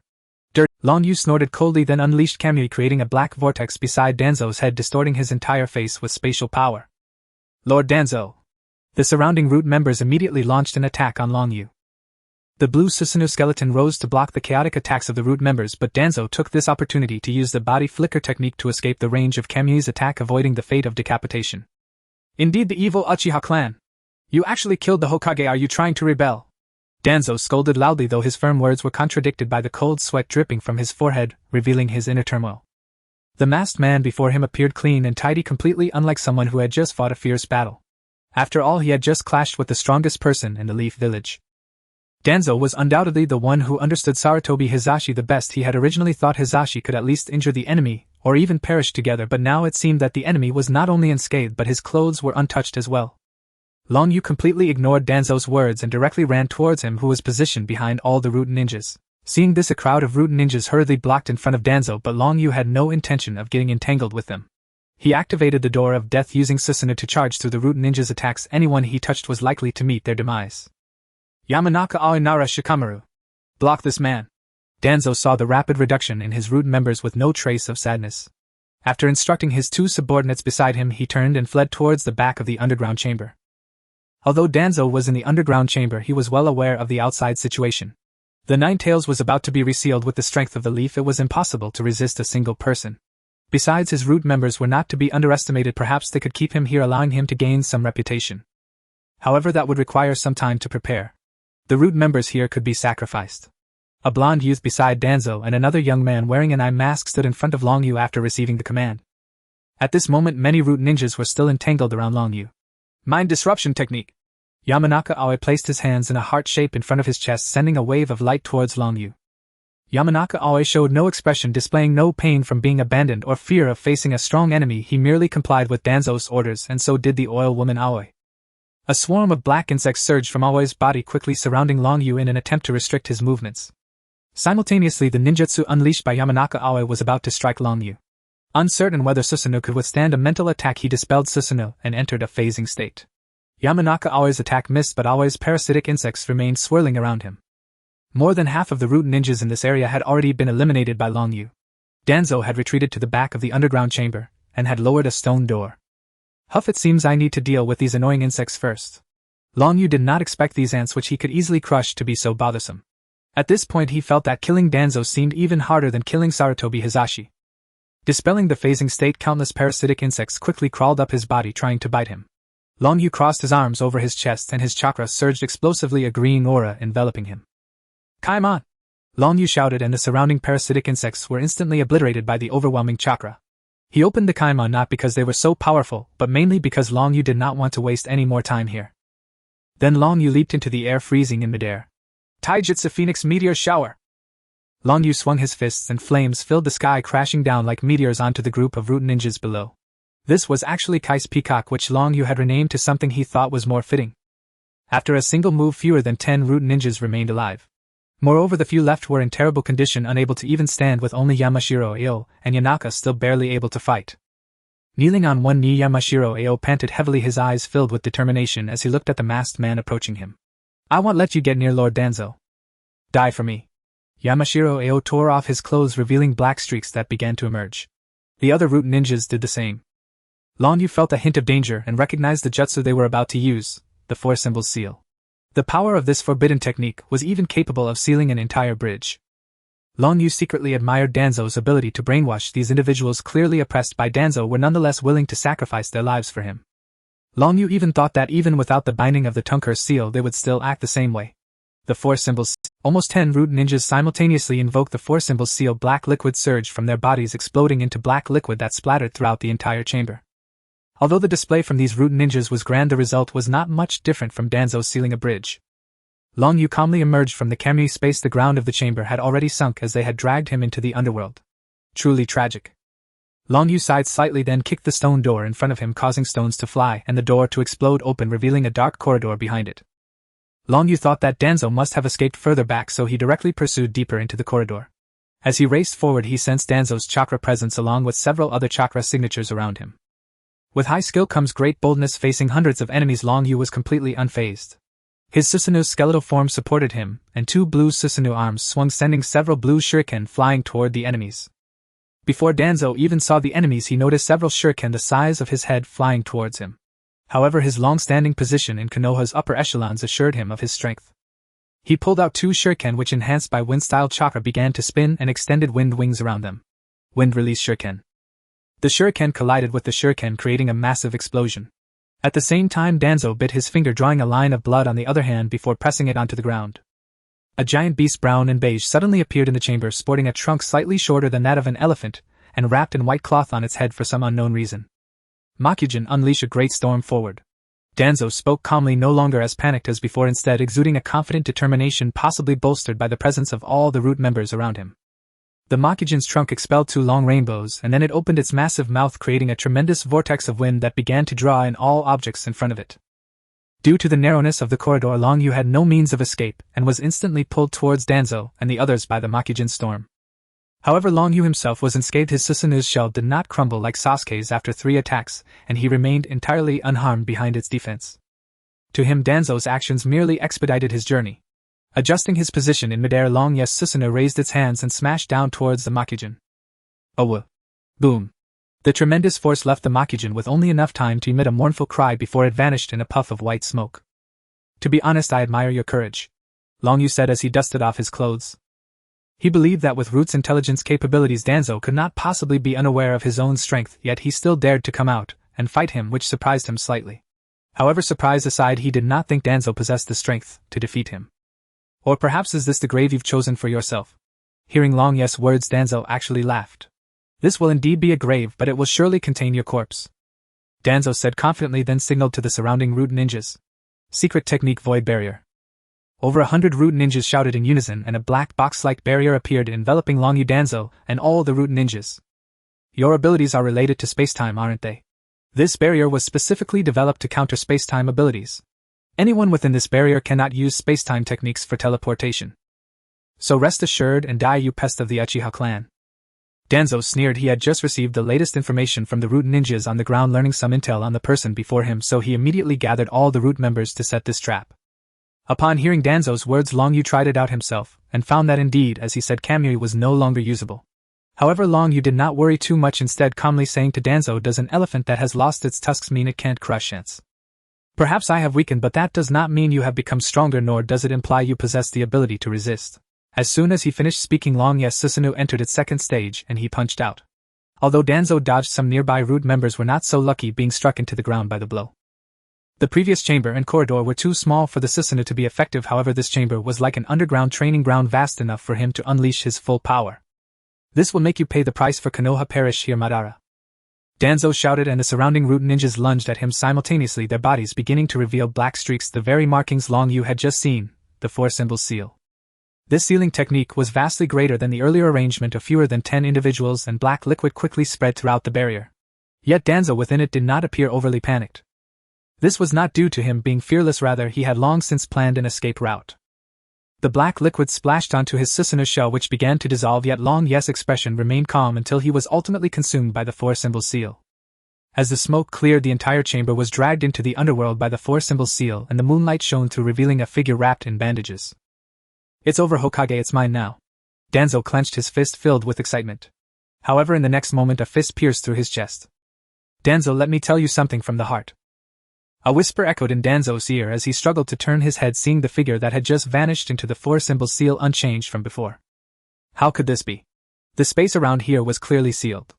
Danzo spat out a mouthful of blood, unable to comprehend how the opponent had survived. His survival was thanks to the power contained within the eyes left behind by his former companion Uchiha Kagami. During the First Shinobi World War, they had joined the Second Hokage in battle, surrounded by the elite forces led by the Cloud Village's Jinchuriki Kin and Jin. Their squad suffered heavy casualties, including the genius of the Uchiha clan, Kagami. Before his death, as he witnessed his comrades falling one after another, Kagami gained a new ability, the Mangekyo Sharingan. With its ocular techniques, he successfully saved himself and others, including Hizashi, but he paid the price with his life. The ocular technique of Kagami's Mangekyo Sharingan was simple yet powerful. Takamatsu could remove a designated person from this world for 3 seconds, not by spatial transfer but by completely detaching them from reality. During those 3 seconds nothing in this world could affect the designated person, making them truly invincible. No one could harm. However, the downside of this ability was glaring. It had a cooldown of a full decade. Nevertheless, it was still a formidable power, and Danzo certainly would not let it slip away. However, lacking Uchiha blood, he could only harness one eye, and with Takamatsu he could designate at most one person. With this ability he dared to use himself as bait to lure the masked man here, hoping to perish alongside him, but he never expected this would not be enough to kill the masked man. Why? How are you still alive? What you see may not be the truth in the shadows of the shinobi world. Long Yu slowly withdrew his arm and Danzo's body lost its support, and fell to the ground. Danzo's eyes began to dull and the scene from that night reappeared before him. In this situation only one person can feign an attack to draw fire, while the others take the chance to escape. To act as bait. It was certain death. Who would go? In that instant time seemed to freeze. He had clearly prepared to sacrifice himself as a ninja for the village, yet he hesitated, battling with his own thoughts for a long time, but still could not step forward. "They'll be the bait." The most familiar voice echoed in his ears like thunder, calming his turmoil and halting his struggle, yet it transformed into endless regret and remorse that would accompany him for a long time. "Hisashi. This time. Let's do it together." Danzo's eyes suddenly brightened as if a light had returned. He must not let such a person survive. Even if he couldn't achieve that, at the very least he could not allow him to obtain Kagene's eyes. Danzo, already on the ground, surprisingly propped himself up again, while Long Yu was just about to deliver the final blow, only to find Danzo had already grasped his thigh. Without a moment's hesitation, Long Yu raised his other leg and stomped toward Danzo's head. The black markings reappeared, the same technique, but at this moment the spatial barrier had long since vanished without the support of root ninjas. Long Yu's raised foot did not descend, he immediately entered the Kamui space. Once the 4-symbol seal was initiated, it could not be stopped. Soon Danzo's body exploded, yet in the moment before his death a look of having let go appeared in his eyes. After a while Long Yu exited the Kamui space, leaving only after confirming Danzo's demise. This operation could be deemed a complete success. Whether it would yield the expected results would depend on future developments, for in the end planning is in human hands but execution is in the hands of fate. In truth, Danzo's fear of Long Yu taking Kagene's eyes was entirely unfounded. Long Yu had no idea that Danzo possessed such a Sharingan. To him it seemed Danzo had evaded death through Izanagi, yet Izanagi should have been an ability Danzo acquired after the Uchiha clan's annihilation, a detail he overlooked, though it was of little consequence.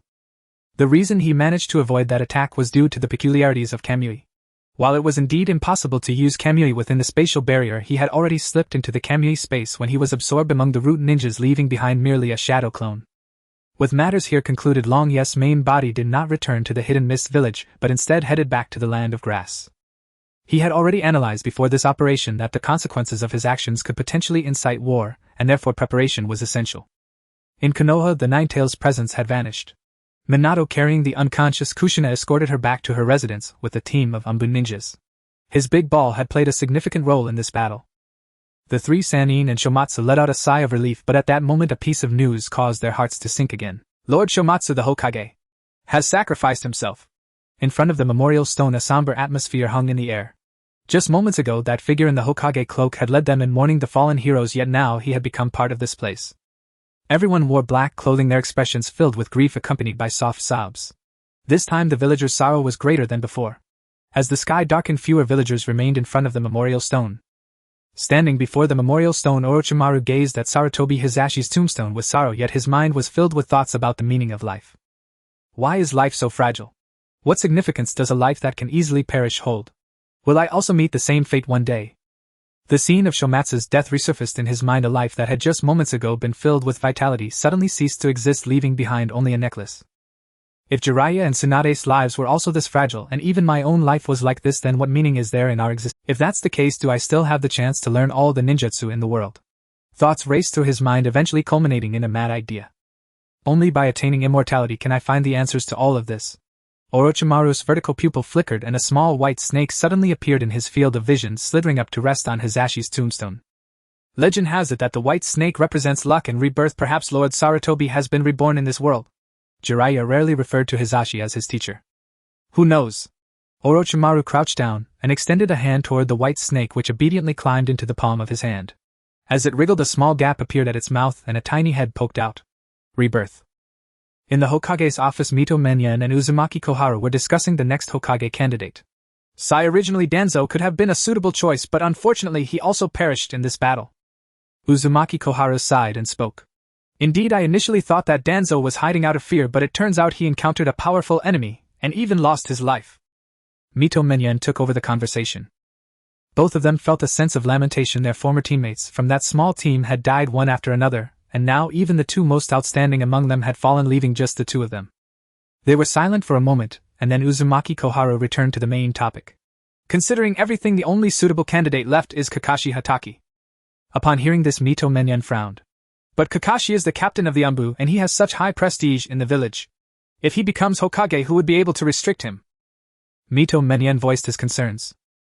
There's no other way. Currently he is the only one capable of taking on the Hokage position. The Sannin may grow stronger in a few years, but they are still somewhat inexperienced. Moreover, I think even if Kakashi becomes Hokage, it won't be a problem. His power can be moderated, and I believe we can let Orochimaru succeed as the Anbu captain. His calm and rational thinking is best suited for that position, and Kakashi wouldn't have much to say against it. And with his talent, he might be able to stand on equal footing with Kakashi in a few years. Uzumaki Kohara presented her views, and after a moment of contemplation, Mito Menyen nodded. You make a valid point. Knock knock. Kakashi had just returned home when a series of knocks sounded at the door. Upon opening it, two familiar faces appeared. What brings you two here? Kakashi asked politely. Mito Menyen stepped forward curiously, putting down the book in his hands. We plan to recommend you to the daimyo as the fourth Hokage. Mito Menyen dropped a bombshell right away, and Kakashi showed no surprise while the eyes of the curious Mito Menyen widened with astonishment. There are many troubles in the village right now. Shouldn't we postpone this matter? Kakashi frowned and said. The village had just gone through a great battle, and the reconstruction efforts were urgent. He felt this matter should be prioritized. Not that he coveted the position of Hokage, but if the village needed him, he was willing to lead it to greater prosperity. It's precisely because there are so many troubles in the village that we need to quickly choose a Hokage to take charge. Prepare yourself. In the coming days there are many messes to clean up in the village, and you will likely be quite busy. Alright. Hearing Mito Menyen and Uzumaki Kohara say this, Kakashi could only nod in agreement. Originally, the higher-ups of Konoha believed they would have time to clean up the mess in the village, as the Second Shinobi World War had just ended, and it was reasonable to think there wouldn't be war again in the short term provided the village's situation remained unknown to the outside world. For this reason, the village's higher-ups issued a strict order that no one could leave the village without the commands of 3 or more higher-ups. However, they still overlooked something. In the Raikage's office in Kumogakure, the third Raikage's eyes lit up after hearing his subordinate's report. Are you saying that the Jinchuriki of Konoha has a problem and the Ninetales was accidentally released, causing Konoha to suffer heavy losses? Exactly. We had planned to break through Konoha's barrier as scheduled, but the night before last we saw a giant orange fox with 9 tails suddenly appear in Konoha, causing immense destruction. Even White Fang and the Sannin were dispatched. The Chunin wearing the Kumogakure forehead protector reported the scene he witnessed to the Raikage. Since Konoha had not used tailed beasts in the war, these ordinary ninjas did not know that it was Konoha's tailed beast. However, their leading jonin recognized it immediately, and promptly issued orders for him to inform the Raikage, while the rest hid outside the Konoha barrier to scout the situation. Haha, great. I never expected Konoha to make such a huge mistake. Knight Mu Nei excitedly slammed his fist on the table, causing it to break with a loud crack. A female ninja dressed as a secretary helplessly rubbed her forehead. Raikage-sama, this is already the 3rd desk you've broken this month. The village has already spent a lot of funds to develop the chakra cannon. I hope you won't add to the village's financial burdens anymore. The third Raikage, feeling a bit embarrassed, touched his light yellow hair and calmed down. How about we get a stone desk next time? The wooden ones are too fragile, they break with just a touch. He then looked at the reporting Chunin. You did well this time. Although you haven't completed the task assigned to you, the intelligence you gathered is very important. You can choose an rank ninjutsu from the Ninjutsu Scroll Pavilion. The reporting Chunin's face immediately lit up with joy, and he quickly bowed to the Raikage to express his gratitude. Thank you for your guidance, Raikage-sama. I will protect our village with my life. Although in the original story high-level ninjutsu is often treated casually, making it seem like high-tier ninjutsu is commonplace, in reality ordinary ninjas find it very difficult to access advanced ninjutsu. Most jonin might not even know a rank ninjutsu, so this reward could be something a ninja with mediocre qualifications and no background from a prominent family might never hope to attain in his lifetime, let alone select an rank ninjutsu suitable for himself. Originally such a level of task should have been assigned to more elite ninjas, but since they could only break through a small barrier, and could not allow ninjas with overly strong chakra to enter lest they be discovered by Konoha, that was why he had the opportunity to participate in this task and unexpectedly gained a pleasant surprise. This might also be the reason why Minato could charm girls under the moonlight back then, considering that Minato at that age wasn't capable of facing several jonin alone. Alright, go down and collect your reward. AI waved his hand and the reporting Chunin left gratefully. Raikage-sama, should we inform the other ninja villages about this news? Of course, not only the major ninja villages but also the Rain Ninja Village needs to be notified. Right now is the perfect time when Konoha's strength is weakened. Other ninja villages have considerable grievances against Konoha, and we can take this opportunity to test how far Konoha's power has diminished. We can then decide on our next steps. By the way, inform them that Nidaime Hokage Sarutobi Hiruzen has been severely injured in this turmoil and is unable to fight, and that Konoha's shinobi have suffered heavy casualties. If we only tell them that the tailed beast in Konoha has gone out of control, the other ninja villages might still hesitate. But if they hear that even Konoha's Hokage has been injured, more people might be unable to hold back. But will they believe it? The secretary hesitated. It doesn't matter if they believe it or not. Night Moon Ace words were cut off by a Kumogakure ninja who rushed into the Raikage's office. Urgent report. Raikage-sama. The third Hokage Sarutobi Hiruzen is dead. Initially the Raikage wanted to explode with anger, but after hearing the words of the ninja his fury dissipated, replaced instead by shock as he grasped the visitor's collar. What did you say? Because the third Raikage was tall and robust, the ninja was pulled off the ground by the force. He swallowed hard and trembled as he repeated himself. The third Hokage Sarutobi Hiruzen is dead. Where did you get this information? I noticed the ninja's tension and set him down on the ground to question him. The hidden cloud ninja took a breath. Ever since he received the order yesterday, he had rushed non-stop toward the village using the body flicker technique to reach it faster. By the time he arrived, he was utterly exhausted. Had it not been for his good physical condition, he would have likely fainted from the Raikage's earlier grip. Yesterday morning, Lord Roy coincidentally discovered that Konoha's White Fang and several high-ranking officials had gone to the Land of Fire's daimyo's residence. Then Lord Roy speculated that something significant must have happened in Konoha, so he sent a lightning clone into the unstable gap of Konoha's barrier that had just been breached. He obtained this news from the memories of a Konoha villager, and it was heard that the Dark Faction's Danzo had also died. It seems Konoha intends to nominate Hatake Tsukumo as the fourth Hokage. The hidden cloud ninja relayed all the information he had gathered to the Raikage. After listening, A contemplated for a moment before waving his hand. Let's move. Attack Konoha. Within a day, the news of the Ninetales rampage and the Hokage's death spread throughout the entire ninja world. Several major ninja villages began to prepare silently, leading to an unusual calm in the ninja realm, but everyone knew this was merely the calm before the storm. It wouldn't be long before chaos erupted again. However, the Rain Ninja Village, which had also suffered losses during the last war and received the news, did not take any action. The first to act were the Hidden Cloud Village. After receiving the news of the third Hokage's death, the third Raikage altered his original plans. Konoha's strength had already diminished significantly. If they hoped to reap the benefits without intervention, they might end up with nothing. Therefore, while transmitting messages to other villages, he also mobilized troops to launch an attack toward the northeast of the Land of Fire. Hatake Tsukumo, who had just returned to Konoha after being appointed by the Land of Fire's daimyo, and had not even held his inauguration ceremony, received the message of the Hidden Cloud's attack. Reluctantly, he had to change the 3 on the third Hokage's robe to 4 to make do, then announced it to the village. Tsukumo then began to address the threat posed by the Hidden Cloud Village. At the door of the Hokage's office, Minato was about to knock when a ninja dressed in black and carrying a long sword suddenly walked out. Lord Kage.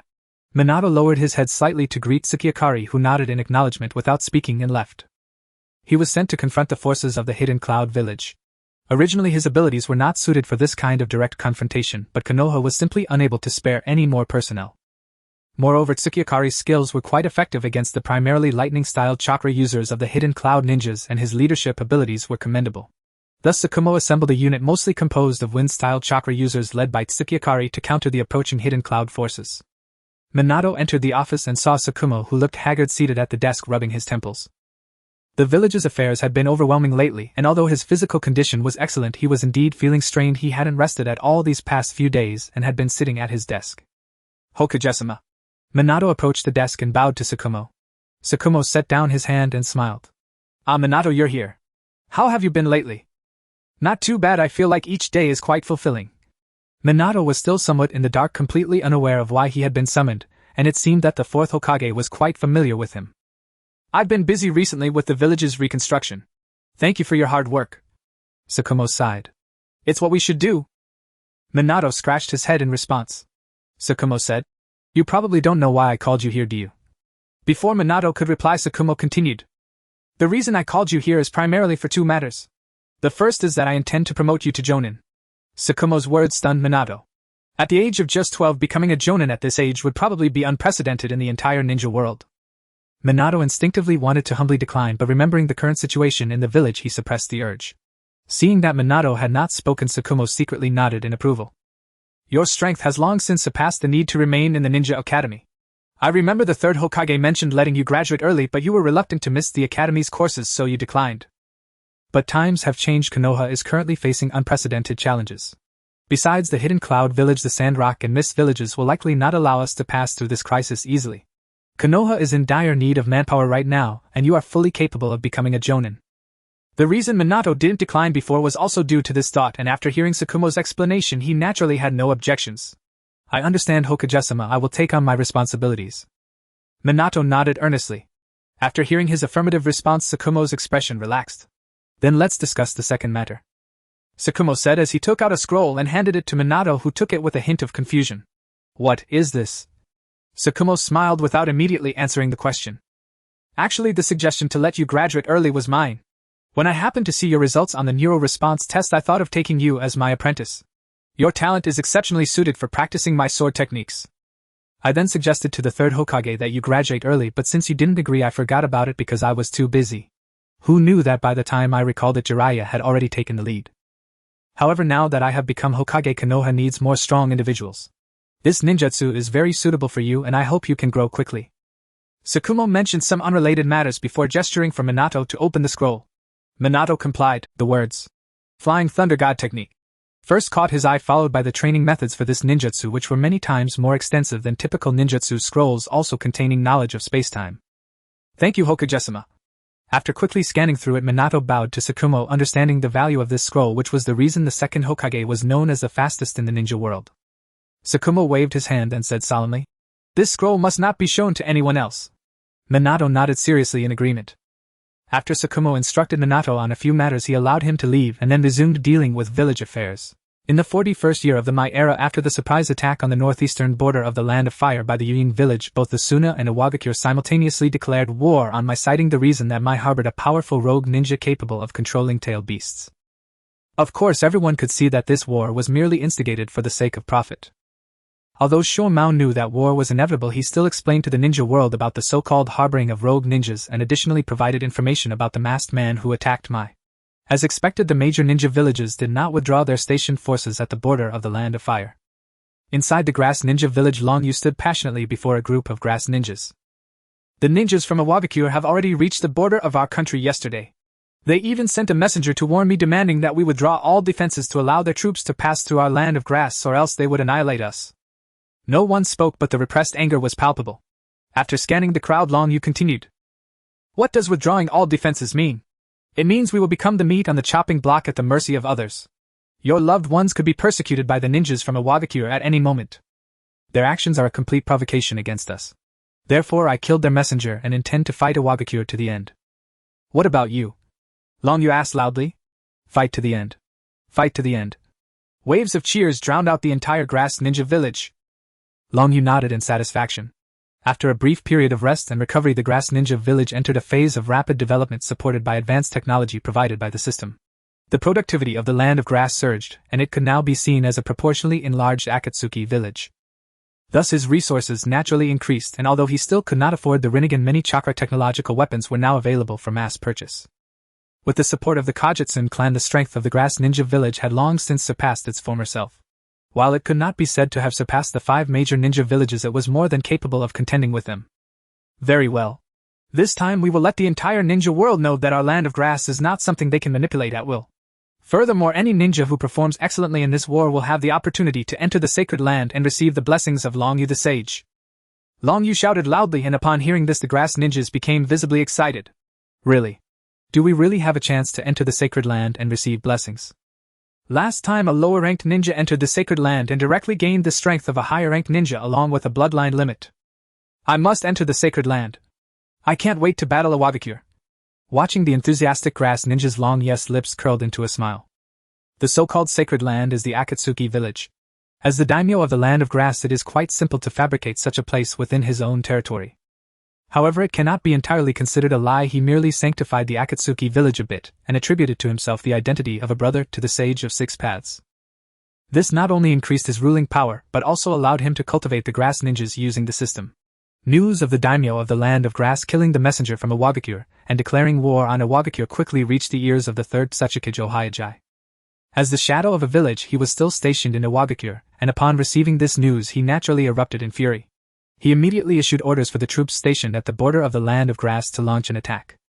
However, since Long Yu dared to do this, he naturally had his own backing. The ninjas of the Kajutsun clan had long been dispatched to the border, and now the Kajutsun clan not only had elite ninjas who had been granted bloodline limits by him, but also a considerable amount of chakra technological weapons purchased from the system store. This was an excellent opportunity to test the power of the weapons produced by the system. At the border of the land of grass, Kajutsun Hikari led 300 Kajutsun clansmen stationed here with the camp of Iwagakure just a few dozen kilometers ahead. At this moment, Kajutsun Hikari was tinkering with a chakra cannon in the tent, while standing beside him were Sanyan and Haruki.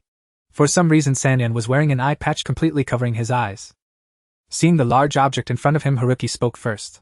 "Clan leader, is this thing really as miraculous as Lord Long Yu said? Can it take out a large number of enemies in one shot?" Due to the urgency of the situation, they had not tested the weapon that Long Yu had given them beforehand. "I think it's true. After all, that ninja art launch device is genuine. When Lord Long Yu demonstrated it, I was truly amazed. It can directly use most ninja arts of all attributes without hand seals. This kind of weapon is terrifying." Sanyan expressed his opinion. After hearing his words, Haruki still looked somewhat skeptical. "The power of that thing is within my understanding, but this weapon seems a bit outrageous, right? According to what Lord Long Yu said, the power of this thing is comparable to the tailed beast's bomb. Alright, discussing so much here is pointless. We'll know during the battle later. Moreover, even if this thing is useless with our clan's current strength, we need not fear those IWA ninjas."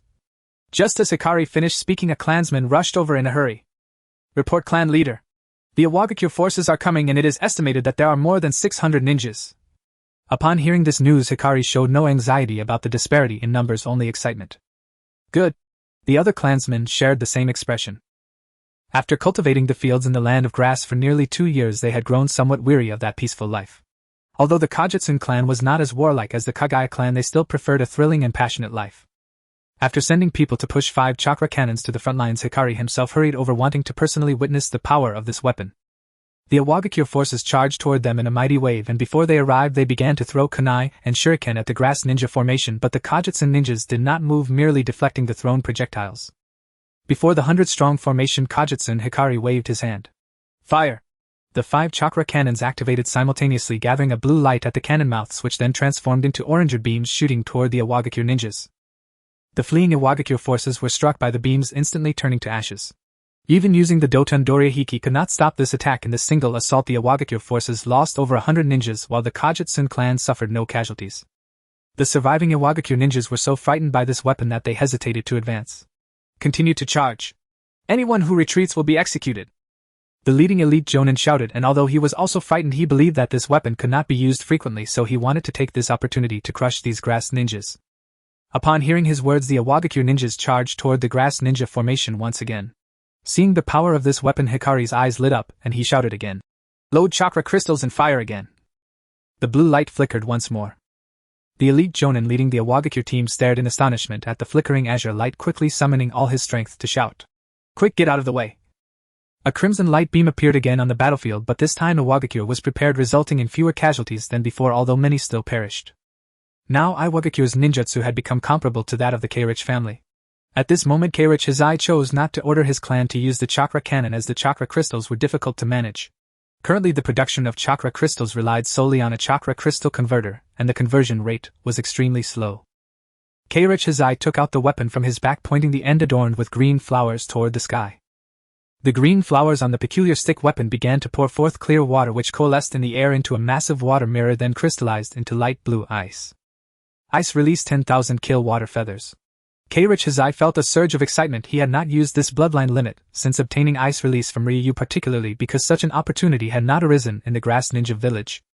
The ice release bloodline limit had long been something he coveted. Back in Kirigakure, he had envied the abilities of the Mizunoke's clan, never imagining that one day he would possess such power. He was fortunate for the decision he had made back then. With ice release, his overall strength had significantly increased, making his signature jutsu water mirror technique even more formidable. On the battlefield, sharp ice shards continuously flew out from the ice mirror released by Keirich Hizai, shooting towards the Iwagakure forces at breakneck speed. The leading Iwagakure ninja's pupils contracted sharply. Such a large-scale ninjutsu was not easily dealt with. "Everyone, defend!" Without needing his reminder, the Awagakure ninjas had already begun to cast Earth-style wall for defense. Fortunately, the penetration power of these ice shards was not too strong and could not breach the Earth-style wall. However, there were some unfortunate souls with slower reflexes who were pierced through by the myriad of ice. Before even engaging the enemy, the Awagakure team had already suffered over half of their casualties, and besides the initial barrage of shurikens they had been forced to dodge and defend, now entirely devoid of fighting spirit in a chaotic state. In stark contrast, the grass ninja's side was filled with fighting spirit and appeared somewhat impatient. Attack! With a command from his 300 members of the Kekkei clan wearing grass ninja headbands shouted and charged towards the enemy. As the two armies clashed, the battle was overwhelmingly one-sided. Most of the Awagakure ninjas had lost their will to fight, only thinking of fleeing upon seeing the advancing grass ninjas. However, how could the Kekkei clan equipped with scientific ninja tools allow them to escape? The Kekkei clan only needed to raise their arms and powerful ninjutsu would be unleashed from their hands, leaving the Awagakure forces with no time to defend or evade. Monsters. This group of grass ninjas are monsters. They can use ninjutsu without hand signs. A terrified IWA ninja witnessing such a scene broke down and screamed as he ran backward, throwing away the kunai and shuriken in his hands, only to be struck in the heart by a blue-white Rasengan, collapsing to the ground. The leading jonin, having exerted considerable effort to take down a few grass ninjas, then realized that his own ninjas were rapidly dwindling, utterly defenseless. Understanding the disparity in power between the two sides, he finally issued the order to retreat. The surviving Awagakure ninjas felt as if they had been granted a reprieve, using all their strength to escape. His eye noticed this and aimed for the elite jonin leading the Awagakure forces, planning to take him down first. Ice Release Ice Dragon Bullet Technique. With a swing of his ice weapon, an ice dragon emerged from the tip of his weapon, roaring as it charged towards the leading jonin of Awagakure. The elite jonin turned to look after hearing the sound, only to see the ice dragon already at his front. Earth Release Earth Flow Rampart.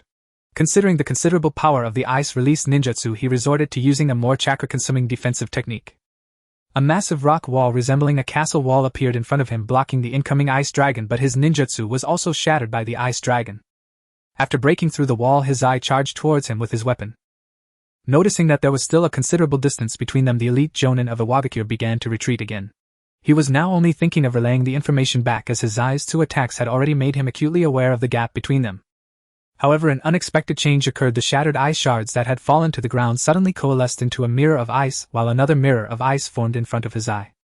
His eye crashed into the ice mirror, which enveloped him like water, and then he appeared in front of another ice mirror, raising his hand to perform the coral reef technique. The fleeing elite jonin of Awagakure suddenly turned around and saw his eye behind him, breaking out into a cold sweat. Shortly after, the coral reef spread towards his feet. What? This time he could not react in time. The coral reef quickly climbed up his body, rendering him immobile. He had just wanted to call for his comrades to help him cut off the coral, but upon looking around he found that his entire team had been annihilated. Fall into eternal slumber. His eye's cold voice rang out as an ice needle pierced through his head, leaving his life forever here. In this battle, the Grass Ninja village achieved a great victory, annihilating the enemy forces with just half of their troops, suffering fewer than 30 casualties themselves. However, this was merely an advanced team of Awagakure. The true main force was still behind. More importantly, the power of chakra weapons was vividly demonstrated in this battle. Ryu was overjoyed upon receiving the news, as the might of these weapons gave him hope for unifying the ninja world.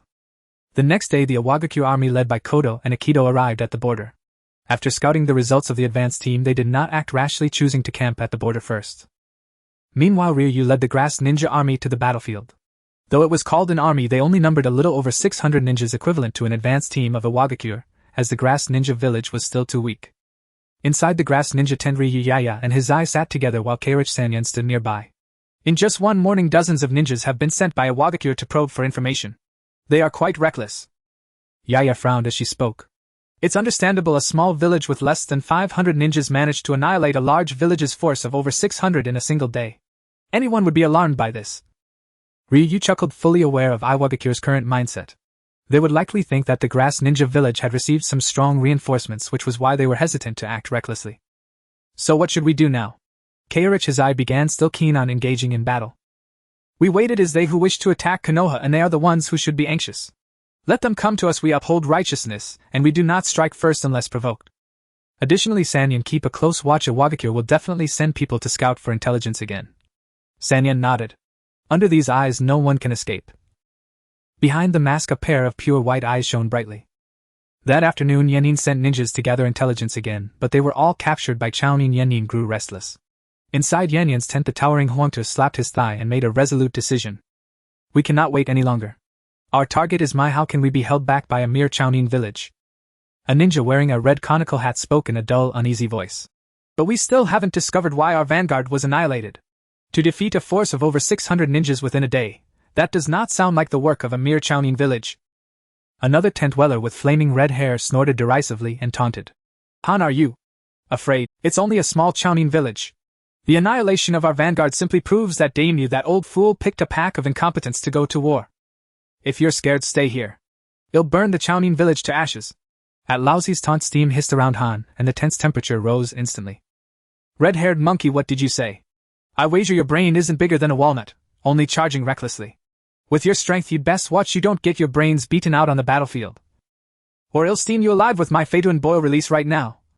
At those words, Laozi's body began to glow red and the ground beneath him started to sizzle. Cowardly cracked kettle, think you can steam me? My Rongduan melt release can burn you to ash this instant. Simple-minded Chitu watched the tense scene, silently summoned a towering rock golem, as a shield then hid behind it, and happily ate a rice ball. Seeing the chaos, a hash-shaped mark appeared on Huanta's brow. His patience had worn to its limit. He could not fathom why his father had sent these two hotheads together. They were already at odds before the battle had even begun. Enough. At dawn tomorrow we strike Chao country. Even if they have hidden tricks, they cannot hold back our force of over 2,000 ninjas. Return to your quarters and rest. Huangtu roared, restoring order. Laozi and Han snorted at each other and left the tent. At dawn the next day, Yanyan's army advanced, over 2,000 ninjas moving as one, the earth trembling beneath their march. Long Yu, half asleep, was roused and bristled with anger. Bring out all our chakra cannons. The Yannin have come to visit so early, let's give them a proper greeting. To be honest, Long Yu wanted to reveal his true form and thrash the Yannin, letting them admire his dance, but for the long term he restrained himself. The debut of his true self should be more grand. Yes. The messenger carried out the order, and Huizai, Mishing, and the others learned of the Yannin assault. Long Yu joined them on the battlefield. On the field, overwhelmed by Yanyan's numerical superiority, most Chownin trembled with fear and their knees shook. That hat's too Renzili from Yannin. Some Chownin recognized the figures sprinting ahead of the host, and their dread and Huangtu, who commands the earth, and Yanyan's shield Chitu. The speaker broke into a cold sweat. Yanyan's force had no intention of dawdling. The entire host surged forward, intent on crushing Chownin in one stroke. Their true target was Mai. Though outnumbered and demoralized, Huangtu did not relax, his gaze fixed on the 10 chakra cannons at Kainin's front.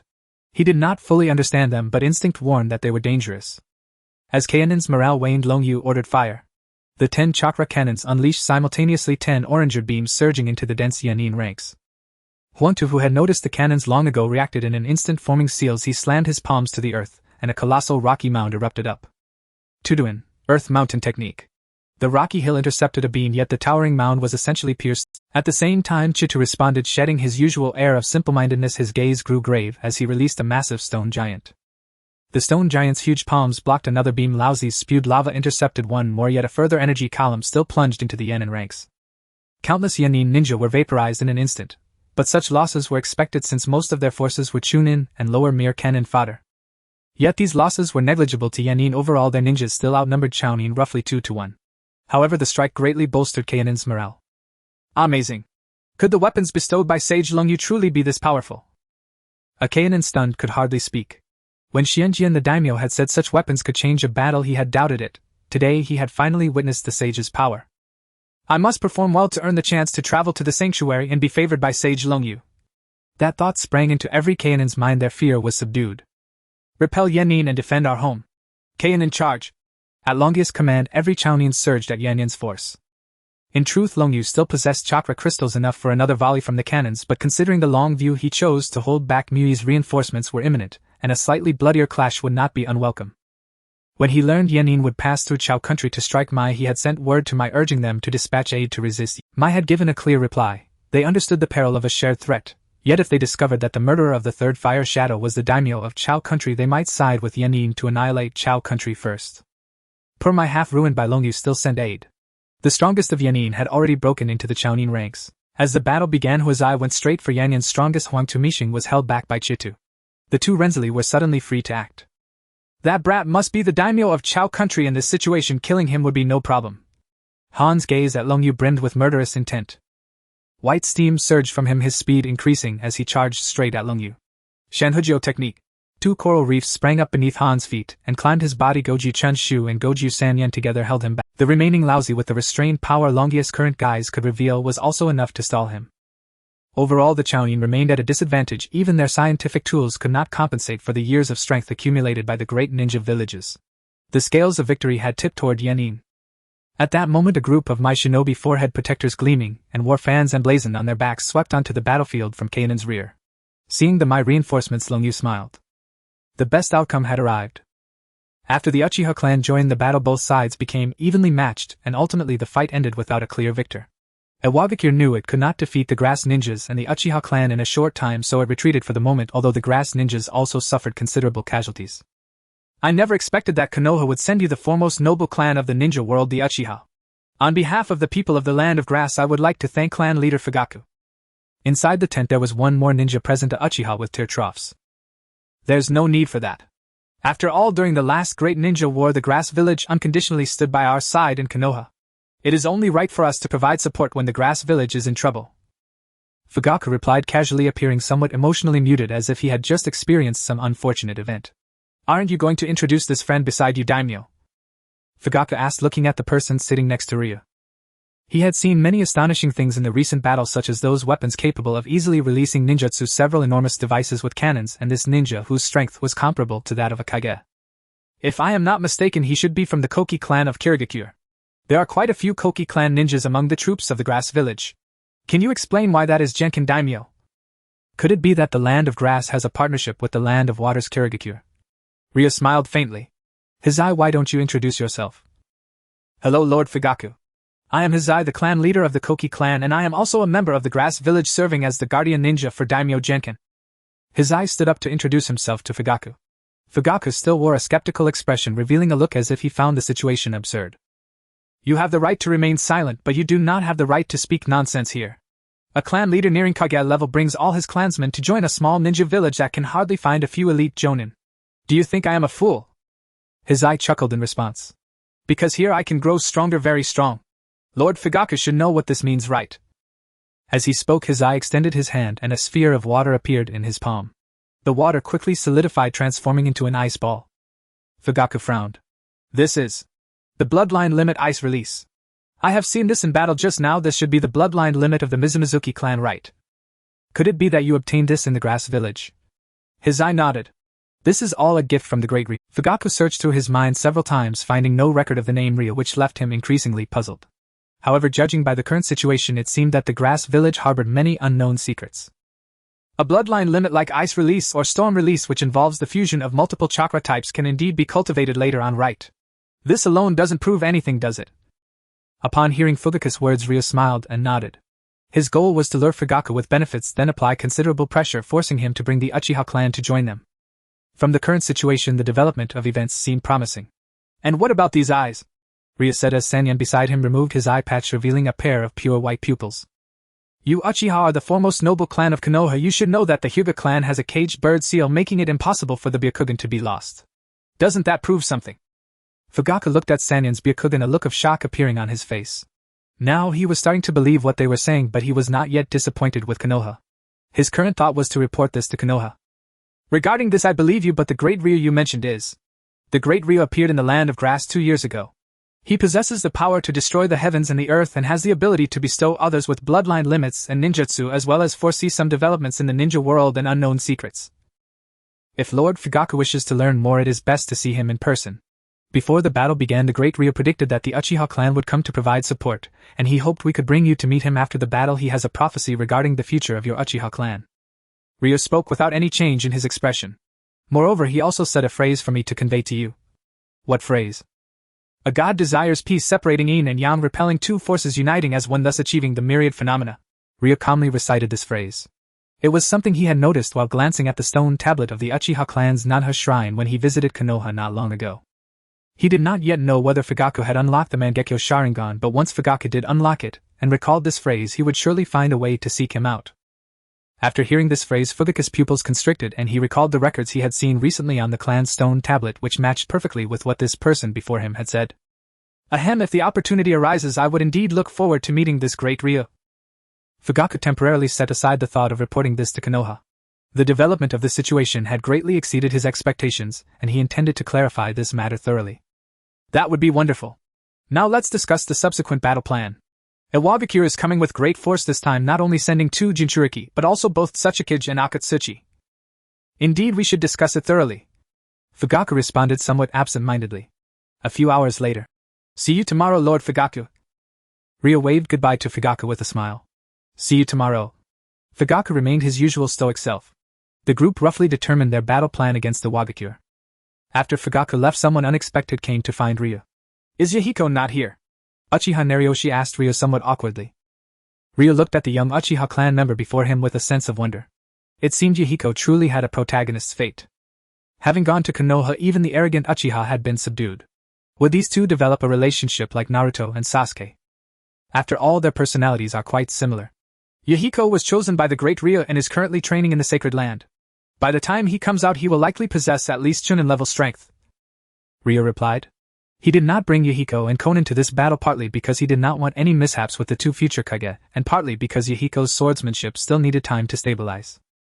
To be honest, he was quite surprised when he first saw Yahiko return to demonstrate his swordsmanship. He even thought Yahiko had a system too, and even now he still did not understand where Yahiko learned the water-breathing technique. Is that so? I never expected him to be so diligent. In that case, I must work twice as hard. Next time we meet, I must defeat him. Narioshi revealed an expression of admiration upon hearing Rya's words, looking even more determined, and then said nothing further before running off. Laughter echoed through the houses of Shaoran village under the cover of night as Long Yu excitedly gazed at the red fruit in his hand, unable to suppress his laughter. Now all the arrangements had become unnecessary. There was nothing left in this world that could limit him. This fruit would make him the only 6 paths in the shinobi world. It was the beginning of the month again, and Long Yu as usual came to make 10 consecutive draws. To his surprise, he hit the jackpot and drew a chakra fruit. It seemed unsurprising that he could draw a chakra fruit, especially when a ninja could sell one for 2,000. Without hesitation, Long Yu directly took a bite of the chakra fruit. As soon as he bit into it, his eyes lit up. The taste of this chakra fruit was truly delightful. Having finished the fruit in just a few bites, Long Yu still felt a lingering desire for more. If given the chance in the future, he would definitely seek out more of such fruits. Long Yu couldn't help but think. Soon an endless stream of chakra surged within him. His eyes transformed from the eternal Mangekyo to the Rinnegan. His hair began to turn white, and he donned garments adorned with the 6 paths Tomo. The 6 paths staff appeared in his hand, and 8 orbs of the Rinne floated behind him. Long Yu reached out to grasp the staff, feeling the boundless power surging within his body along with some summoning contracts emerging in his mind. The outer path golem. Long Yu vaguely understood what these summoning contracts were, but for him at this moment such power was essentially inconsequential. It was time to unify the shinobi world. Long Yu soared into the sky and dispelled all his shadow clones outside. At the Yo restaurant in Kirigakurin and Shinya had just finished their work. Boss Yo, we're heading back. The two waved goodbye to Yo. I was planning to rest as well. Remember not to be late tomorrow. Before Yo could finish, he suddenly transformed into a puff of white smoke and vanished. The two who witnessed this were left dumbfounded on the spot. In an underground exchange in the land of Tea, a cloaked assassin placed a corpse on the counter. The staff behind the counter took out a small booklet to compare. The rogue ninja from Konohagakure Bailu who elite Jonin bounty of 35 million. The staff, slightly surprised, glanced at the assassin before handing him a briefcase. The cloaked assassin opened it, nodded, and was about to close the case when he suddenly transformed into white smoke and disappeared. Long Yu stood above the Awagakure camp, extending his right hand as a pitch-black sphere appeared before his palm, then shot out and fell into the camp. Boom! A small mushroom cloud rose and the Awagakure camp was instantly halved. The surviving IWA ninjas awoke and rushed out of their tents. Long Yu didn't waste words with them. He directly used the universal pull to draw the 2 Jinchuriki standing closest to him towards him. Old Z? Han! 1-2 shouted, quickly summoning 2 rock arms to grasp the feet of the 2, but the immense force pulled his rock arms apart. Damn it! Get over here! The controlled Old Z erupted with magma to envelop himself, and with a wave of his hand 2 masses of magma shot toward Long Yu. Long Yu didn't even glance back. One of the orbs of the Rinne flew from behind him, striking the 2 masses of magma and instantly reducing them to nothingness. At the same time, the tailed beasts within the 2 Jinchuriki felt a surge of fear upon seeing Long Yu, yet they couldn't think of any way to counter or escape.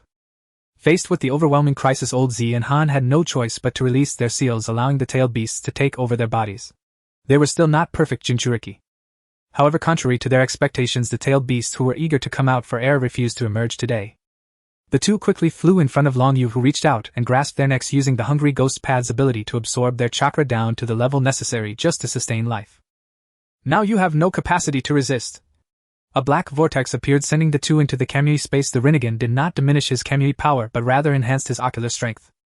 You must be the commander of the Awabikyu forces, Long Yu said, looking down at Huangtu after dealing with the two. Now you have two choices: either voluntarily join my shinobi village or be controlled and passively join my shinobi village.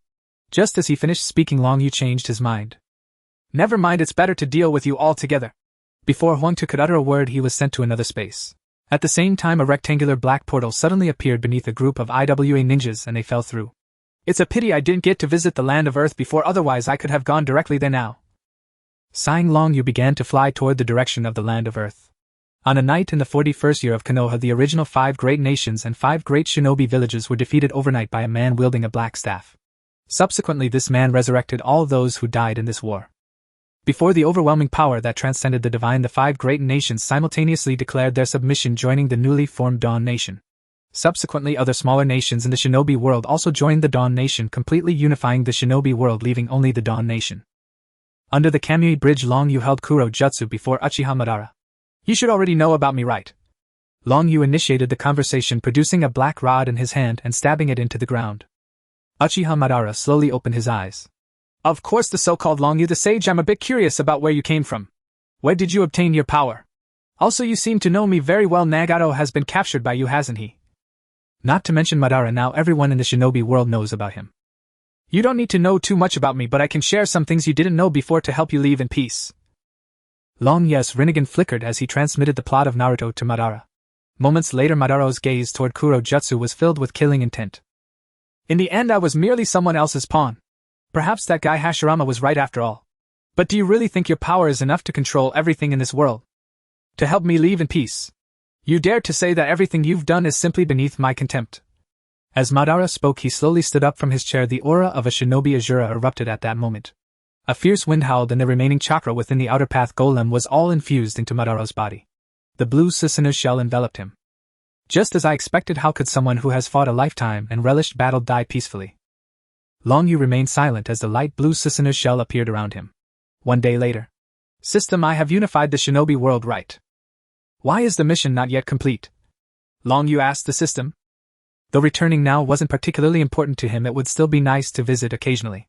After all, as it stands, the real world still boasts superior technology and a wealth of entertainment options. Now that he had become an immortal existence, it would be unbearable without any means of entertainment. Since the shinobi world is still considered a nursery for the Akatsuki clan's divine tree, strictly speaking, the host has not unified the shinobi world unless the threat of the Akatsuki clan is eliminated. In the 51st year of Konoha. After 10 years of rapid development coupled with the system's support, the technological prowess of the shinobi world had far surpassed that of the real world, with maglev cars, spaceships, space technology, and android technology, all reaching a high level of maturity. To eliminate the threat of the Akatsuki clan, Long Yu dispatched spaceships to locate the planet where the Akatsuki clan reside. Then, under the cover of thousands of spaceships and countless 6 paths level powers, the Akatsuki clan was annihilated except for a few members who were not present. In a tall building in Dawn City, Xiangnai stretched out her arms to embrace Long Yu. Are you leaving again? Yes, but I'll be back soon. Long Yu patted her arm. The system had just informed him that the ability to travel freely between the two worlds had been imbued into his Rinnegan. He planned to take a tour of the real world. All right then. Upon hearing this, Xiangnai obediently released her grip. Remember to come back early. I'll be back for dinner tonight. Long Yu replied with a smile. Then a vortex appeared before him and Long Yu stepped inside.